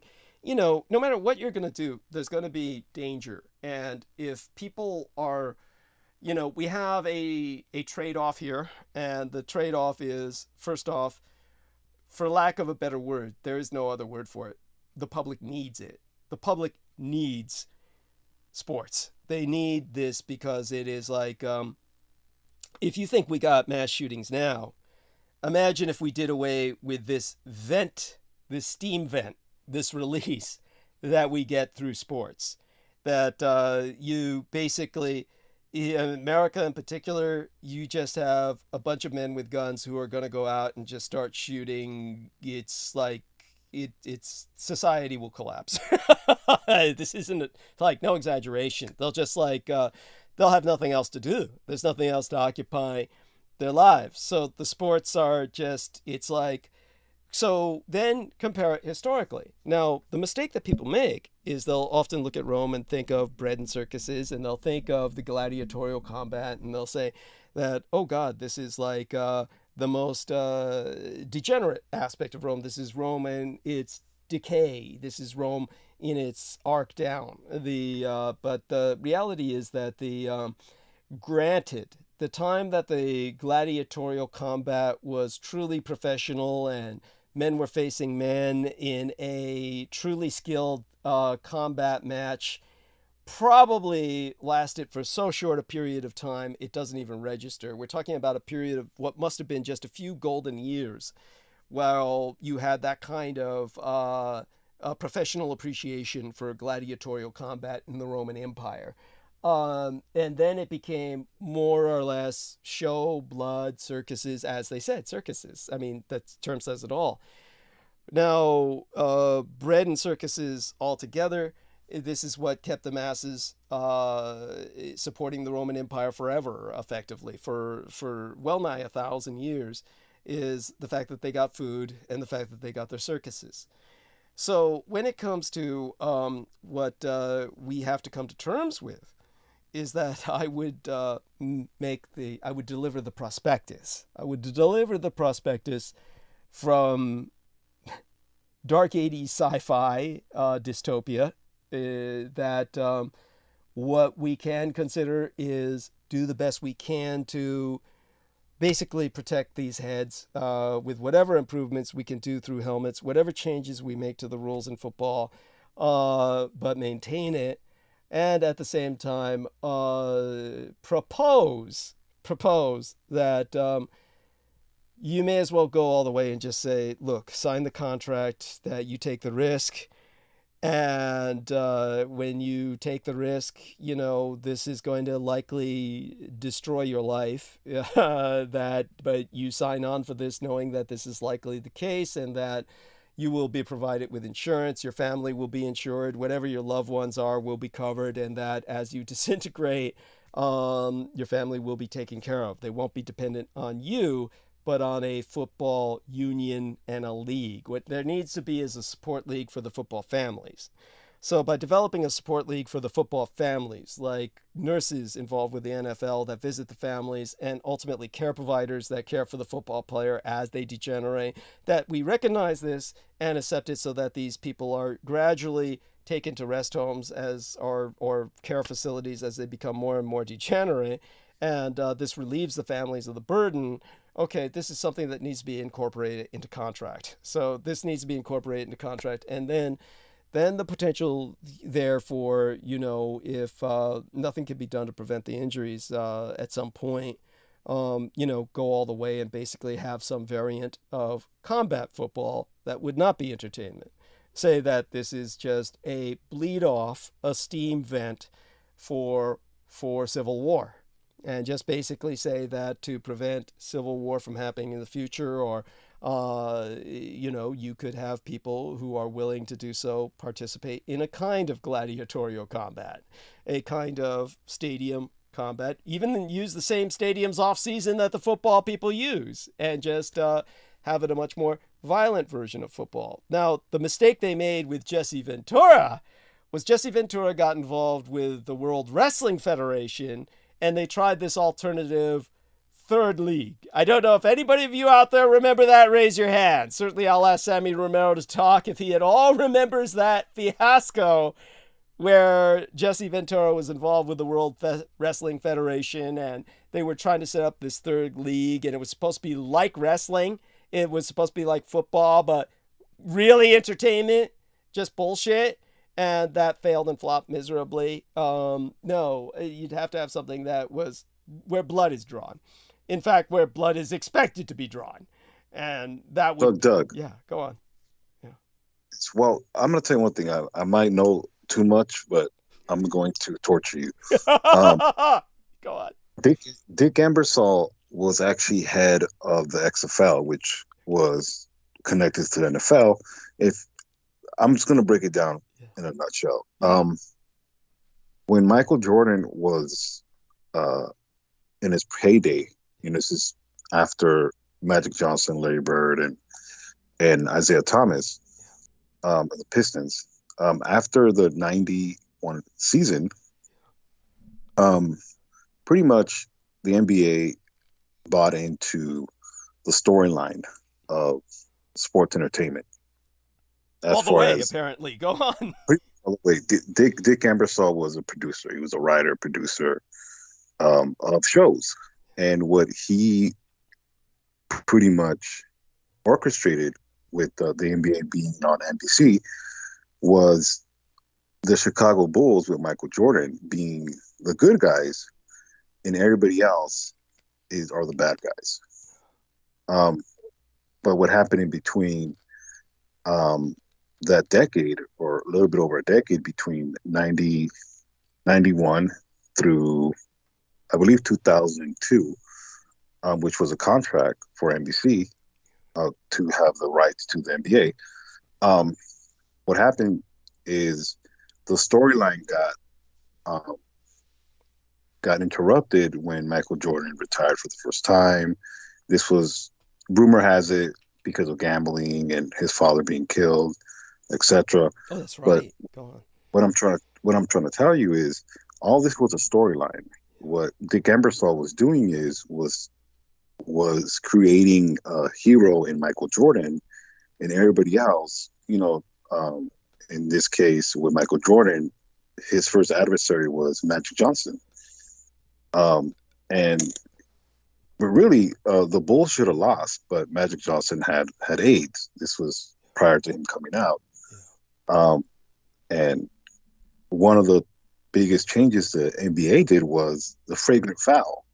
The flagrant foul, the NBA was getting away from being a rough-nosed league, meaning, you can't foul somebody, you can't clothesline somebody anymore. The flagrant foul was instituted, which was an advantage to Michael Jordan.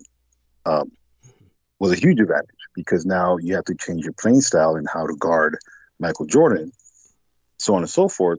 And this changed a lot of the league, but also the storyline.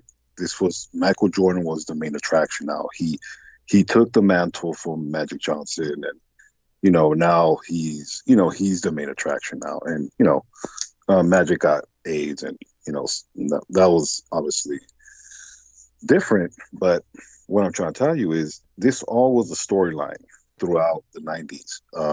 Those 2 years that Michael Jordan was out, the Houston Rockets won, but it was because also this was just a way to kind of wait till Michael Jordan come back. And once Michael Jordan came back, it started all over again because he was still the main attraction until he retired and he no longer was the attraction. But what I'm trying to tell you is all this was all storyline, and it was no longer the sport that it used to be because the Chicago Bulls were pretty much the only team that wasn't poached.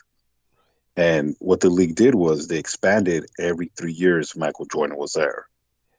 So a lot of teams got depleted, and except for his teams.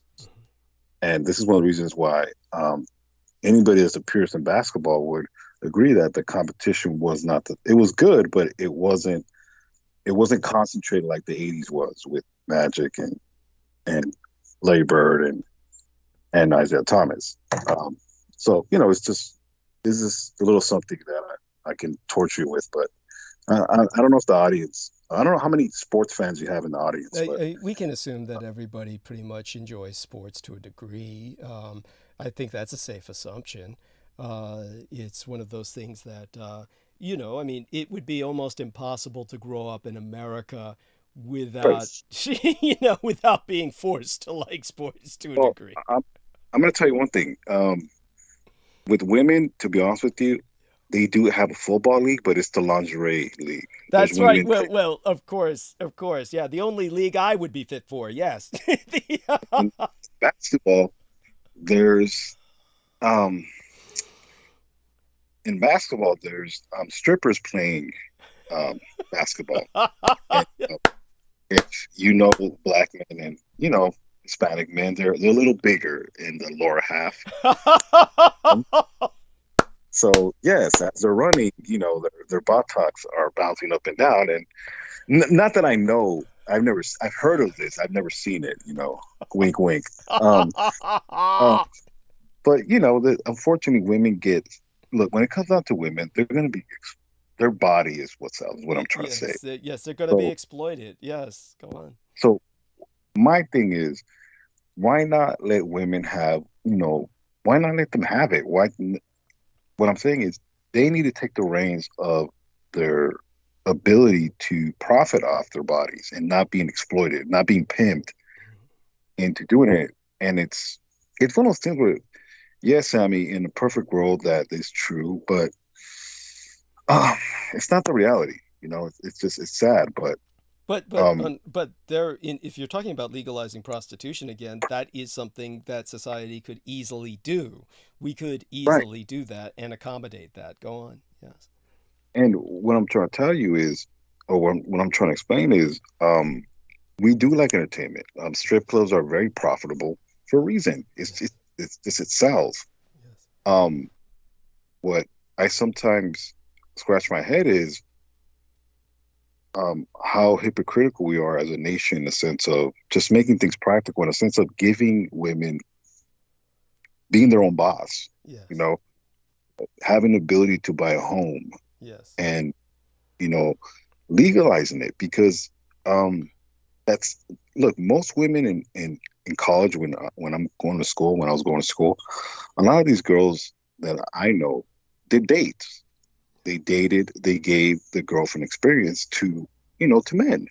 You know, it's a form of prostitution, but, you know, obviously they word it different. Yeah. And some women were very creative, okay? And it's not always the sex, it was the girlfriend experience. I can give you a jealous girlfriend. I can text you good morning. I can be the, you know, whatever you want, I could be. It's not always, you know, the sex, because I can go down Figueroa and pay for it. I mean, Figueroa's not that far.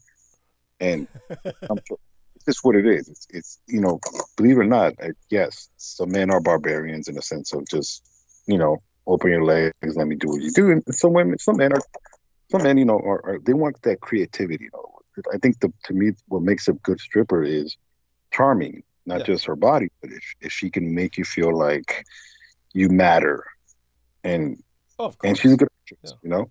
So what I'm trying to say is, there has to be a level of reality where women, not all women want to be doctors, not all women want to be lawyers. I'm not saying that they can't be, but a lot of women have to do this to make it through where they want to go. Kamala Harris was banging every person in the Bay Area that was a politician. Yeah. You know, and she sexed her way to the top. It is what it is. But what else can you do? You know, that's what she had to work with.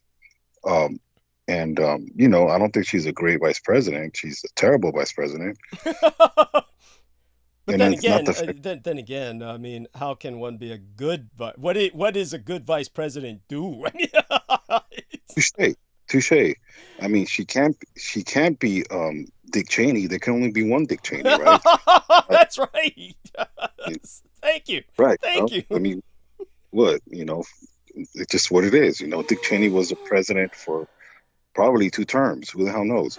But more than 2 terms. But what I'm trying to tell you is, you know, this is a reality that I live in Hollywood, okay? And the adult industry that's the one thing about the adult industry where people have to improvise in the sense of how can they enterprise their form of entertainment, because how can women actually, you know, buy a home when, you know, it's just, let's just put it this way. A woman, it doesn't matter how much we try to equalize opportunities for women.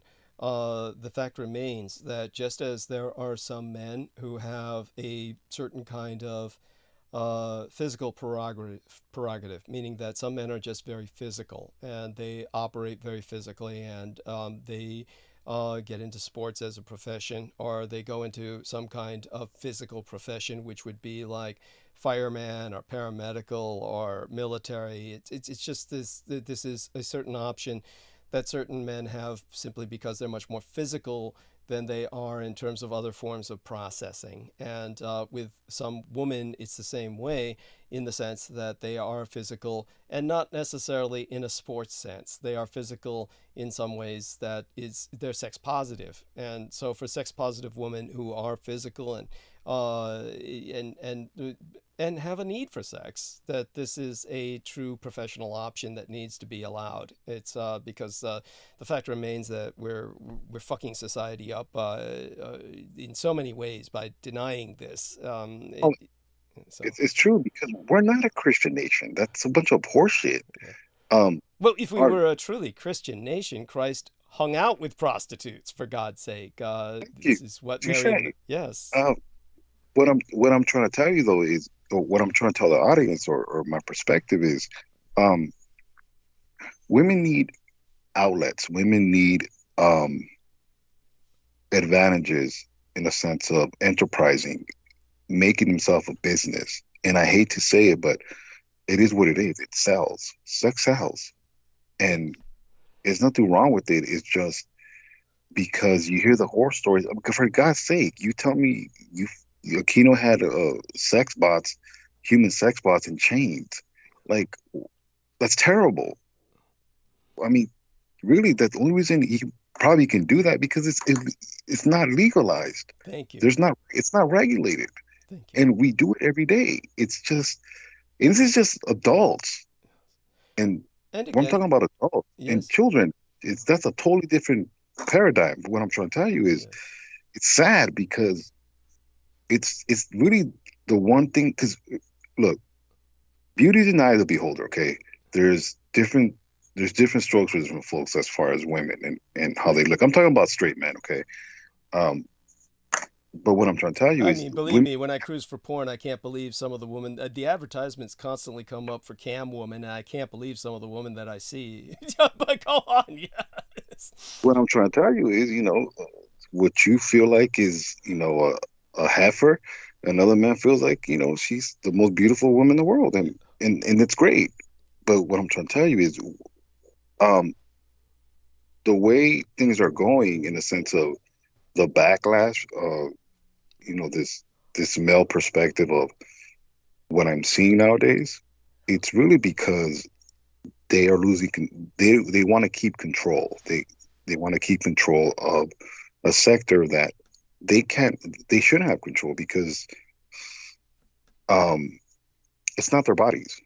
Thank you. And, yes. And in a sense of that is, just because a woman is a woman, it doesn't mean she's yours. It's it's different between a marriage and, in other words, a partnership and a relationship. Maybe I'm not making sense, but I think you kind of get. You're making sense to me, and I certainly appreciate what you're saying. Of course, some people out there who are quite cynical would say, obviously, I would. But that being said, what we need people to understand is, let's take a look at this. Our man, Troy Bellamy, was pointing out, as far as he's concerned, he says Europe has no culture. And I can understand why he would say that. That's one of the things he said, was that Europe has no culture. And the way that many people see this, there is the thesis that Europe basically took much of its culture from Africa, that there was this, that Egypt, of course, is in Africa, indisputably, and that you had this kind of stolen legacy people speak of, without necessarily going into that, because that takes like a college course to explore. I would argue that Europe has a culture. Its culture, of course, we could point out all of the negatives, and certainly I've made the argument before that I think is indisputable, that when it comes to, say, for instance, the Chinese who invented gunpowder, were so advanced a civilization that it was to their detriment, that it is not always a positive to be advanced and civilized. And therefore, when the Chinese outlawed gunpowder for use in war, for use as a weapon at all, that it was simply to be a weapon against demons, that this is why the firecrackers are blown up at New Year's, is to scare away demons, that this is simply an exorcist tool, a tool of exorcism, as opposed to a weapon of war used against fellow human beings. Look at what that cost them. Then they suffered, as did the rest of the world, a barbarian invasion by white savages from Europe who took gunpowder and weaponized it. And they went out and destroyed we can argue, far superior civilizations. Quite, I wouldn't even call it an argument. There is no argument that the Mexicans, which is what they called themselves, they didn't call themselves Aztecs, they called themselves Mexicans, that the Mexicans had a superior civilization by orders of magnitude to much of what Europe had, to essentially what Europe had in terms of technology, organization, etc. There's no argument. So look, I can appreciate what Troy Bellamy is saying, and we can explore this, and that these savages then plundered and looted and gained a position of advantage by using technology, abusing technology that other civilizations, namely China, the inventor of the technology, had outlawed for use in war. And look at what it cost them. It cost them dearly. It's like there's no describing the cost because it's incalculable. It's literally incalculable.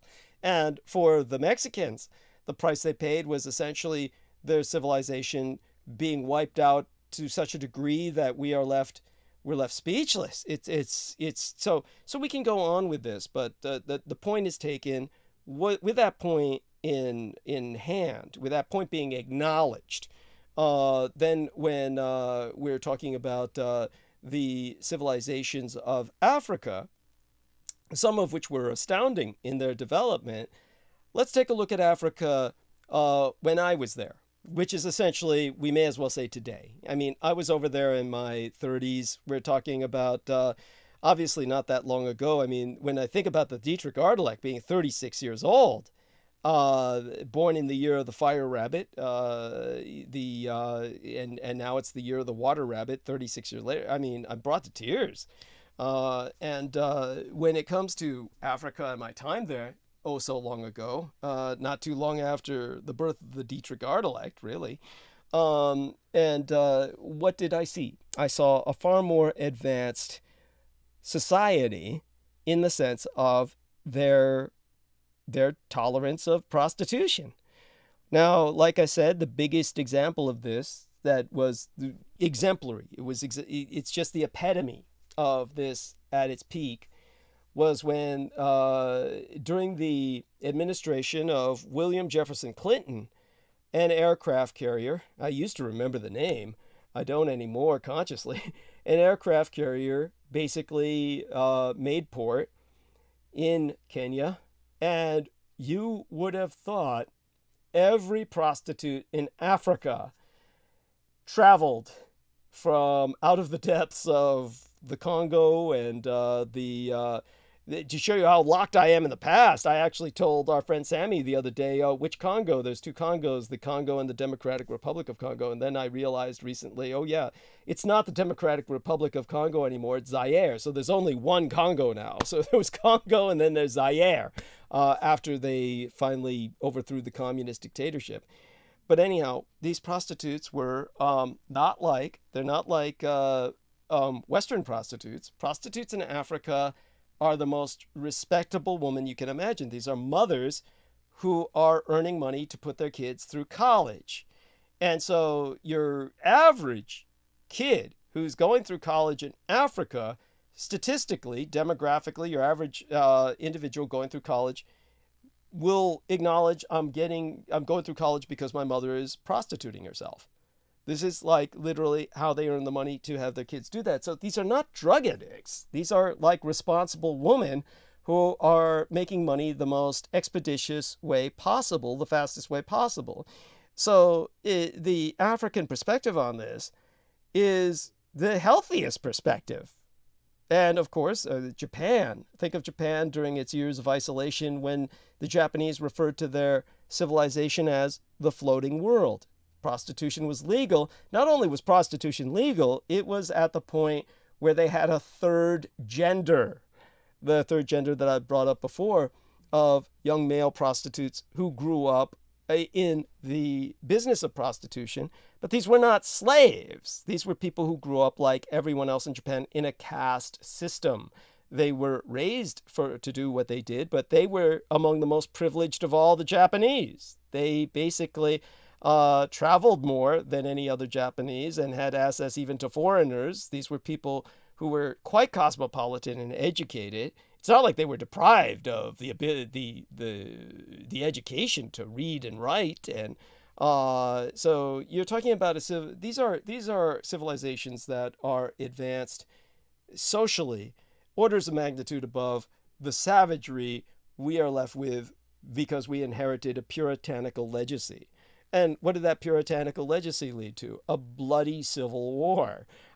This is kind of like we've got to outgrow this puritanical legacy and become a truly modern, postmodern, cosmopolitan civilization. And the way we could do that is not only to emulate the floating world of the Japanese, but the world of modern Africa.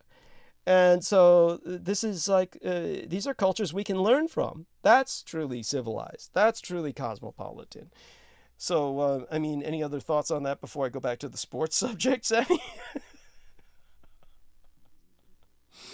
Oh, that depends if he's still with us. Yeah. No, I think that's a great analogy what you taught. I think you kind of helped me with my point. Thank you. No, really, I think that's now I you think can that tell me, how was it that XFL, that football league? Now, my impression, was it wrong, or that you had Jesse Ventura involved with that shit, and it was supposed to be somehow connected with wrestling or some bullshit? Was it not, or was it? no, it's actually, it wasn't bad, Doug. What happened was, it was poorly Was he X for extreme? Was he X for extreme, like Extreme Football League? Yeah. But it was more brutal. But at the same time, there was things of it that were cool in a sense of, for example, they have storylines. Okay, like for example, you can go behind the locker room and see the cheerleaders, which is hilarious now. Yeah. But as far as entertainment, it was brutal. The problem is it was there was a lot of it was not going to work because pretty much the NFL killed it. Okay. What the NFL is it's literally a monopoly juggernaut. Okay, they monopolize any league. They take it out, and the problem is they can't do it no more. They can't do it no more, is what I'm trying to say, because everything's now with the internet and people being aware of this, and not only that too, their former players now, they had a huge lawsuit with the head injuries. There's a lot of former players that despise the NFL because they realize they were pretty much slaves. Yeah. You slave your body, you slave your mind to a league that doesn't give a shit about you. And what you are is just, you might as well be sports equipment, because that's really what you are. Right. And not only that too, they license your likeness. Oh yeah. Yeah, that's so you're a commodity and you're a brand. A brand, a commodity in every sense. You're commodified. Go on. And not only that too, only certain players get the privilege of using their likeness, like Peyton Manning, the Manning family. Yeah. They're heavily promoted. Well, they're from Louisiana. There's the rednecks from Louisiana that get promoted and have all these privileges. Meanwhile, you're 85-90% black, and none of these other players that are way better, they don't get promoted. And it's a good old, in a lot of ways, the NFL is a good old boy sport. Mm-hmm. You have to fit this criteria, and it's not even about talent anymore. It's just you have to fit this criteria. The best quarterbacks are not white; they're black. Mm-hmm. But because the blacks are more athletic, it's very much controlled, from the officiating to promotion. Talent is not. It's not about talent no more. It's just what it is. And the fans are seeing this now, because you invest a lot of money into these type of sports, and it's no longer it's hard to keep the facade, in other words, that it's a legitimate sport because of the corruption. Right. Even basketball. Basketball is the same thing. Your Golden State Warriors, which I was there when they had the parade. They're a great team, how they play, but one of the reasons why they're so successful is because of their ability to play with each other. And in a sense, they're pretty much one of the last teams that were actually constructed through the draft, through development. And nowadays, teams that are like that are not promoted. It's all about, and the NBA is different in the sense of a player base, where you had Magic Johnson, Michael Jordan. They're out there because you see their face. Yeah. In football, it's different because it's more team oriented. and basketball is more individual. The Golden State Warriors are a little different because yes, you have Steph Curry, which is their star, but he really is much team oriented in the sense of the team winning. Anyways, not to bore you to death, but what I'm trying to tell you is the NFL is the reason why the XFL did not Last. last was pretty much the NFL killed it. Right. They killed it. That makes sense. No, that makes perfect sense because my understanding or my misunderstanding, not being a sports person at all, was I thought, wow, here's an opportunity for the football players who get caught using drugs, who get busted bringing a firearm onto the stadium, who basically this is their second chance, is what I was thinking. And but yes, a rival league. I could understand why the NFL killed it. That doesn't make it right, but certainly I could understand why that this is obviously a threat to them. So that being said, yeah, and just to finalize it, yeah, to in the defense of the NFL, a lot of the the United States is heavily invested in them. Okay, yeah. There's families that literally their family is based on their football team. Okay, Yes, and it's sad, but it's just this is what they gravitate. And you're right, we do need entertainment because, like I told you in the comment section, what COVID taught us is we need these entertainment because imagine the American public having so much free time and like not dedicating their Sunday day to football. Imagine them having the free time. Well, they might listen to Doug Dietrich. Oh wait, that might be a good thing. But besides that, no, they go crazy. Yes. I mean, it's already crazy as it is, but no, the idle time is the devil's playground. So yes, that's right. And so, so the way I would figure it now, based on what you taught me about the XFL, is okay. So here's the way that I say that we should try and adapt. We need football. We need football to continue. We definitely need to do what we can about the injuries, but probably the best thing we can do is try and evolve. And I know that this is probably a forlorn hope, but if we know we're going to be facing a civil war, and we know there's going to be massive social dislocation, and with social dislocation does come change. So with change, what we can hope that along with that change will come a NFL or successor to the NFL, which will be based around at least pragmatic care. Now, let's be serious here. Your average man, it's very different from a woman. Okay, your average man understands, say, for instance, that if he signs up for the military, at that point, unless he's an idiot, you've waived all your rights. At that point, you are basically your government issue. Sammy has to log off. Oh, Sammy, can you spare a few minutes so I can just take one more restroom trip before I go into monologue? Can you do that? About 5 minutes. Yes, no problem. Okay, I had to get up. Yeah, okay, 5 minutes, and you can just explain something. I'll be back in 5 minutes. Okay, there we are. Right, go for yourself. Yes. No.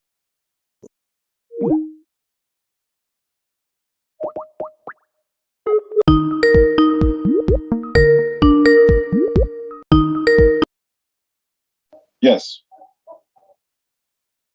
Sorry about that. I pressed the wrong button. Let me press the mute, and then I'll be back in 5 minutes. Thank you. Okay. Oh, sorry. I probably hanged up by accident. What I was trying to explain with the NBA really is in sports in general nowadays, it's very much orchestrated. It's entertainment. And apology if I'm repeating myself, but that's one thing that I kind of realized in the sense of I'm not taking sports serious anymore in the sense of being a diehard fan and mystifying it in the sense of competition.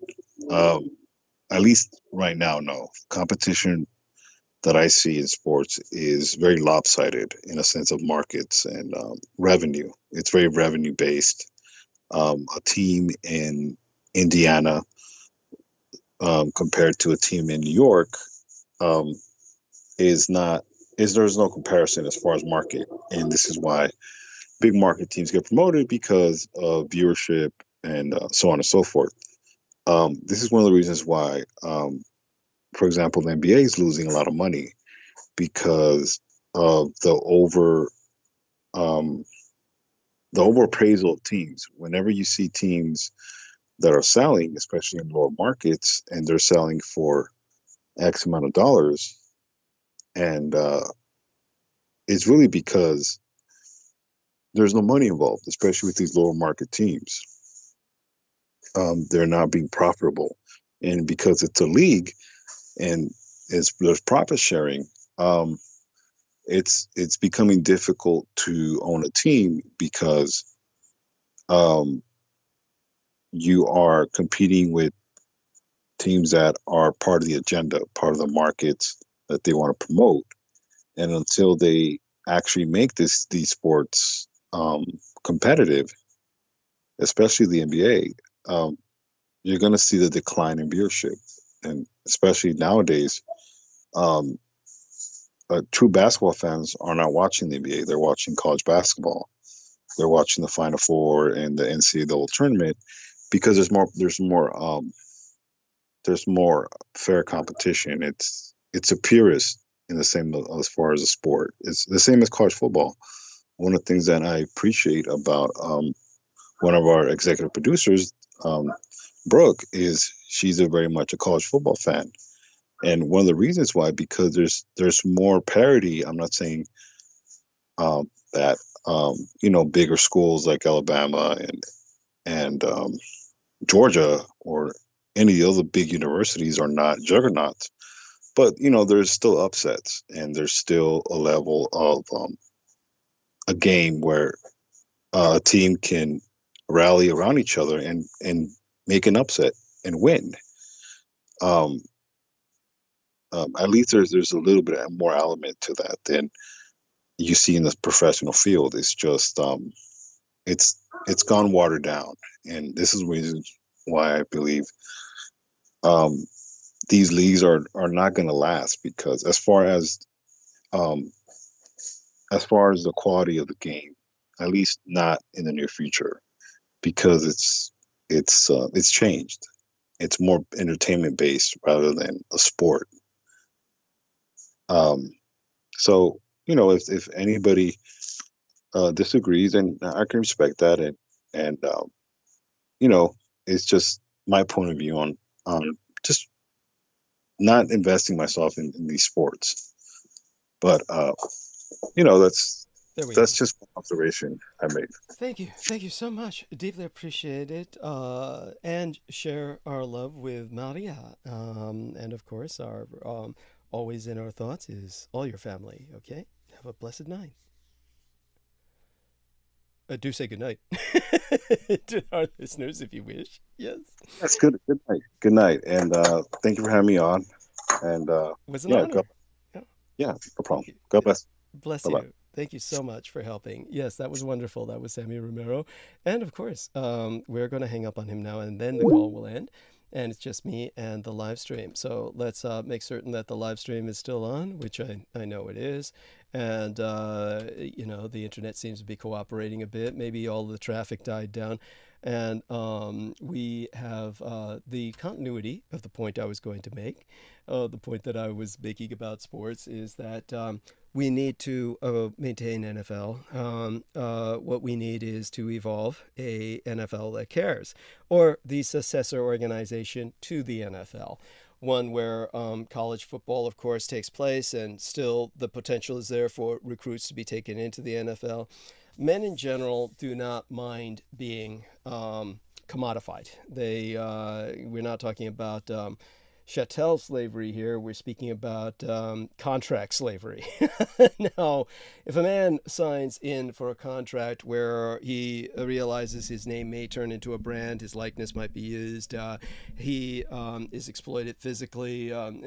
Most men, with the money being made, if they've got the talent where they can hack it, they're gonna go for that. There's very few men who are gonna say, "I'm sorry, I'm above this. I will not be commodified." I will not be objectified. Okay, your average man doesn't give a shit that he's a bipedal horse or a rhino or some kind of creature of the arena. He rather enjoys it, I suspect, all the access to opportunities to meet women or men if they go in that direction, and admittedly, most of them don't seem to, or they hide it real well in that environment. But at any rate, I think everyone gets my point. Your average man understands what they're in for. If they don't understand what they're in for, they're really in denial. This doesn't make it any more pleasant when it happens. And some of these careers end very early, and it is beyond tragic, but that's because we don't have a social system which cared for them. Okay, now we got to develop a social system which pragmatically, meaning for all practical purposes, cares for them, meaning that this doesn't need to be a sincere love, but at least care for them the way you would a racehorse or equipment, that you don't run it into the ground, that you maintain it, and that when it is no longer something that can be maintained, it is not discarded in this callous sense, the way we have been doing it to this point. So let's make all these lawsuits work for the betterment of the sport, in the sense that there is an NFL social support structure, a infrastructure that develops to support the NFL the way we would our fucking veterans. Because, as I said before, the largest health agency in the world, larger than the healthcare system of communist China or Asian India, where each nation has 1 billion people, the largest healthcare system in the fucking world is the Veterans Administration system. So if we can have a Veterans Administration system, which is completely fucking useless and we do not need it, first off, do away with all veterans benefits. They don't need them. What we need are simply benefits, period. If a veteran is injured in combat, if he's post-traumatically stress disordered as myself, they can do exactly what I did, which is go to civilians, get on the correct insurance through state and federal programs that I accessed as a dishonorably discharged veteran. I don't have access to the VA, but I found out which social programs I could use where I got better treatment than the VA. All veterans can do what I did. If they're incapable of doing that, then you have people help them. We call them social workers. So social workers can help them get on these programs. We don't need a VA, which is an entirely redundant, separate system for them alone. It's bullshit. Your tax dollars pay for the benefits I get, anyone else gets as a civilian.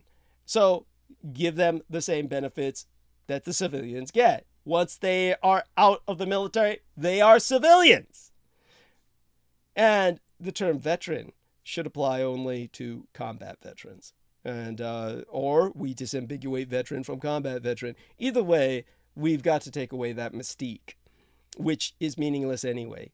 There is nothing that a veteran is doing that is any different from the struggles that your average woman faces on a day-to-day basis, especially if they're a single mother. As I pointed out before, it's far more dangerous to be an American woman than it is to be an American soldier in combat. And whoever disbelieves me, you missed out on what I've said about that in the past. It's far more dangerous on the American home front in World War II, where Rosie the Riveter, epitomizing all of the women who were working in America's war industry, suffered demographically, statistically, far more fatalities, lethal injuries, than troops were killed in combat. Millions and millions of women died in America in World War II through sabotage by the German insurgency, which excelled in killing Americans on the home front, behind the lines, and is never acknowledged because that would rewrite your entire history. Just know that more women died in America in industry because of that sabotage, orders of magnitude above the numbers of men who died in combat overseas. So whether a woman is at work or at home, it's far more dangerous to be an American woman in peace or in war than it is for an American serviceman in combat. So the idea that veterans are given some special status is bullshit. So they can get the same benefits other people apply for. Now, that being said, it brings us back to World War II for a moment, where Troy Bellamy said, did this man say the Holocaust had to happen? He's reiterating what I said on the interview with Christine Joanna Hart. So if you haven't seen that, do review it. What I can do is I can put the link for it. If I can access that link, I can put the link for that inside of the live stream. And then, but if you go to my channel, you should be able to find it. Right now, what puzzles me is I seem to have pressed the wrong button somewhere, or somebody went into my channel and pressed it and pinned the last episode before tonight's in front so that it shows up in front instead of tonight's episode. That's disturbing.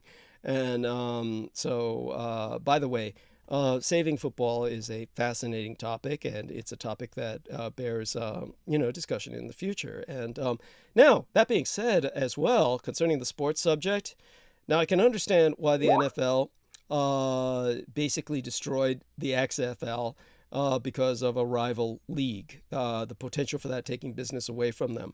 So what I would propose, aside from what I said about a caring football league that actually took care of these football veterans, and that's a term I wouldn't mind using. I mean, it's a form of war.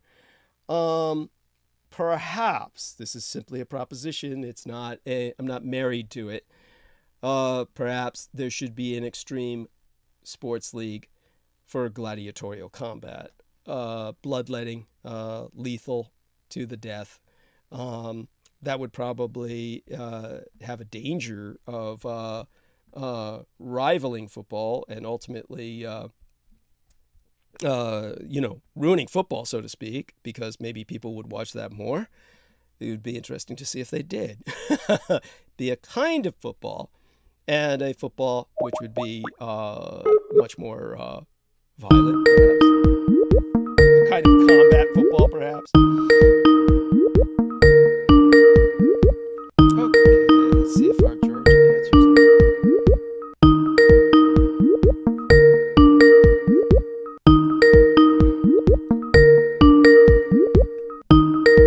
Now, I'll tell him I'm calling.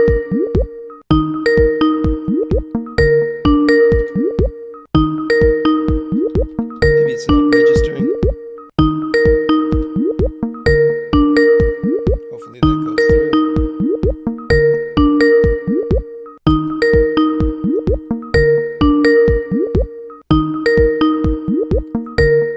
And so we'll see what's going on now. Now, because it's ringing, I'm not talking too much because, of course, it says he's unavailable. So let me tell him that. So there we are. So much for that. Yeah. Oops. The internet is really slow tonight. Okay. Skype registers you as unavailable.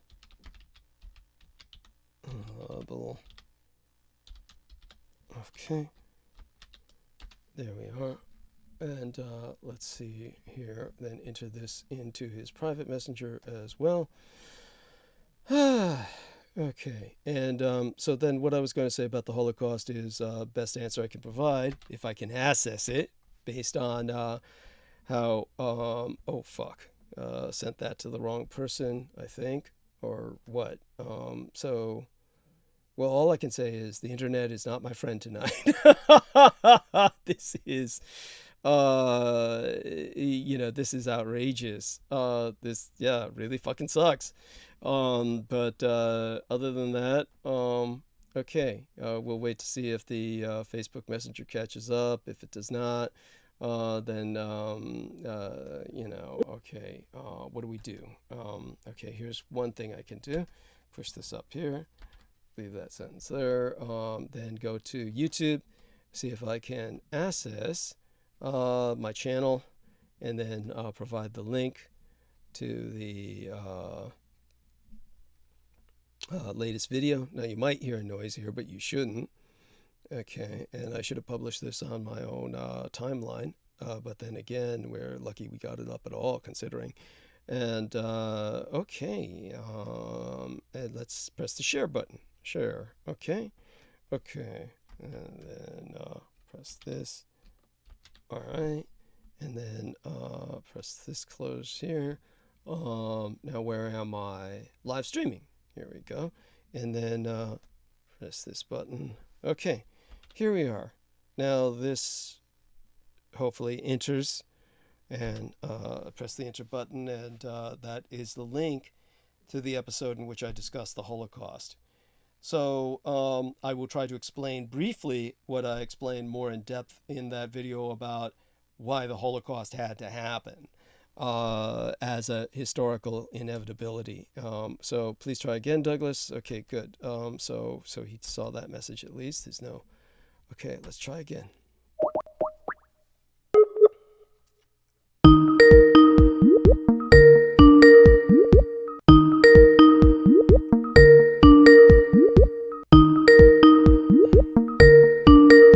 Tell them I'm calling.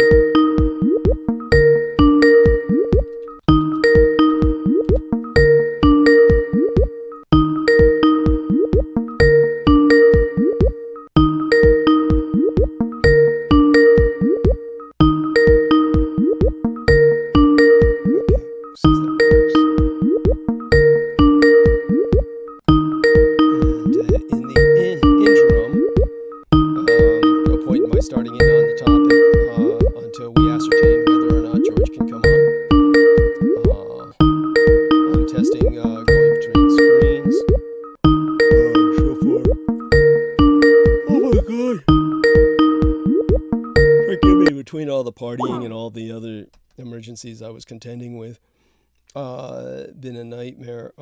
So let's see what it says. So it says, what's he saying? No answer.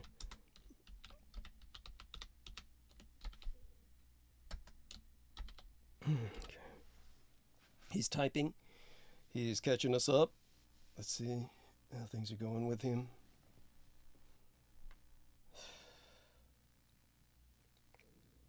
And of course, what I can tell you is that when it came to the Zionists, he says, "Thank you, Douglas. Very strange. It isn't calling at my end." Well, then call me, for God's sake.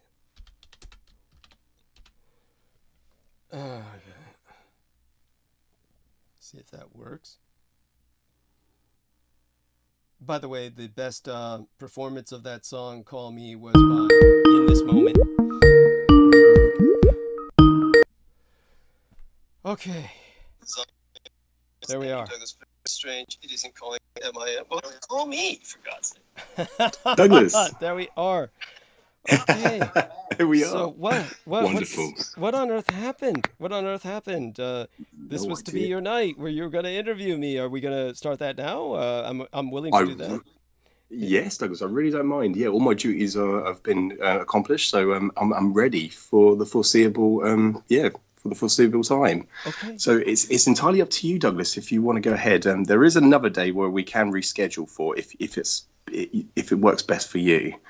Oh, sure. I really don't mind. Just out of curiosity, what day is that? Just curious. I mean, that's a Wednesday. Yeah, okay. Wednesday.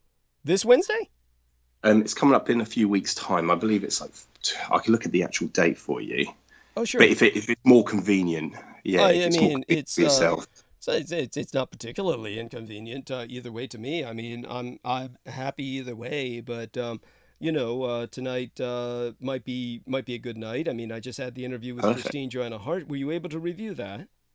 Twice, actually. Oh, good, excellent. Yes, and good. Yeah, so yesterday twice. Yeah. So we could take it from there. As a matter of fact, this is the question that we could both answer. Troy Bellamy, who asked, He said, speaking of Samuel Romero, who pointed out, the Holocaust had to happen. And Troy Bellamy was saying, did this man say the Holocaust had to happen? And so what we can explain is what I meant by that. And, why that condition was brought about. And the first thing I would point out to Troy Bellamy is that we had a militant movement. I mean, we might as well get started with George Knight tonight, and that way he can interview me tonight, and that way if there's any leftover questions, we can address them again that Wednesday. He can tell me about whatever Wednesday that is later. That makes sense, right, George? Yeah. Absolutely. So, then in terms of, our monologue, I could do that tonight, but now that George is here, at least that relieves me of nonstop monologue. I might be drinking more liquid talking to George than I would if I were monologuing, but that's okay. So this is how I would answer Troy Bellamy, and George can join in on this and present what he remembers from what I said to Christine Joanna Hart. And obviously he's heard much of that before. I presume that most of what I said to Christine Joanna Hart was basically everything you've heard before to a degree, but as Sammy Romero says, simply more polished or more packaged for the specific interview that I conducted with her. Does that make sense? Does it sound about right? Absolutely, and it was so very well substantiated. It was a lot more, how should I say it, comprehensible or coherent for a normal person to understand. Whereas, with the original that I saw you with, the original video that I first discovered yourself with, Douglas, you go into such great in-depth analysis or thesis of what happened pertaining to the Holocaust in that two-part interview with that 911.org. But you've done such a great job with the interview with yourself, Christine Joanna Hart, which was a 2-hour long video, which was roughly around about the same duration as the original two-part interview you did about 5 years ago. Wow. Around about the same time, actually, January 2017. That's when you conducted the interview. It's exactly 5 years ago. So it was wonderful. And we can go into that, Douglas, by all means. It's actually a good starting point and a good segue or an extension of the interview with yourself and Christine Joanna Hart, which was wonderful. Great. Thank you. Bless you. So basically, so people understand the... and by the way, shout out to John Warrington again. Thank God he's alive. Now, what I'm trying to do is access Messenger again. My internet is not at all behaving. So let's just put it this way to everyone. My internet is, because of my bills, I had to request a slower or minimal internet. And it's bad. You get what you pay for. And I suspect they've really dumbed down their limited internet. So it's I may have to pay for faster internet in the future, but I can't do that without people's help. People are going to have to help me do that. As a matter of fact, let's concentrate on just paying this month's rent as usual. And, it's a miracle whenever I make that. It's practically a minor miracle every month. So everyone do remember I need your support, and therefore support me through paypal.me/Douglas D. Dietrich. It's right there on screen. And that's the easiest way for people to dump money into my plastic without there being charged for it, without my being charged for it, both of us, the provider and the recipient, by PayPal taking their pound of flesh. So when it comes to the situation that Troy Bellamy brings up, the Zionists were a militant movement that were established in the 1920s, the same decade that my mother was born. They're not ancient. They're a modern terrorist movement is what they were considered to be. These were people who conducted acts of terrorism and were considered by the British to essentially be a Nazi insurgency.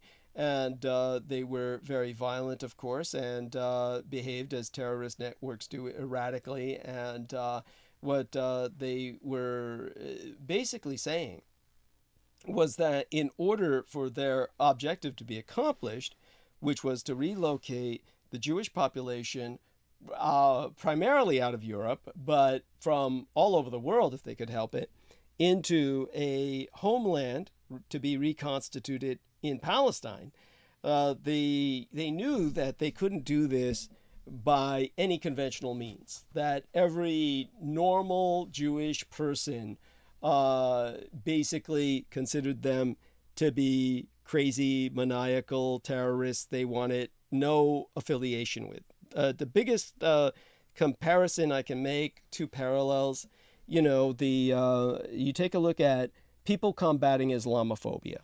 People combating Islamophobia will often point to ISIS and these extreme terrorist organizations like Al-Qaeda, these Islamic fundamentalists who try to terrorize the West. And people who are combating Islamophobia will say to think that all Muslims are like these terrorists is to think that all Christians are like these terrorists. And they'll show a picture of the Ku Klux Klan. Now, for those of you who don't get it, the Ku Klux Klan has a religion. It's called Christian identity. So Christian identity is basically a kind of white baptism, so to speak, combined with Anglo-Israelitism. For those of you who have no idea what that is, Anglo-Israelitism was the concept that all of the major places referred to in the Bible that we understand to be the Levantine, the Middle East, the Holy Land, that they were really talking about England. And so this was a concept that came up some time ago. I don't remember exactly when. It had to be after the King James Bible revision. But it was something that later on translated or mutated into something more rational, which was the idea that, well, the true Israelites, after the sundering of the kingdom of David, that they were the source of ultimately what became the Anglo-Saxon race. That was kind of like another interpretation. Either way, the concept of the true Israelite not being the Jewish people, but really someone else, that is one of the concepts behind Anglo-Israelitism. So Anglo-Israelitism combined with Christian identity, and then you've got this, the religion of the Ku Klux Klan. That's basically it. And now these are interpretations of the Bible that would bring in the Phineas priesthood, which has to do with the Midianites that I was speaking of, the Midians, the people of Midian, that are best popularized through the movie Nightbreed, which of course is a partial film. It was never completed. It's not the director's cut. So you have to have the producer's cut to truly appreciate Nightbreed, but it's about the Midian peoples. And these were the people who, one was found in bed with a Jewish person, and then the other Jewish guy named Phineas ran them both through with a spear. And therefore, the concept was he was doing God's work because he's preventing interbreeding, and that would bring down the Jewish race. This is prevent the Jewish race from degenerating by murdering people who are procreating without staying within the tribe. That this was called the Phineas priesthood concept by the Ku Klux Klan, which then, tries to kill white women who are sleeping with black men, for instance. So basically, the anti-Islamophobic campaign would say something like, to say that ISIS and Al-Qaeda are like Muslims is like saying all Christians are like the Ku Klux Klan. So the parallel becomes clear. Well, then it basically that's what your average Jewish person would have thought of a Zionist. Basically, if we had such campaigns back in the day of the 1930s, they would say something like, to combat Judeophobia, please understand that your average Jewish person is simply trying to assimilate, live a nice middle-class life, raise a family, send their kids to school. They want everything you want. And to think that they're Zionists, that would be like comparing Christians to the Ku Klux Klan and or Muslims to ISIS. So this is what people thought of Zionists. A bunch of crack crazy terrorists, and this is what they were. So now, believe it or not, the Zionists basically hijacked Judaism. And they hijacked Judaism because they firmly believed, just as a maniac in ISIS has their own beliefs of what Islam should be, the Zionists believed that you must destroy the diaspora or the diaspora will destroy you. In other words, you must make certain these Jews are dislocated from their comfortable lives or they're going to breed out of existence. Phineas priesthood mentality of the Ku Klux Klan. That was said by Ze'ev Jabotinsky. Ze'ev Jabotinsky was one of the Zionists. Another one was Theodor Herzl. Theodor Herzl said, we must encourage, he used the term anti-Semites and anti-Semitism, and these are terms I dislike because, of course, anti-Semitism and anti-Semites means you hate Arabs as well as Jews, which basically is true. Most people who hate Jews probably hate Arabs too, but, you know, that's beside the point. It confuses the issue. So we prefer the term Judeophobes. But basically what he was saying was that we have to mobilize Judeophobia. This is Theodor Herzl, who's a Zionist. And obviously that means they're Jewish. Well, again, to clarify that, anybody who supports, you know, Palestine being occupied by a bunch of people who claim to be Jews, then at that point, you're a Zionist as well. You're basically a Zionist sympathizer. By the way, this is not like my calling people names like, quote unquote, you're a nigger lover or something like that. This is like actual terms. These are terms that are being used correctly. In other words, the correct use of language, not pejoratives. So these are academic. So when it comes to the Zionists, anybody who supports, say, for instance, ISIS would be considered like an Islamo-fundamentalist, or a really stupid term, Islamo-fascist, which doesn't even apply because it doesn't make any sense, but an extremist, an Islamo-extremist. That's anybody who supports Zionism is really an extremist. So understand that. And the Zionists are extremists. And what they were so extreme, they said, we've got to kill millions of Jews or get millions of Jews killed. So they wake up, realize they can't live anywhere else and move to Palestine. That was the idea. So when we basically say the Holocaust had to happen, it's what the Zionists demanded. It's what they made inevitable. And they did that by starting a world war. Okay, here's where people go batshit and say, how did they start a world war? They declared war on Germany by driving the diaspora to declare war on Germany by launching deadly sanctions, sanctions that would result in the loss of lives. This is what Judea did, and it made the headlines. Judea declares war on Germany. So which by the way, don't take my word for it, you can look it up. So Judea declares war on Germany was the headlines of several papers, but certainly one that was a British paper in particular. Now, what I can do is just enter that phrase and I'll get you the date, Judea. And the problem is, of course, my internet is nowhere near working at light speed. So what comes up may take a second here, but I'm hoping it does come up. Friday, March 24th, 1933. Thank you. There's our man. Is that your internet or is that from your memory? I knew it was March 1933, but I didn't get the exact date, so I've just looked it up very quickly. Douglas. Thank you. I couldn't have gotten that out without you. March 20th, 1933, right? Is that correct? Yeah, on the 24th, it was officially declared. Well, the newspaper articles were published on the 24th, Friday the 24th of March, 1933. Okay. Immediately after the inception, as soon as the National Socialist Deutsche Arbeiterpartei went into a coalition government with the Conservative Party, as soon as they were democratically elected, the boycott and sanctions against Germany were declared by the Jewish diaspora. Boycott of German goods was officially declared, or Judea declares war on Germany. So thank you, Douglas. Thank you. And so once that war was declared, at that point, the Jewish population in Germany became an insurgency. So that's similar to having a fifth column or their own version of the Viet Cong in South Vietnam. So the Republic of South Vietnam, a great deal of the war effort was expended in basically trying to purge the Viet Cong. this is the German perspective towards the Jews in Germany at that point. So when war was declared, then at that point, yes, the Holocaust had to happen. We're not saying that in the sense that we are effusing. We are saying that in the sense that at this point, nothing could stop it. This is now a race war.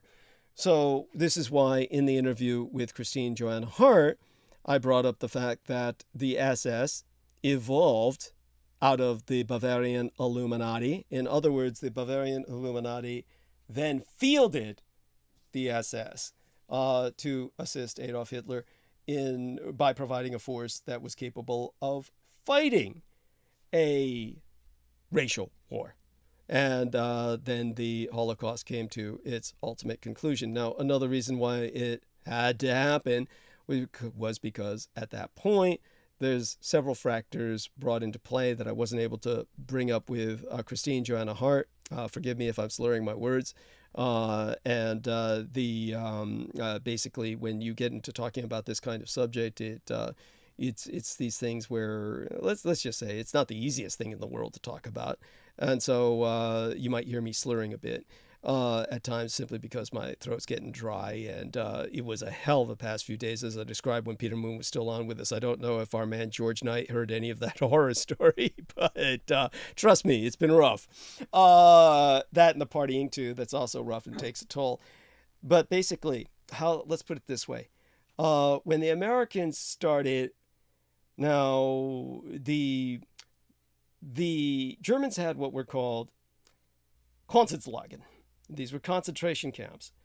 And Jewish men in particular, later on entire communities, were rounded up and put into the labor camps. The Totenslager, or the death camps, were not really established until the height of World War II, when the Allies in the West began an extensive bombing campaign that they called brute force, which was an exterminatory campaign meant to deprive the German people not simply of their industries, but everything. Logistics for food, everything. This resulted, of course, in the Germans having to establish programs to relocate entire communities of children so that the children would not be wiped out in these massive bombing campaigns. So understand that with this level of war intensifying to a race war of extermination, then what happened was the Nazi elite established the Totenslager, or the death camps. At that point, Jews were being processed for extermination. Now, extermination campaigns were already ongoing, as I explained in the interview with Christine Joanna Hart, in places like Ukraine, the Ukraine, where places like Babi Yar, they just took massive amounts of Jewish people and shot them en masse. This was with Ukrainian support, Ukrainian volunteers, because 15 million Ukrainians really died in the Holodomor, where Jewish commissars had exterminated as much as they could of the Ukrainian population to provide all of the food or redirect all of the food to Russia.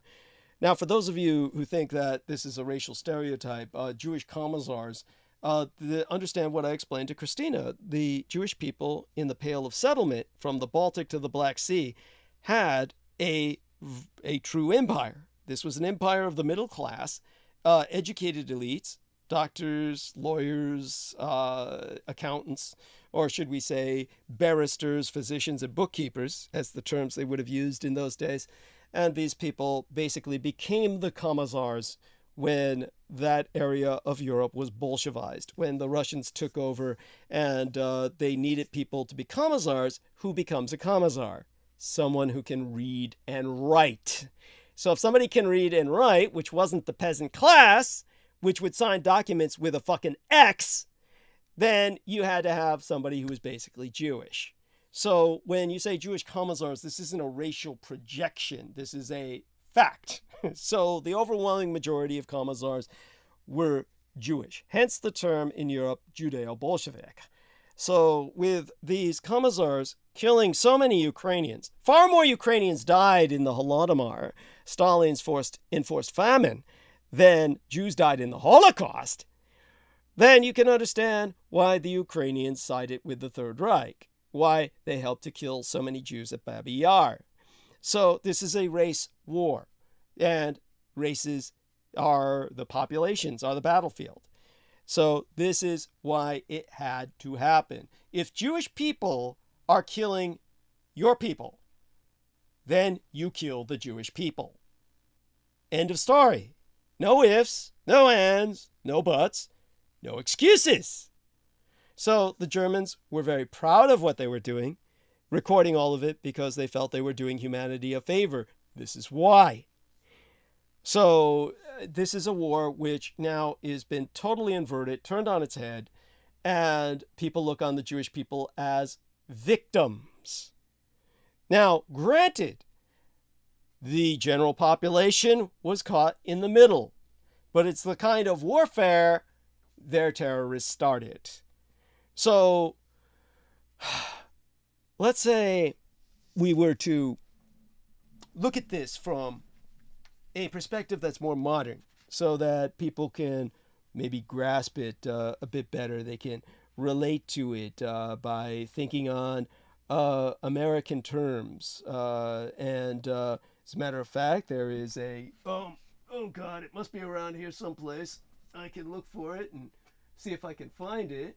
Kind of a government instruction manual, so to speak, that was kind of produced as an experiment. And it's one of those things that I probably won't find immediately unless I go mute so you don't hear all the scuffling and the shuffling around me. But with what I've said so far, I think that that's a good precursor. I think that maybe the only other thing I can add to that for the moment before we just have our man George Knight just start answering questions is, say for instance we were to turn towards the Quran, and it's verse 9:11. 9:11 of the Quran says that a son of Arabia would awaken a fearsome eagle. The wrath of the eagle would be felt throughout the lands of Allah, for the wrath of the eagle cleansed the lands of Allah. Well, isn't that prophetic? So verse 9:11 of the Quran says that Akila, the eagle, would cleanse the lands of Allah. The wrath would be felt throughout the lands, that a son of Arabia, that's Osama bin Laden, would awaken the fearsome eagle. This is prophecy in action. Maybe some of you will convert to Islam, hearing something that blockbuster. Now, that being said, what happened then is something most Americans would say, oh, we had to do it. Now, of course, what Americans did was horrible and genocidal. And yet you would say, oh, we had to do it. Now we could point out for hours why you didn't need to do this and why you hit the wrong people. If the Quran, as it says, a son of Arabia, Osama bin Laden, who by Arabia we would mostly think the House of Saud, that is the house that should have been attacked. So the lands were not cleansed at all, and they won't be cleansed until the House of Saud is in exile. Therefore, that prophecy is not yet realized. So, therefore, the eagle has not really been acting in wrath. It's been acting on behalf of the House of Saud to eliminate its enemies, Iraq. Iraq was going to invade Saudi Arabia under Saddam Hussein. The Americans simply served their own enemy. So this is prophecy gone wrong, or abortive, or not yet happened.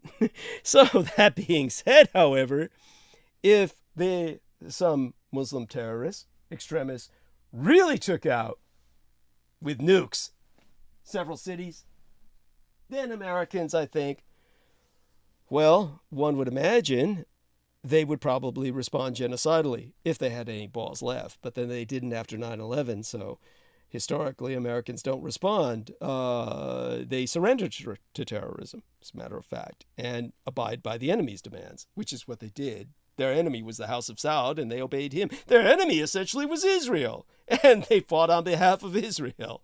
Now, that was something that Michael Aquino said, that this was all meant for Israel to take us into the Middle East and do Israel's bidding by taking out Iraq. Now, obviously, as I've said before, even a stuck clock can be right 2 times a day. Certainly everything else he said, including shit about nanothermite, was a lie. It doesn't need to be nano, you just need thermite. No need to make it high tech because it's just bombs. But all that being said, let's turn it over to George for several minutes now. Let's let him get started and then he can ask some questions. But with that as a starting point, please elaborate, dear George. Oh, yes, Douglas, thank you so much. And some very good points that you've made. And yeah, just to reminisce on what you were talking about on the interview with Christine Joanna Hart, several factors, with the British government recognising what they considered a Nazi insurgency with these Jewish Zionist militant movement. What they had conducted in July 1946 was a terrorist attack on a British building in Palestine, mandated Palestine by the British, known as the King David Hotel. It had several dignitaries and diplomats inside this hotel building. It was more like a consulate, a British consulate within the British building, the King David Hotel. And that was conducted by what the British recognised as the Irgun terrorist underground Zionist organisation, this group that were considered terrorists by the British. And that was ran by the man named Menachem Begin, who later on ran for Prime Minister of Israel. And he established the Irgun. These were the precursor to the Likud Party, which dominated Israel for decades under the most elected Prime Minister, Benjamin Netanyahu. And so essentially the man running Israel, who ran it for several elections, was considered a terrorist, or the predecessors of himself, like Menachem Begin, who was a prime minister himself back when Margaret Thatcher was prime minister of Great Britain. They were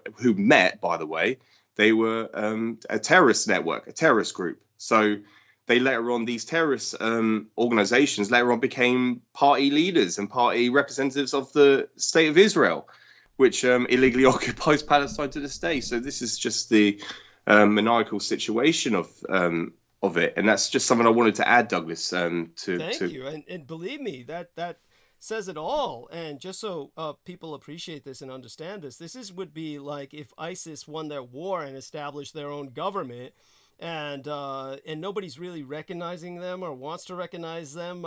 This is why Israel never had any embassies. All they had were consulates.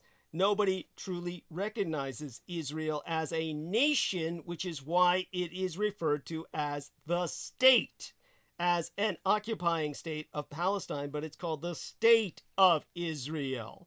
Now, that's one of the things I avoided bringing up with Christine Joanna Hart, because it would take us into Palestine and Israel. Yes. And I just felt that would have kind of basically, distracted. That would have distracted from the Hitler subject. It would have brought it into a kind of, contemporary situation that just basically brings us down into further morass. So to keep it as clarified as possible, I stayed with World War II. Now, we have a question in the chat room. Can you access the chat? I was just curious. I don't think I can, Douglas. I've got 3 devices, and unfortunately, I can't see the chat room on either one of those. Okay. So I'll read it. Thank you. Basically, the question Amor Fadi from Mexico has is, what origin would it have going further back? Meaning this concept of Zionism. What I can say first, and then we'll let George answer. My first response to that would be, it has no origin going further back. No. It's a lunatic kind of modern extremism that developed with modernity, the sense of identity, politics. That bear in mind, these concepts of the need for a nation state are in some ways ancient, but in reality, they're very new. When it comes to, say, for instance, Europe, for centuries, there was no such thing as Europe. Nobody had this concept. The closest concept you had was Christendom. And Christendom was at war with itself, the Roman Catholic Church of the West, fighting with the Byzantine Orthodox Church of the East. So this was then, and in terms of politics, nobody had any concept of politics as we understand it today. A man lived or died by his religion. You lived or died on the basis of being a Christian or a Muslim in that war of the superpowers throughout the Middle Ages. And the Muslims were at war with themselves, the Shia and the Sunni. So when it comes to these concepts of warfare, identity, then they began to change. People began to identify with nation states fairly late in the game. You went first through this concept of Europe is the faith. Nowadays, Christianity is anything but Europe. You're going to find very few Christians in Europe. Everybody in Europe is pretty much secular. Now, of course, there's Christians in Europe, nominally, but damn few people are attending church. So the majority of people who are fervent Christians, real practicing Christians, are in Africa, Latin America, Asia. They're not in Europe. Europe, of course, is still the center of the Vatican and therefore holds importance for Roman Catholicism. But for the rest of the religions of the world, or of Europe, I mean to say, the rest of Christianities, they're very much maintained more or less out of culture, like a cultural tradition, than they are out of any fervent faith. That may change. Things may get really ugly. And if wars erupt to the point where they very likely will, then you're going to have people maybe reverting to faith or identifying with faith again. And there's nothing bad about that per se. But as it is right now, the Zionists were operating on a nationalist identity of creating a nation state. So they were new. It was nothing to do with faith. I mean, like your average Muslim fanatic who's with ISIS, a true imam or Muslim cleric would deny them, so too, just as any religious priest would tend to deny your average terrorist. It's not something that you can really equate. It's so take it from there for a few minutes, George. Oh yes, thank you, Douglas. And something I just wanted to just bring up with you, personally, on a personal note, level, with the last time I ever jumped onto Twitter, and I believe it must have been about a year or two ago, I had to respond because I've had like a brief a cross dialogue between myself and a British politician known as George Galloway. He was the man who was part of the Labour Party, and then he went on to establish the Respect Party, and now it's the Working Party. And he tweeted once saying about talking about the Blitzkrieg runs over London and the V2 rockets raining down on top of London. He was referring to this, and I brought to his attention the historical fact of what the British and the Anglo-American alliance with strategic bombing, and it was called Operation Grimora, and I brought this up with himself to just to relate to him, so he's consciously aware of this, that was a response to the British and the American Grimora operation, which were conducted over Hamburg. So what the British and the Americans were doing with the Royal Air Force and the American U.S. Army Air Corps services, they were conducting strategic bombing over Germany long prior to any Blitzkrieg or V2 rockets raining down London beforehand. That was conducted afterwards. It was a response, and the Holocaust is also related to that as well. And I brought that up to his attention with Operation Grimora. It was conducted initially in 1939 over Hamburg, Germany. So the original strategic bombing runs, which were never strategic because it was just terrorist acts raining down upon civilian populations, Hamburg being a major German city, it was rained upon by incendiaries, which annihilated entire city sections, entire cities overnight. And I brought this up with him, and it shut him down. He couldn't even respond to that. And it's something. Excellent. It's a fact that nobody knows about. And historians have always debated for generations, why on earth, if we were conducting strategic bombing over Germany, why did no one bomb the railway lines heading into Dachau, heading into Treblinka, heading into Auschwitz? Why was no one annihilating the train lines? Why was no one destroying them when they were conducting reconnaissance throughout the entirety of the war? They knew where these Totenslagans were located. And by the way, it was all outside of Germany. Yes. It was all in Poland. Yes. Which was established. People understand this, the German people, even though the Nazis were recording this and proud of what they were doing, the average German person knew nothing of this. They truly did not, and had no reason to.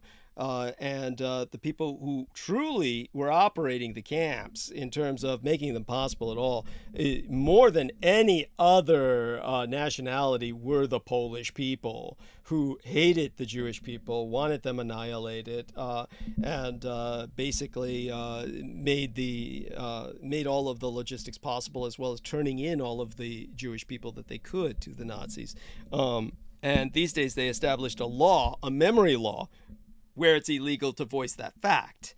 So they're trying to wipe out the memory of reality itself in Poland. But please take it again from there, by all means. Yes, absolutely, Douglas. And that has been, I've worked with very many Polish people, and I've asked them, do you prefer to be called Palinki or Polska? And they tell me Palinki or Polska is absolutely fine. Whereas most people in England call them Poles, which is a derogative term. Yes. And like we said, you might as well call people from Holland Holes, right? Holes, yeah. And they do that as well, Douglas. Oh, surprisingly enough. It's so shocking, yes. But anyway, it's by the book. You're not allowed to speak of this fact. You're not allowed to, in Poland. It is against the law. You will go to prison if you speak of this fact. Most of the German people had no cognitive awareness of these death camps that were being conducted outside of Germany. But historians and academics, scholars have debated for generations, why on earth wasn't strategic bombing deployed to or utilized to take out these railway lines that were heading straight into these death camps or labor camps? And the reality is, the honest answer is, they just simply didn't care.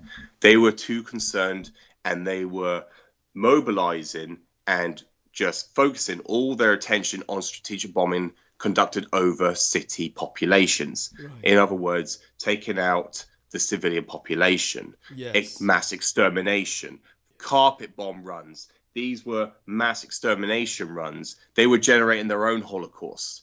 It's a historical fact and a scientific fact that the firestorm generated at Dresden itself maximized the temperature, what it is on the surface of the sun. Yes. It was the same temperature. In other words, it created a firestorm so enormous, so engulfed with flames, that it mounted the same temperatures as the surface of the sun. It was generating their own version of a Holocaust. Mass sacrifice, mass extermination.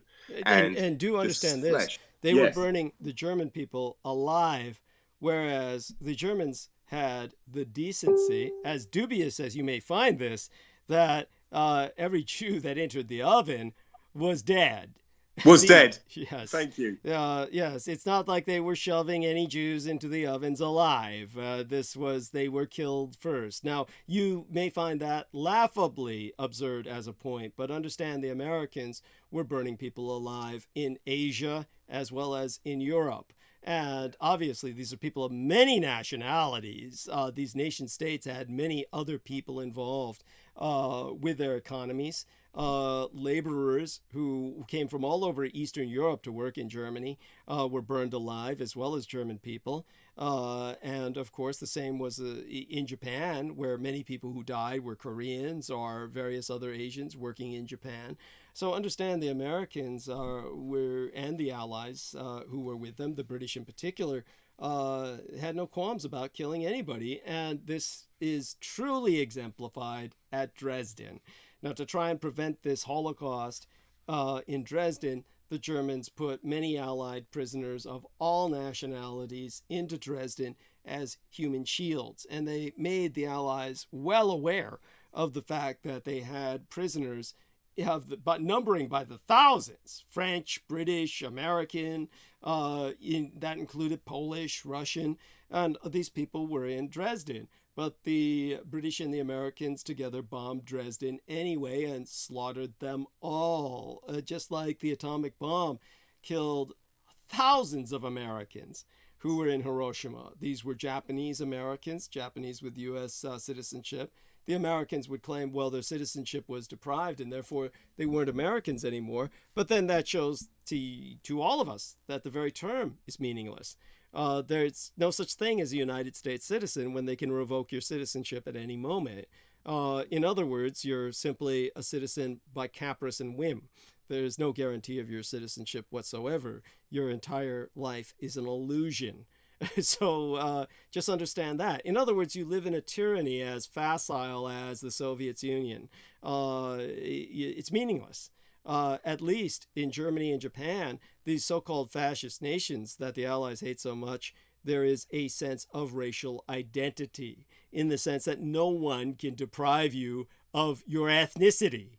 Americans, of course, don't have that. That's why at the Battle of the Bulge, when the Germans dressed as Americans and set Americans to killing each other, bear in mind, your average American is of German descent.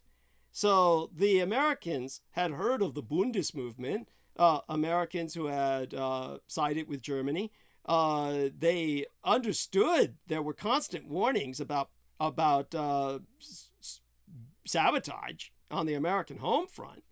So during the war, they were much more cognizant of this threat than today, because all of that's been erased in order to make America look like it was secure and invulnerable and impenetrable, and that Americans were united.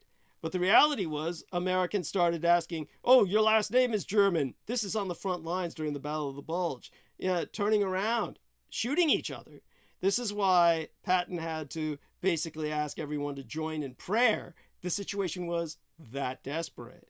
So again, I need to really cover the Battle of the Bulge again in the near future, along with Hitler's precognition in a single episode, so people get a more comprehensive perspective on this. Or maybe I'll talk about that with Christine Joanna Hart at some time. But certainly, anything else you want to bring up that this brings to mind, bring it up right now.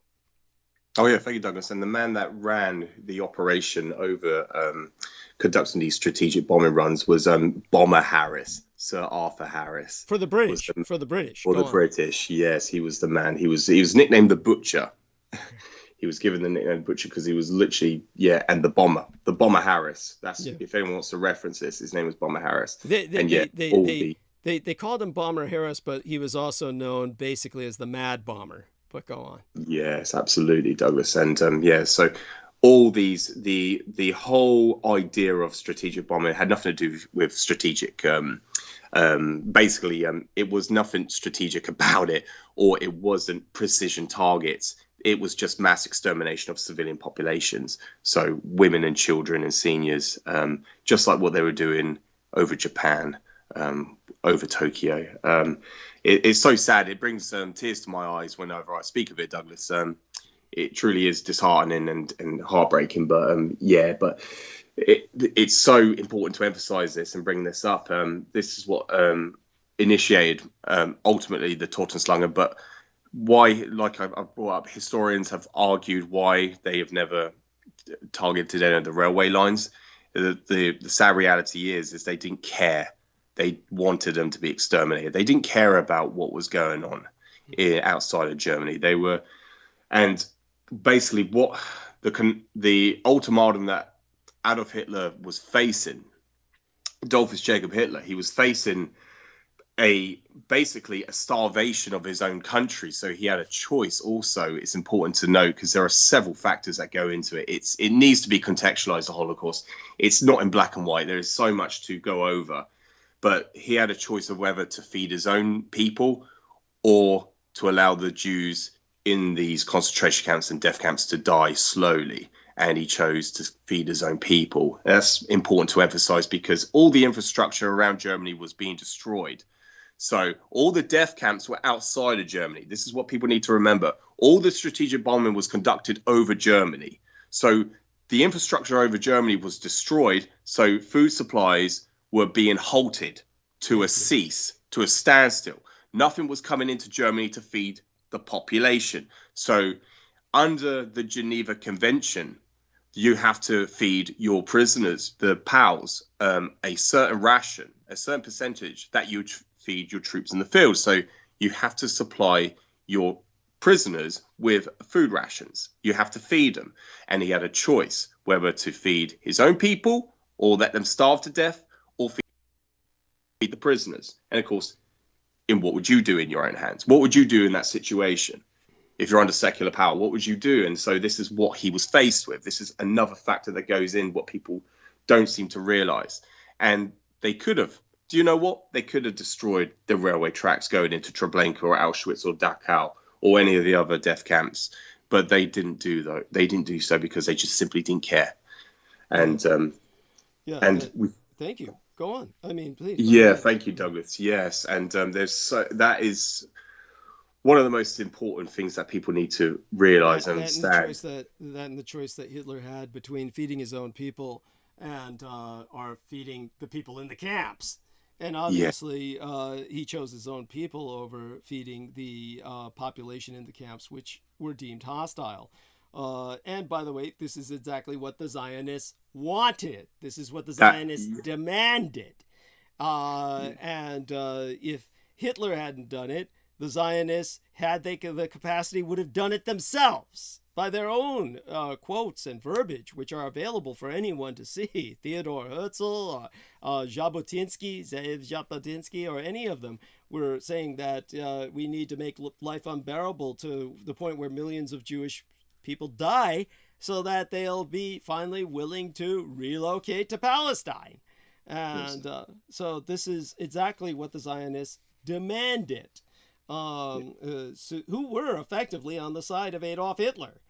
And so as far as they were concerned, he couldn't start killing fast enough.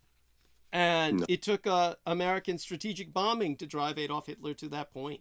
And he wasn't somebody who was pathologically, psychotically Judeophobic, as is proven by the fact that his Jewish doctor, the doctor who took care of his mother, Dr. Edward Bloch, was maintained under SS guard and protected throughout his time in Germany, and to the point where Adolf Hitler made certain to have him smuggled to the United States, actually officially traded like you would a prisoner trade, so that he could see to it that he made it out of the European combat zone safely. Dr. Edward Bloch's surname is spelled B-L-O-C-H. First name is spelled Edward, E-D-U-A-R-D.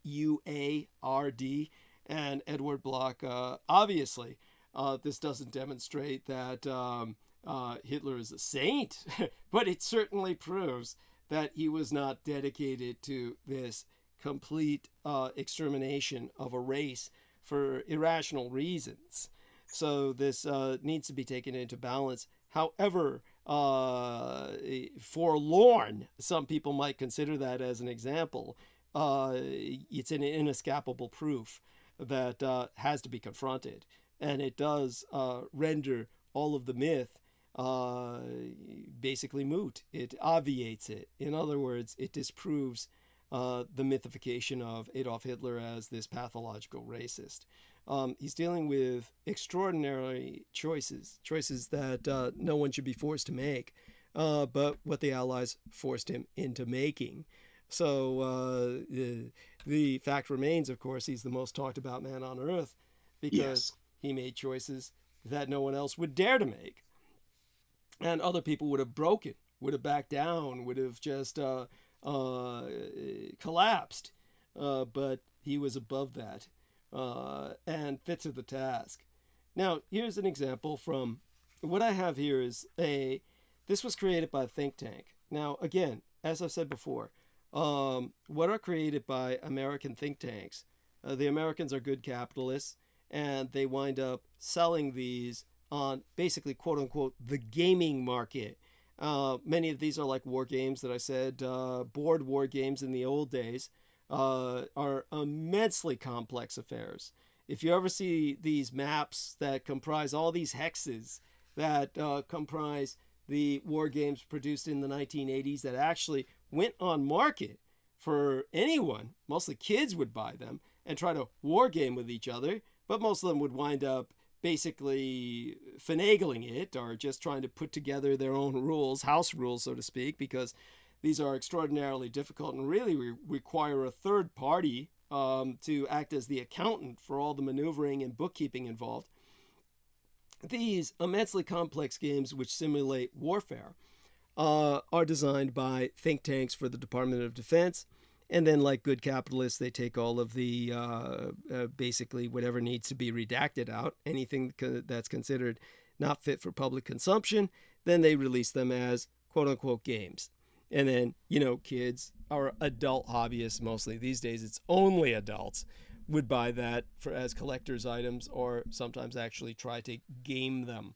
Now, in the same frame of mind, this is a field manual I have in my hand for space boarding operations. This was created by a think tank for the Department of Defense, then released as quote-unquote a gaming accessory. And now extra money is made of this by defense contractors, who then open up what are called just basically little gaming companies. Whoever the defense contractor was working with the think tank has a right to do that. If they help to put together a space boarding manual for combat in space, then basically they can create their own little chicken shit publishing company. This one is Skirmisher Publishing. And this is USSMC for United States Space Marine Corps, FM, which stands for Field Manual 722. By the way, these are the way that actual field manuals for the military are produced about spaceboarding operations. So basically what they try to do is project into the future, think about what kind of combat might evolve in space and what the geopolitical situation might be behind it. And I think this section of the book says it all. Now, I've read this one time long ago to someone on the show in the past. I'm going to read it again now to give people an idea of why genocidal warfare is conducted. Basically, this is a section of the book that deals with history, because field manuals will usually have a historical section trying to explain how we got to this point where this kind of combat is necessitated or this kind of operational format has evolved. So basically, what it says is elsewhere, going ahead a little bit forward or backward, it says, UAE radicals, that I suppose stands for United Arab Emirates, which is actually, yes, here we are, the United Arab Emirates, which actually exists, became a political face for the Islamic Pact through its robust worldwide trading partnerships and ability to downplay Islamic extremism, control UAE radicals, and otherwise present a quote-unquote normal facade to the non-Islamic world. The Islamic Pact, using the UAE as a front, significantly infiltrated EU economic ministries through proxies within the EU Parliament in Strasbourg, France, ensuring continued IP preferential economic treatment at the hands of the European Union. So basically, this is setting up the Europeans as basically the dopes. Basically, this is a common American thematic, is that Europe is becoming Islamized. This is the Eurabia concept, that Europe is going to become a caliphate. This is what the American reactionaries were pushing forever. I mean, basically, what put a stop to this? Well, the Ukraine basically put a stop to this, the Russian invasion thereof. Of course, we'll see how Europe evolves from this point forward, but in this so-called scenario, they go to B in the historical session. The War of Desperation, 2067 to 2070, to the present. This is how they projected what would happen. The War of Desperation began on January 7th, 2067, with the destruction of Washington, D.C. At that time, the U.S. Capitol, the Syrian terrorists, Ismail Abdul Khan Mohammed, Mohammed Abdel Sheikh, and Farouk ibn al-Tikriti infiltrated, they might as well just say Larry, Curly, and Moe, infiltrated the United States through its southern border. Of course, it has to be through Mexico. Of course, your average reactionary American conservative nightmare. And of course, with a complex IP support infrastructure, Islamic Pact, an Islamic Pact insurgency, essentially, we're able to transport and detonate a 20 megaton dirty bomb at the Washington National Zoo, the only public facility with negligible security within the confines of the National Capital Region. The bomb was perfectly timed to detonate midway through President Philip Hammersmith's State of the Nation address, ensuring the virtual annihilation of the U.S. federal government in one attack. New York Governor Alexander J. was appointed acting president by the Assistant Deputy Assistant of Defense for African Affairs, Victor Nelson, the only living political appointee after the attack. Now, J. dubbed the city of Philadelphia New Washington, D.C. Oh, that sounds nice. And declared war on the Islamic Pact. Now, after the U.S. declaration of war against the Islamic Pact, the Chinese consortium declared solidarity with the United States by not directly interfering in the U.S. IP or United States Islamic Pact struggle, to include suspending its financial and economic support of the faltering IP economy. The European Union declared itself neutral, however, continued to act as an IP economic proxy. Shows you how the Americans hate the Europeans. They view them as nothing. The Chinese, specifically the Muslim, here's what it says. The Chinese consortium used this period of instability. Now, listen to how this is so callously described. The Chinese consortium used this period of instability to crush its own minority groups, specifically the Muslim Uyghur people of the Xinjiang Autonomous Region and the remnants of Tibet's pacifist religious movement.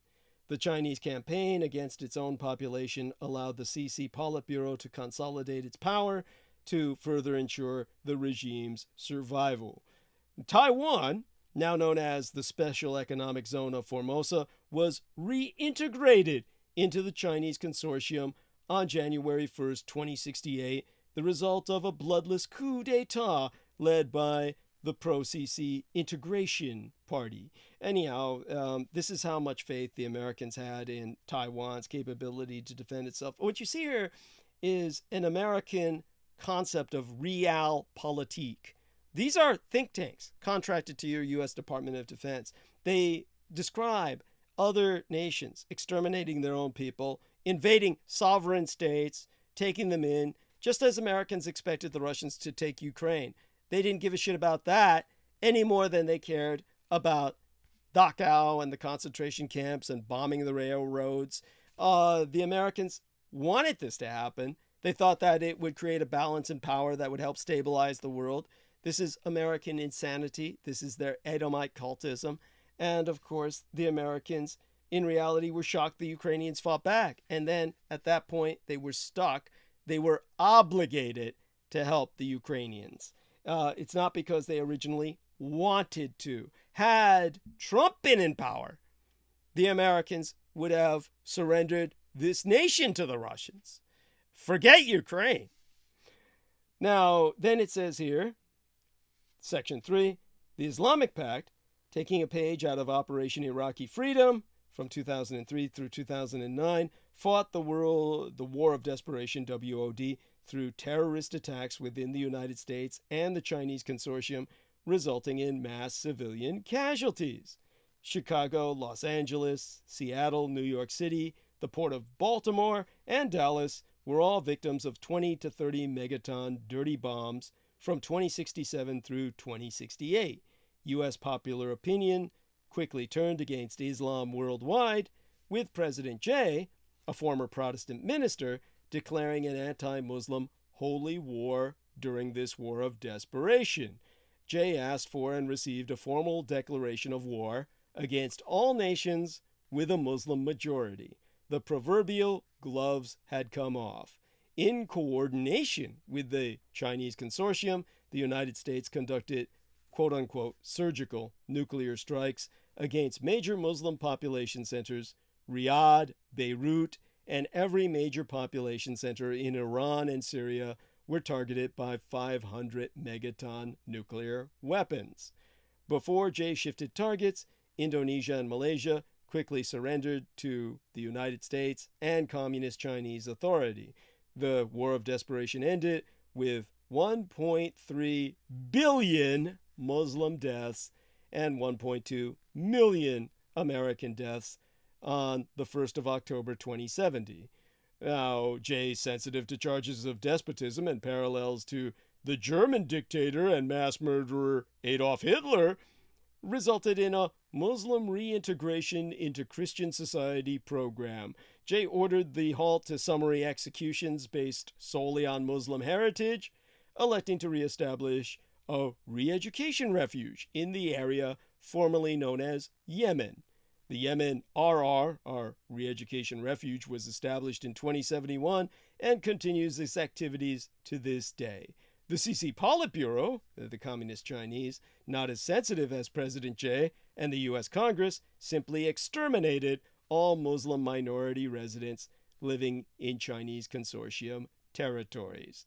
So this is like a projection that was presented to the Department of Defense. So this is something that came out later, as I said, selling as a gaming accessory, originally presented as a field manual for space combat that would erupt from such geopolitics. This is then something that you have to understand is what your military thought was really going to happen. So understand that your military was planning for effectively a total extermination of the Muslim population. All they needed was the orders. And this is something that, well, America's always fought war this way. The only way such war can be won is by exterminating the Americans first. Now, what you notice in this pattern here, the scenario that's presented, is that the Americans are talking about all these deaths on the American home front turned the American public opinion against the enemy to the point where they said, kill them all. Now, bear in mind, in World War II, the Americans started the war by saying, kill them all. When Adolf Hitler declared war on America, they said, kill all Germans. And they operated with that objective in mind. That was their intent. They said, kill all Japanese. With an attack on Pearl Harbor, that was a preemptive surgical strike to prevent the Americans from bombing Japan, which we explain the Americans had every intention of doing and publicly announced in the book, The Roswell Deception and the Demystification of World War II. Honestly, if you haven't read that book, you really have no right to ask any questions. Unless you've purchased that book and read it, you've no right to ask these questions because you're asking questions based out of ignorance. So until you read that book, don't ask any questions. They really don't make any sense. You're asking the same questions again and again and again. Read my goddamn book. So when it comes to the Americans in World War II, the Germans responded with a terrorist campaign on American soil. So when the Germans responded with that campaign, it was incredibly successful. As I said, far more women died working America's home front industry on the American home front behind enemy lines, American lines being enemy lines to the German, well, behind American lines on the American home front, far more women died by orders of magnitude than American combatants died overseas. So bear that in mind. And at that point, the Americans never said, oh man, the Germans are wiping us out at home. We've got to kill them all. That was never the response. The response was always, we've got to kill them all from the beginning, which is why the Germans had nothing to lose. So when it came to this kind of warfare, the war of extermination that the Americans fought, understand that this is what you've got to familiarize yourself with. So give me a second here and I'll try and remember exactly what the labor front statistics were. I'll recall that soon enough, but in the meantime, George Knight, by all means, this must have brought many things to your mind. Wait, I remember now. Now, for every American military casualty, there were 8 industrial casualties on the home front. So understand that the Second World War brought destruction that left 306,005 American soldiers dead as the result of combat. That's the official number. I didn't make that up. 306,005 that they got in there. 5 extra, enough to count on a single hand, they managed to squeeze in there. And another 571,822 sustained non-fatal injuries, but catastrophic enough to cripple them for life during the conflict. Now, this is what you are indoctrinated to think about when you think World War II. Those soldiers killed or injured on foreign soil. But America's production soldierettes, the woman who manned, or rather womanned, the nation's factories, mills, and mines, they suffered all the physical losses during combat. The Bureau of Labor Statistics reported that each year between 1942 and 1945, there were some 2 million deadly industrial accidents, a total of more than 6 million. You had more women die in America than Jews died in the Holocaust. More than 75,000 Americans are officially recognized as having died during industrial production during the war. Additionally, some 378,000 industrial workers suffered permanent disability, meaning they lost legs or parts of their body, their sight or hearing, something which crippled them for life. 6 million. 6 million. And none of this is recognized. There was not a single medal. Not a single medal. So the Germans, left with nothing to lose, were taking Americans out, overwhelmingly women, on your home front. But did Americans say, we've got to kill them all because of what they're doing? They didn't need to. That was the objective from the first place.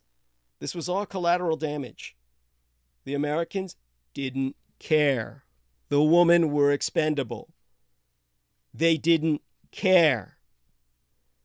That's America.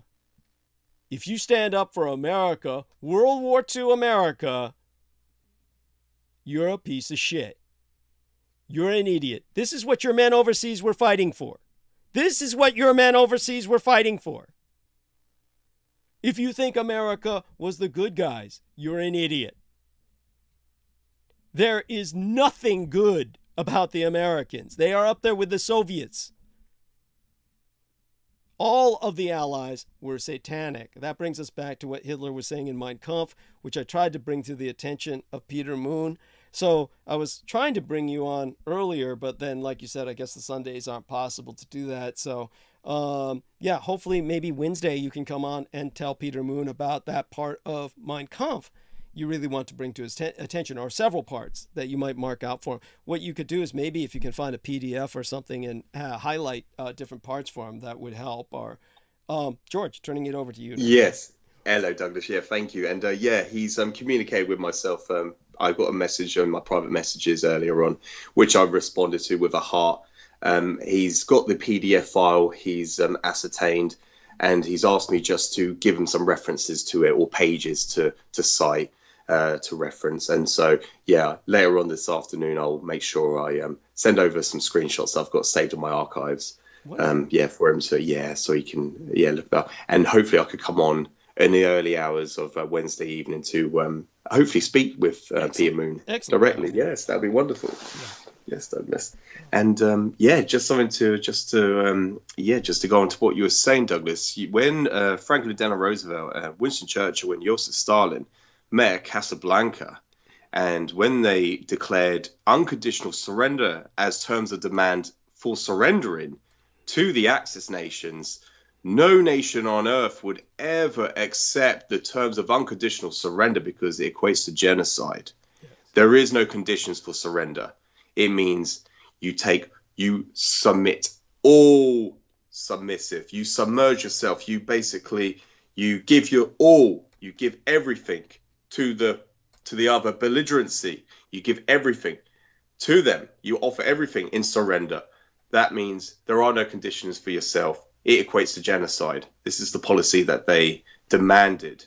This is the policy. This is why the Axis never gave in to the terms for unconditional surrender. The Axis never surrendered during World War II because the whole campaign was an extermination policy. Unconditional surrender equates to genocide, equates to total annihilation, total extermination.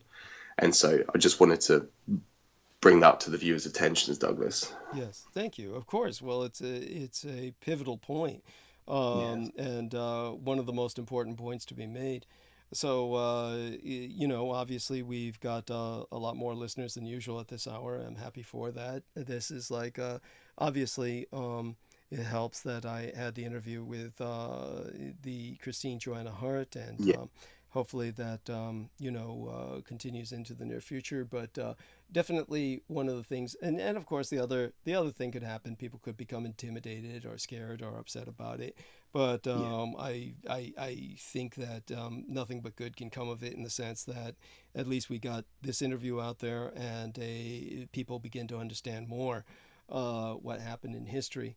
Now it's your turn. So conduct whatever interview you want. I don't know if you have any, take your time with it. We'll make it organic, but obviously say what comes to mind, and we can work it towards questions if you wish. Oh, absolutely, Douglas. And I would think, instead of to conduct this as like a interview per se, I'll call it like a formal discussion. Just it makes it, as you said, more organic, just to have a generalized talk with one another. We can talk about, ascertain things about history, certainly. And over my head, I was thinking, Douglas, if we ever want to go into the direction of Satanism in the military, a bit about your background and, what the experience you had with Michael Aquino, or we go into World War II. So I'm quite happy to go in any one of those directions, to be honest with you, or anything you feel is important to bring up. I'm quite happy to go into that direction, and to anything that comes to my mind, I'm more happy to raise a question to yourself, address it also, and anything that comes to mind with myself. But of course, go on. Oh no, go on. I was going to say, as I've reviewed so many of your past interviews. The one thing that the person conducting the interview, whoever it is, when they break in or they interject, and then they stop you at your when you're basically on a roll, and then they stop you for a commercial break, that's not going to happen with this. So the best thing to do with Douglas Dietrich is to allow him to carry on speaking and to get the point across. So that is basically how I like to conduct if I was going to conduct an interview with yourself, I would like to ask a question and let you roll with it, because you're so brilliant at doing that, Douglas. And I've looked at the previous comments from people in the videos themselves, and they've said oh, the worst thing the person can do is stop Douglas talking, and the best thing to do is just let him carry on speaking, and that's the best That's way. true. Yes, It's so true. Just allow him to basically articulate or contextualize the point he is making. So yeah, Douglas, I'm happy to go in any direction you feel is important to address or to bring up. So also because, as you know, like I don't have many questions to ask you that I need to learn from. Like I said to on the previous transmission, I said to Brooke, all the answers you ever have are what Douglas has already articulated in the past. You just need the time to review them, which obviously not a lot of people have. No people have got the time to review the interviews again and again and again, like I have done. I've invested so much time into doing so. But I'm more than happy. What's important is I want to address some of these very important issues, such as World War II, how the military junta is run by the satanic establishment, whatever you want to refer to as the cult, basically how the United States military is officially but unofficially recognized, the officially recognized religion of the United States Army and the British. The unofficial recognized religion is Satanism, and it's a very important aspect to bring up as well, is to bring up Satanism in the military, and how Douglas was how your life organically ran into that, how you progressed from one career to another, and how you became liaison to the officially recognized Lieutenant Chaplain of the United States Army, Lieutenant Colonel Michael Aquino. And I think that's a very important point to bring up as well, is to go into some form of that direction. And I'm quite happy, however with you, Douglas, whether to start with World War II or to go into that aspect. So no, definitely appreciate it, and I think that's quite the lead up. By the way, just because I can't resist, and yes, this is something that is going to be, of course, just irritating as hell to people.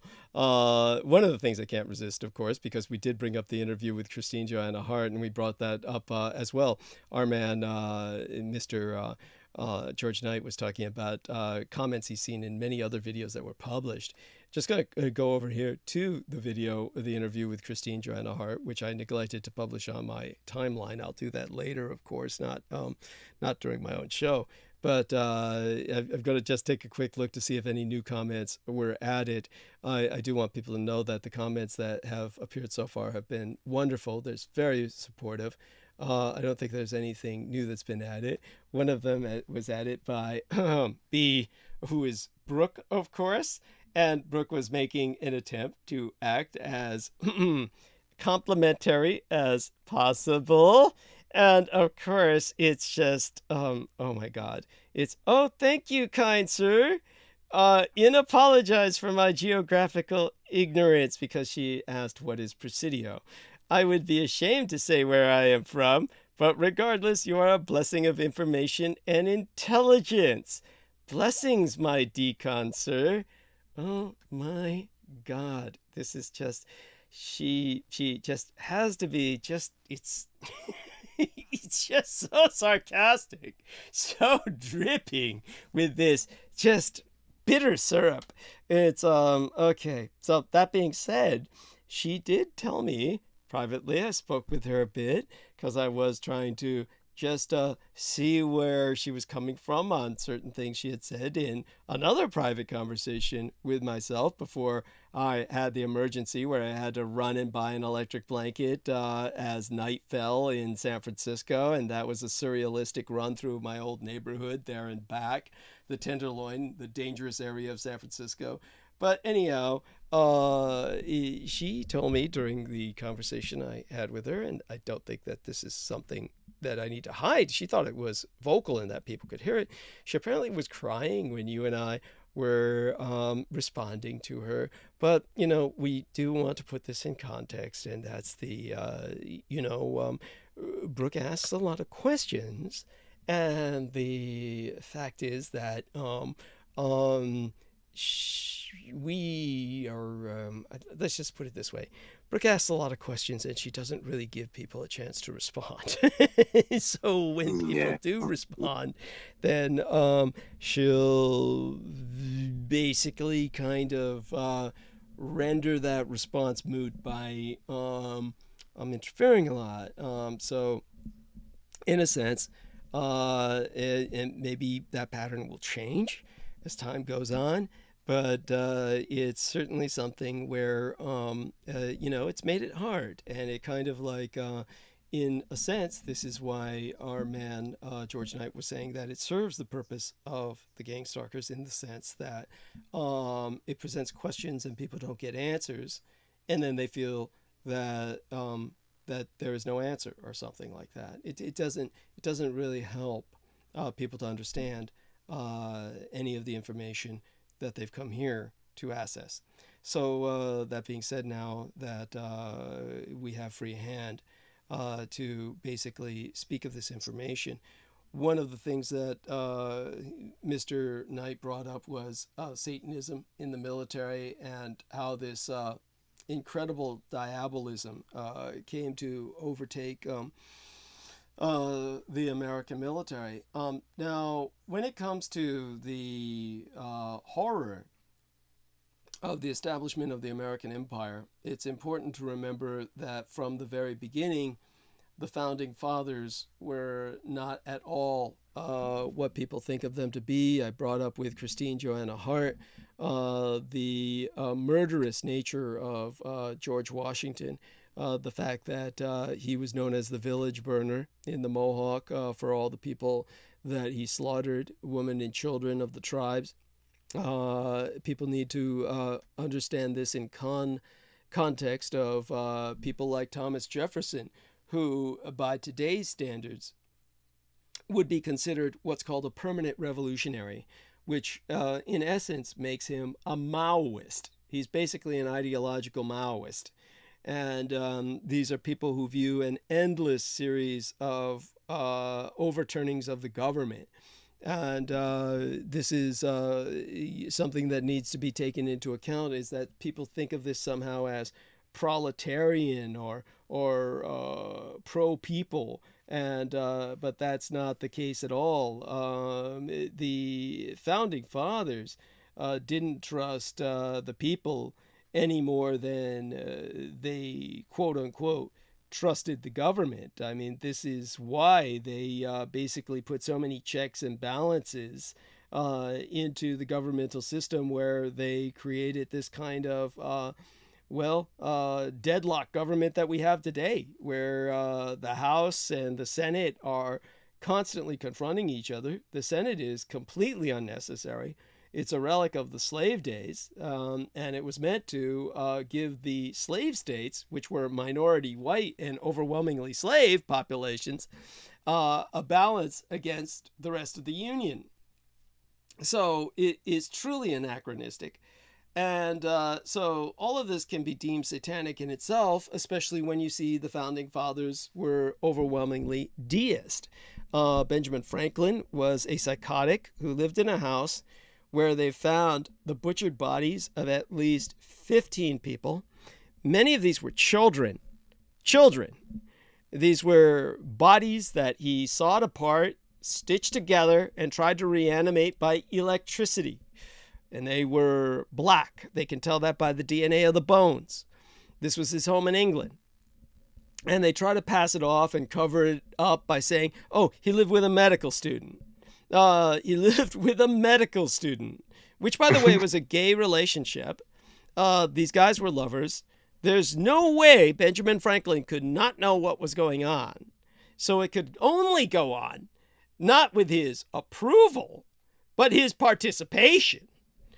We know what was going on. He was basically trying to create Blackenstein with these black slaves that he was dismembering and trying to saw back together again and reanimate with electricity. Bear in mind, this was prior, obviously, to Mary Shelley publishing the book Frankenstein, which is obviously inspired by, among many other inspirations, Benjamin Franklin.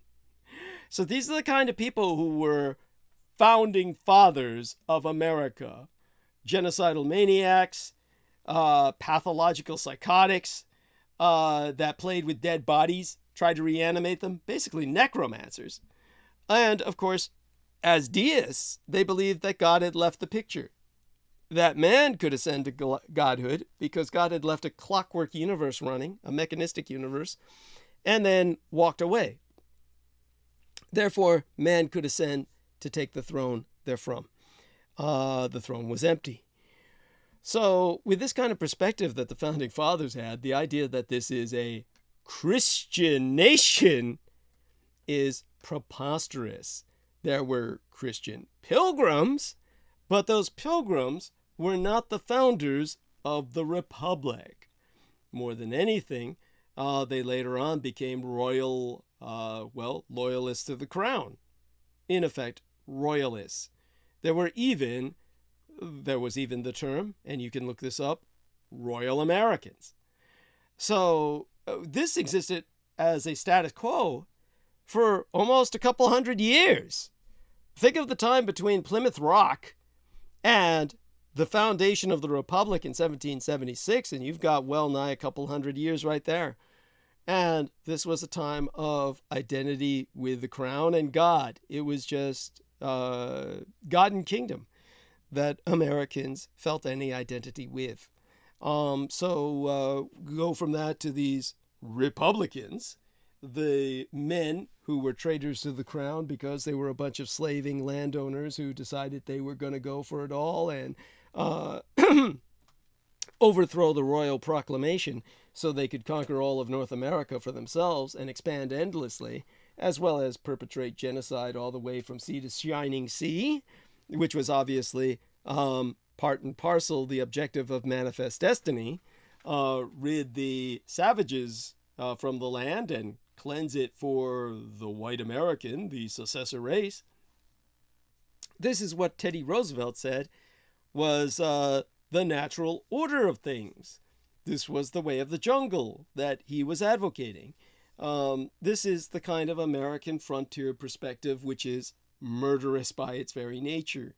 So when you have not only the Founding Fathers basically adding the Second Amendment into the mix, where they say, well, we don't trust the population, which is why we have all the checks and balances and the government is divided into such a state that the population is held at bay.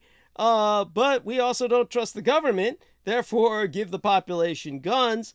So in the event that they have to, they can overthrow the government. This is an insane asylum. In other words, there is no aspect of American governance that the Founding Fathers trusted or had any faith in.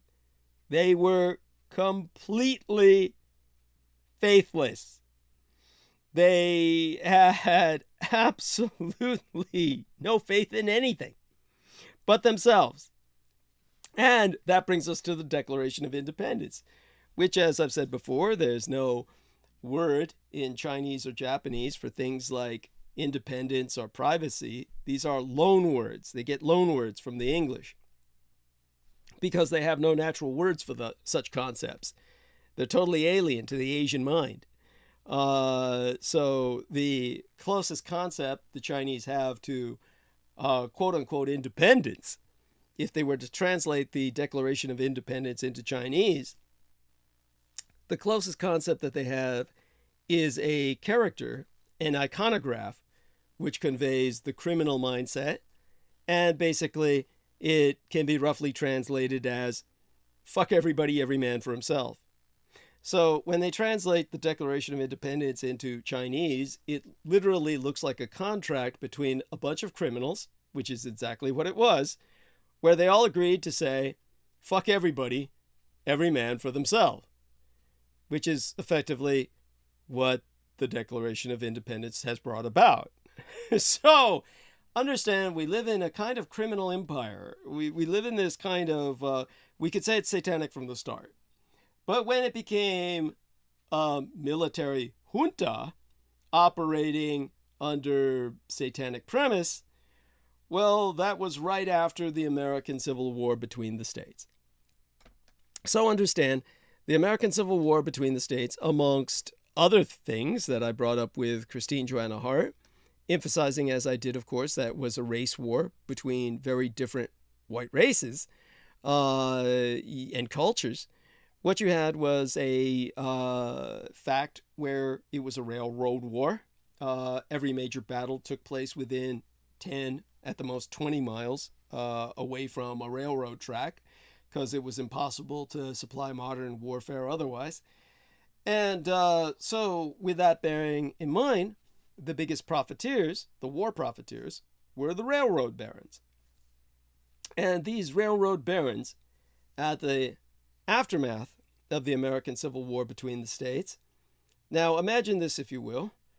The Republican president has been assassinated by a Confederate States soldier, and yet by 1876, 100 years after the foundation of the Republic in 1776, people were so disgusted with the Republicans, they voted the Confederates into power. So they had, of course, Tillman, who should have been your 19th president, legally elected. And let me get his full name, because I remember the full name of his enemy. That was, of course, the guy who became our 19th president, the guy who was basically pushed into office. Now, let's take a look at this.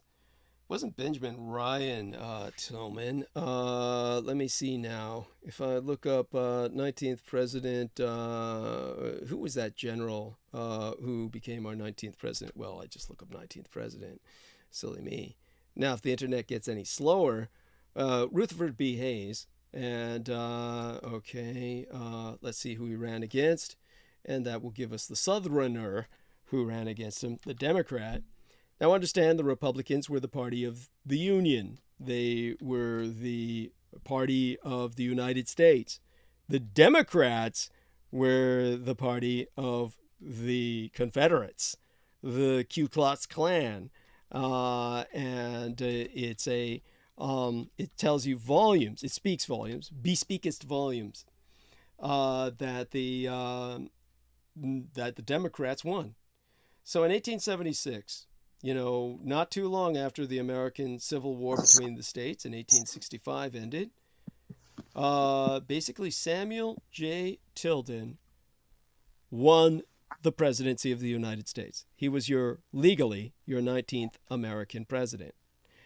Now, what happened was the robber barons, the rail robber barons, said we can't have the Confederates win, or there would have been no point in fighting the American Civil War.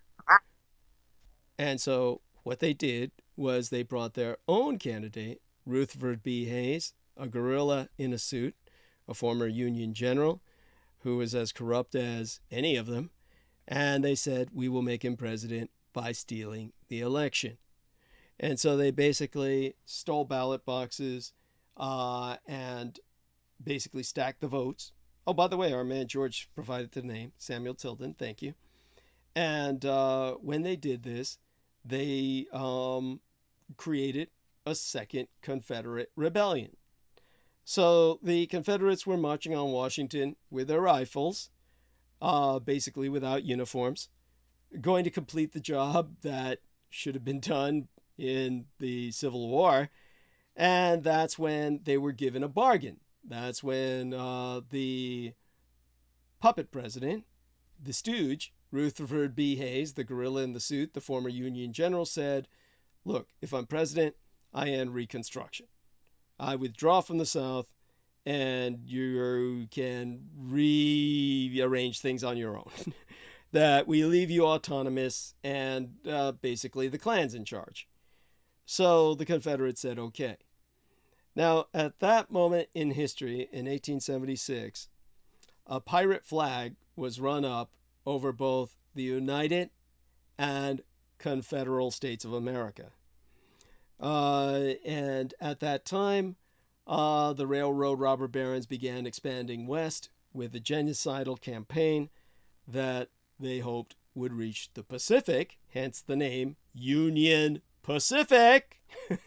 And they basically had the entire military behind them now that consisted, not surprisingly, but quite ironically, of overwhelmingly Confederate veterans, with no homes to return to, were in the frontier army, under, of course, Union generals like Custer. So this was essentially when the American military junta effectively took over the United States government. Now, not nearly to the extent they did during World War II. They were simply interested in basically, shall we say, having power, but they weren't interested in administration. So administration was left in the hands of the real criminals. Well, they're all real criminals, but the criminals in suits that we call politicians, as opposed to the criminals in uniform that we call soldiers and the military.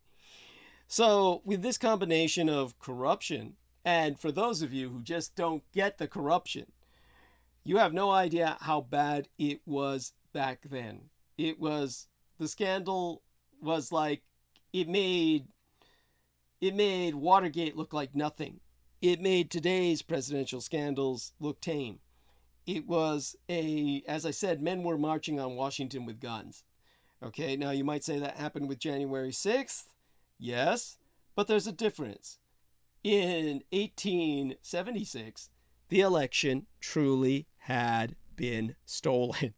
Blatantly, openly, shamelessly, gormlessly. And so when the Americans came under this junta, it was all greed, industry, and, racism. People were poor. There were no jobs available. Those jobs you had were essentially slavery by another name. Plenty of people, the winter was so cold that people were committing crimes all over New York just for the privilege of spending a night in jail where they'd be kept warm and receive a hot meal. So it was far better to do that than even try to survive outside. It was impossible to survive outside at all in some cases. And of course, many people died in the cold during those winters of those days. It was just, America was a horrible place to be. It really hasn't changed.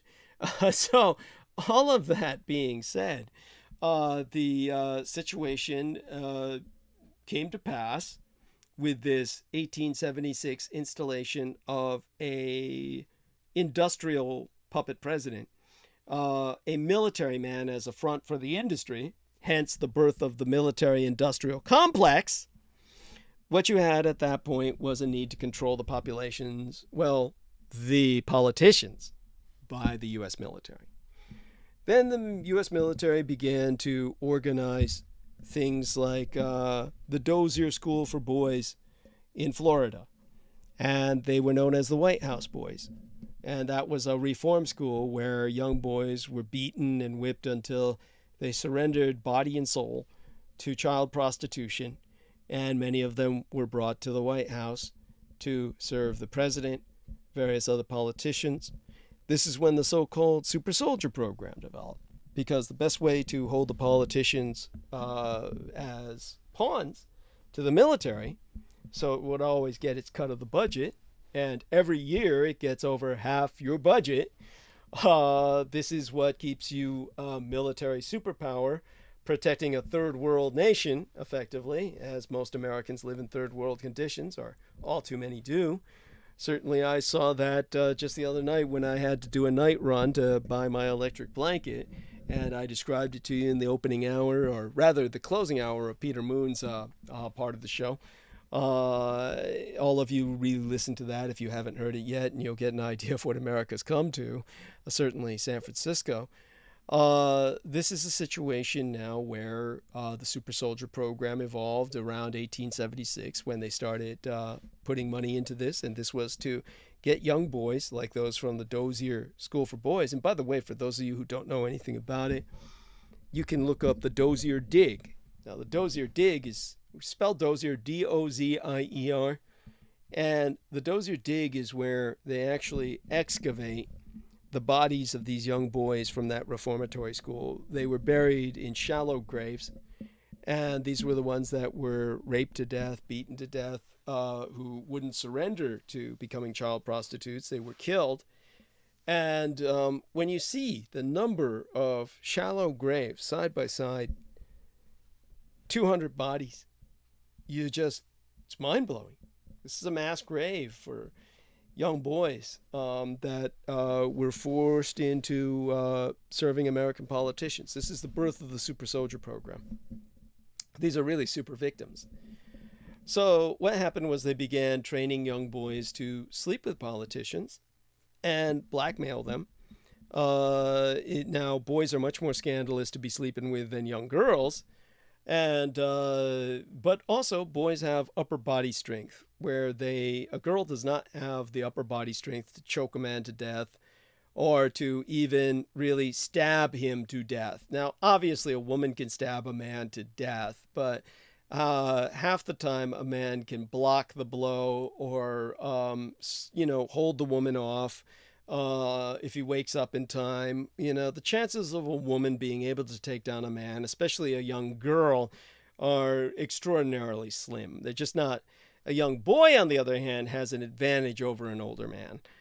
Speed, agility, reflexes, physical strength, and therefore these young boys were taught to have sex with politicians and, if need be, to kill them. And then nothing's more scandalous than a politician being found the next morning dead with a dead young boy by his side who's committed suicide next to him.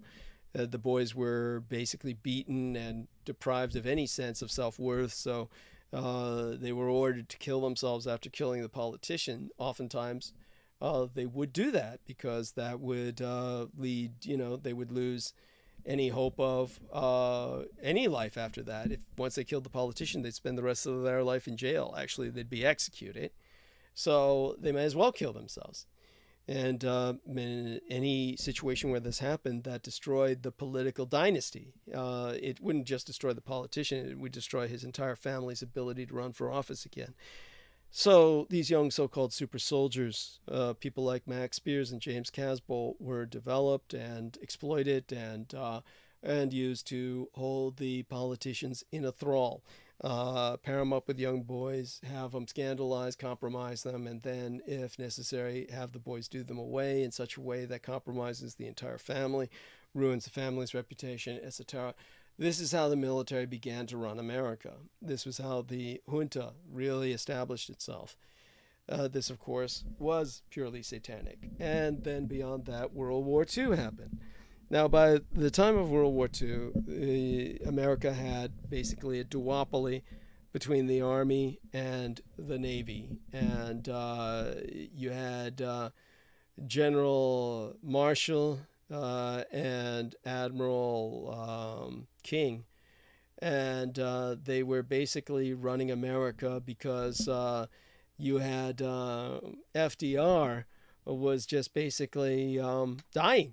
And you're talking about a madman whose entire war policy, his foreign policy, was being run on the advisement of Gene Dixon, who was consulting a crystal ball. So for those of you who don't believe me, look up Gene Dixon in the White House, Gene Dixon, FDR.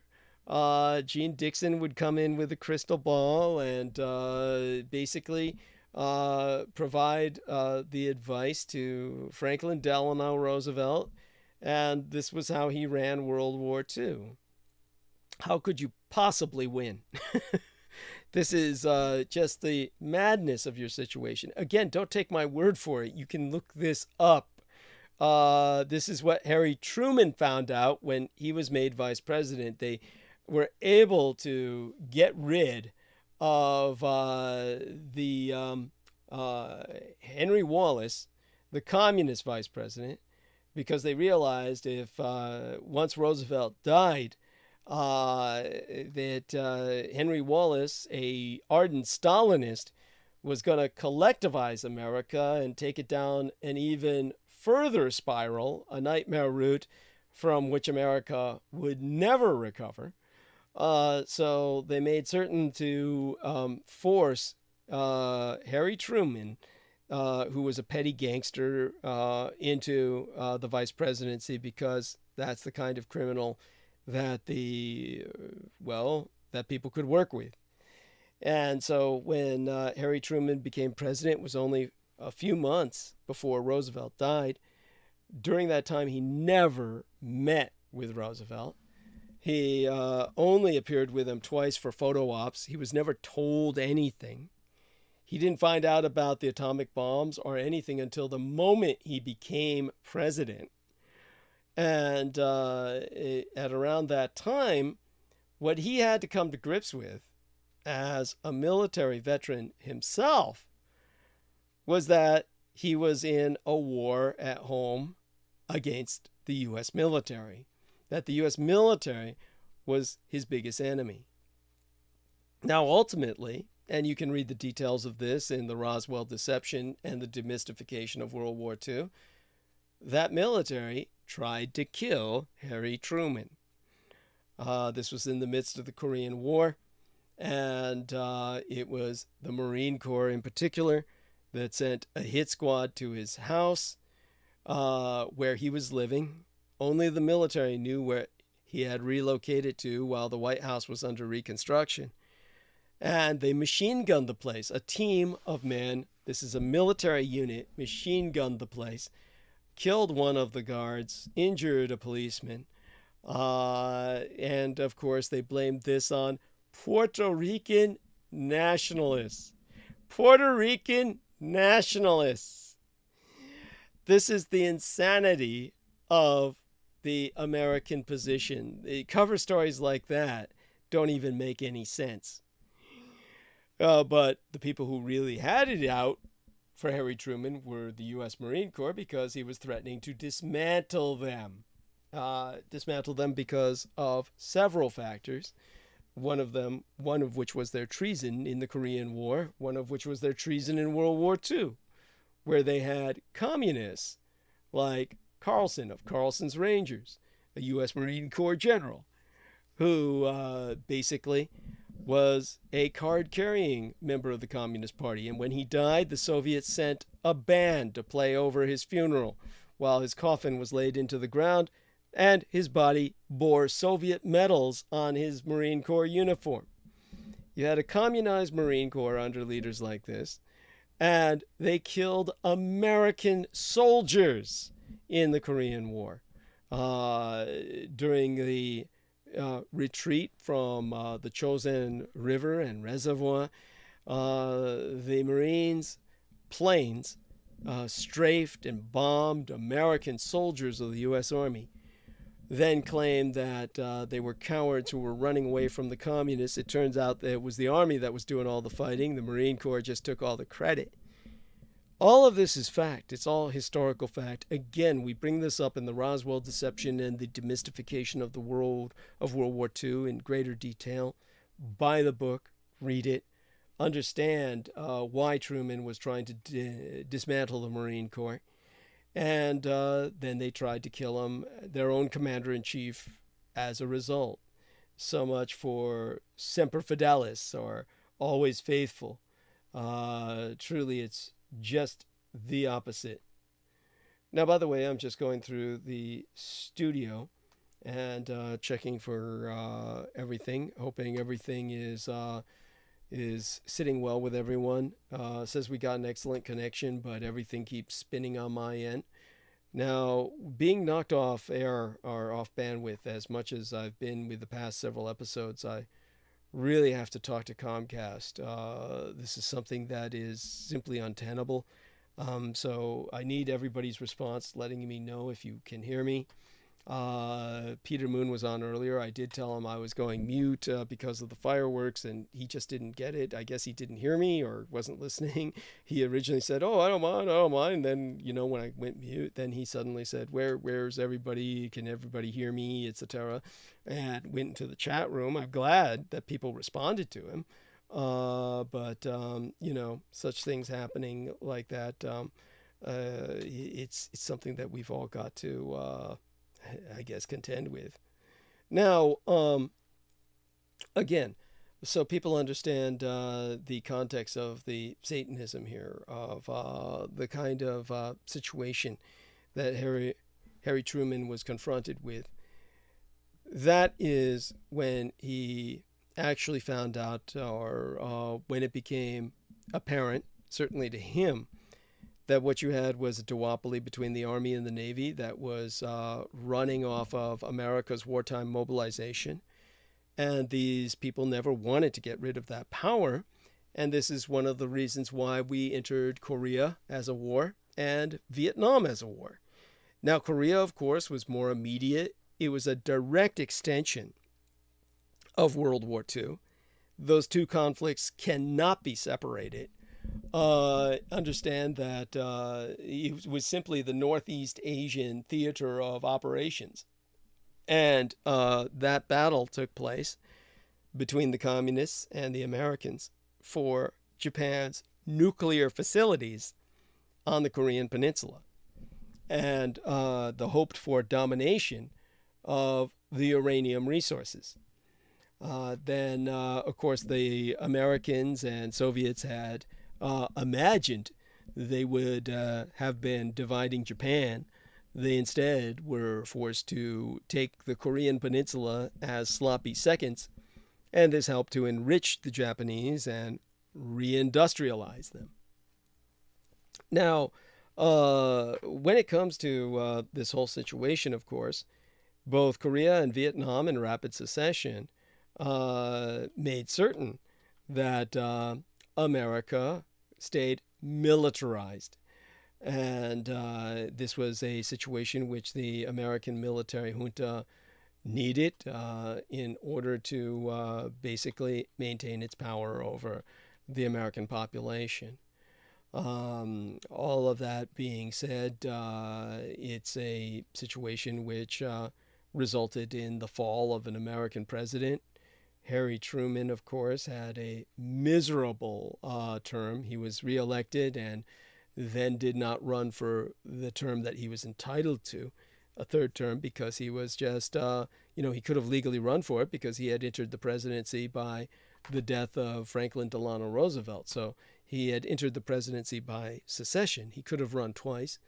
He only ran once because his experience was such that his family's life was threatened. He had seen the full power of the military-industrial complex arrayed against him.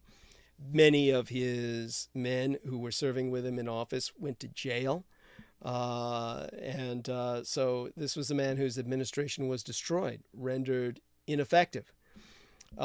This is why Eisenhower, on his way out, like a chicken shit, he could have said this when he came into office, but no, he said it when he was leaving office. He said, "Beware the military-industrial complex." Now, Admiral Ernest J. King and Commander-in-Chief of the Pacific, Admiral Chester W. Nimitz, this is two of the men who were running the Navy. And in terms of the Army, of course, it was mostly George C. Marshall. And these people were effectively running the United States by 1945. And, of course, with all the money that they had, they were never going to let it go, so they had to keep war going. So if they were pretending that World War II had ended, they had to get another active war going immediately in order to maintain mobilization. Hence, Korea and then Vietnam. So that combined with what I said about the super soldier program, all of this was maintained by a lot of compromise of politicians. And in the end, we have the situation we have today, where every time they vote for a budget annually, over half of it goes to the military, and everything else is left wanting, without enough funding or resources to carry us through. So we're in a terrible position. England's in a bad position too. I mean, they've become the poorest nation in Western Europe. And look at the condition that Russia is in. And militarily, just everything was a bluff. They certainly are a joke. What one victory they won in Ukraine this far has been won by mercenaries. How can you even believe for a second this triumvirate of failed states, which is what the United States, the United Kingdom, and Russia are? How could you possibly believe they won the Second World War? It's laughable on the face of it. Look at the quality of life. Compare it to the quality of life of people living in Germany and Japan. And if anybody came from a different environment to ascertain what was going on, they would draw the same conclusion. The Axis won the war. Now, in truth, of course, Japan won the war. The 1,000-year Reich in exile is still at war with the United States and the Allies. This is something that is, the proof is in, of course, our wartime, the fact that we are still on wartime, that they will never switch off wartime. Whenever they talk about ending daylight saving, instead of taking us off of wartime, they simply suggest making wartime all year round, which means that the parts of the year that we'll be getting up early in the morning at ungodly hours will lead to us going to school in the darkness. This is what we did when I was young. They experimented with this, and it was a miserable failure. Accidents occurring, everything else, fatalities, people dying because of it. So a lot of this has to do with sleep deprivation. Again, part of the lack of quality of life. This is what happens when you exist in eternal wartime. So this war is what both George Knight and I advocate has to end. Again, the reason why Peter Moon and I wrote the book, The Roswell Deception and the Demystification of World War II. So hopefully that gives everyone a good background as to how we came under the occupation of a satanic military junta.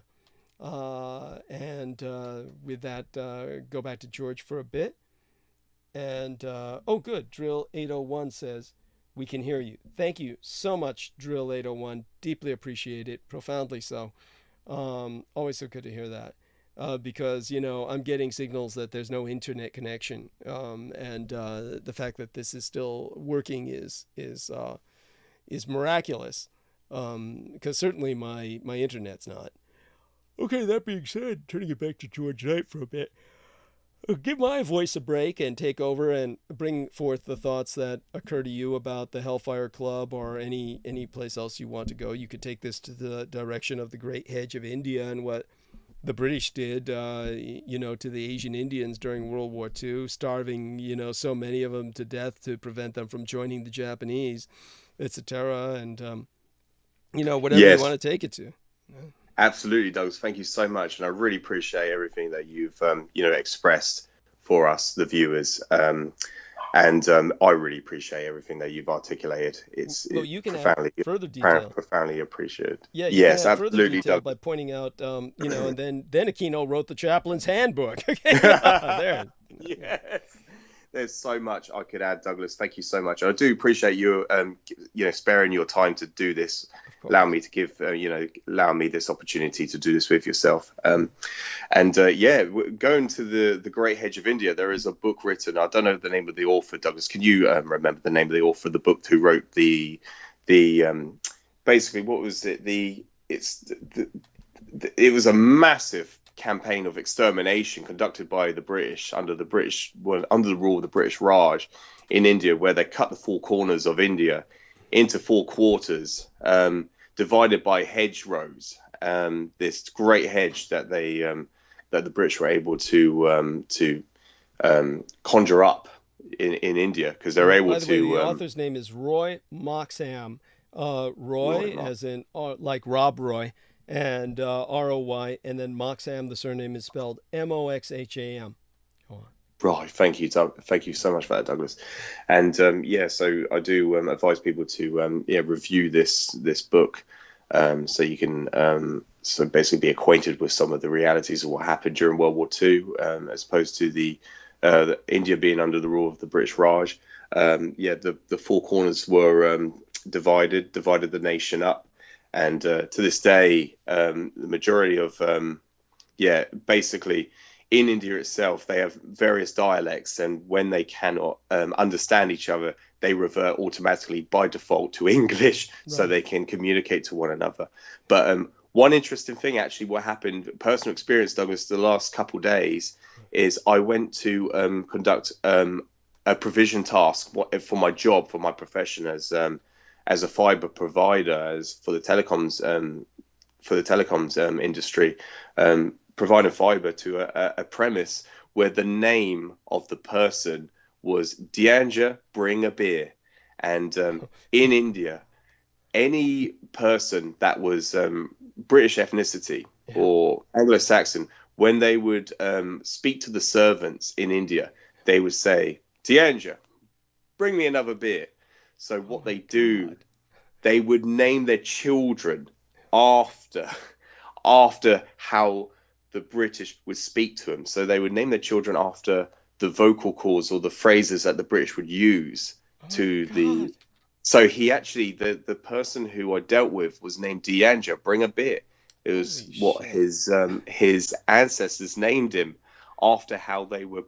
That is just remarkable. Yeah, and so that was a very interesting. Very interesting. Just awful. Is he bitter about this? Very awful. Incredibly awful. I had no idea. It was an eye opener. Just to Dianja, bring a beer. Oh my God, what? That's your name. Oh my It was God. what the servants would name their children after how the British, however they would speak to the servants, they would say, whatever they would say, whatever phrases. Bring me the plate of food or bring me another drink. They would name their children after how the British would speak to them. But by the way, anyway, by the way, thank you for that. I mean, that's appalling. But yes, thank you. It is. Yeah, one of the good news. Now we've spoken earlier about how things get scrubbed, and in terms of Peter Moon, he was like saying, here was this, and then it got scrubbed. And by the way, Peter Moon has a talent for finding what I can only describe as basically Judeophobic articles that recently that he's been bringing up, and it's pretty disconcerting. But such as it is, when it comes to the Great Hedge of India, I was one of the first people to ever bring the subject up. Of course, George is going to testify to that. But if you don't believe me in that regard, all you need to do is look up the primary gang stalker, the man who funds so much of my gang stalking as a member of the cult of the Kings of Edom, the multimillionaire Stephen Outram, because this individual had asked me out sexually. I said no. He vowed he would destroy me, but that had been his intent all along. His asking me out sexually was simply to put me in a compromising position. He was always a Herodian, a cultist of the Kings of Edom, and a Kino affiliate. Kino made him a multimillionaire. He literally did one of those, shall we say, infernal contracts where Kino claimed his soul for the sake of rendering him a multimillionaire, told him exactly when to sell short when the Silicon Valley bubble burst, because Stephen Outram was one of the original defense contractors for software via the Sausage software. So you're talking about a defense contractor, which means that he was a nepotist and completely corrupt. And that everything I say is true because he never did anything in software, electronics, or computers ever again. I mean, obviously, when you take a look at actual computer people whose passion is computers or software, like Steve Jobs or any of these people, whatever else you say about them, like Bill Gates and these other kind of people, they really never stop doing what they're doing. They wind up trading, socially active. They wind up, they don't just take money and run, which is exactly what Stephen Outram did. He just basically took the lotto ticket that he won, sold short based on the advice of Colonel Aquino, and then basically, aside from investing in some real estate in the Pacific Northwest, so he would have a place to sleep without paying rent or any other things like that, or take people to rape them where he wouldn't be held accountable. This is an individual who has done nothing. He's done nothing socially or technologically. So it's not like this guy is an innovator or a developer of any sort. So he stole everything he had, and basically now, of course, is trying to steal my reputation. So he tried to claim he was the secret weapon of the Silicon Valley and shit. And if you go on his column, what we call his colon column, that he wrote thousands of pages attacking myself, this lunatic attacks the Great Hedge of India.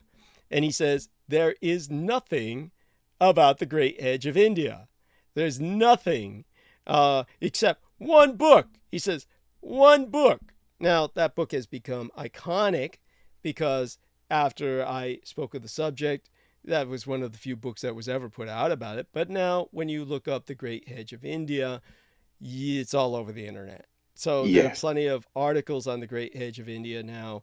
So this is profound. And so this is one of the important things to be taken from this, is they actually had an official name for this. They called it the Inland Customs Line. So it had an official name, the Inland Customs Line. It now has a Wikipedia entry.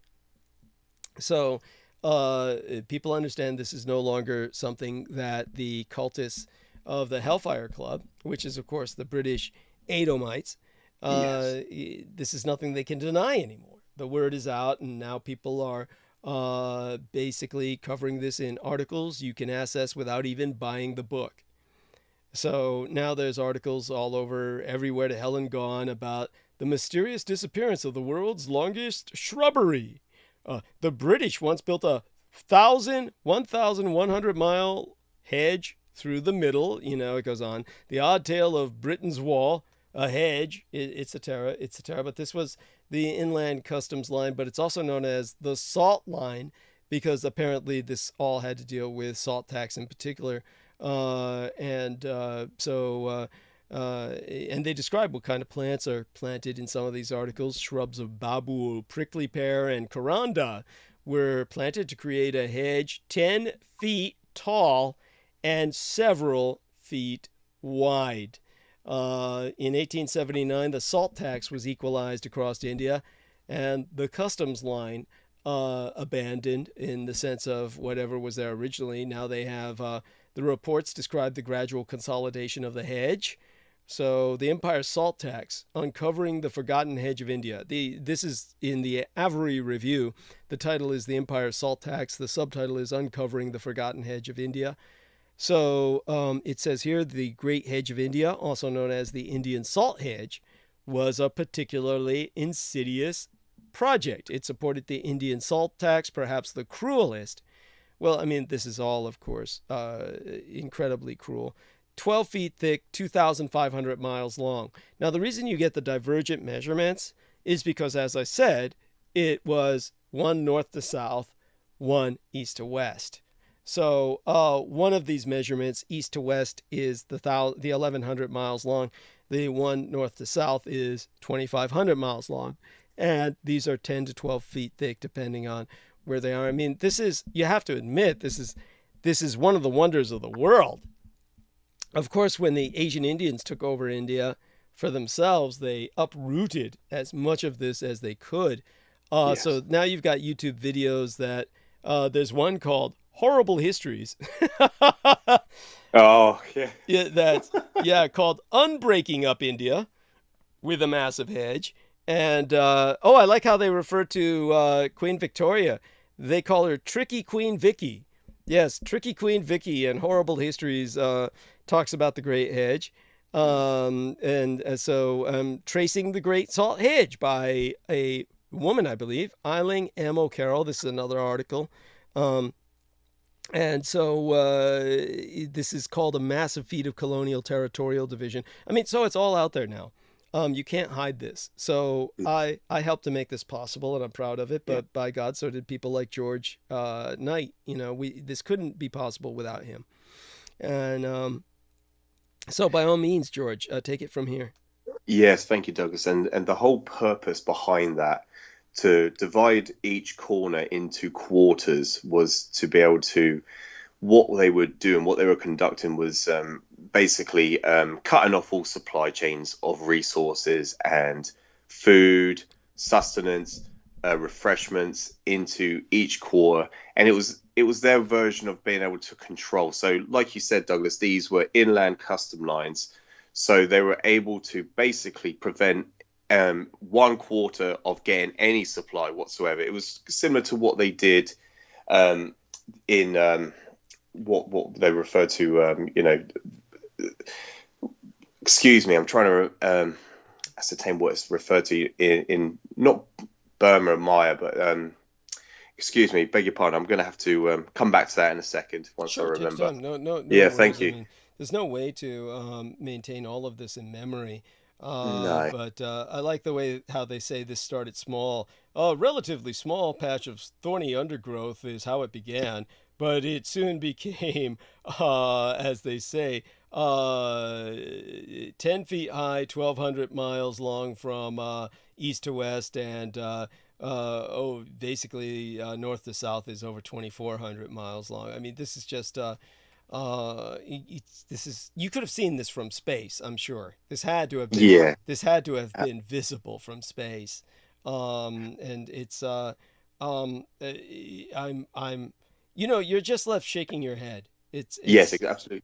Yeah. And as you said, it should have been one of the great wonders of the world. I mean, you will be able to see that from space. It's a great, as you said, 1,100 miles, 1,100 miles from west to east, and then north to south, 22 to 2,500 miles. It's remarkable. So yeah, and you would be able to see it from space.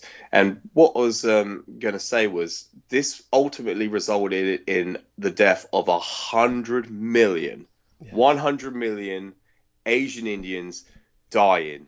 This great hedge of India, this hedge that the British grew, so they were able to cut off supply chains. And it was very similar to what they did. And what I was trying to remember, Douglas, was the Bengal famine.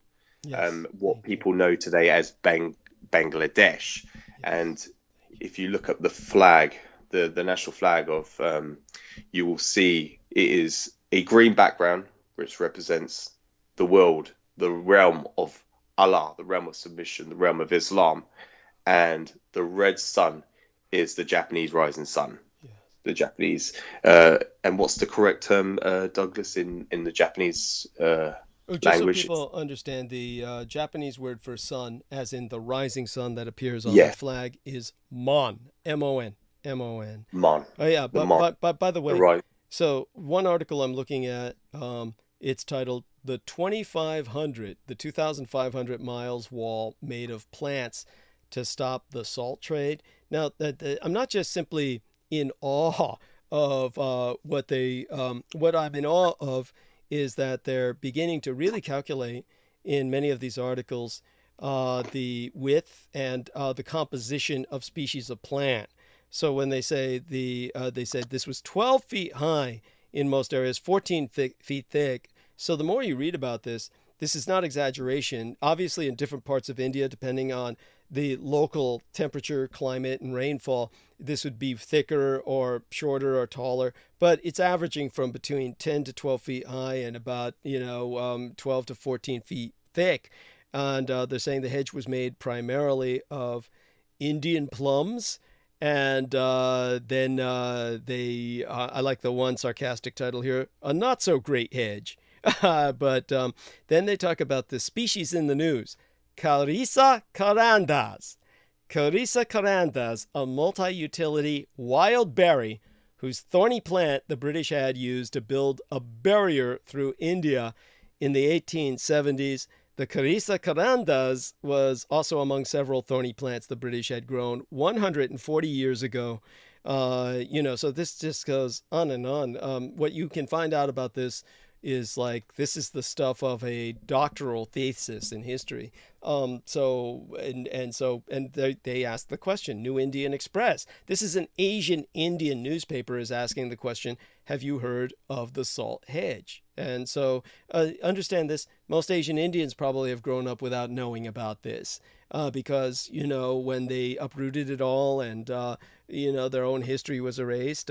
But by the way, what our man George Knight brings up about Bangladesh, understand this is where Selina Khan was born. So Selina Khan was born in Bangladesh. It was originally because the British Empire was trying to cause as much misery and pain as possible when they left the Raj. They left involuntarily and they said, let's just leave them all to kill each other. They awarded this Bengala, where they had caused so much famine and misery, to the Pakistanis. And they just said, oh, this is East Pakistan. And so the Pakistanis came to occupy it, Salman Sheikh's people. And of course, this is one of the reasons why Selina Khan always thought Salman Sheikh was just a piece of shit, because these Pakistanis were the enemy of her people. And yet, strangely enough, she kept referring to herself as East Pakistani to I almost called him Reverend Moon, to Peter Moon, who basically relates that, which is kind of like somebody who's Mexican saying they're a citizen of the French Empire. I mean, it's just very bizarre. The whole, whenever we dwell on these gang stalkers and cultists. But Bangladesh, yes, this was the part of India that sided with the Japanese. This is why the British decided to starve them out, wipe out a good deal of the population, and 100 million lives were lost there alone in that assault on humanity. And but out of it was born an independent nation that took on the flag of the Japanese liberators, except instead of a red sun on a white field, it is a red sun on a green field to emphasize Islam. But when you look at the Bangladeshi flag, it's simply a Japanese flag with a different field. So green for Islam, but it's a red sun, what the Americans used to call a meatball. So by all means, yes, take it from there, George. Oh, absolutely, Douglas. It brings so many, so many thoughts in my head to bring up, actually. This is what ultimately how the Hellfire Club, this was one of the mass exterminations that they conducted. It was what the, when we talk about Satanism or diabolism, this is what the Americans ultimately inherited from the British. What they were conducting was mass extermination policies. A mass sacrificial ritual. Yes, thank you, Douglas. And that is what that's what the Hellfire Club was conducting. When they conducted all these mass sacrifices, these mass genocidal campaigns, and it was to do with it was all to do about control. So they divided the four corners of India up into 4 quarters, and they were able to control the supplies going in and out, imports coming in of supplies. They were able to starve to death ultimately 100 million Asian Indians. So this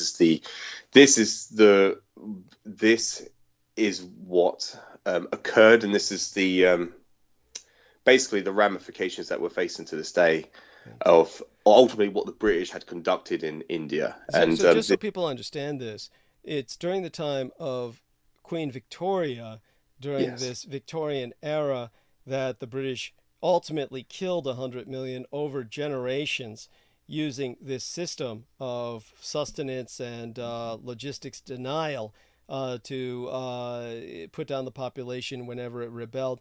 The Bengal famine is a totally separate operation of genocide conducted specifically under the command of Winston Churchill during World War II, in which he made certain to use currency manipulation to basically deprive the Bengal region of economic access to the rest of India. and also diverted supplies by merchant marine, etc., to the point where the Bengali people were starved, and therefore his strategic logic that this would deny a healthy or fit population for fighting on the side of the Japanese against the British Empire. So you're talking about a totally separate genocide from the 100 million we're talking about involved with the Great Hedge of India. So please understand that.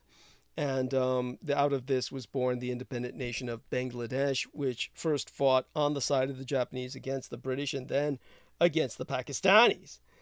So it's a horrible situation, as that one video on YouTube said it, horrible histories. Yes, by one other thing comes to my mind before I forget. Sandra Bos, sorry. Yeah, the anything on your mind, you say it first. Oh, I was going to just bring up Sandra Bos. Yes, whenever someone like as you the phrase that you used before, Douglas, is when you think of when you ask an American or a Westerner who is the who would you see as the main, and what's the word? What would be the correct term to use when you look up someone who you would look up to from India, Asian India? Role model, or someone like to look up to. People would think of Mahatma Gandhi if you ask any Westerner, but if you ask an Asian Indian, who do you look up to as a role model, they'll say what's the very first name of Sandra Bullock? By the way, this is what I kept doing. So everybody understand this is all my fault. I kept saying Sirhan because, like Sirhan. It's Subhas. It's Subhas, by the way, Sandra Bos. Yes, I used to know, but then what happens is over the years and do enough drugs and you just fucking forget, because there's just too much information to keep up in your mind. Subhas Chandra Bose. So go on. Yes, thank you, Douglas. Subhas Chandra Bose is the Asian Indian. By the way, don't forget to tell them Bose stereo systems, BOSE, Bose headphones. Oh God, That's the dynasty. Yes, the Bose family dynasty. That is correct, Douglas. Unfortunately, I am not very. I can't articulate any more than that, but that is correct. There is a link there between. It's a family dynasty that established the Bose. What did they? Was it like electronical equipment? Was it the Bose? Yeah, basically music stereo equipment, electronic music equipment. Yes. Thank you, Douglas. Yeah, that's so important. And Chandra Bose, he ultimately relocated to Taiwan. Yes. He escaped.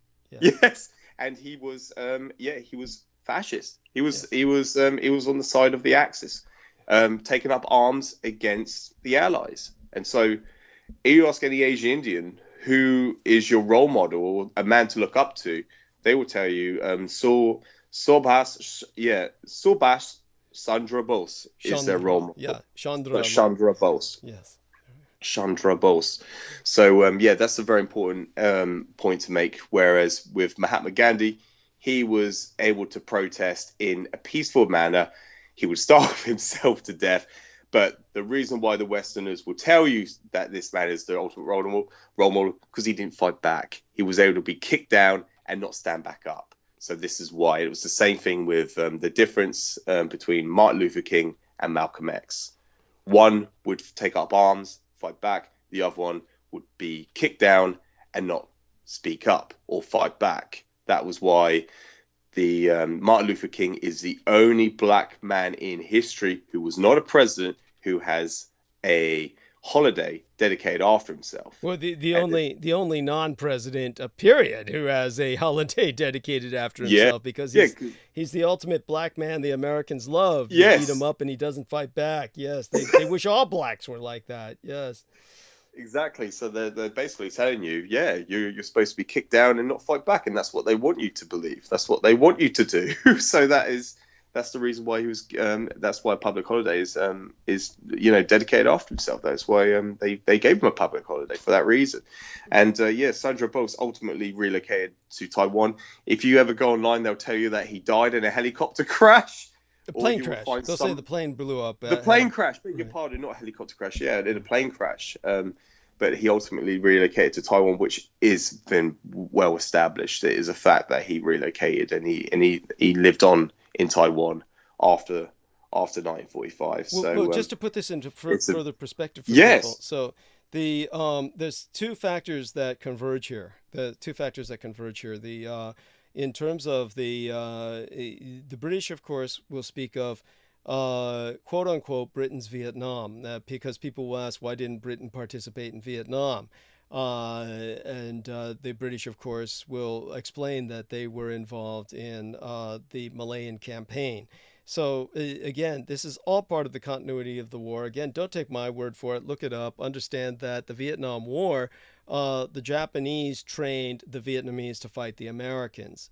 So basically, the Japanese army was still active in mainland Asia. They trained the Vietnamese to fight the Americans. They also were training the Malayans to fight the British.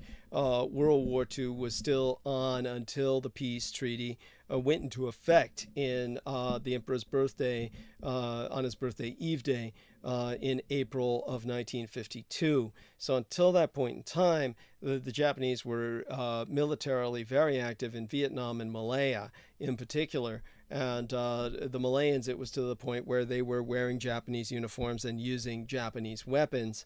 And of course, under Japanese officers fighting the British. You can look up the name of their forces, the Malayan Races Army. Obviously, communists don't use terms like races. They would use terms like peoples, the Malayan People's Army. So this is very much a Japanese army, and they're wearing Japanese red stars. Now understand the Japanese also had red stars as well as the red sun. You can see this on their uniforms. So you'll see uniforms where red stars are displayed, but it has a totally different meaning from communism. But you'll see that on the Malaysian forces uniforms. And so the British were contending with that. But they were also losing ships. They were losing ships in resupplying the Raj and their occupation thereof. So ultimately, when you take a look at Britain's retreat from Malaya, which they declare a victory, and they'll just say, oh, we won this war, and they'll just always say the same shit. It turns out it costs like so many, thousands of dollars and man hours for every Malayan guerrilla to win this war, but it can be done. But they present you with this calculation, and then the question naturally follows, well, then why did you leave? Why did you retreat? It's all, this incredible bullshit that they present you about, like leaving the Raj voluntarily because some idiot was starving himself to death. Nobody cared about Mahatma Gandhi or the fact that he was starving himself to death. They wished all Indians would starve themselves to death so that they could stay in occupation of the Raj. They didn't give a shit about that. Understand that Sirhan Chandra Bose was very inspired by Jules Verne. Jules Verne was a Frenchman who wrote about Captain Nemo, the great Asian Indian submariner who was fighting against the British Empire. Now, when his book was translated into English, they took about a third of the book out and just had this book that was translated into English that makes this renegade submarine captain look like a madman with no national origins, like the prototypical James Bond villain, where there's no national identity. He's just some supervillain who's waging war against the world without reason or purpose. This was the impression you got of Captain Nemo, which simply means no man or nobody, from the novel as translated into English, which is, of course, missing a third of its content, or rather a third of its content was never translated. So the original Jules Verne's 20,000 Leagues Under the Sea was all about an Asian Indian submariner who had developed the submarine to wage war against the British Empire. So when you see the American movie made by Walt Disney, and you see this captain who just says, that nation, and he talks about that nation enslaved my people, that nation killed my family, that nation, but nobody knows who the fuck is that nation. He's just this bizarre, disjointed, surrealistic, what the fuck, who are you and why are you doing this and why am I watching this? It's just, this whole effect is meaningless. The story's rendered meaningless. But of course, Subhash Chandra Bose had read the translation into Hindi by from the French, and he read the whole book. He understood that the Captain Nemo was the Prince of Bundelkind, I think. Now, let me look that up, because when I first read that, I thought that that was a fictitious, made-up term. It sounded so silly. It didn't sound like it was a real place, but it is definitely exists, and so it is the he was the Prince of Bundelkand. It's like spelled B-U-N-D, like German Bunda, E-L-K, like elk, and then hand, like the human hand. Bund elk hand. But bungled hand, it's a actual proposed state, because it used to be a real state, a princely state.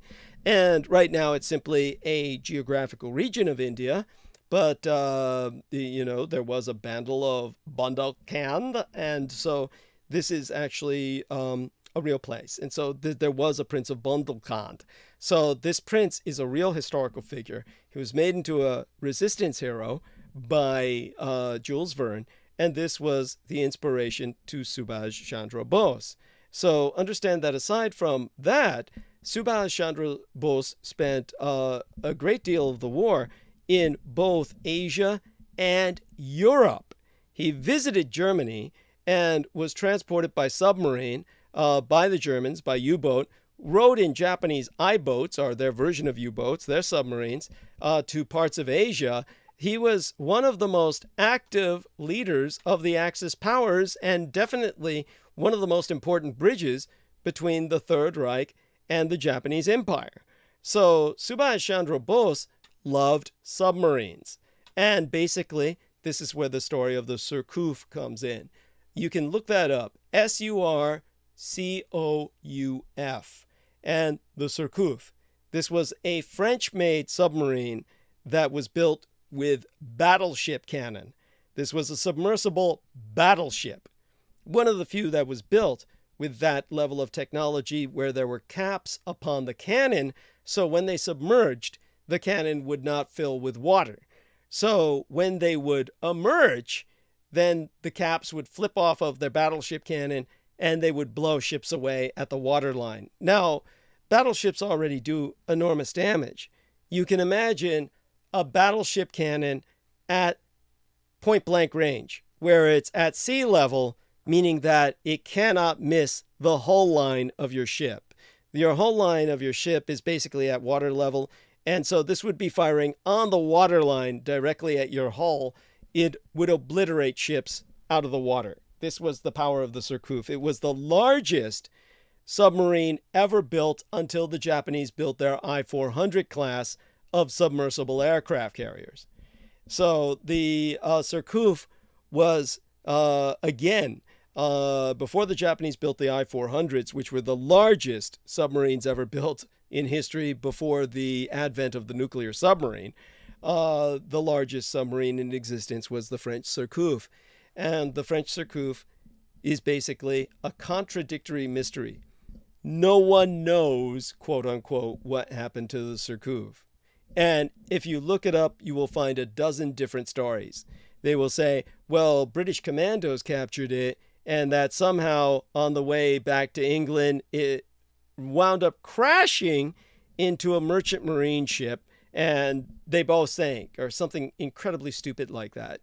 I mean, like, you know, you're in a submarine.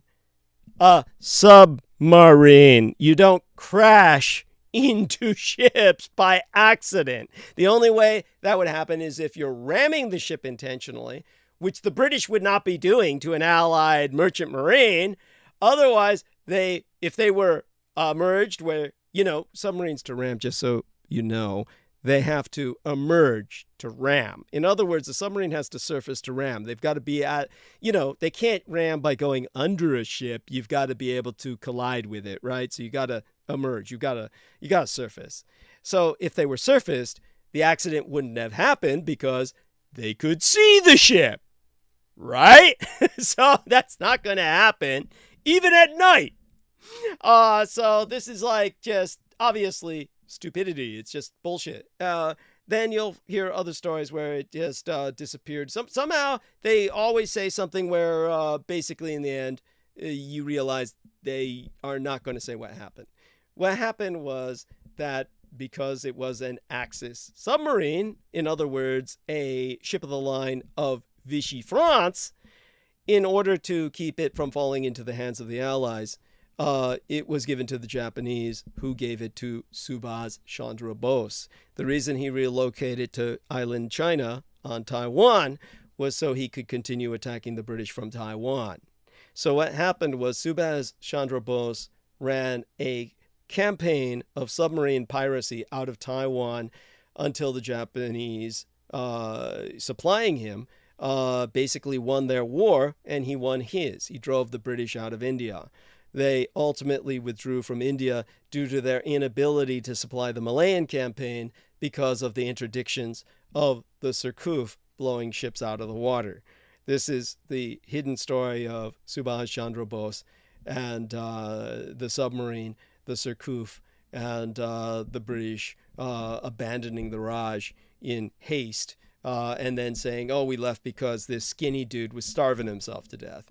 So it was after that that Subhas Chandra Bose essentially retired and basically died in Taiwan, having freed his nation.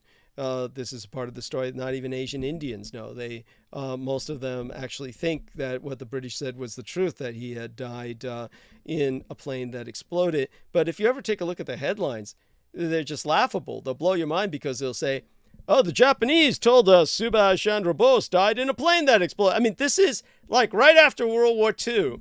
And the British are sourcing the Japanese to tell them that Subhas Chandra Bose died in a plane that blew up? I mean, these are the people you're still legally at war with? And bear in mind, those headlines were well before 1952, when the war legally ended against Japan for Britain and America, but not for the Soviet Union. The Japanese and the Russians are still at war today, legally, just so you know. But there you have that. So by all means, take it from there, George. Oh, yes. Thank you so much for that, Douglas. Very much appreciated. And yeah, so I'm happy to go in any other direction that you want to, Douglas, to be honest with you. And that was, yeah, very well presented. I did appreciate that, actually, because it's been such a long time since I either cited anything from Sandra Bose. So it was a good refresher, that was, for myself. So I really appreciate that. Thank you. So, yeah, anyway, we could, it's important, actually. So we've covered the issues with that aspect of World War II, and also yes, go on. What were you going to say? Oh, I was going to say because you mentioned it, yeah, that the Japanese and the Russians are still legally in a state of war today, just as North and South Korea are still legally in a state of war to this day, and Taiwan and China are still legally in a state of war. Yes. Yeah, exactly. So the Nationalist Republic of China, which established themselves, and also it's important to note about the they're an exiled government, they're non-recognized by the United Nations, so that's always an important point to bring up. That's something myself and yourself can discuss in future transmissions, Douglas. But yeah, I was going to say, what were you going to suggest to go into the area of? Oh, well, one thing that came to mind was when I spoke to Brooke Gibson privately, I was able to tell her, I said, well, two things I brought up was because, and again, this is because she was rather subdued, and I guess she was tired, and she was in a mood to listen. And so I told her about, she was saying, how can you believe there's no other beings? And she pointed out there was one time when you said, oh, yes, this is not the 1,000-year Reich in exile when it comes to this particular UFO. And so I explained to her, look, I've spoken in the past many times about relic populations. This was before you came on the scene, and this was before.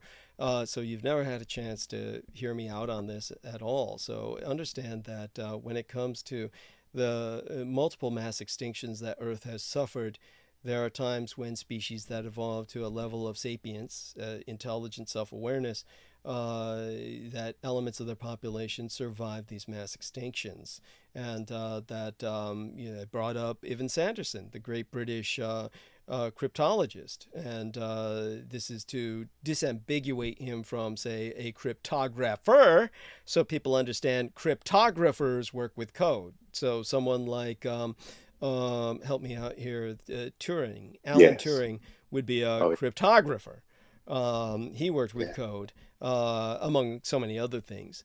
But someone like Evan Sanderson was a cryptologist, and this is someone who works with mysteries like mystery animals and species that people deny exist in the conventional sense.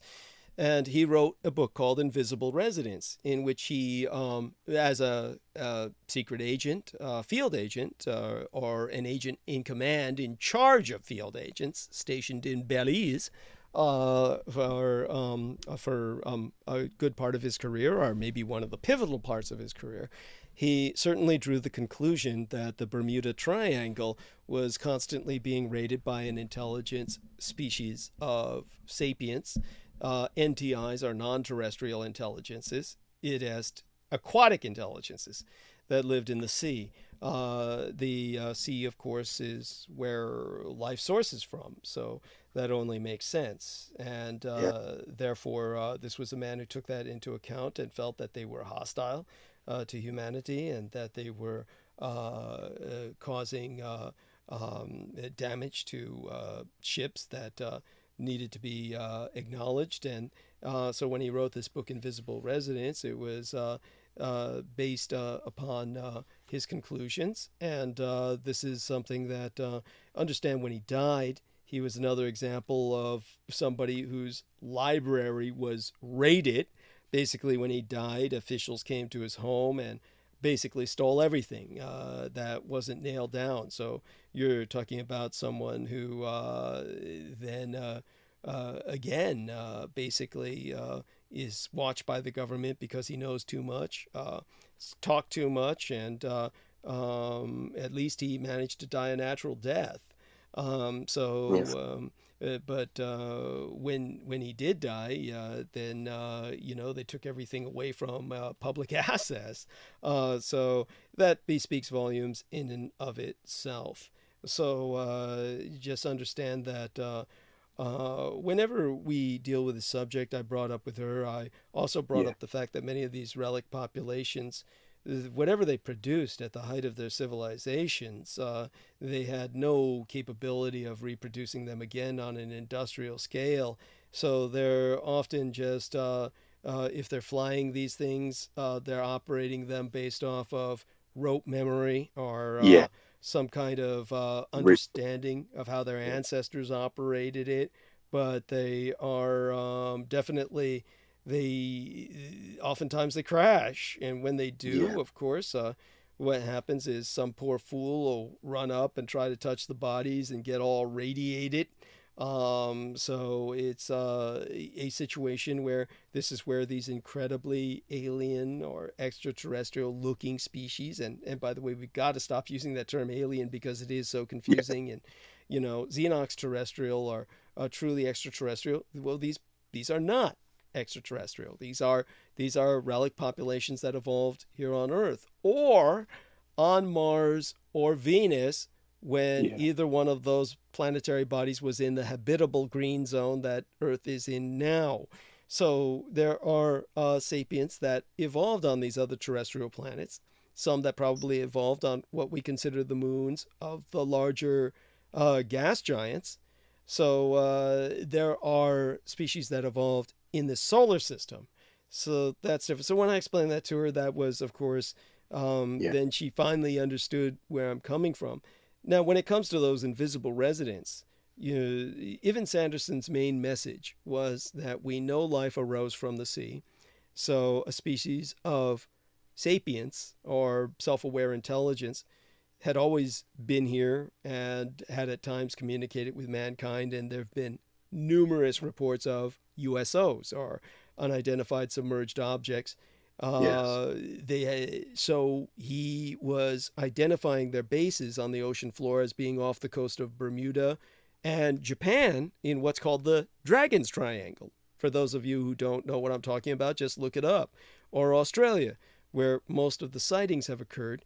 The Mariana Trench is 35,201 feet deep. Yeah. And our best subs can only go 8,000 feet. Yet we've tracked fast-moving large objects on sonar at 10 to 15,000 feet. So pilots and ship crews have for years reported seeing large glowing spokes of light under the water, and the huge ocean light wheels rotate under the water and they move alongside and under the ships. So they basically evolved prior to us in their natural underwater environment.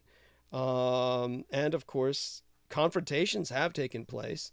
Understand that recently 40% of the oceanic species have collapsed. The stability of entire ecosystems is at stake. And I appeared with Carrie Cassidy, of all people, to talk about a showdown between a USO, an unidentified submersible object, and fishing trawlers that were aided by the Coast Guard. And we talked about another confrontation as well. So there's a clear message being sent that we're trespassing on their food chain.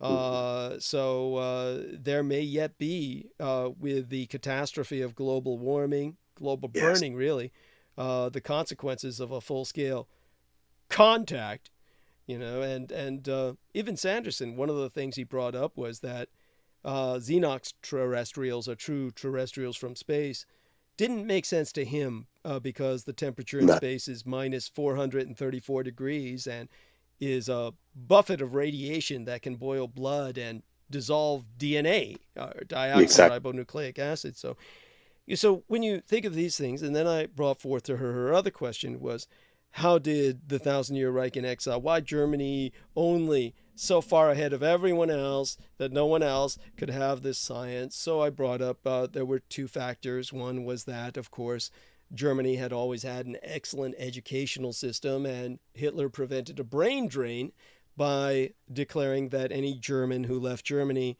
would not be able to take a penny with them, that they would leave penniless, that their money would remain in Germany, that their assets would be frozen if anyone exmigrated. And this prevented any brain drain. So they had full capacity of their academics and intellectuals throughout the war. And of course, this is to be disambiguated from the Haavara, or transfer agreement, where Hitler said the Jews can leave and they can take their money with them, which is extraordinarily generous at the time of the Great Depression. Now, but then the other factor was, of course, as George and I can articulate, Subramanian Chandrasekhar. And as I said to Christine Joanna Hart, I can't even believe I remember his name, but Subramanian Chandrasekhar, and that's how we pronounce Subhas Chandra Bose. Think of it in both cases as Chandra.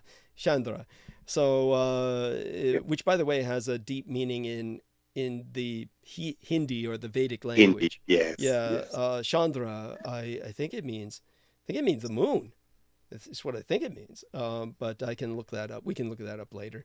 But Subramanian Chandrasekhar had definitively proved beyond the shadow of a doubt mathematically that the existence of black holes. And this, of course, introduced a whole new physics.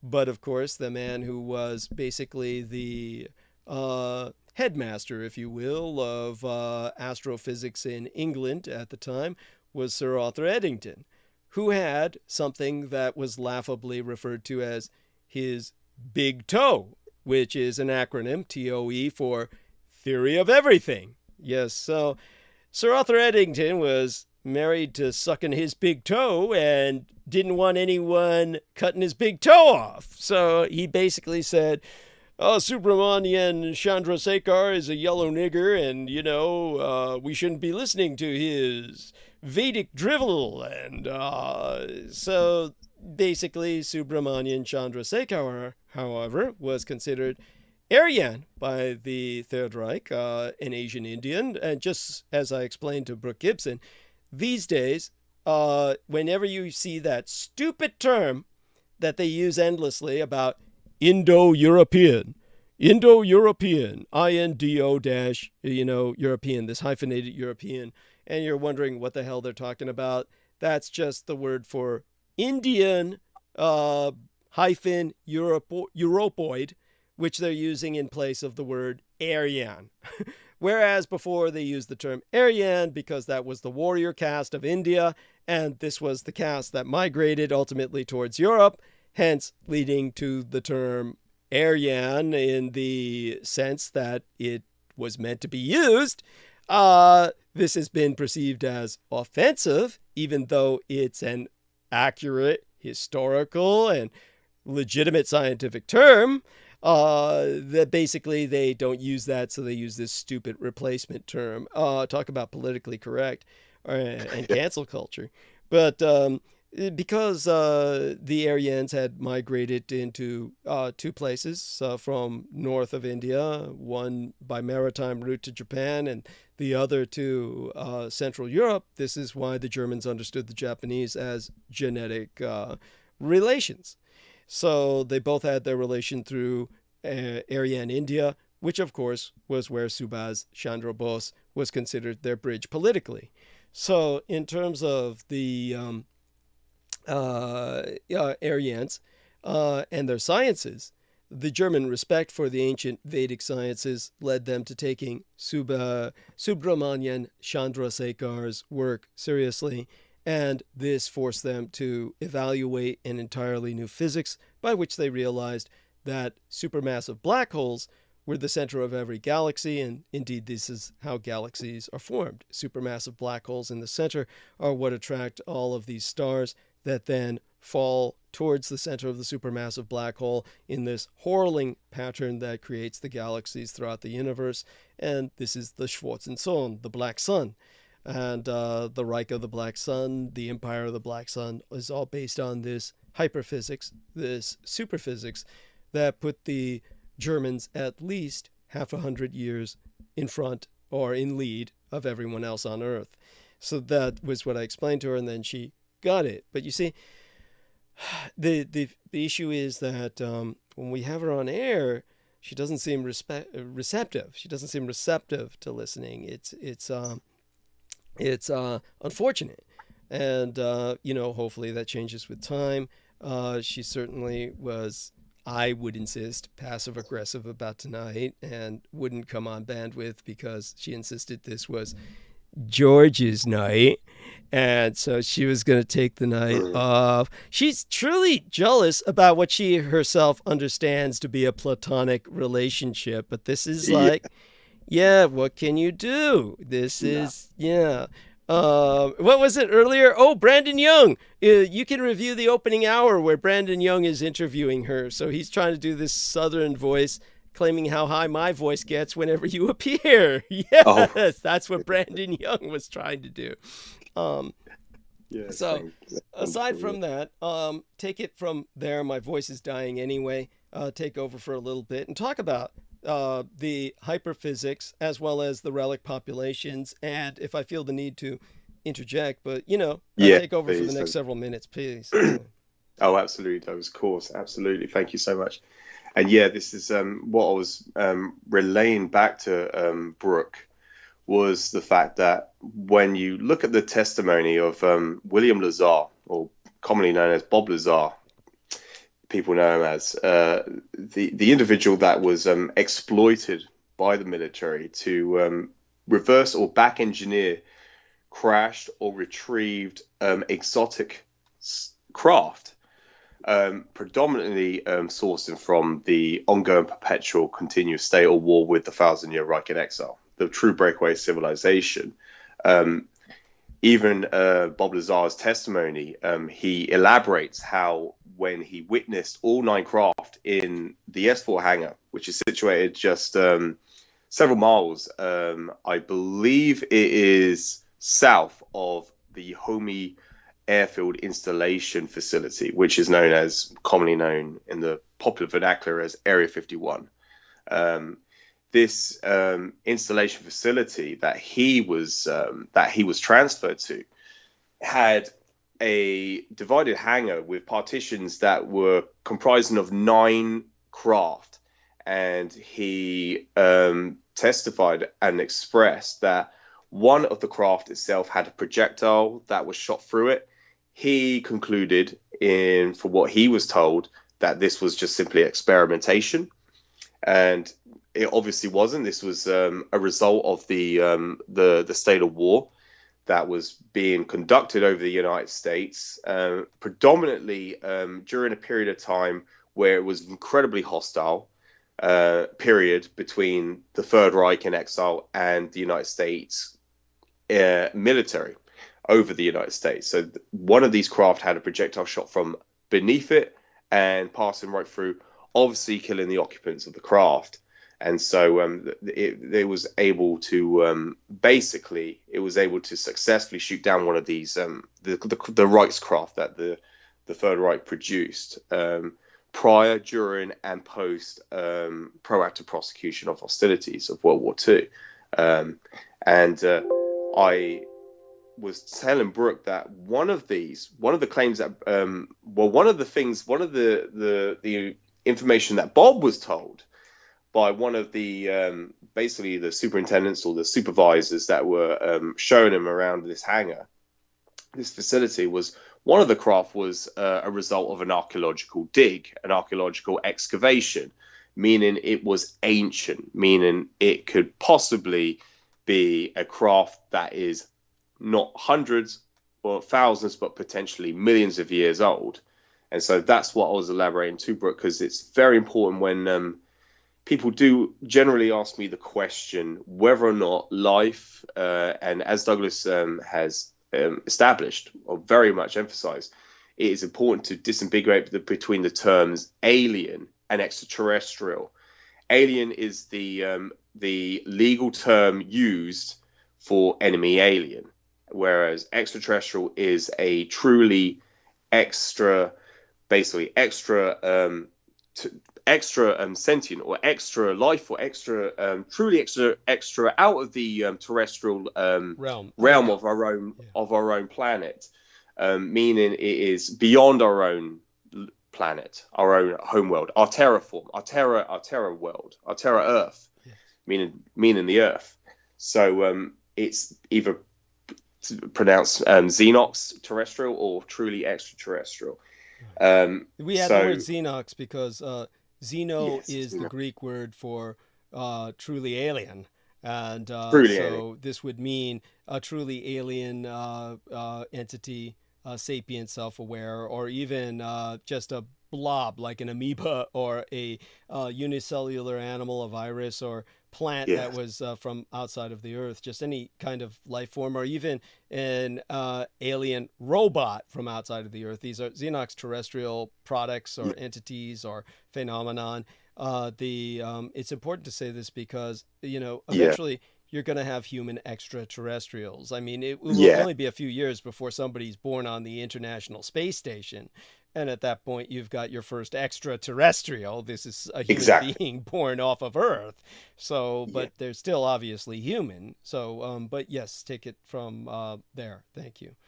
Yeah, no, thank you so much, Douglas. And it's very important because people with their, it's their own belief systems, their own faith. When people tell you there are such things, and it was very well established on the last transmission, Douglas, with the cargo cult. It was very, very important that you brought that up. And, I can remember which Brooke was very, very upset about the way we presented it. It was, the interesting thing was, when there were two things. One was when I brought up the cargo cults and was trying to basically get into the zone, then she asked me, "Are you reading?"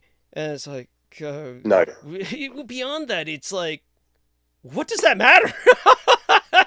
Yeah, it doesn't, does it? No. Then when I was qualifying myself with, I've done this at the state, local, and municipal government area, and she seemed to just get very almost offended. It was like I was on some ego trip, and like George said, he's just qualifying himself. But beyond that, the interesting thing is that the gang stalkers, the thing that really incenses them, the thing they obsess on, and the thing they're always attacking is my resume. They're always attacking the resume. So it was interesting. Now, by the way, what I'm not trying to do here is present her as a gang stalker, but this is the reason why George was saying, you do the work of the gang stalkers when you act like this. And it's something which of course she found profoundly offensive. She said to the point where it brought her to tears. But this is like, so just understand, I'll try and explain to her more, and hopefully this, this works out and everything, just improves in terms of communication. Yes. Go on. Yeah, take it from no, thank you, Douglas. It was it was hard, and it's very hard to actually try to get her to understand that without trying to upset or offend her in any well shape before or she form, or before she basically starts shouting. Before she basically starts shouting. Yeah, exactly. And I was just trying to explain, because from I could present it as, like I said, I've made the same mistake, Brooke. You need to just be aware of this. Please just be consciously aware of what you're doing, and please, when we're trying to explain something, please allow us to continue without interjecting. Because as she said, she doesn't seem to resonate or try to she doesn't recept it very, very well accordingly, or with a rationale manner. It's completely it's quite, how do you put it, it's not conducive to a dialogue. Thank you. Basically, it doesn't. Yes. It doesn't do any justice. It doesn't do its subject. It doesn't meet. You don't come to any form of civilized conversation. It just goes off into a shouting match. A shouting match, it's which doesn't result in anything. It doesn't get anywhere. Yeah, it's amazing. Yes, no, it's really upsetting. It's really upsetting. Yeah, thank you. And it's so it's just like so I do I want to believe this is simply her personal manner as opposed to programming or some agenda on behalf of the enemy, but sometimes it's hard. No, absolutely, Douglas. And I needed to also just bring to her attention, I needed to say this. I said, you're doing the enemies. You're not working on their behalf, but you're working at the behest of them without getting paid. You're doing it for free. They're not paying you, whereas they're getting paid to do this. You're not getting paid anything, Brooke, but you're doing it on their behalf. They're rooting for you. Yeah. They want you to continue to do what you're doing, to interject and to shout and to just basically wreak havoc. Stop the program. Stop the information flow. Stop the information flow. That's damage control. Oh.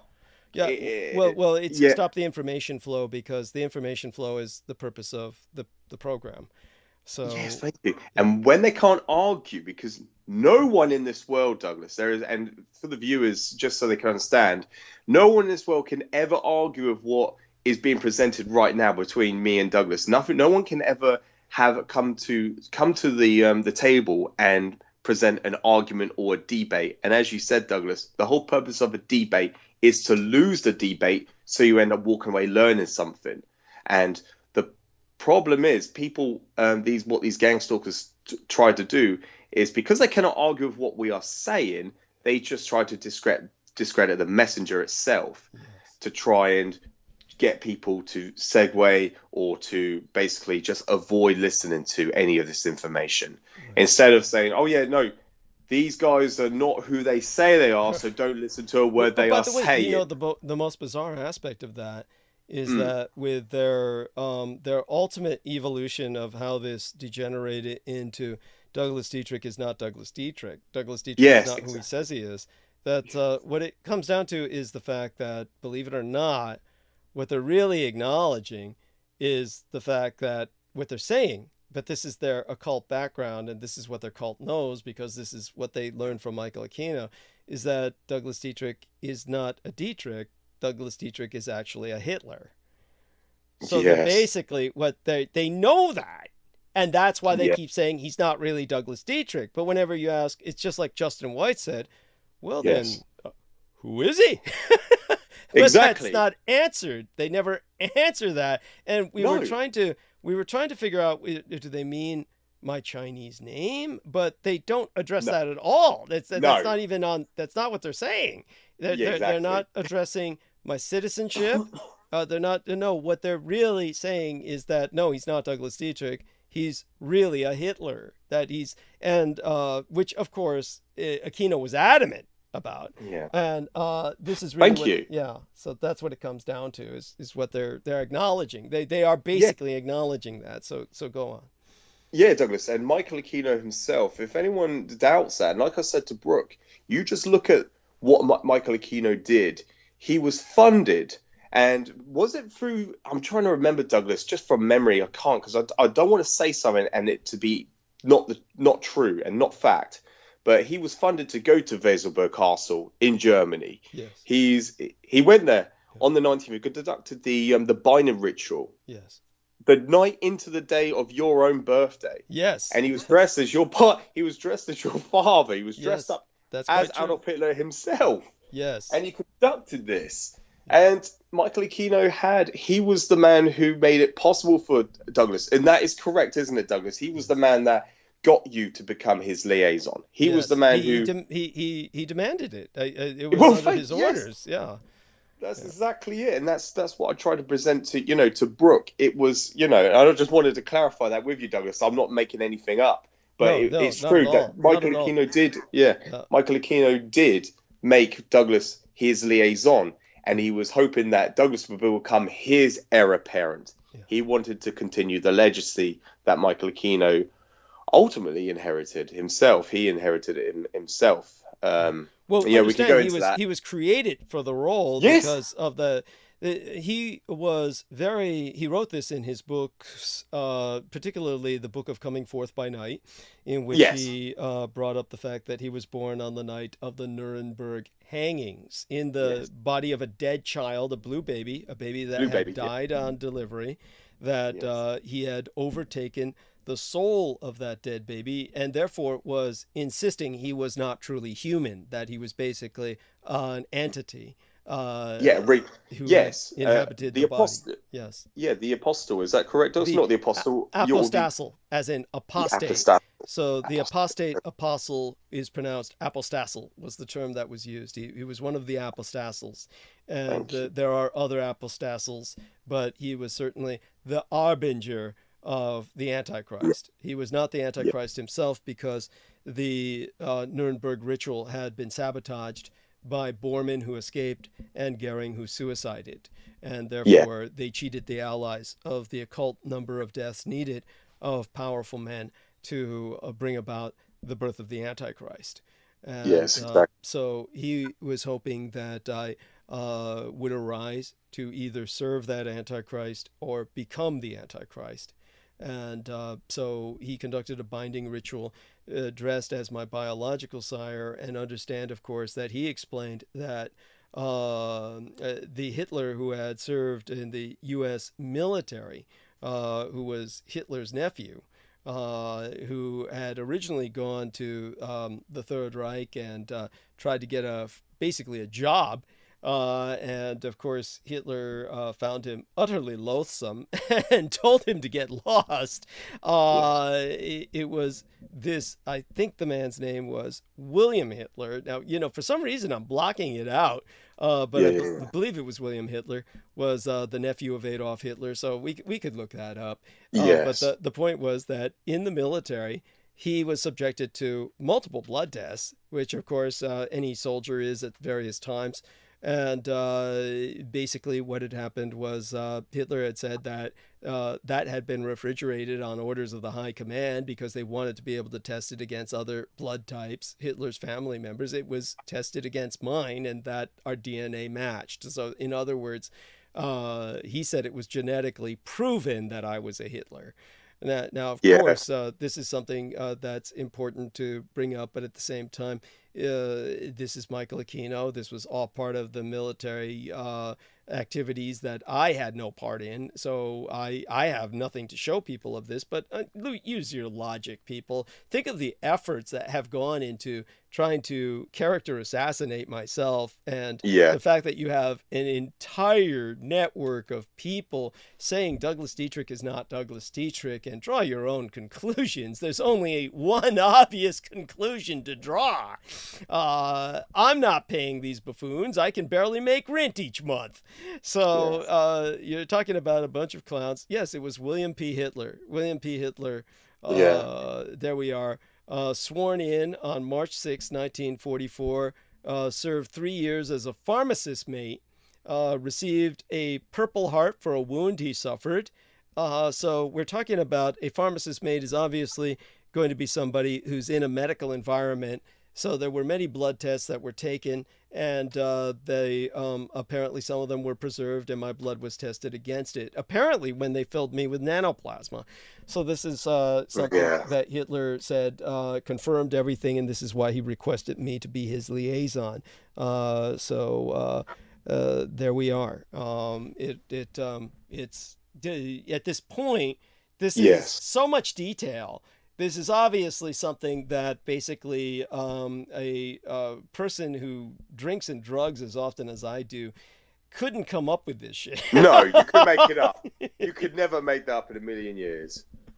So yeah, this is the enemy knows that. They all know that, and it's just it makes your hairs stand up on end, don't it? It truly is. And then when you truly recognize this, then you realize, right, I need to then support Douglas Dietrich. You truly do, and it's the only way forward. And I completely recognize that. And it's just like the whole message, it's the enemy wants you to not hear this information. And the enemy, the Edomites and the Herod, they want you to ultimately perish, just like what James and Reese was advocating. Thank you. Is insanity. Yes, it's the work of the anti-gods, and by the way, I don't know. Sorry. Oh no. By all means, go on. I was just going to mention, if you ever look at the interview, I've just saved it recently on my playlist on YouTube. You can see the interview of Michael Aquino. He actually obtained a dagger that belonged to one of the SS generals of the Third Reich. And so he was very obsessed with it. Even though he was antithetical, he opposed National Socialism. You notice all the Allies always want those German and Japanese and Axis souvenirs. You know that. Yeah. He was Michael Aquino was absolutely obsessed with it, and the Die Glock bell bomb. He was obsessed with that as well. And if you look at Michael Aquino's official YouTube channel, you can see his playlist. It's either to do with Nazis, it's to do with Roswell, it's to do with 9/11, it's to do with oh my god, these exotic storytelling material. It's awful. Just like these erotic playlists of he's got it saved and you could just hear it. It's just disgusting. I was like, was it like homoerotic? It's on there. It's something, Douglas. People look at his YouTube channel, you can see his entire playlist of what he was saving on his favorites and his likes on YouTube. And it's either to do with the Third Reich, it's either to do with Roswell, it's to do with 9/11, or Harold Phillips Lovecraft, or it's to do with this erotic material. Everything you've ever presented, Douglas, for the past 15 years. Yeah, thank you. But what is so bizarre? What's so bizarre? What's so bizarre to me is why he was so brazen as to he must have known. I mean, obviously he knew this was publicly open for review. It's like he just felt so immune to any form of persecution and prosecution that he didn't care that everybody saw what he like. No. Thank you, Douglas. Yeah, he does it. And if you ever read these forums, and I'm trying to remember the name of these forums just by memory, but I can't, unfortunately, but I have them saved in my archive. Well, certainly one of the ones he was on Above Top Secret. Above Top Secret was one where he was considered their permanent guest host, and that was where he would have people approach him to become converts. Above Top Secret, by the way, was always advertised by Coast to Coast AM. They were a major Coast to Coast AM. You would think they were a sponsor, but Coast to Coast AM was always promoting them, and they definitely had Michael Aquino as quote unquote their guest columnist, so he could basically say that he's a space agent and shit. He was talking about him and Vallely being space agents, as well as his other affiliates, and he was talking about space intelligence and shit. But the reason he's bringing that up is it was part of his job to propagandize this secret space program bullshit as it was revisionist, how would we say it? Revisionist, disseminated by people like Dolan, Dick Dolan. Richard Dolan, yeah. Yes. And who lives, by the way, in Rochester, New York, or at least did forever when he had his family. And then his wife divorced him because he had 2 young daughters. Yeah, and she didn't want him near the daughters.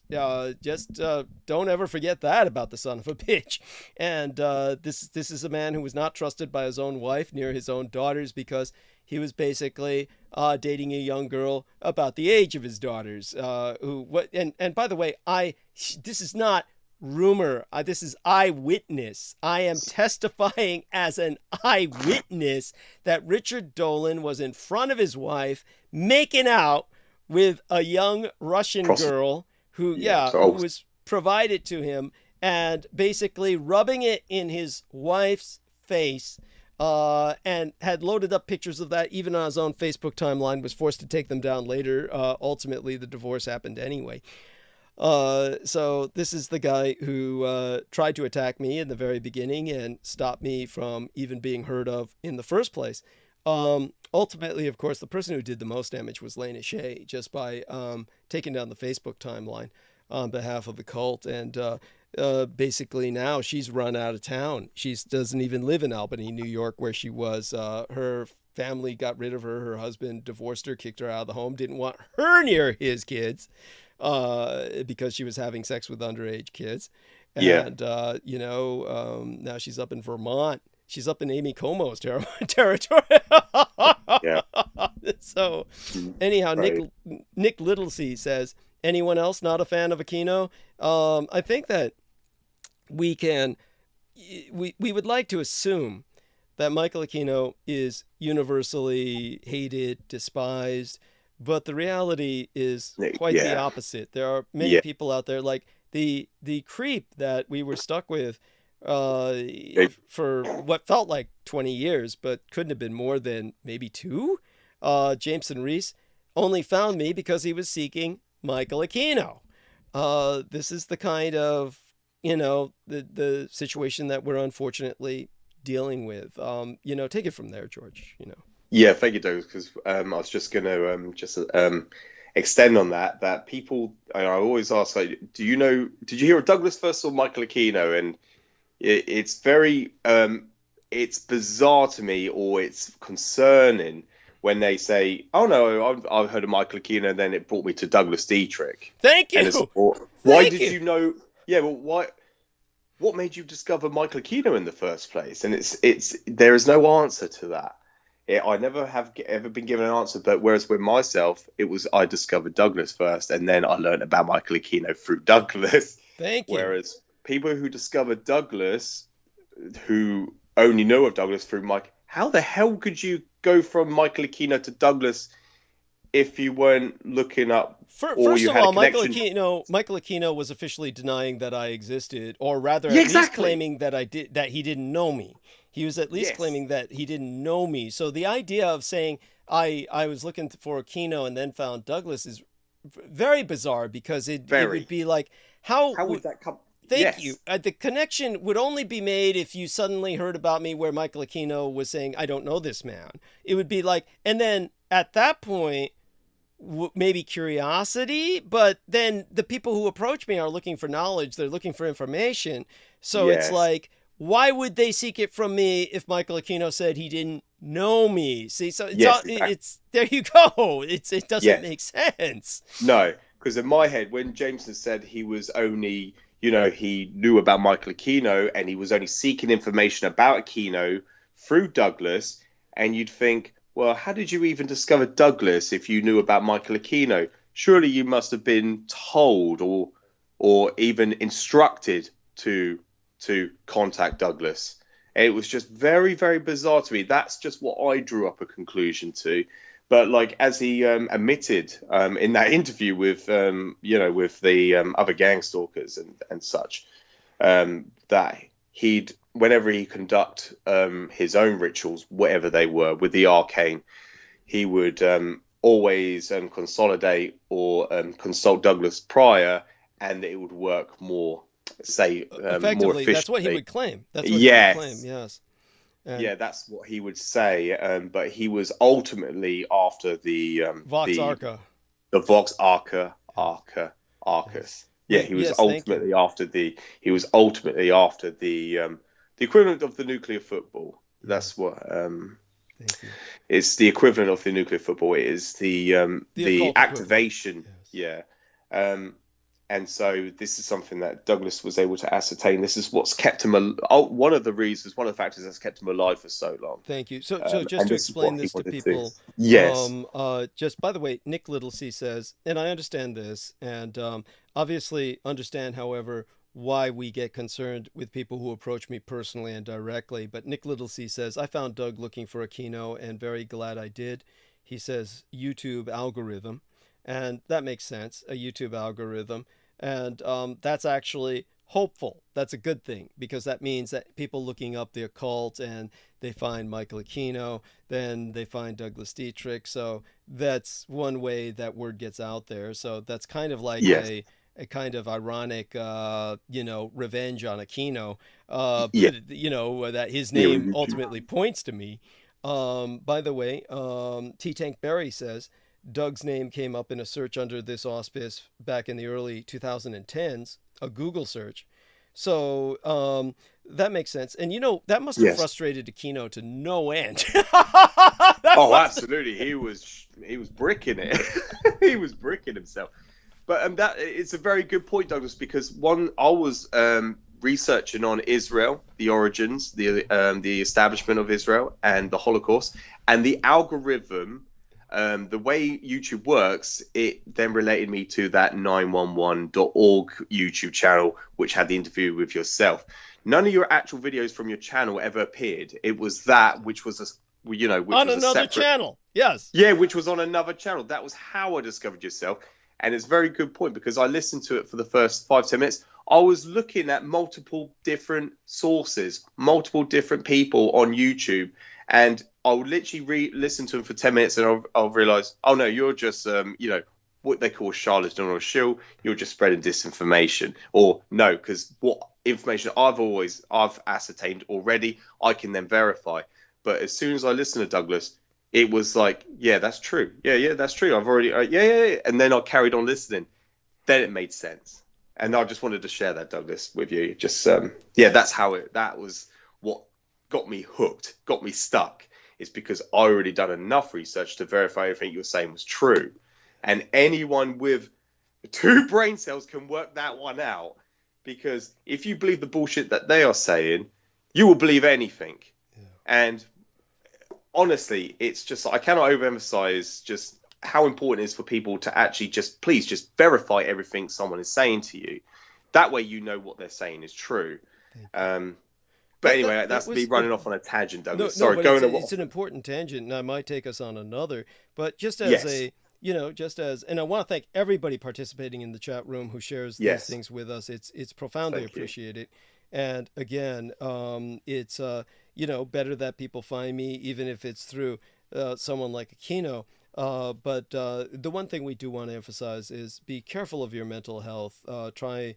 Understand that a lot of people who find Aquino are obsessed with basically pedophilia. A lot of these people are doing research on it, quote unquote, and these are people who become obsessed with child victimization, and it's a lot of people then run across Aquino and then and then across myself. And believe me, as someone who has dealt with the reality of human child trafficking, it's something that I tell people that look, this is a problem for humanity, and the only way we can deal with it is to usher in a new society that is willing to tackle this issue. It can't be tackled by lone crusaders. There's too many of them that just become corrupted, because look at what you're dealing with.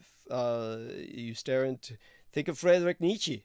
Nietzsche warned, you stare into the abyss long enough, the abyss stares back into you and manifests within you.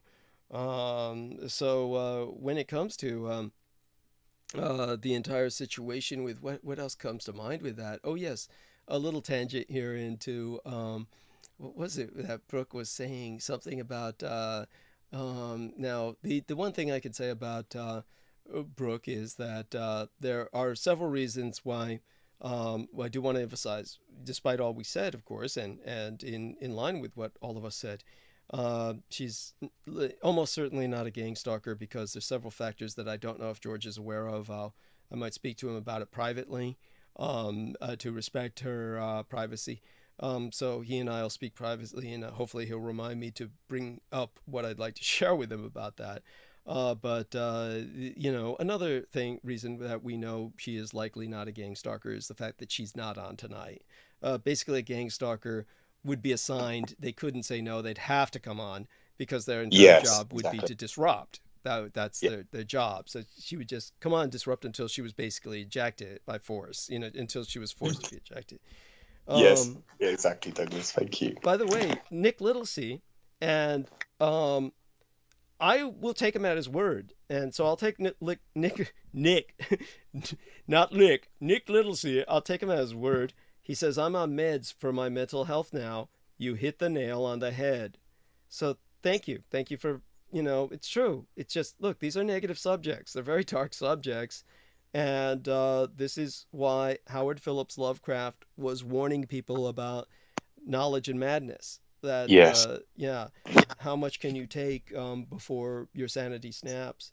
Now, to take us in another sanity snapping little tangent for a minute, when it comes to 9/11, of course, you've got those names with 11 letters, and besides the president's name at the time, the main terrorist, Osama bin Laden, or one part of his name at least, and New York City having 11 letters each.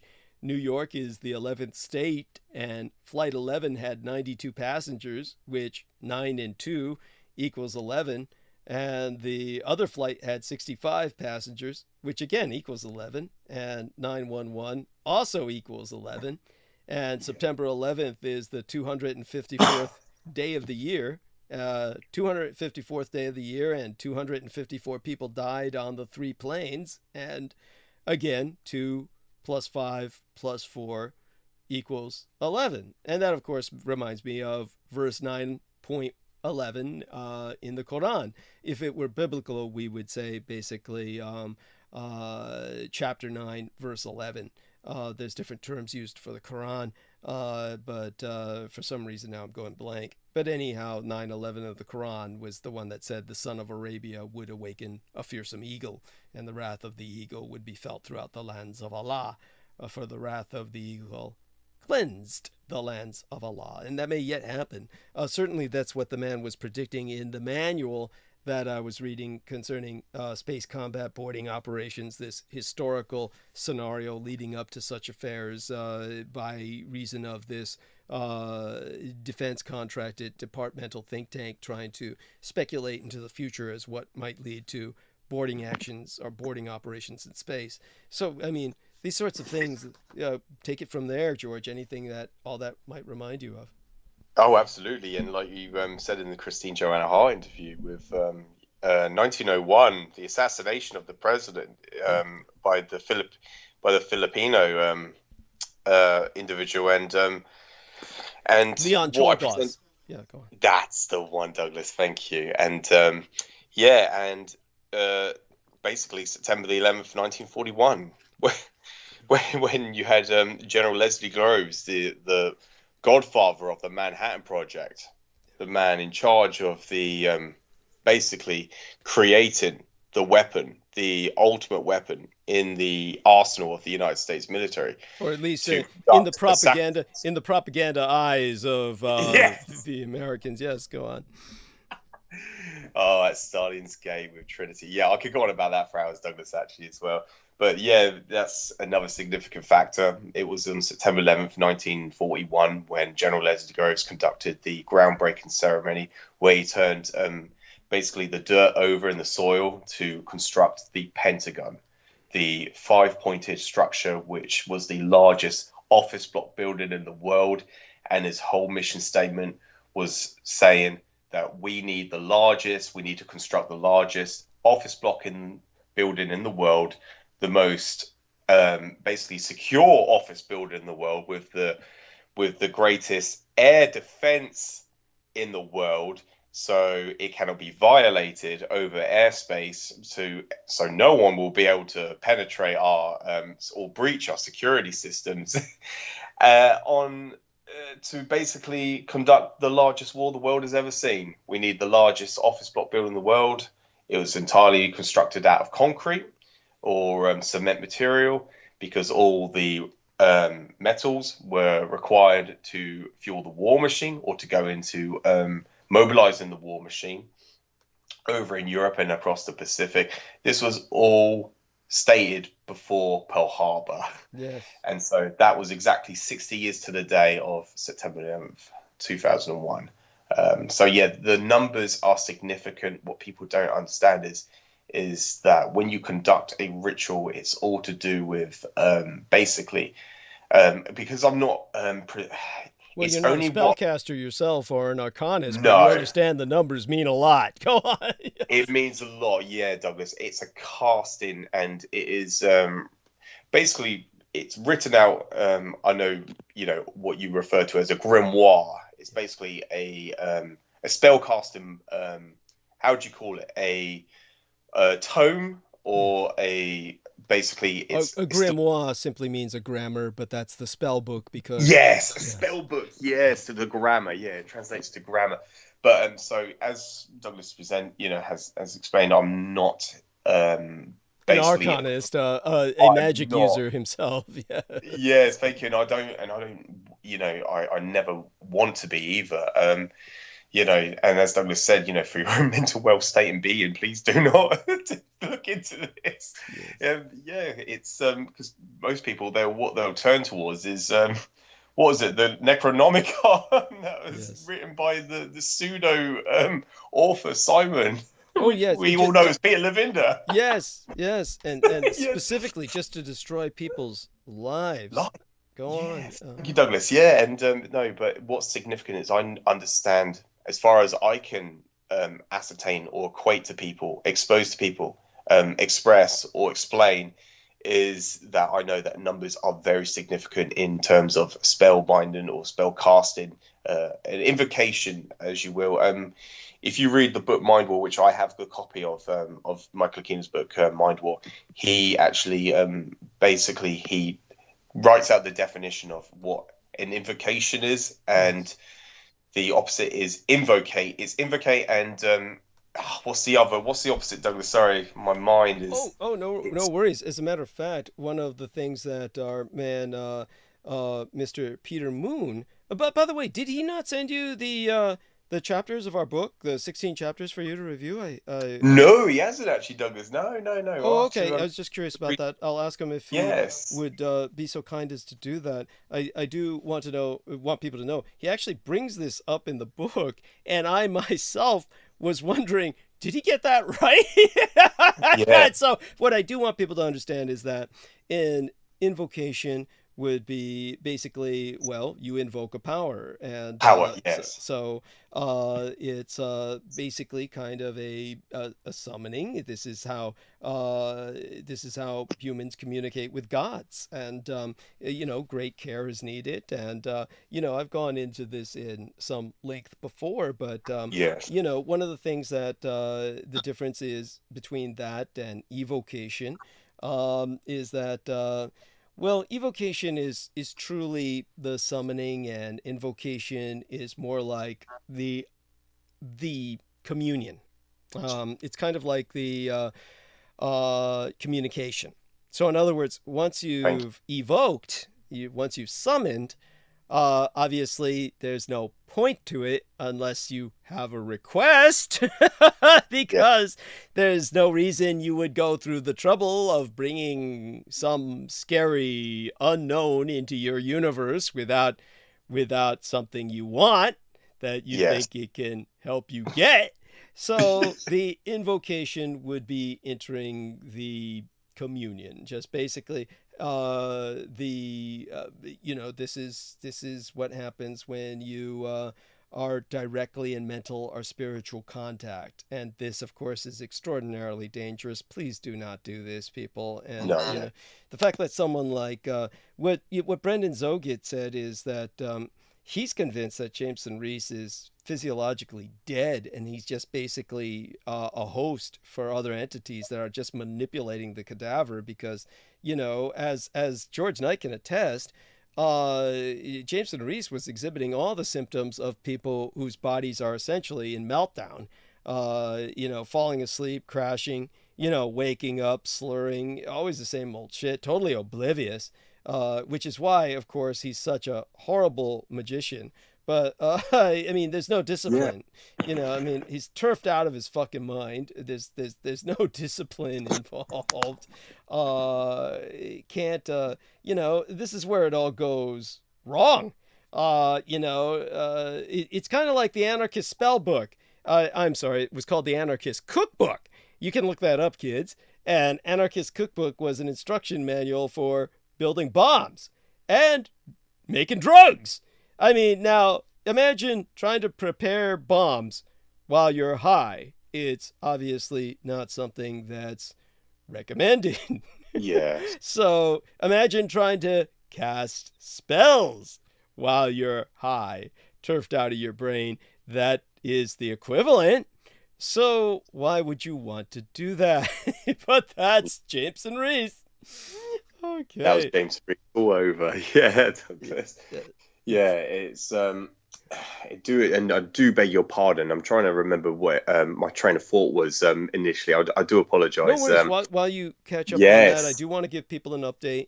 John Henry Mills Warrington, who I was worried sick about, he basically, his landlord, whose name is George, basically, now, by the way, John Henry Warrington, for those of you who don't know, is the man who runs the Odyssey channel, which is got Douglas Dietrich, you know, he's got a lot of Douglas Dietrich on that channel. Material you will not find on my channel because it's been scrubbed from YouTube. That's why I want nothing to happen to John. And John maintains the Odyssey channel and, you know, help him out by going there. Now, the navigation's completely retarded. I will be the first to admit I do not know how to access it myself. I don't either, Douglas. I don't, admittedly. Thank you. I can't access it. Thank you. It is no. It's like at least he's got it there, but it's bizarre. I can't figure out how to access it, but people can. There are people who can, and so give it a try. Maybe you can access it. Sign up for it. But at any rate, his brother murdered both their parents. His brother was a stalker of this model in Germany who you know, his brother was like given money to take a plane. Obviously somebody had this brother under some form of mind control. I mean, this is just MK Ultra all the way. And so you've got this individual who kept flying to Germany and stalking this, you know, female model. And he finally, they got a court order against him. His name was William Warrington. I mean, he's still alive. And this guy ultimately killed both parents of John Warrington and himself. You know, one he stabbed multiple times, the other he beheaded, which is just such a classically psychotic thing to do. And so what John Warrington did was he filed a fear of release, that he was afraid if his brother was released, he'd be a danger to the community. So, you know, when John Warrington effectively disappeared for a week, I was worried sick about him. And because obviously these people were crazy enough to release the brother all these years. Every time people were given warnings against him, he was even interviewed by British newspapers. I mean, the woman he was stalking was Kate Moss. Kate Moss was the German model. he was stalking. And, he was interviewed over this multiple times. And so this is a known danger, and yet they kept letting him loose. It's preposterous. So anyhow, I do want people to know that our man, John Warrington, is, as well as can be, his landlord, whose name is George. Ironic. Yes, is selling the family's second home at a loss. So he's had to move out by February 1st or be homeless. And he has moved to a new place. So he's been moving in stuff from the old place throughout last weekend, which is why he disappeared off Facebook for a week. And it's a 10-minute walk. He's got a new internet set up working this morning, all done from the mobile phone. So this is why he was offline for a week. So I just want people to know he's okay. And so little bit of a report there, and maintain him in your thought and prayers. And now back to George. So we've established evocation and invocation, and yes, and take it from there. Whatever else comes to your mind. Yeah, what was thank you for realigning myself, Douglas. That was I was going on to the 9/11 topic of the numbers, how they're so significant, and how it is not coincidence. It is not a coincidence that exactly 60 years to the day that they had conducted it was a ritual that was being conducted on 9/11. This is going into the occult aspect of 9/11.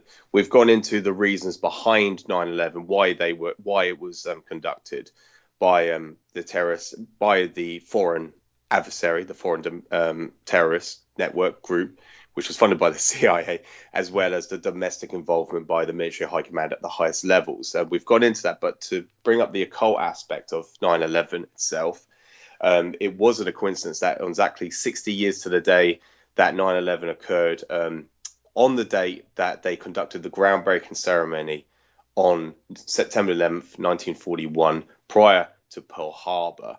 And on September 11th, 2001, exactly 60 years to the day, what you had was a sacrifice at New York City with the two towers. When the towers collapsed, ultimately thousands and thousands of people were perished under the rubble, within the explosion vicinity of the buildings, because it was exploded. It imploded in on itself. It was brought down by a controlled demolition, which was pre-planted in a preemptive strike. So it was all strategically planned ahead of time. And so after the sacrifice, you had the west wall of the Pentagon that was breached. When the airspace surrounding the Pentagon is the most heavily restricted airspace on Earth, no one can not even passenger airlines, commercial airlines, everyone's forbidden to fly over the Pentagon for security reasons. And yet it was breached by United Airlines flight. How was that even possible? And the Pentagon comprises of over 90 security cameras, all pointing out towards you, the enemy, the people, because the enemy's out there looking towards us, you, and you had the west wall of the Pentagon that was breached. It was reinforced prior to 9/11, September 11th, 2001, and what happened was they reinforced it to withstand a cruise missile blast. It was to withstand a cruise missile blast. But on September 10th, 2001, you had the Secretary of Defense, Donald Rumsfeld, conducting a public statement stating that $2.3 trillion are unaccountable from military defense spending, or basically their budget, the black budget. They cannot account for $2.3 trillion. It is unaccountable. So what they had was all the clerks and accountants that were trying to investigate what happened to this trail of money were all in the west wing or the west face of the Pentagon that got struck by whatever hit it. And I say whatever hit because it is not substantiated what the hell hit it, because all those 90 security cameras did not pick up whatever hit the Pentagon. And all of the neighboring security cameras from the nearby gas station or petrol station, whatever you want to call it, that was all confiscated by the New York or the Virginia Police Department. Right, West Virginia. West Virginia Police Department. Thank you, Douglas. Yeah. Because it's very important. People, I do know that people get conflated where the Pentagon is situated. Geographic. Remember all the shit that Brooke Gibson was giving me because I didn't know my southern states. Remember, I was like, just trying to remember South Carolina, and which, by the way, is I think it's infamous as like one of the most poor and illiterate of all the southern states, I think. Yes. But sounds about right, Douglas. But never bring that up. But Douglas, I agree with everything you say, apparently. So I'm there saying yes, Douglas, yes. I'm nodding my head, yes. Oh my god. So, that was just hilarious. But anyway, go on. Yeah, Douglas. All the security cameras were confiscated. That could actually caught or shot whatever hit the Pentagon. This was all confiscated and never to be ever released again. So it's still to this day. I know you have this. I know the Freedom of Information Act it basically states that after a certain period of time, through the Freedom of Information Act, something can be disclosed or published, or what they call declassified. But at any rate, one day it will come out what actually hit there.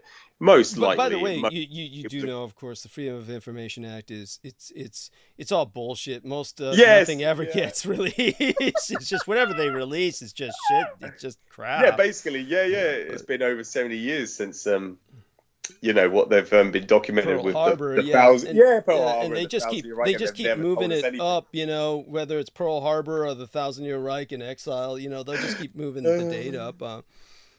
Exactly. Yeah, thank you, Douglas. I mean, now a good example of something that might have happened like that was the collapse of the Soviet Union, and then under Yeltsin, they just declassified everything for a period of time, and there was a bonanza that people worked with, but nobody really thought, okay, well, Russia's free now. They never thought it would come under classification again. So whatever they got then during that golden moment was it. And then Putin came in charge, propelled there by the Satanists, as I explained to Christine, and they classified everything again. So just understand that, even when these opportunities happen, it's not like they're ever permanent. So, so take it from there, George. Yes. Yeah, absolutely, Douglas. And it's to emphasize that, we all live in a totalitarianism state. We are not, we have not got the information at our hands. Most people that I speak to are convinced that we can ascertain any information we want simply by a click of a few buttons from the device we hold in our hands. And then, it's important to emphasize that the whole Google, the whole program, it's a DARPA program. Thank you. Oh my fucking God. Go on. Oh yeah, Douglas, go on. I could go on. There's so much to bring up, Douglas. There's so many facts. Continue along that line of thought. By all means, it's important to let people know that the incredible naivete. I mean, I'm sorry, we can't be kind anymore. We've just got to say stupidity. Just the incredible stupidity that people believe that it's all online. And that was another disturbing thing. Not again. I don't feel that in any way, shape, or form really. And I'll share privately with our friend George why I understand this to be the way it is. But look, I'm pretty certain Brooke Gibson is not the enemy. But honestly, when she says things like, you just understand she shouldn't be. I just don't get it. When what was it again she was looking for? She said, I can't find it online. Yes, that's it, Douglas. That's what's going through my head. She was saying the last time, I can't find it. You're saying it. You're saying look it up, but I can't find it. I can't find it. And so it led to me to look it up and to it was just that's why I showed words. I said it was 2 words. I can't remember what they were. We could go back to over the, but why? Was it the cargo cult? Was it about the cargo cult? I can't remember if it was. I forgot the topic. Cargo cult missionaries. Cargo cult and missionaries. Missionaries. That is it. Yeah, because they're like peanut butter and jelly, right? I mean, you can't have one without the other, right? I mean. It's just so it's kind of like Ian West and Brooke Gibson. It's like you don't have the comedy effect without the two of them together. No, exactly. Right. So what? Yeah, she kept saying she couldn't find missionaries and no, there was something about the cargo cult that really just triggered her.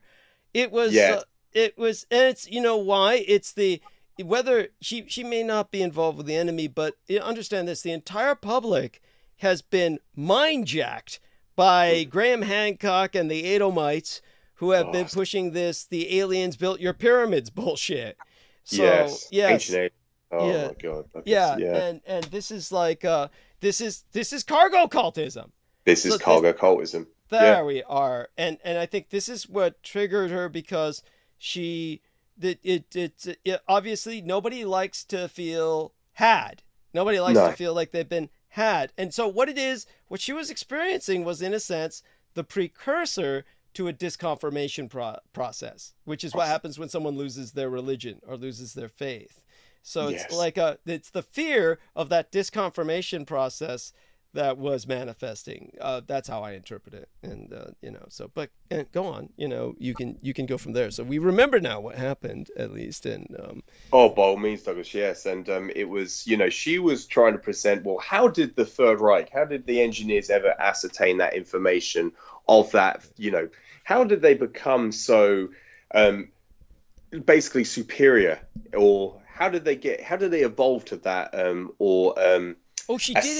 she did admit she did research on Operation High Jump, and so she asked me about the basically that there was this one letter supposedly that said that Admiral Byrd was escorted by flying saucers into an Arctic oasis where there were tall Nordics, and I said, honey, you know that was basically a hoax, and that was written years after Operation High Jump, and obviously, and then she acquiesced, and she said yes, the research she had done, she was watching a bunch of people, and they said pretty much everything I said, and that this thing came up later, supposedly discovered in an attic by Admiral Byrd's son or something like that, but it makes no sense. And but what confused her was she said, so it made it sound like the Germans were already changed or mutated into these tall blonde Nordic Aryans. I was saying, no, these were just baseline Germans who were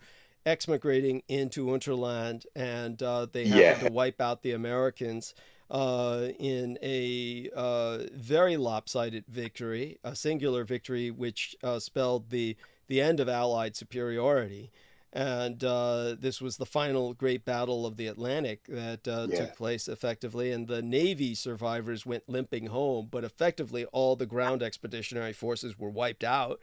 And so I explained that to her, and these were just baseline Germans using moderately advanced technology.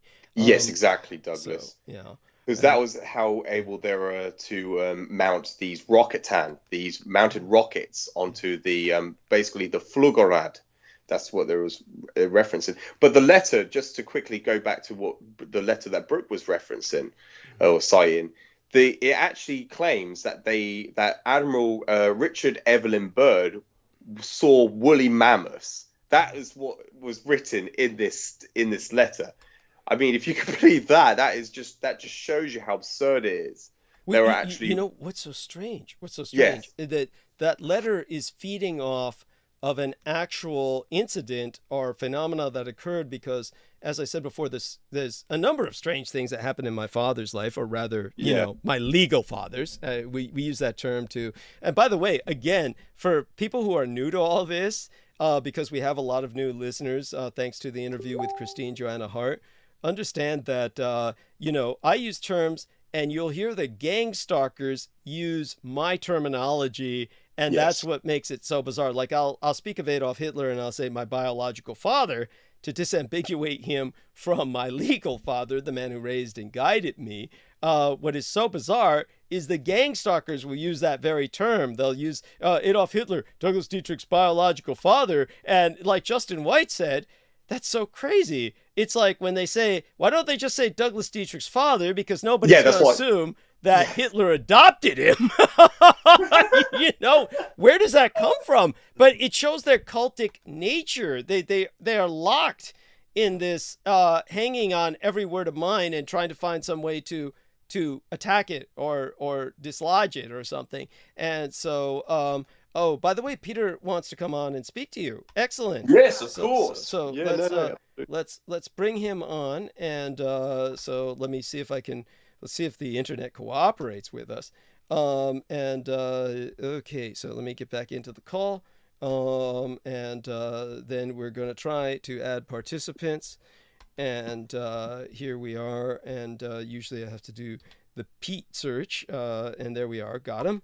So then we press the call button and then the add button. This is so much more complicated than it should be. And so we're bringing Peter Moon on with us. This is Moonrise time. And with that, our man, George Knight, can explain to him the mind count factor. I'm here. Excellent. Hello, George. Peter. Yeah, hello. I only caught the last few minutes of what you guys were talking about, but before, I want to ask you some questions about Mein Kampf. But the woolly mammoths were, I believe, sighted at the North Pole, not the South Pole. Yeah, exactly. Because what we were saying, Peter, was what Brooke Gibson was citing was this letter that was discovered in the attic by Richard Edmund Burns. I believe it was his grandson Douglas, something like that. I think it was his nephew Harley. Yeah. Bird. Al Bielek used to know this guy. He used to go to the conferences and whatnot. And people, I think Phil Schneider and people of that ilk would show up and share all sorts of strange experiences, stories, so on and so forth. Thank you, Peter. So two things to bring up that my legal father experienced, and just to get them out of the way so that people understand this. The mastodons would have been sighted certainly towards the North Pole. The North Pole, of course, is solid ice, or used to be back in the old days before global burning. No. First off, you mean like people who said they kind of went into a curve into the Earth? You're talking about that? It wasn't mastodons. It was woolly mammoths. Woolly mammoths. Okay, thank you. Must disambiguate. I'm joking here. Big fucking elephants. Yeah. Hairy elephants. Hairy elephants. No, but the thing is what happens is it's not the physical plane as we know it. He goes into we call it hyperdimensional, different vibrational frequency. Right. And that's apparent. This is according to Radu. What happens? He goes in, he sees all weird sorts of stuff, and he was pretty fried in his own mind. He was. Oh my God. But that's what happens when you can't integrate the experience. So he was highly initiated into Masonry, and he was.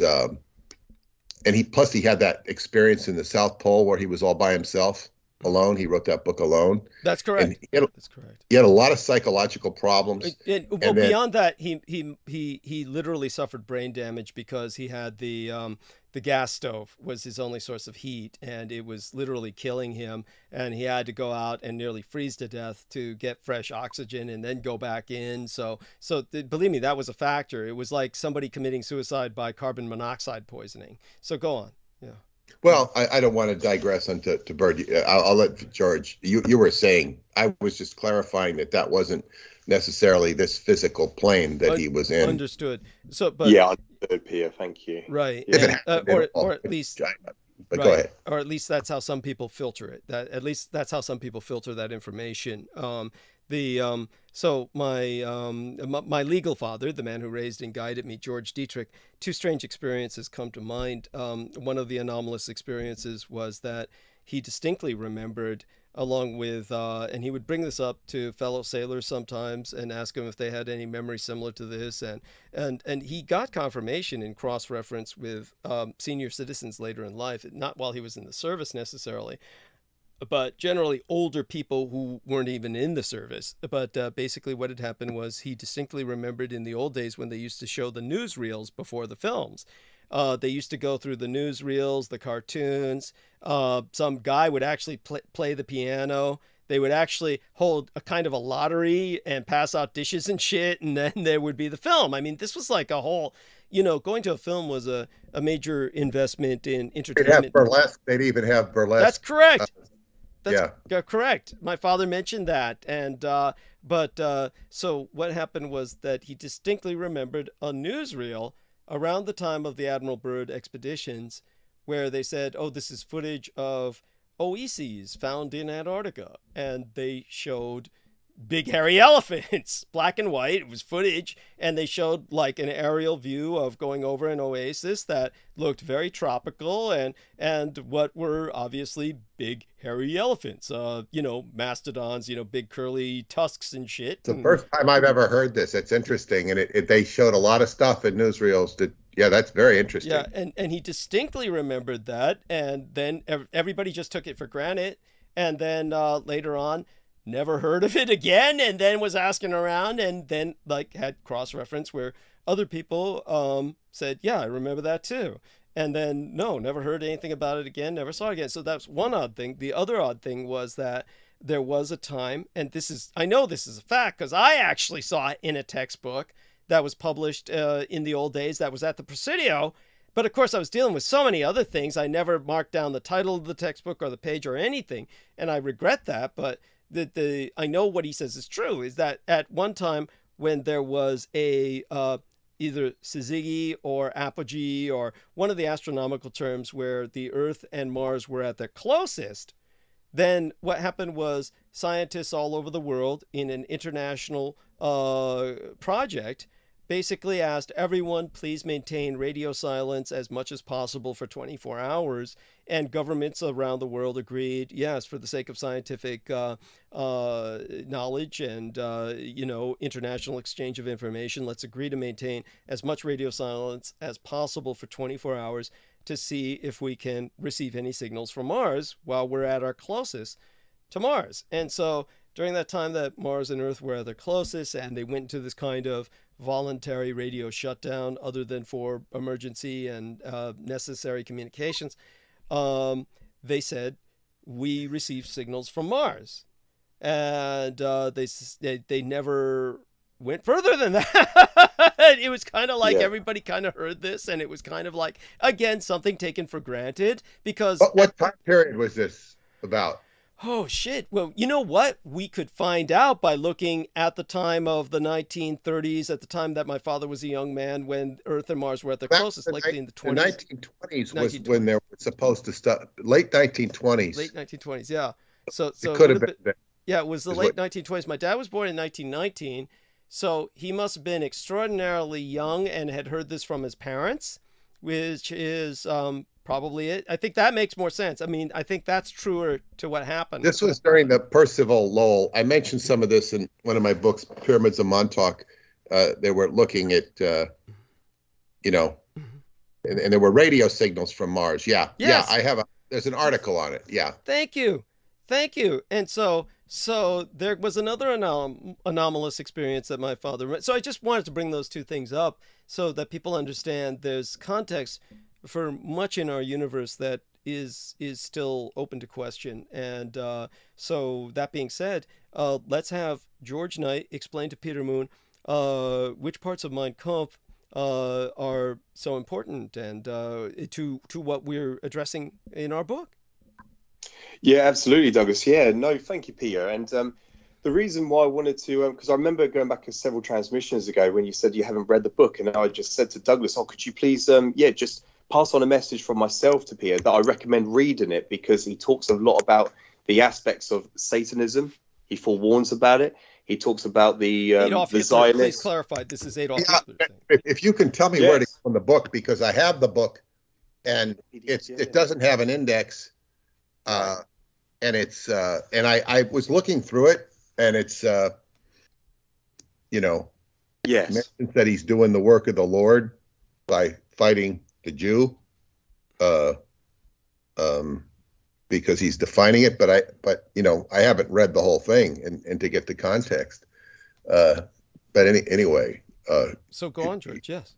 No, thank you. He speaks of the Bolshevik movement. He speaks of the Zionist movement, and he speaks quite ideally to Marxism.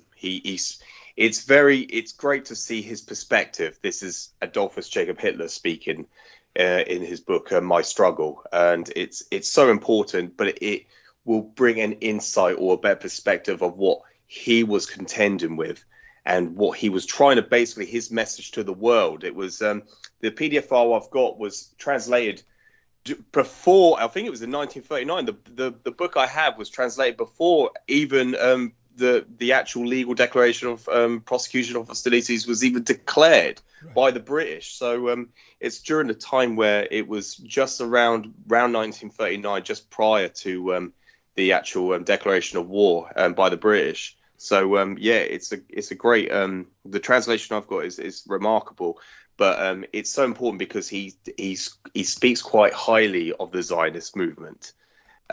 So it goes into he does talk about the Zionist movement. He distinguishes them to some degree. Yeah, but go ahead. Yeah, no, absolutely, and I can actually read parts of it to you. Actually, if that's all right, it's okay. It's like I mean, I'd really like to know where to find the same. Yeah, 53, of 500. The PDF file I have. The reason why I had to bring up the distinction between the PDF file I've got, it might be slightly different. The translation interesting point. So what? Okay. Let me go to the one that I have. I have Ralph Mannheim. Right. Ralph Mannheim. That. Yes. Do you know what? That possibly might be the same one, Pia. It might be the same one. Okay. I cannot confirm that right now, but anyway, I'll just read a small segment of what he wrote. He goes, the translation from but Adolf later on, Hitler. Of course, promised to send Peter a list of pages, the site. Go on. Yes, yeah. I will send you the screenshots, Peter, in a moment. In a minute. It's great. It's great. He goes, but any indecision which I may still have felt about the point was finally removed by the activities of a certain section of the Jews themselves. A grave movement called Zionism arose among them. Its aim was to assert the national character of Judaism, and the movement was strongly represented in Vienna. And so there's great points like that to bring up, and he goes on to elaborate even further into context of what he's trying to explain. And then he talks about the fictitious conflict between the Zionists and the liberal Jews soon disgusted me, for it was false through and through, and in direct contradiction to the moral dignity and immaculate character of which that race had always prided itself. And he goes on to explain and it's just what I'll do. So there he complimented the character of the Jew. Yes, absolutely. He expresses everything to why he had no feeling towards them to begin with. Initially, he had no feeling, no moral discompass towards them, and then he later on, with his experience in Vienna, he elaborates, he articulates why he will. Oh, here he has a chapter: transformation into an anti-Semite. Interesting. I've never read this book because, in other words, if you think of me growing up, why would I want to read this book? It's a madman who's killed everybody. Why would I want to read it? I mean, that's somebody said that to me. That is why. But it's kind of like, what do I want to read? This guy, he's dead. He failed. He's bop, and it's like. That's why no one reads it. Yeah, thank you. Yeah, it's like well, everybody reads it. Trump has supposedly had a copy by his nightstand, and that's one of the things they vilified him for. A lot of people have read it. Yeah, I know what you're saying. Many prominent people have read it.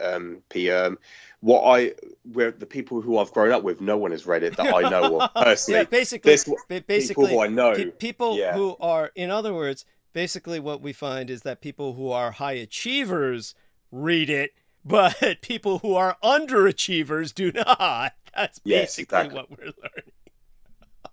Well, it's and it has such a pull on it, and it's like it's even, it's as they say, it's a very touchy subject. It's a very touchy subject because of the disambiguation required, and if Hitler is actually, saying these things, it's wow, these quotes are powerful, and of course with the Helazon and all that, it requires some. I have the chapter right in front of me, page 57. It is. So it makes me almost have to commit to reading the whole damn book, which I don't want to do, just because it's a book. Yeah, it's. But it may be worth it. It may be worth it, to tell you the truth, considering the fact that we're, in a sense, we're trying to do what H.P. Lovecraft set out to do, but was killed before he could, in a sense. I mean, we're kind of writing the Mein Kampf he never wrote. So that's, important point. And... Yeah, I have to do Ho'oponopono on Hitler. Why is he in my life? I like it. Yes. Yeah, it's like it applies to all these guys. He even mentions Japan there for a while. He's talking about why they don't want a Japanese state. So there's, to see these things though, it's like there's two. You could say there's a lot of people who understand this, but they all digress into neo-Nazism or something closely related to it or akin to it. Right. And this is what happens when people, start looking at Zionism. Right. They start polarizing, and they go off the deep end. Thank you. They join a movement. Yeah. And then they just, if that's even like Trump is like, the white racists are his allies, and he embraces them because they feed his cause. It gets really screwed up. Yes. Yeah. Yeah. And by the way, I want to just give Peter a little example of this. I had talked to, in the chat room, exchanged some communications with Nick Littlesey, who was pointing out the fact that we were pointing out our discomfort with many people who found me by looking for a kino. And but then Nick Littlesey pointed out that I found Doug looking for a kino. Very glad I did. YouTube algorithm, he pointed out. Then T. Tank Berry was basically reinforcing that. Doug's name came up in a search under this auspice back in the early 2010s, a Google search. And then when I was talking about, look, everyone, you really shouldn't be pursuing this stuff at all. A lot of you are doing this because you're concerned about the children. And a lot of this is people who become obsessed with trying to stop human child trafficking. And this is a social problem that requires massive social change. You can't be a lone crusader on this. It will damage your mental health. And Nick Littlesey was courageous enough, and I thank him for having the courage to share this. He said, I'm on meds for my mental health now. You hit the nail on the head.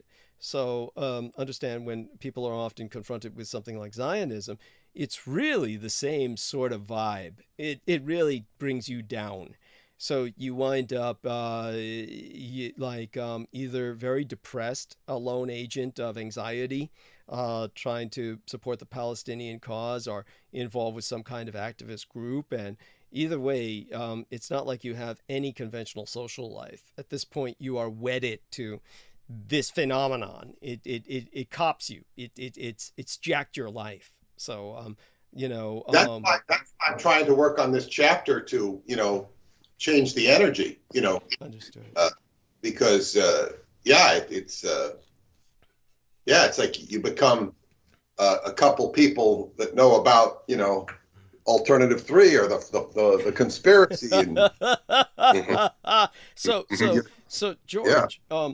What else comes to your mind with this? Obviously, as you said, Hitler articulated this very adroitly concerning the connections between Satanism, Bolshevism, Zionism. Yes. He's speaking positively of Zionism because he understands they want to get the Jews out of Europe. Liberate Germany. Absolutely.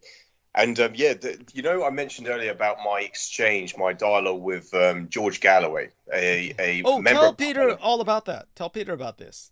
Yeah. Well, basically, this man tweeted, George Galloway. He was a former member of Parliament of the Labour Party, and he went on to establish or to basically create the Respect Party.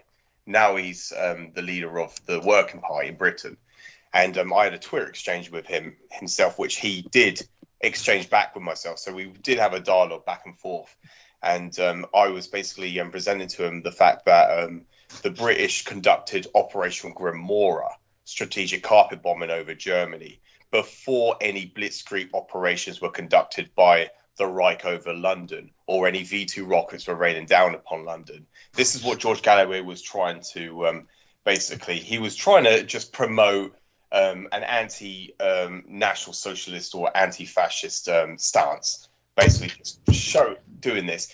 But this guy, George Galloway, has a right-out reputation. He is relentless, has this reputation of being anti-Zionist. And that's because he recognizes Zionism as a Nazi insurgency. Basically, so, yes. Basically, yeah. So everything. This man has been on the. He actually presented himself in front of the Senate in Congress, I believe. I'm trying to remember which year it was, Douglas, but people could look this up on YouTube. But he was basically bringing up all these basically the atrocities committed by the Zionists in occupied Palestine today, and he was, citing the Amnesty International. He was talking about all these, atrocities and actions against crimes against humanity conducted by Israel today. And that was just a very important point to bring up, Douglas, because this man himself is very known to be an anti-Zionist, where really he's like a Judeo-phobic. Yeah. Or borders on it by the nature of his stance. Yes, go on. Yeah, absolutely. And George Galloway was just saying about the basically trying to present that what the Germans did were atrocities against us. And he said that he would have, if he lived during the 1940s, he would have taken up arms against the Axis. And I just presented to him, well, the whole reason behind, because we were discussing, weren't we, Douglas, about the Holocaust, yes, that it was a response to the Allied strategic bombing over Germany. So what they were conducting was carpet bombs. These were basically terrorist acts. They were engulfing entire city sections in flames, which scientifically it's been proven that the temperature of Dresden maximized the temperatures of the sun. The surface of the sun was reached on the incendiary explosive ordinances that were dropped by the B-29 bombers, by the Lancaster bombers over Dresden that was deployed, and they literally engulfed Dresden in a firestorm so enormous that the flesh literally melted off your bones. And we were discussing that with the Holocaust itself. It was a response to strategic bombing over Germany.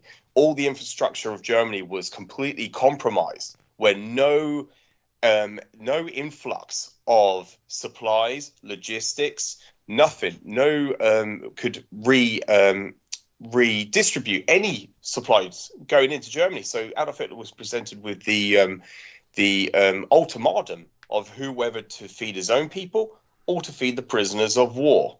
And of course, all these Totenslagers, all these death camps were situated outside of Germany. And all of the infrastructure was never, ever compromised. And historians and scholars have debated for generations why the Allies never targeted railway roads or railway tracks. Why didn't they stop why didn't they stop the Dachau and the camps? Right. Yeah, at Dachau and Treblinka. Why didn't they ever prevent them from? Because basically it was unprovoked. The entirety of the war, it was never ever basically intercepted. Nobody ever did anything. It was in full swing. The operation and the campaign was in complete operation without any without any compromisation.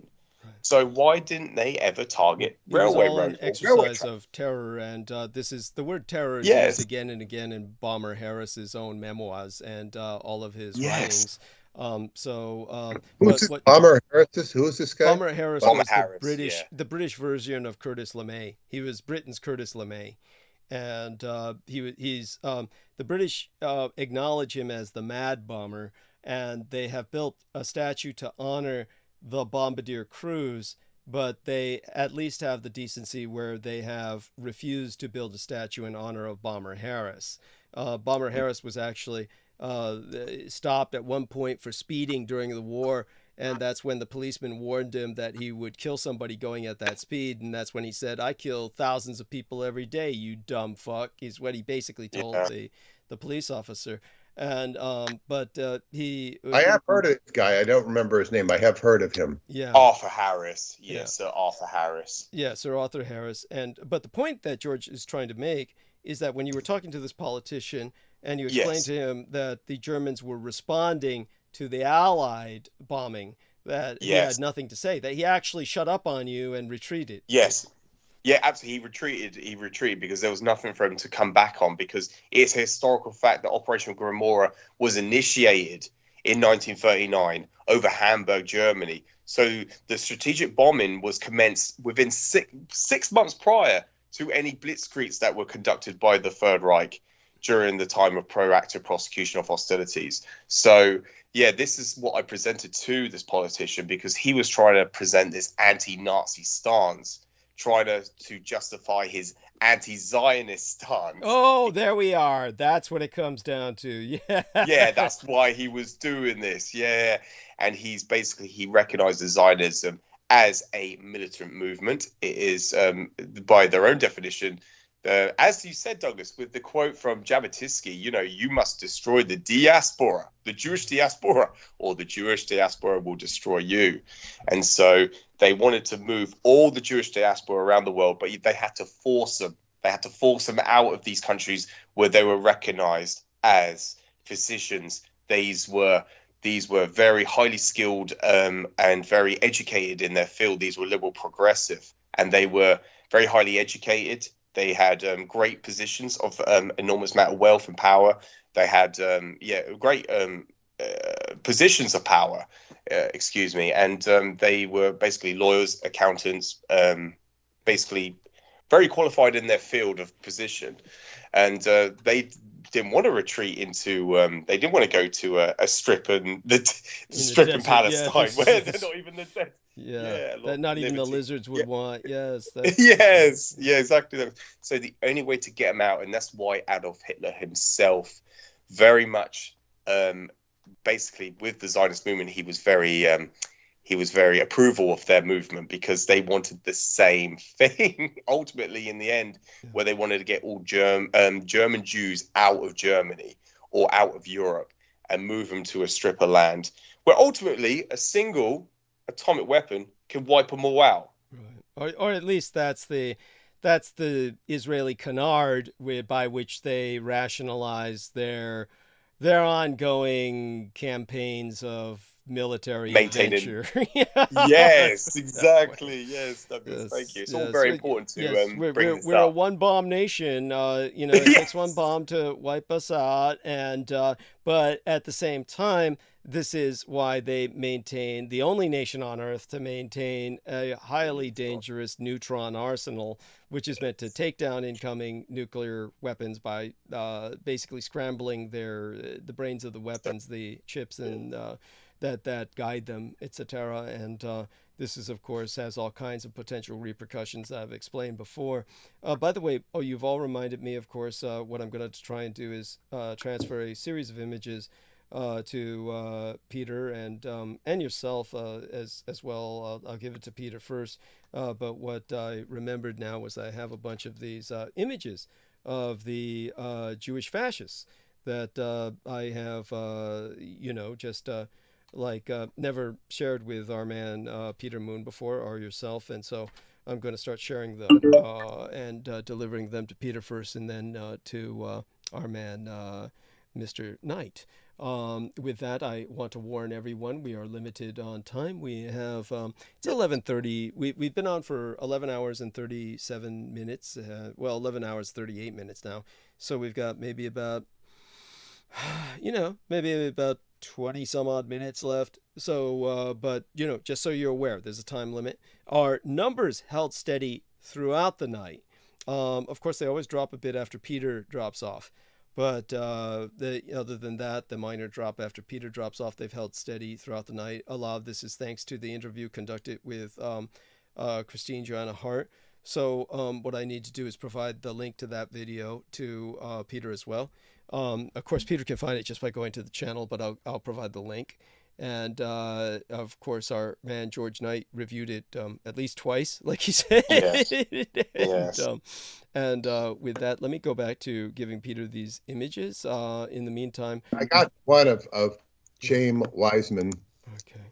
And but I mean, this is you're calling him a fascist. Well, in the sense that he was allied with Mussolini and Hitler, in the sense of encouraging Jews to leave Europe and trying to get them into Palestine. So there's really no question or disputing this. Thank you. It's not really something that's questioned. It's just something that's not talked about. Thank you. Yes. And most people, they don't know how to perceive it. They don't know how to perceive it. This is the big challenge. It's I'm just studying this guy himself is a challenge. Does Hitler mention him in his book at all? Name the man for George. I'm not that I'm aware of, Peter, I'm afraid. But I was just going to quickly say, just look at the response that Edwin Black got, Douglas, just when he presented the Havara agreement, the transfer agreement. What he got, what hostility he got. So it is challenging. It is. How do you ever elaborate this to people? How do people perceive it? Well, this is the thing. What it requires is intellectuals doing books and talk shows on it. Yes, and that's not going to happen. No, then people don't want to touch it. No, but it's like they don't go in and study it. No, exactly. Although some of them would know what you're talking about if you addressed it. Let's see here. When we get ready to take the United States, we will not take it under the label of communism. We will take it under the label of socialism. These labels are unpleasant to the American people and have been speared too much. We will take the United States under labels we have made very lovable. We will take it under liberalism, under progressivism, under democracy, but take it we will. Alexander Trachtenberg at the National Convention of Communist Parties. Well, he's got a Jewish name. And that sounds more communist than Jewish in this quote. It's really one and the same, but as I've expressed in the line above it, basically, one of his quotes, which I haven't been able to find on a meme, was that basically anti-communism is anti-Semitism. That's what this individual said. So there we have that. And aside from that, let's see what other images I can find. There's a few others. In the meantime, I'll just keep checking. We got 20 minutes left, or 19 or so. So just keep talking, both of you gentlemen. There's a few more things I'm certain you can both cover. Well, one thing I want to avoid with this book is making it a just some kind of Judeophobic rant. Yes. Well, yeah, and that's why the Helazon, kind of supersedes all this stuff. Yes. But the more I look at all this stuff that you're presenting, that this is the core truth, the Helazon and all that evolves from it. You could probably even trace it if we had the resources, trace it so it's, just completely academically tight. But we're not going to have the time or resources to do that. But hopefully it will spur that. But, it's just the more information that's presented here that you're presenting with these characters. Thank you. And if I can really get what Hitler says about Satanism in that book, I really want to see that. So yes, that's very important. Yeah, whatever you can find about that in particular, George, is going to be deeply appreciated. And, yes, absolutely. Yeah, and of course, what else, George, comes to mind? So after this guy kind of shut up, did anybody else on the Twitter thread pick it up? There was one other person, Douglas. He got quickly shut down as well. Actually, he stopped talking after. I cannot remember the exchange with him, but I do remember with George Galloway. It was because I used to, just look up what George used to say about Palestine when I was looking at the Palestinian issue, because he was basically, I think George Galloway was in South African apartheid with Nelson Mandela. I think he was conducting missionary work in for this group over in apartheid state, because this is what I was learning about, about apartheids and ethno states. And so I used to look up what George was saying. So that's why I followed him on Twitter. This is years prior.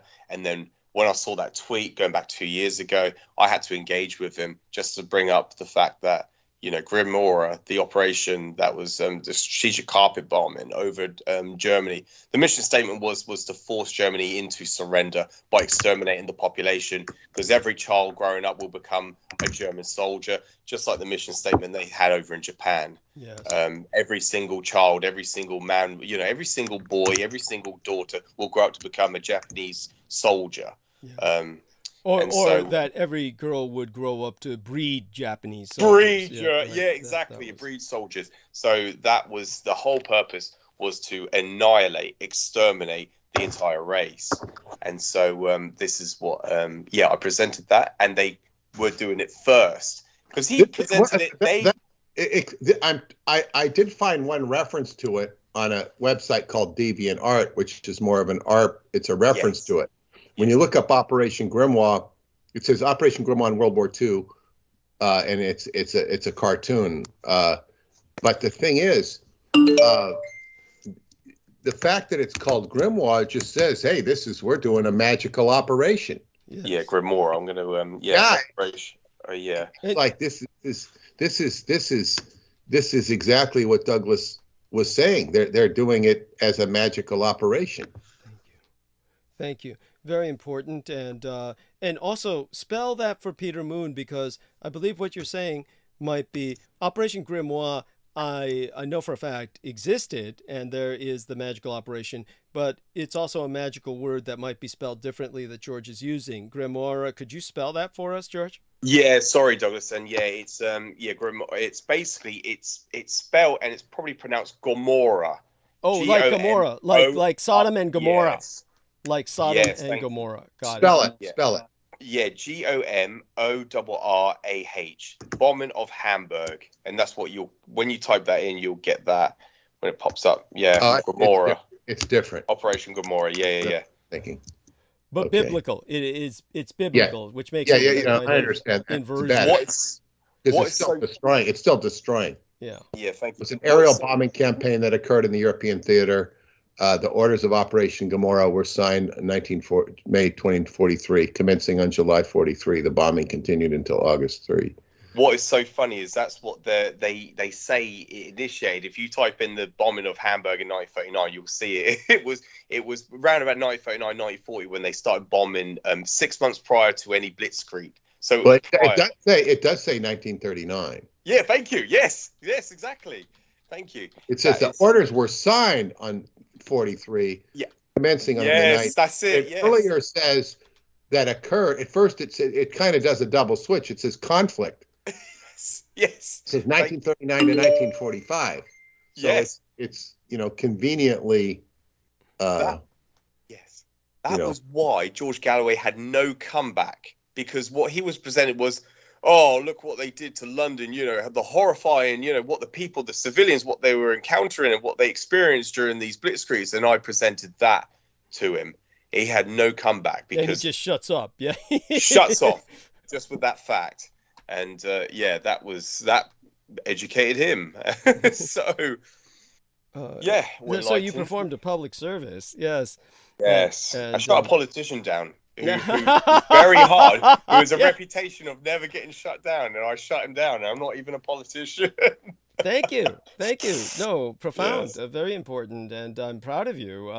This is something that it's this is what this program's all about. See, we communicate, and then we enlighten others, and this helps people learn just how ignorant they truly are of the world around them. And now let me see in the Balfour quote here. Let me get this. Oh yeah, the Balfour Declaration. Yes. Yes. That was. And by the way, while you find look at the Wikipedia entry on Chaim Wiseman. This is loaded with stuff. Okay. It's just loaded. Okay. I mean, this guy is, he's center stage. Thank you. I mean, it's an important observation, and by all means, all our listeners do as Peter Moon says. Look these people up, and again, you'll get an education, and you'll find out what we say is true. And this is just a prelude to what you'll find in the book that we will be publishing. And again, I'm happy to report we're maintaining numbers. So 10 minutes left. By all means, both you gentlemen continue communicating. I'll still look. Well, I really appreciate, George. I always appreciate everything you do, and this is particularly good. Thank you so much, Pierre. It's very important, and I, as I say, I'm trying to compact the more esoteric components of this rather than the Zionist shit show. Right. Just the sheer politics of it. Like Peter Moon said, and I understand. I'll talk to him again about it when we review the next chapter, of course, which will hopefully be Tuesday. But I was like telling him, obviously this is because of all the work I put into it, trying to go through these parts of my memories that I've spent so many years forgetting. But, obviously, I know Peter understands that it was hard for me to write all this horror out about how Lovecraft's work was stolen. But I'm sure you reviewed that. I read it. I read it. Yeah, in detail. And I read it. As Peter said, it's disgusting. He just said it's disgusting, and it's also, it's very hard to get all this information out. And what I read in the Kabbalistic stuff of Tefareth, the center, that's what that center is. That Christ energy is actually filtering and sorting out the information so it can be processed. That's the action I'm engaging in when I work with Douglas, is information. Yes. It's raw data, but the raw data, it has to be integrated and filed. And the only thing I can do is put flag posts so that people can go and look at this stuff, and then all these aftercomers can come and say, pretty soon you'll have Richard Dolan lecturing on this shit. Now won't that be a sight? Yeah. It's because David Wilcock and saying, the Americans didn't really win the war because, they run out of material. It's so true. Everything Peter Moon says is true. It sounds like it's a little out there or shall we say surreal, but it's, yeah. It's because they need material. People need material. Yeah. They started talking about Unterland as well now, quite what's the word, aggressively. Now on Ancient Aliens, they're talking about there are breakaway civilizations that are extant, that are throughout the Earth's crust in these hollowed out cavern systems. Are they really? I mean, God damn them. God damn them. Because they're out of material.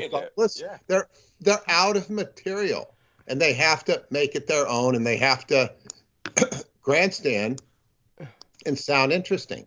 See, the main problem I notice is people try to take my story and they become the narrative. They become the narrative. In other words, they jack the narrative. That's the term. They jack the narrative. Yeah, but they can't do it. They can't do it good because they can take a tenth of it and it's a good story.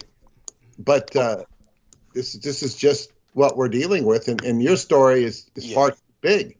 It's too mammoth. Thank you. To deal with. Thank you. And sorry, Pio, there was something that you would really appreciate me sharing with you. There's this individual named Vladimir I think he's pronounced Tazinski. He's from Bulgaria. This guy, I know a bit about him. He's a legend in Bulgaria. He he created a lot of problems for himself. Yes. A lot of problems that were completely unnecessary. I always refused to be interviewed by him because I felt I didn't want to be exploited by him. Okay. I don't know if it's the same individual, actually. Yeah. Go ahead. Yeah, so sorry, Pierre. Yeah, I don't know if it's the same individual. I know it is. It has to be. Yeah, he's the guy who presents about the rights craft. Is that the same? Yeah, he was really into the Nazis. Wow, yeah, it must have been. But do you know what? Is he still alive? Oh, yes. Well, as far as I know, my publisher in Bulgaria, he's a legend in Bulgaria, but he disappeared. He got so scared and paranoid, and I thought, he was at some big. He called himself something of dissident scientist or something.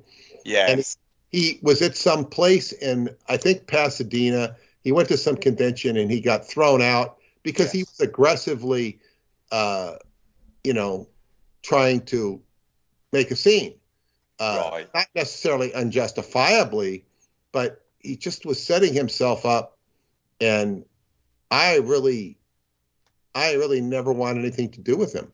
No, because I thought he was just, a human lightning rod.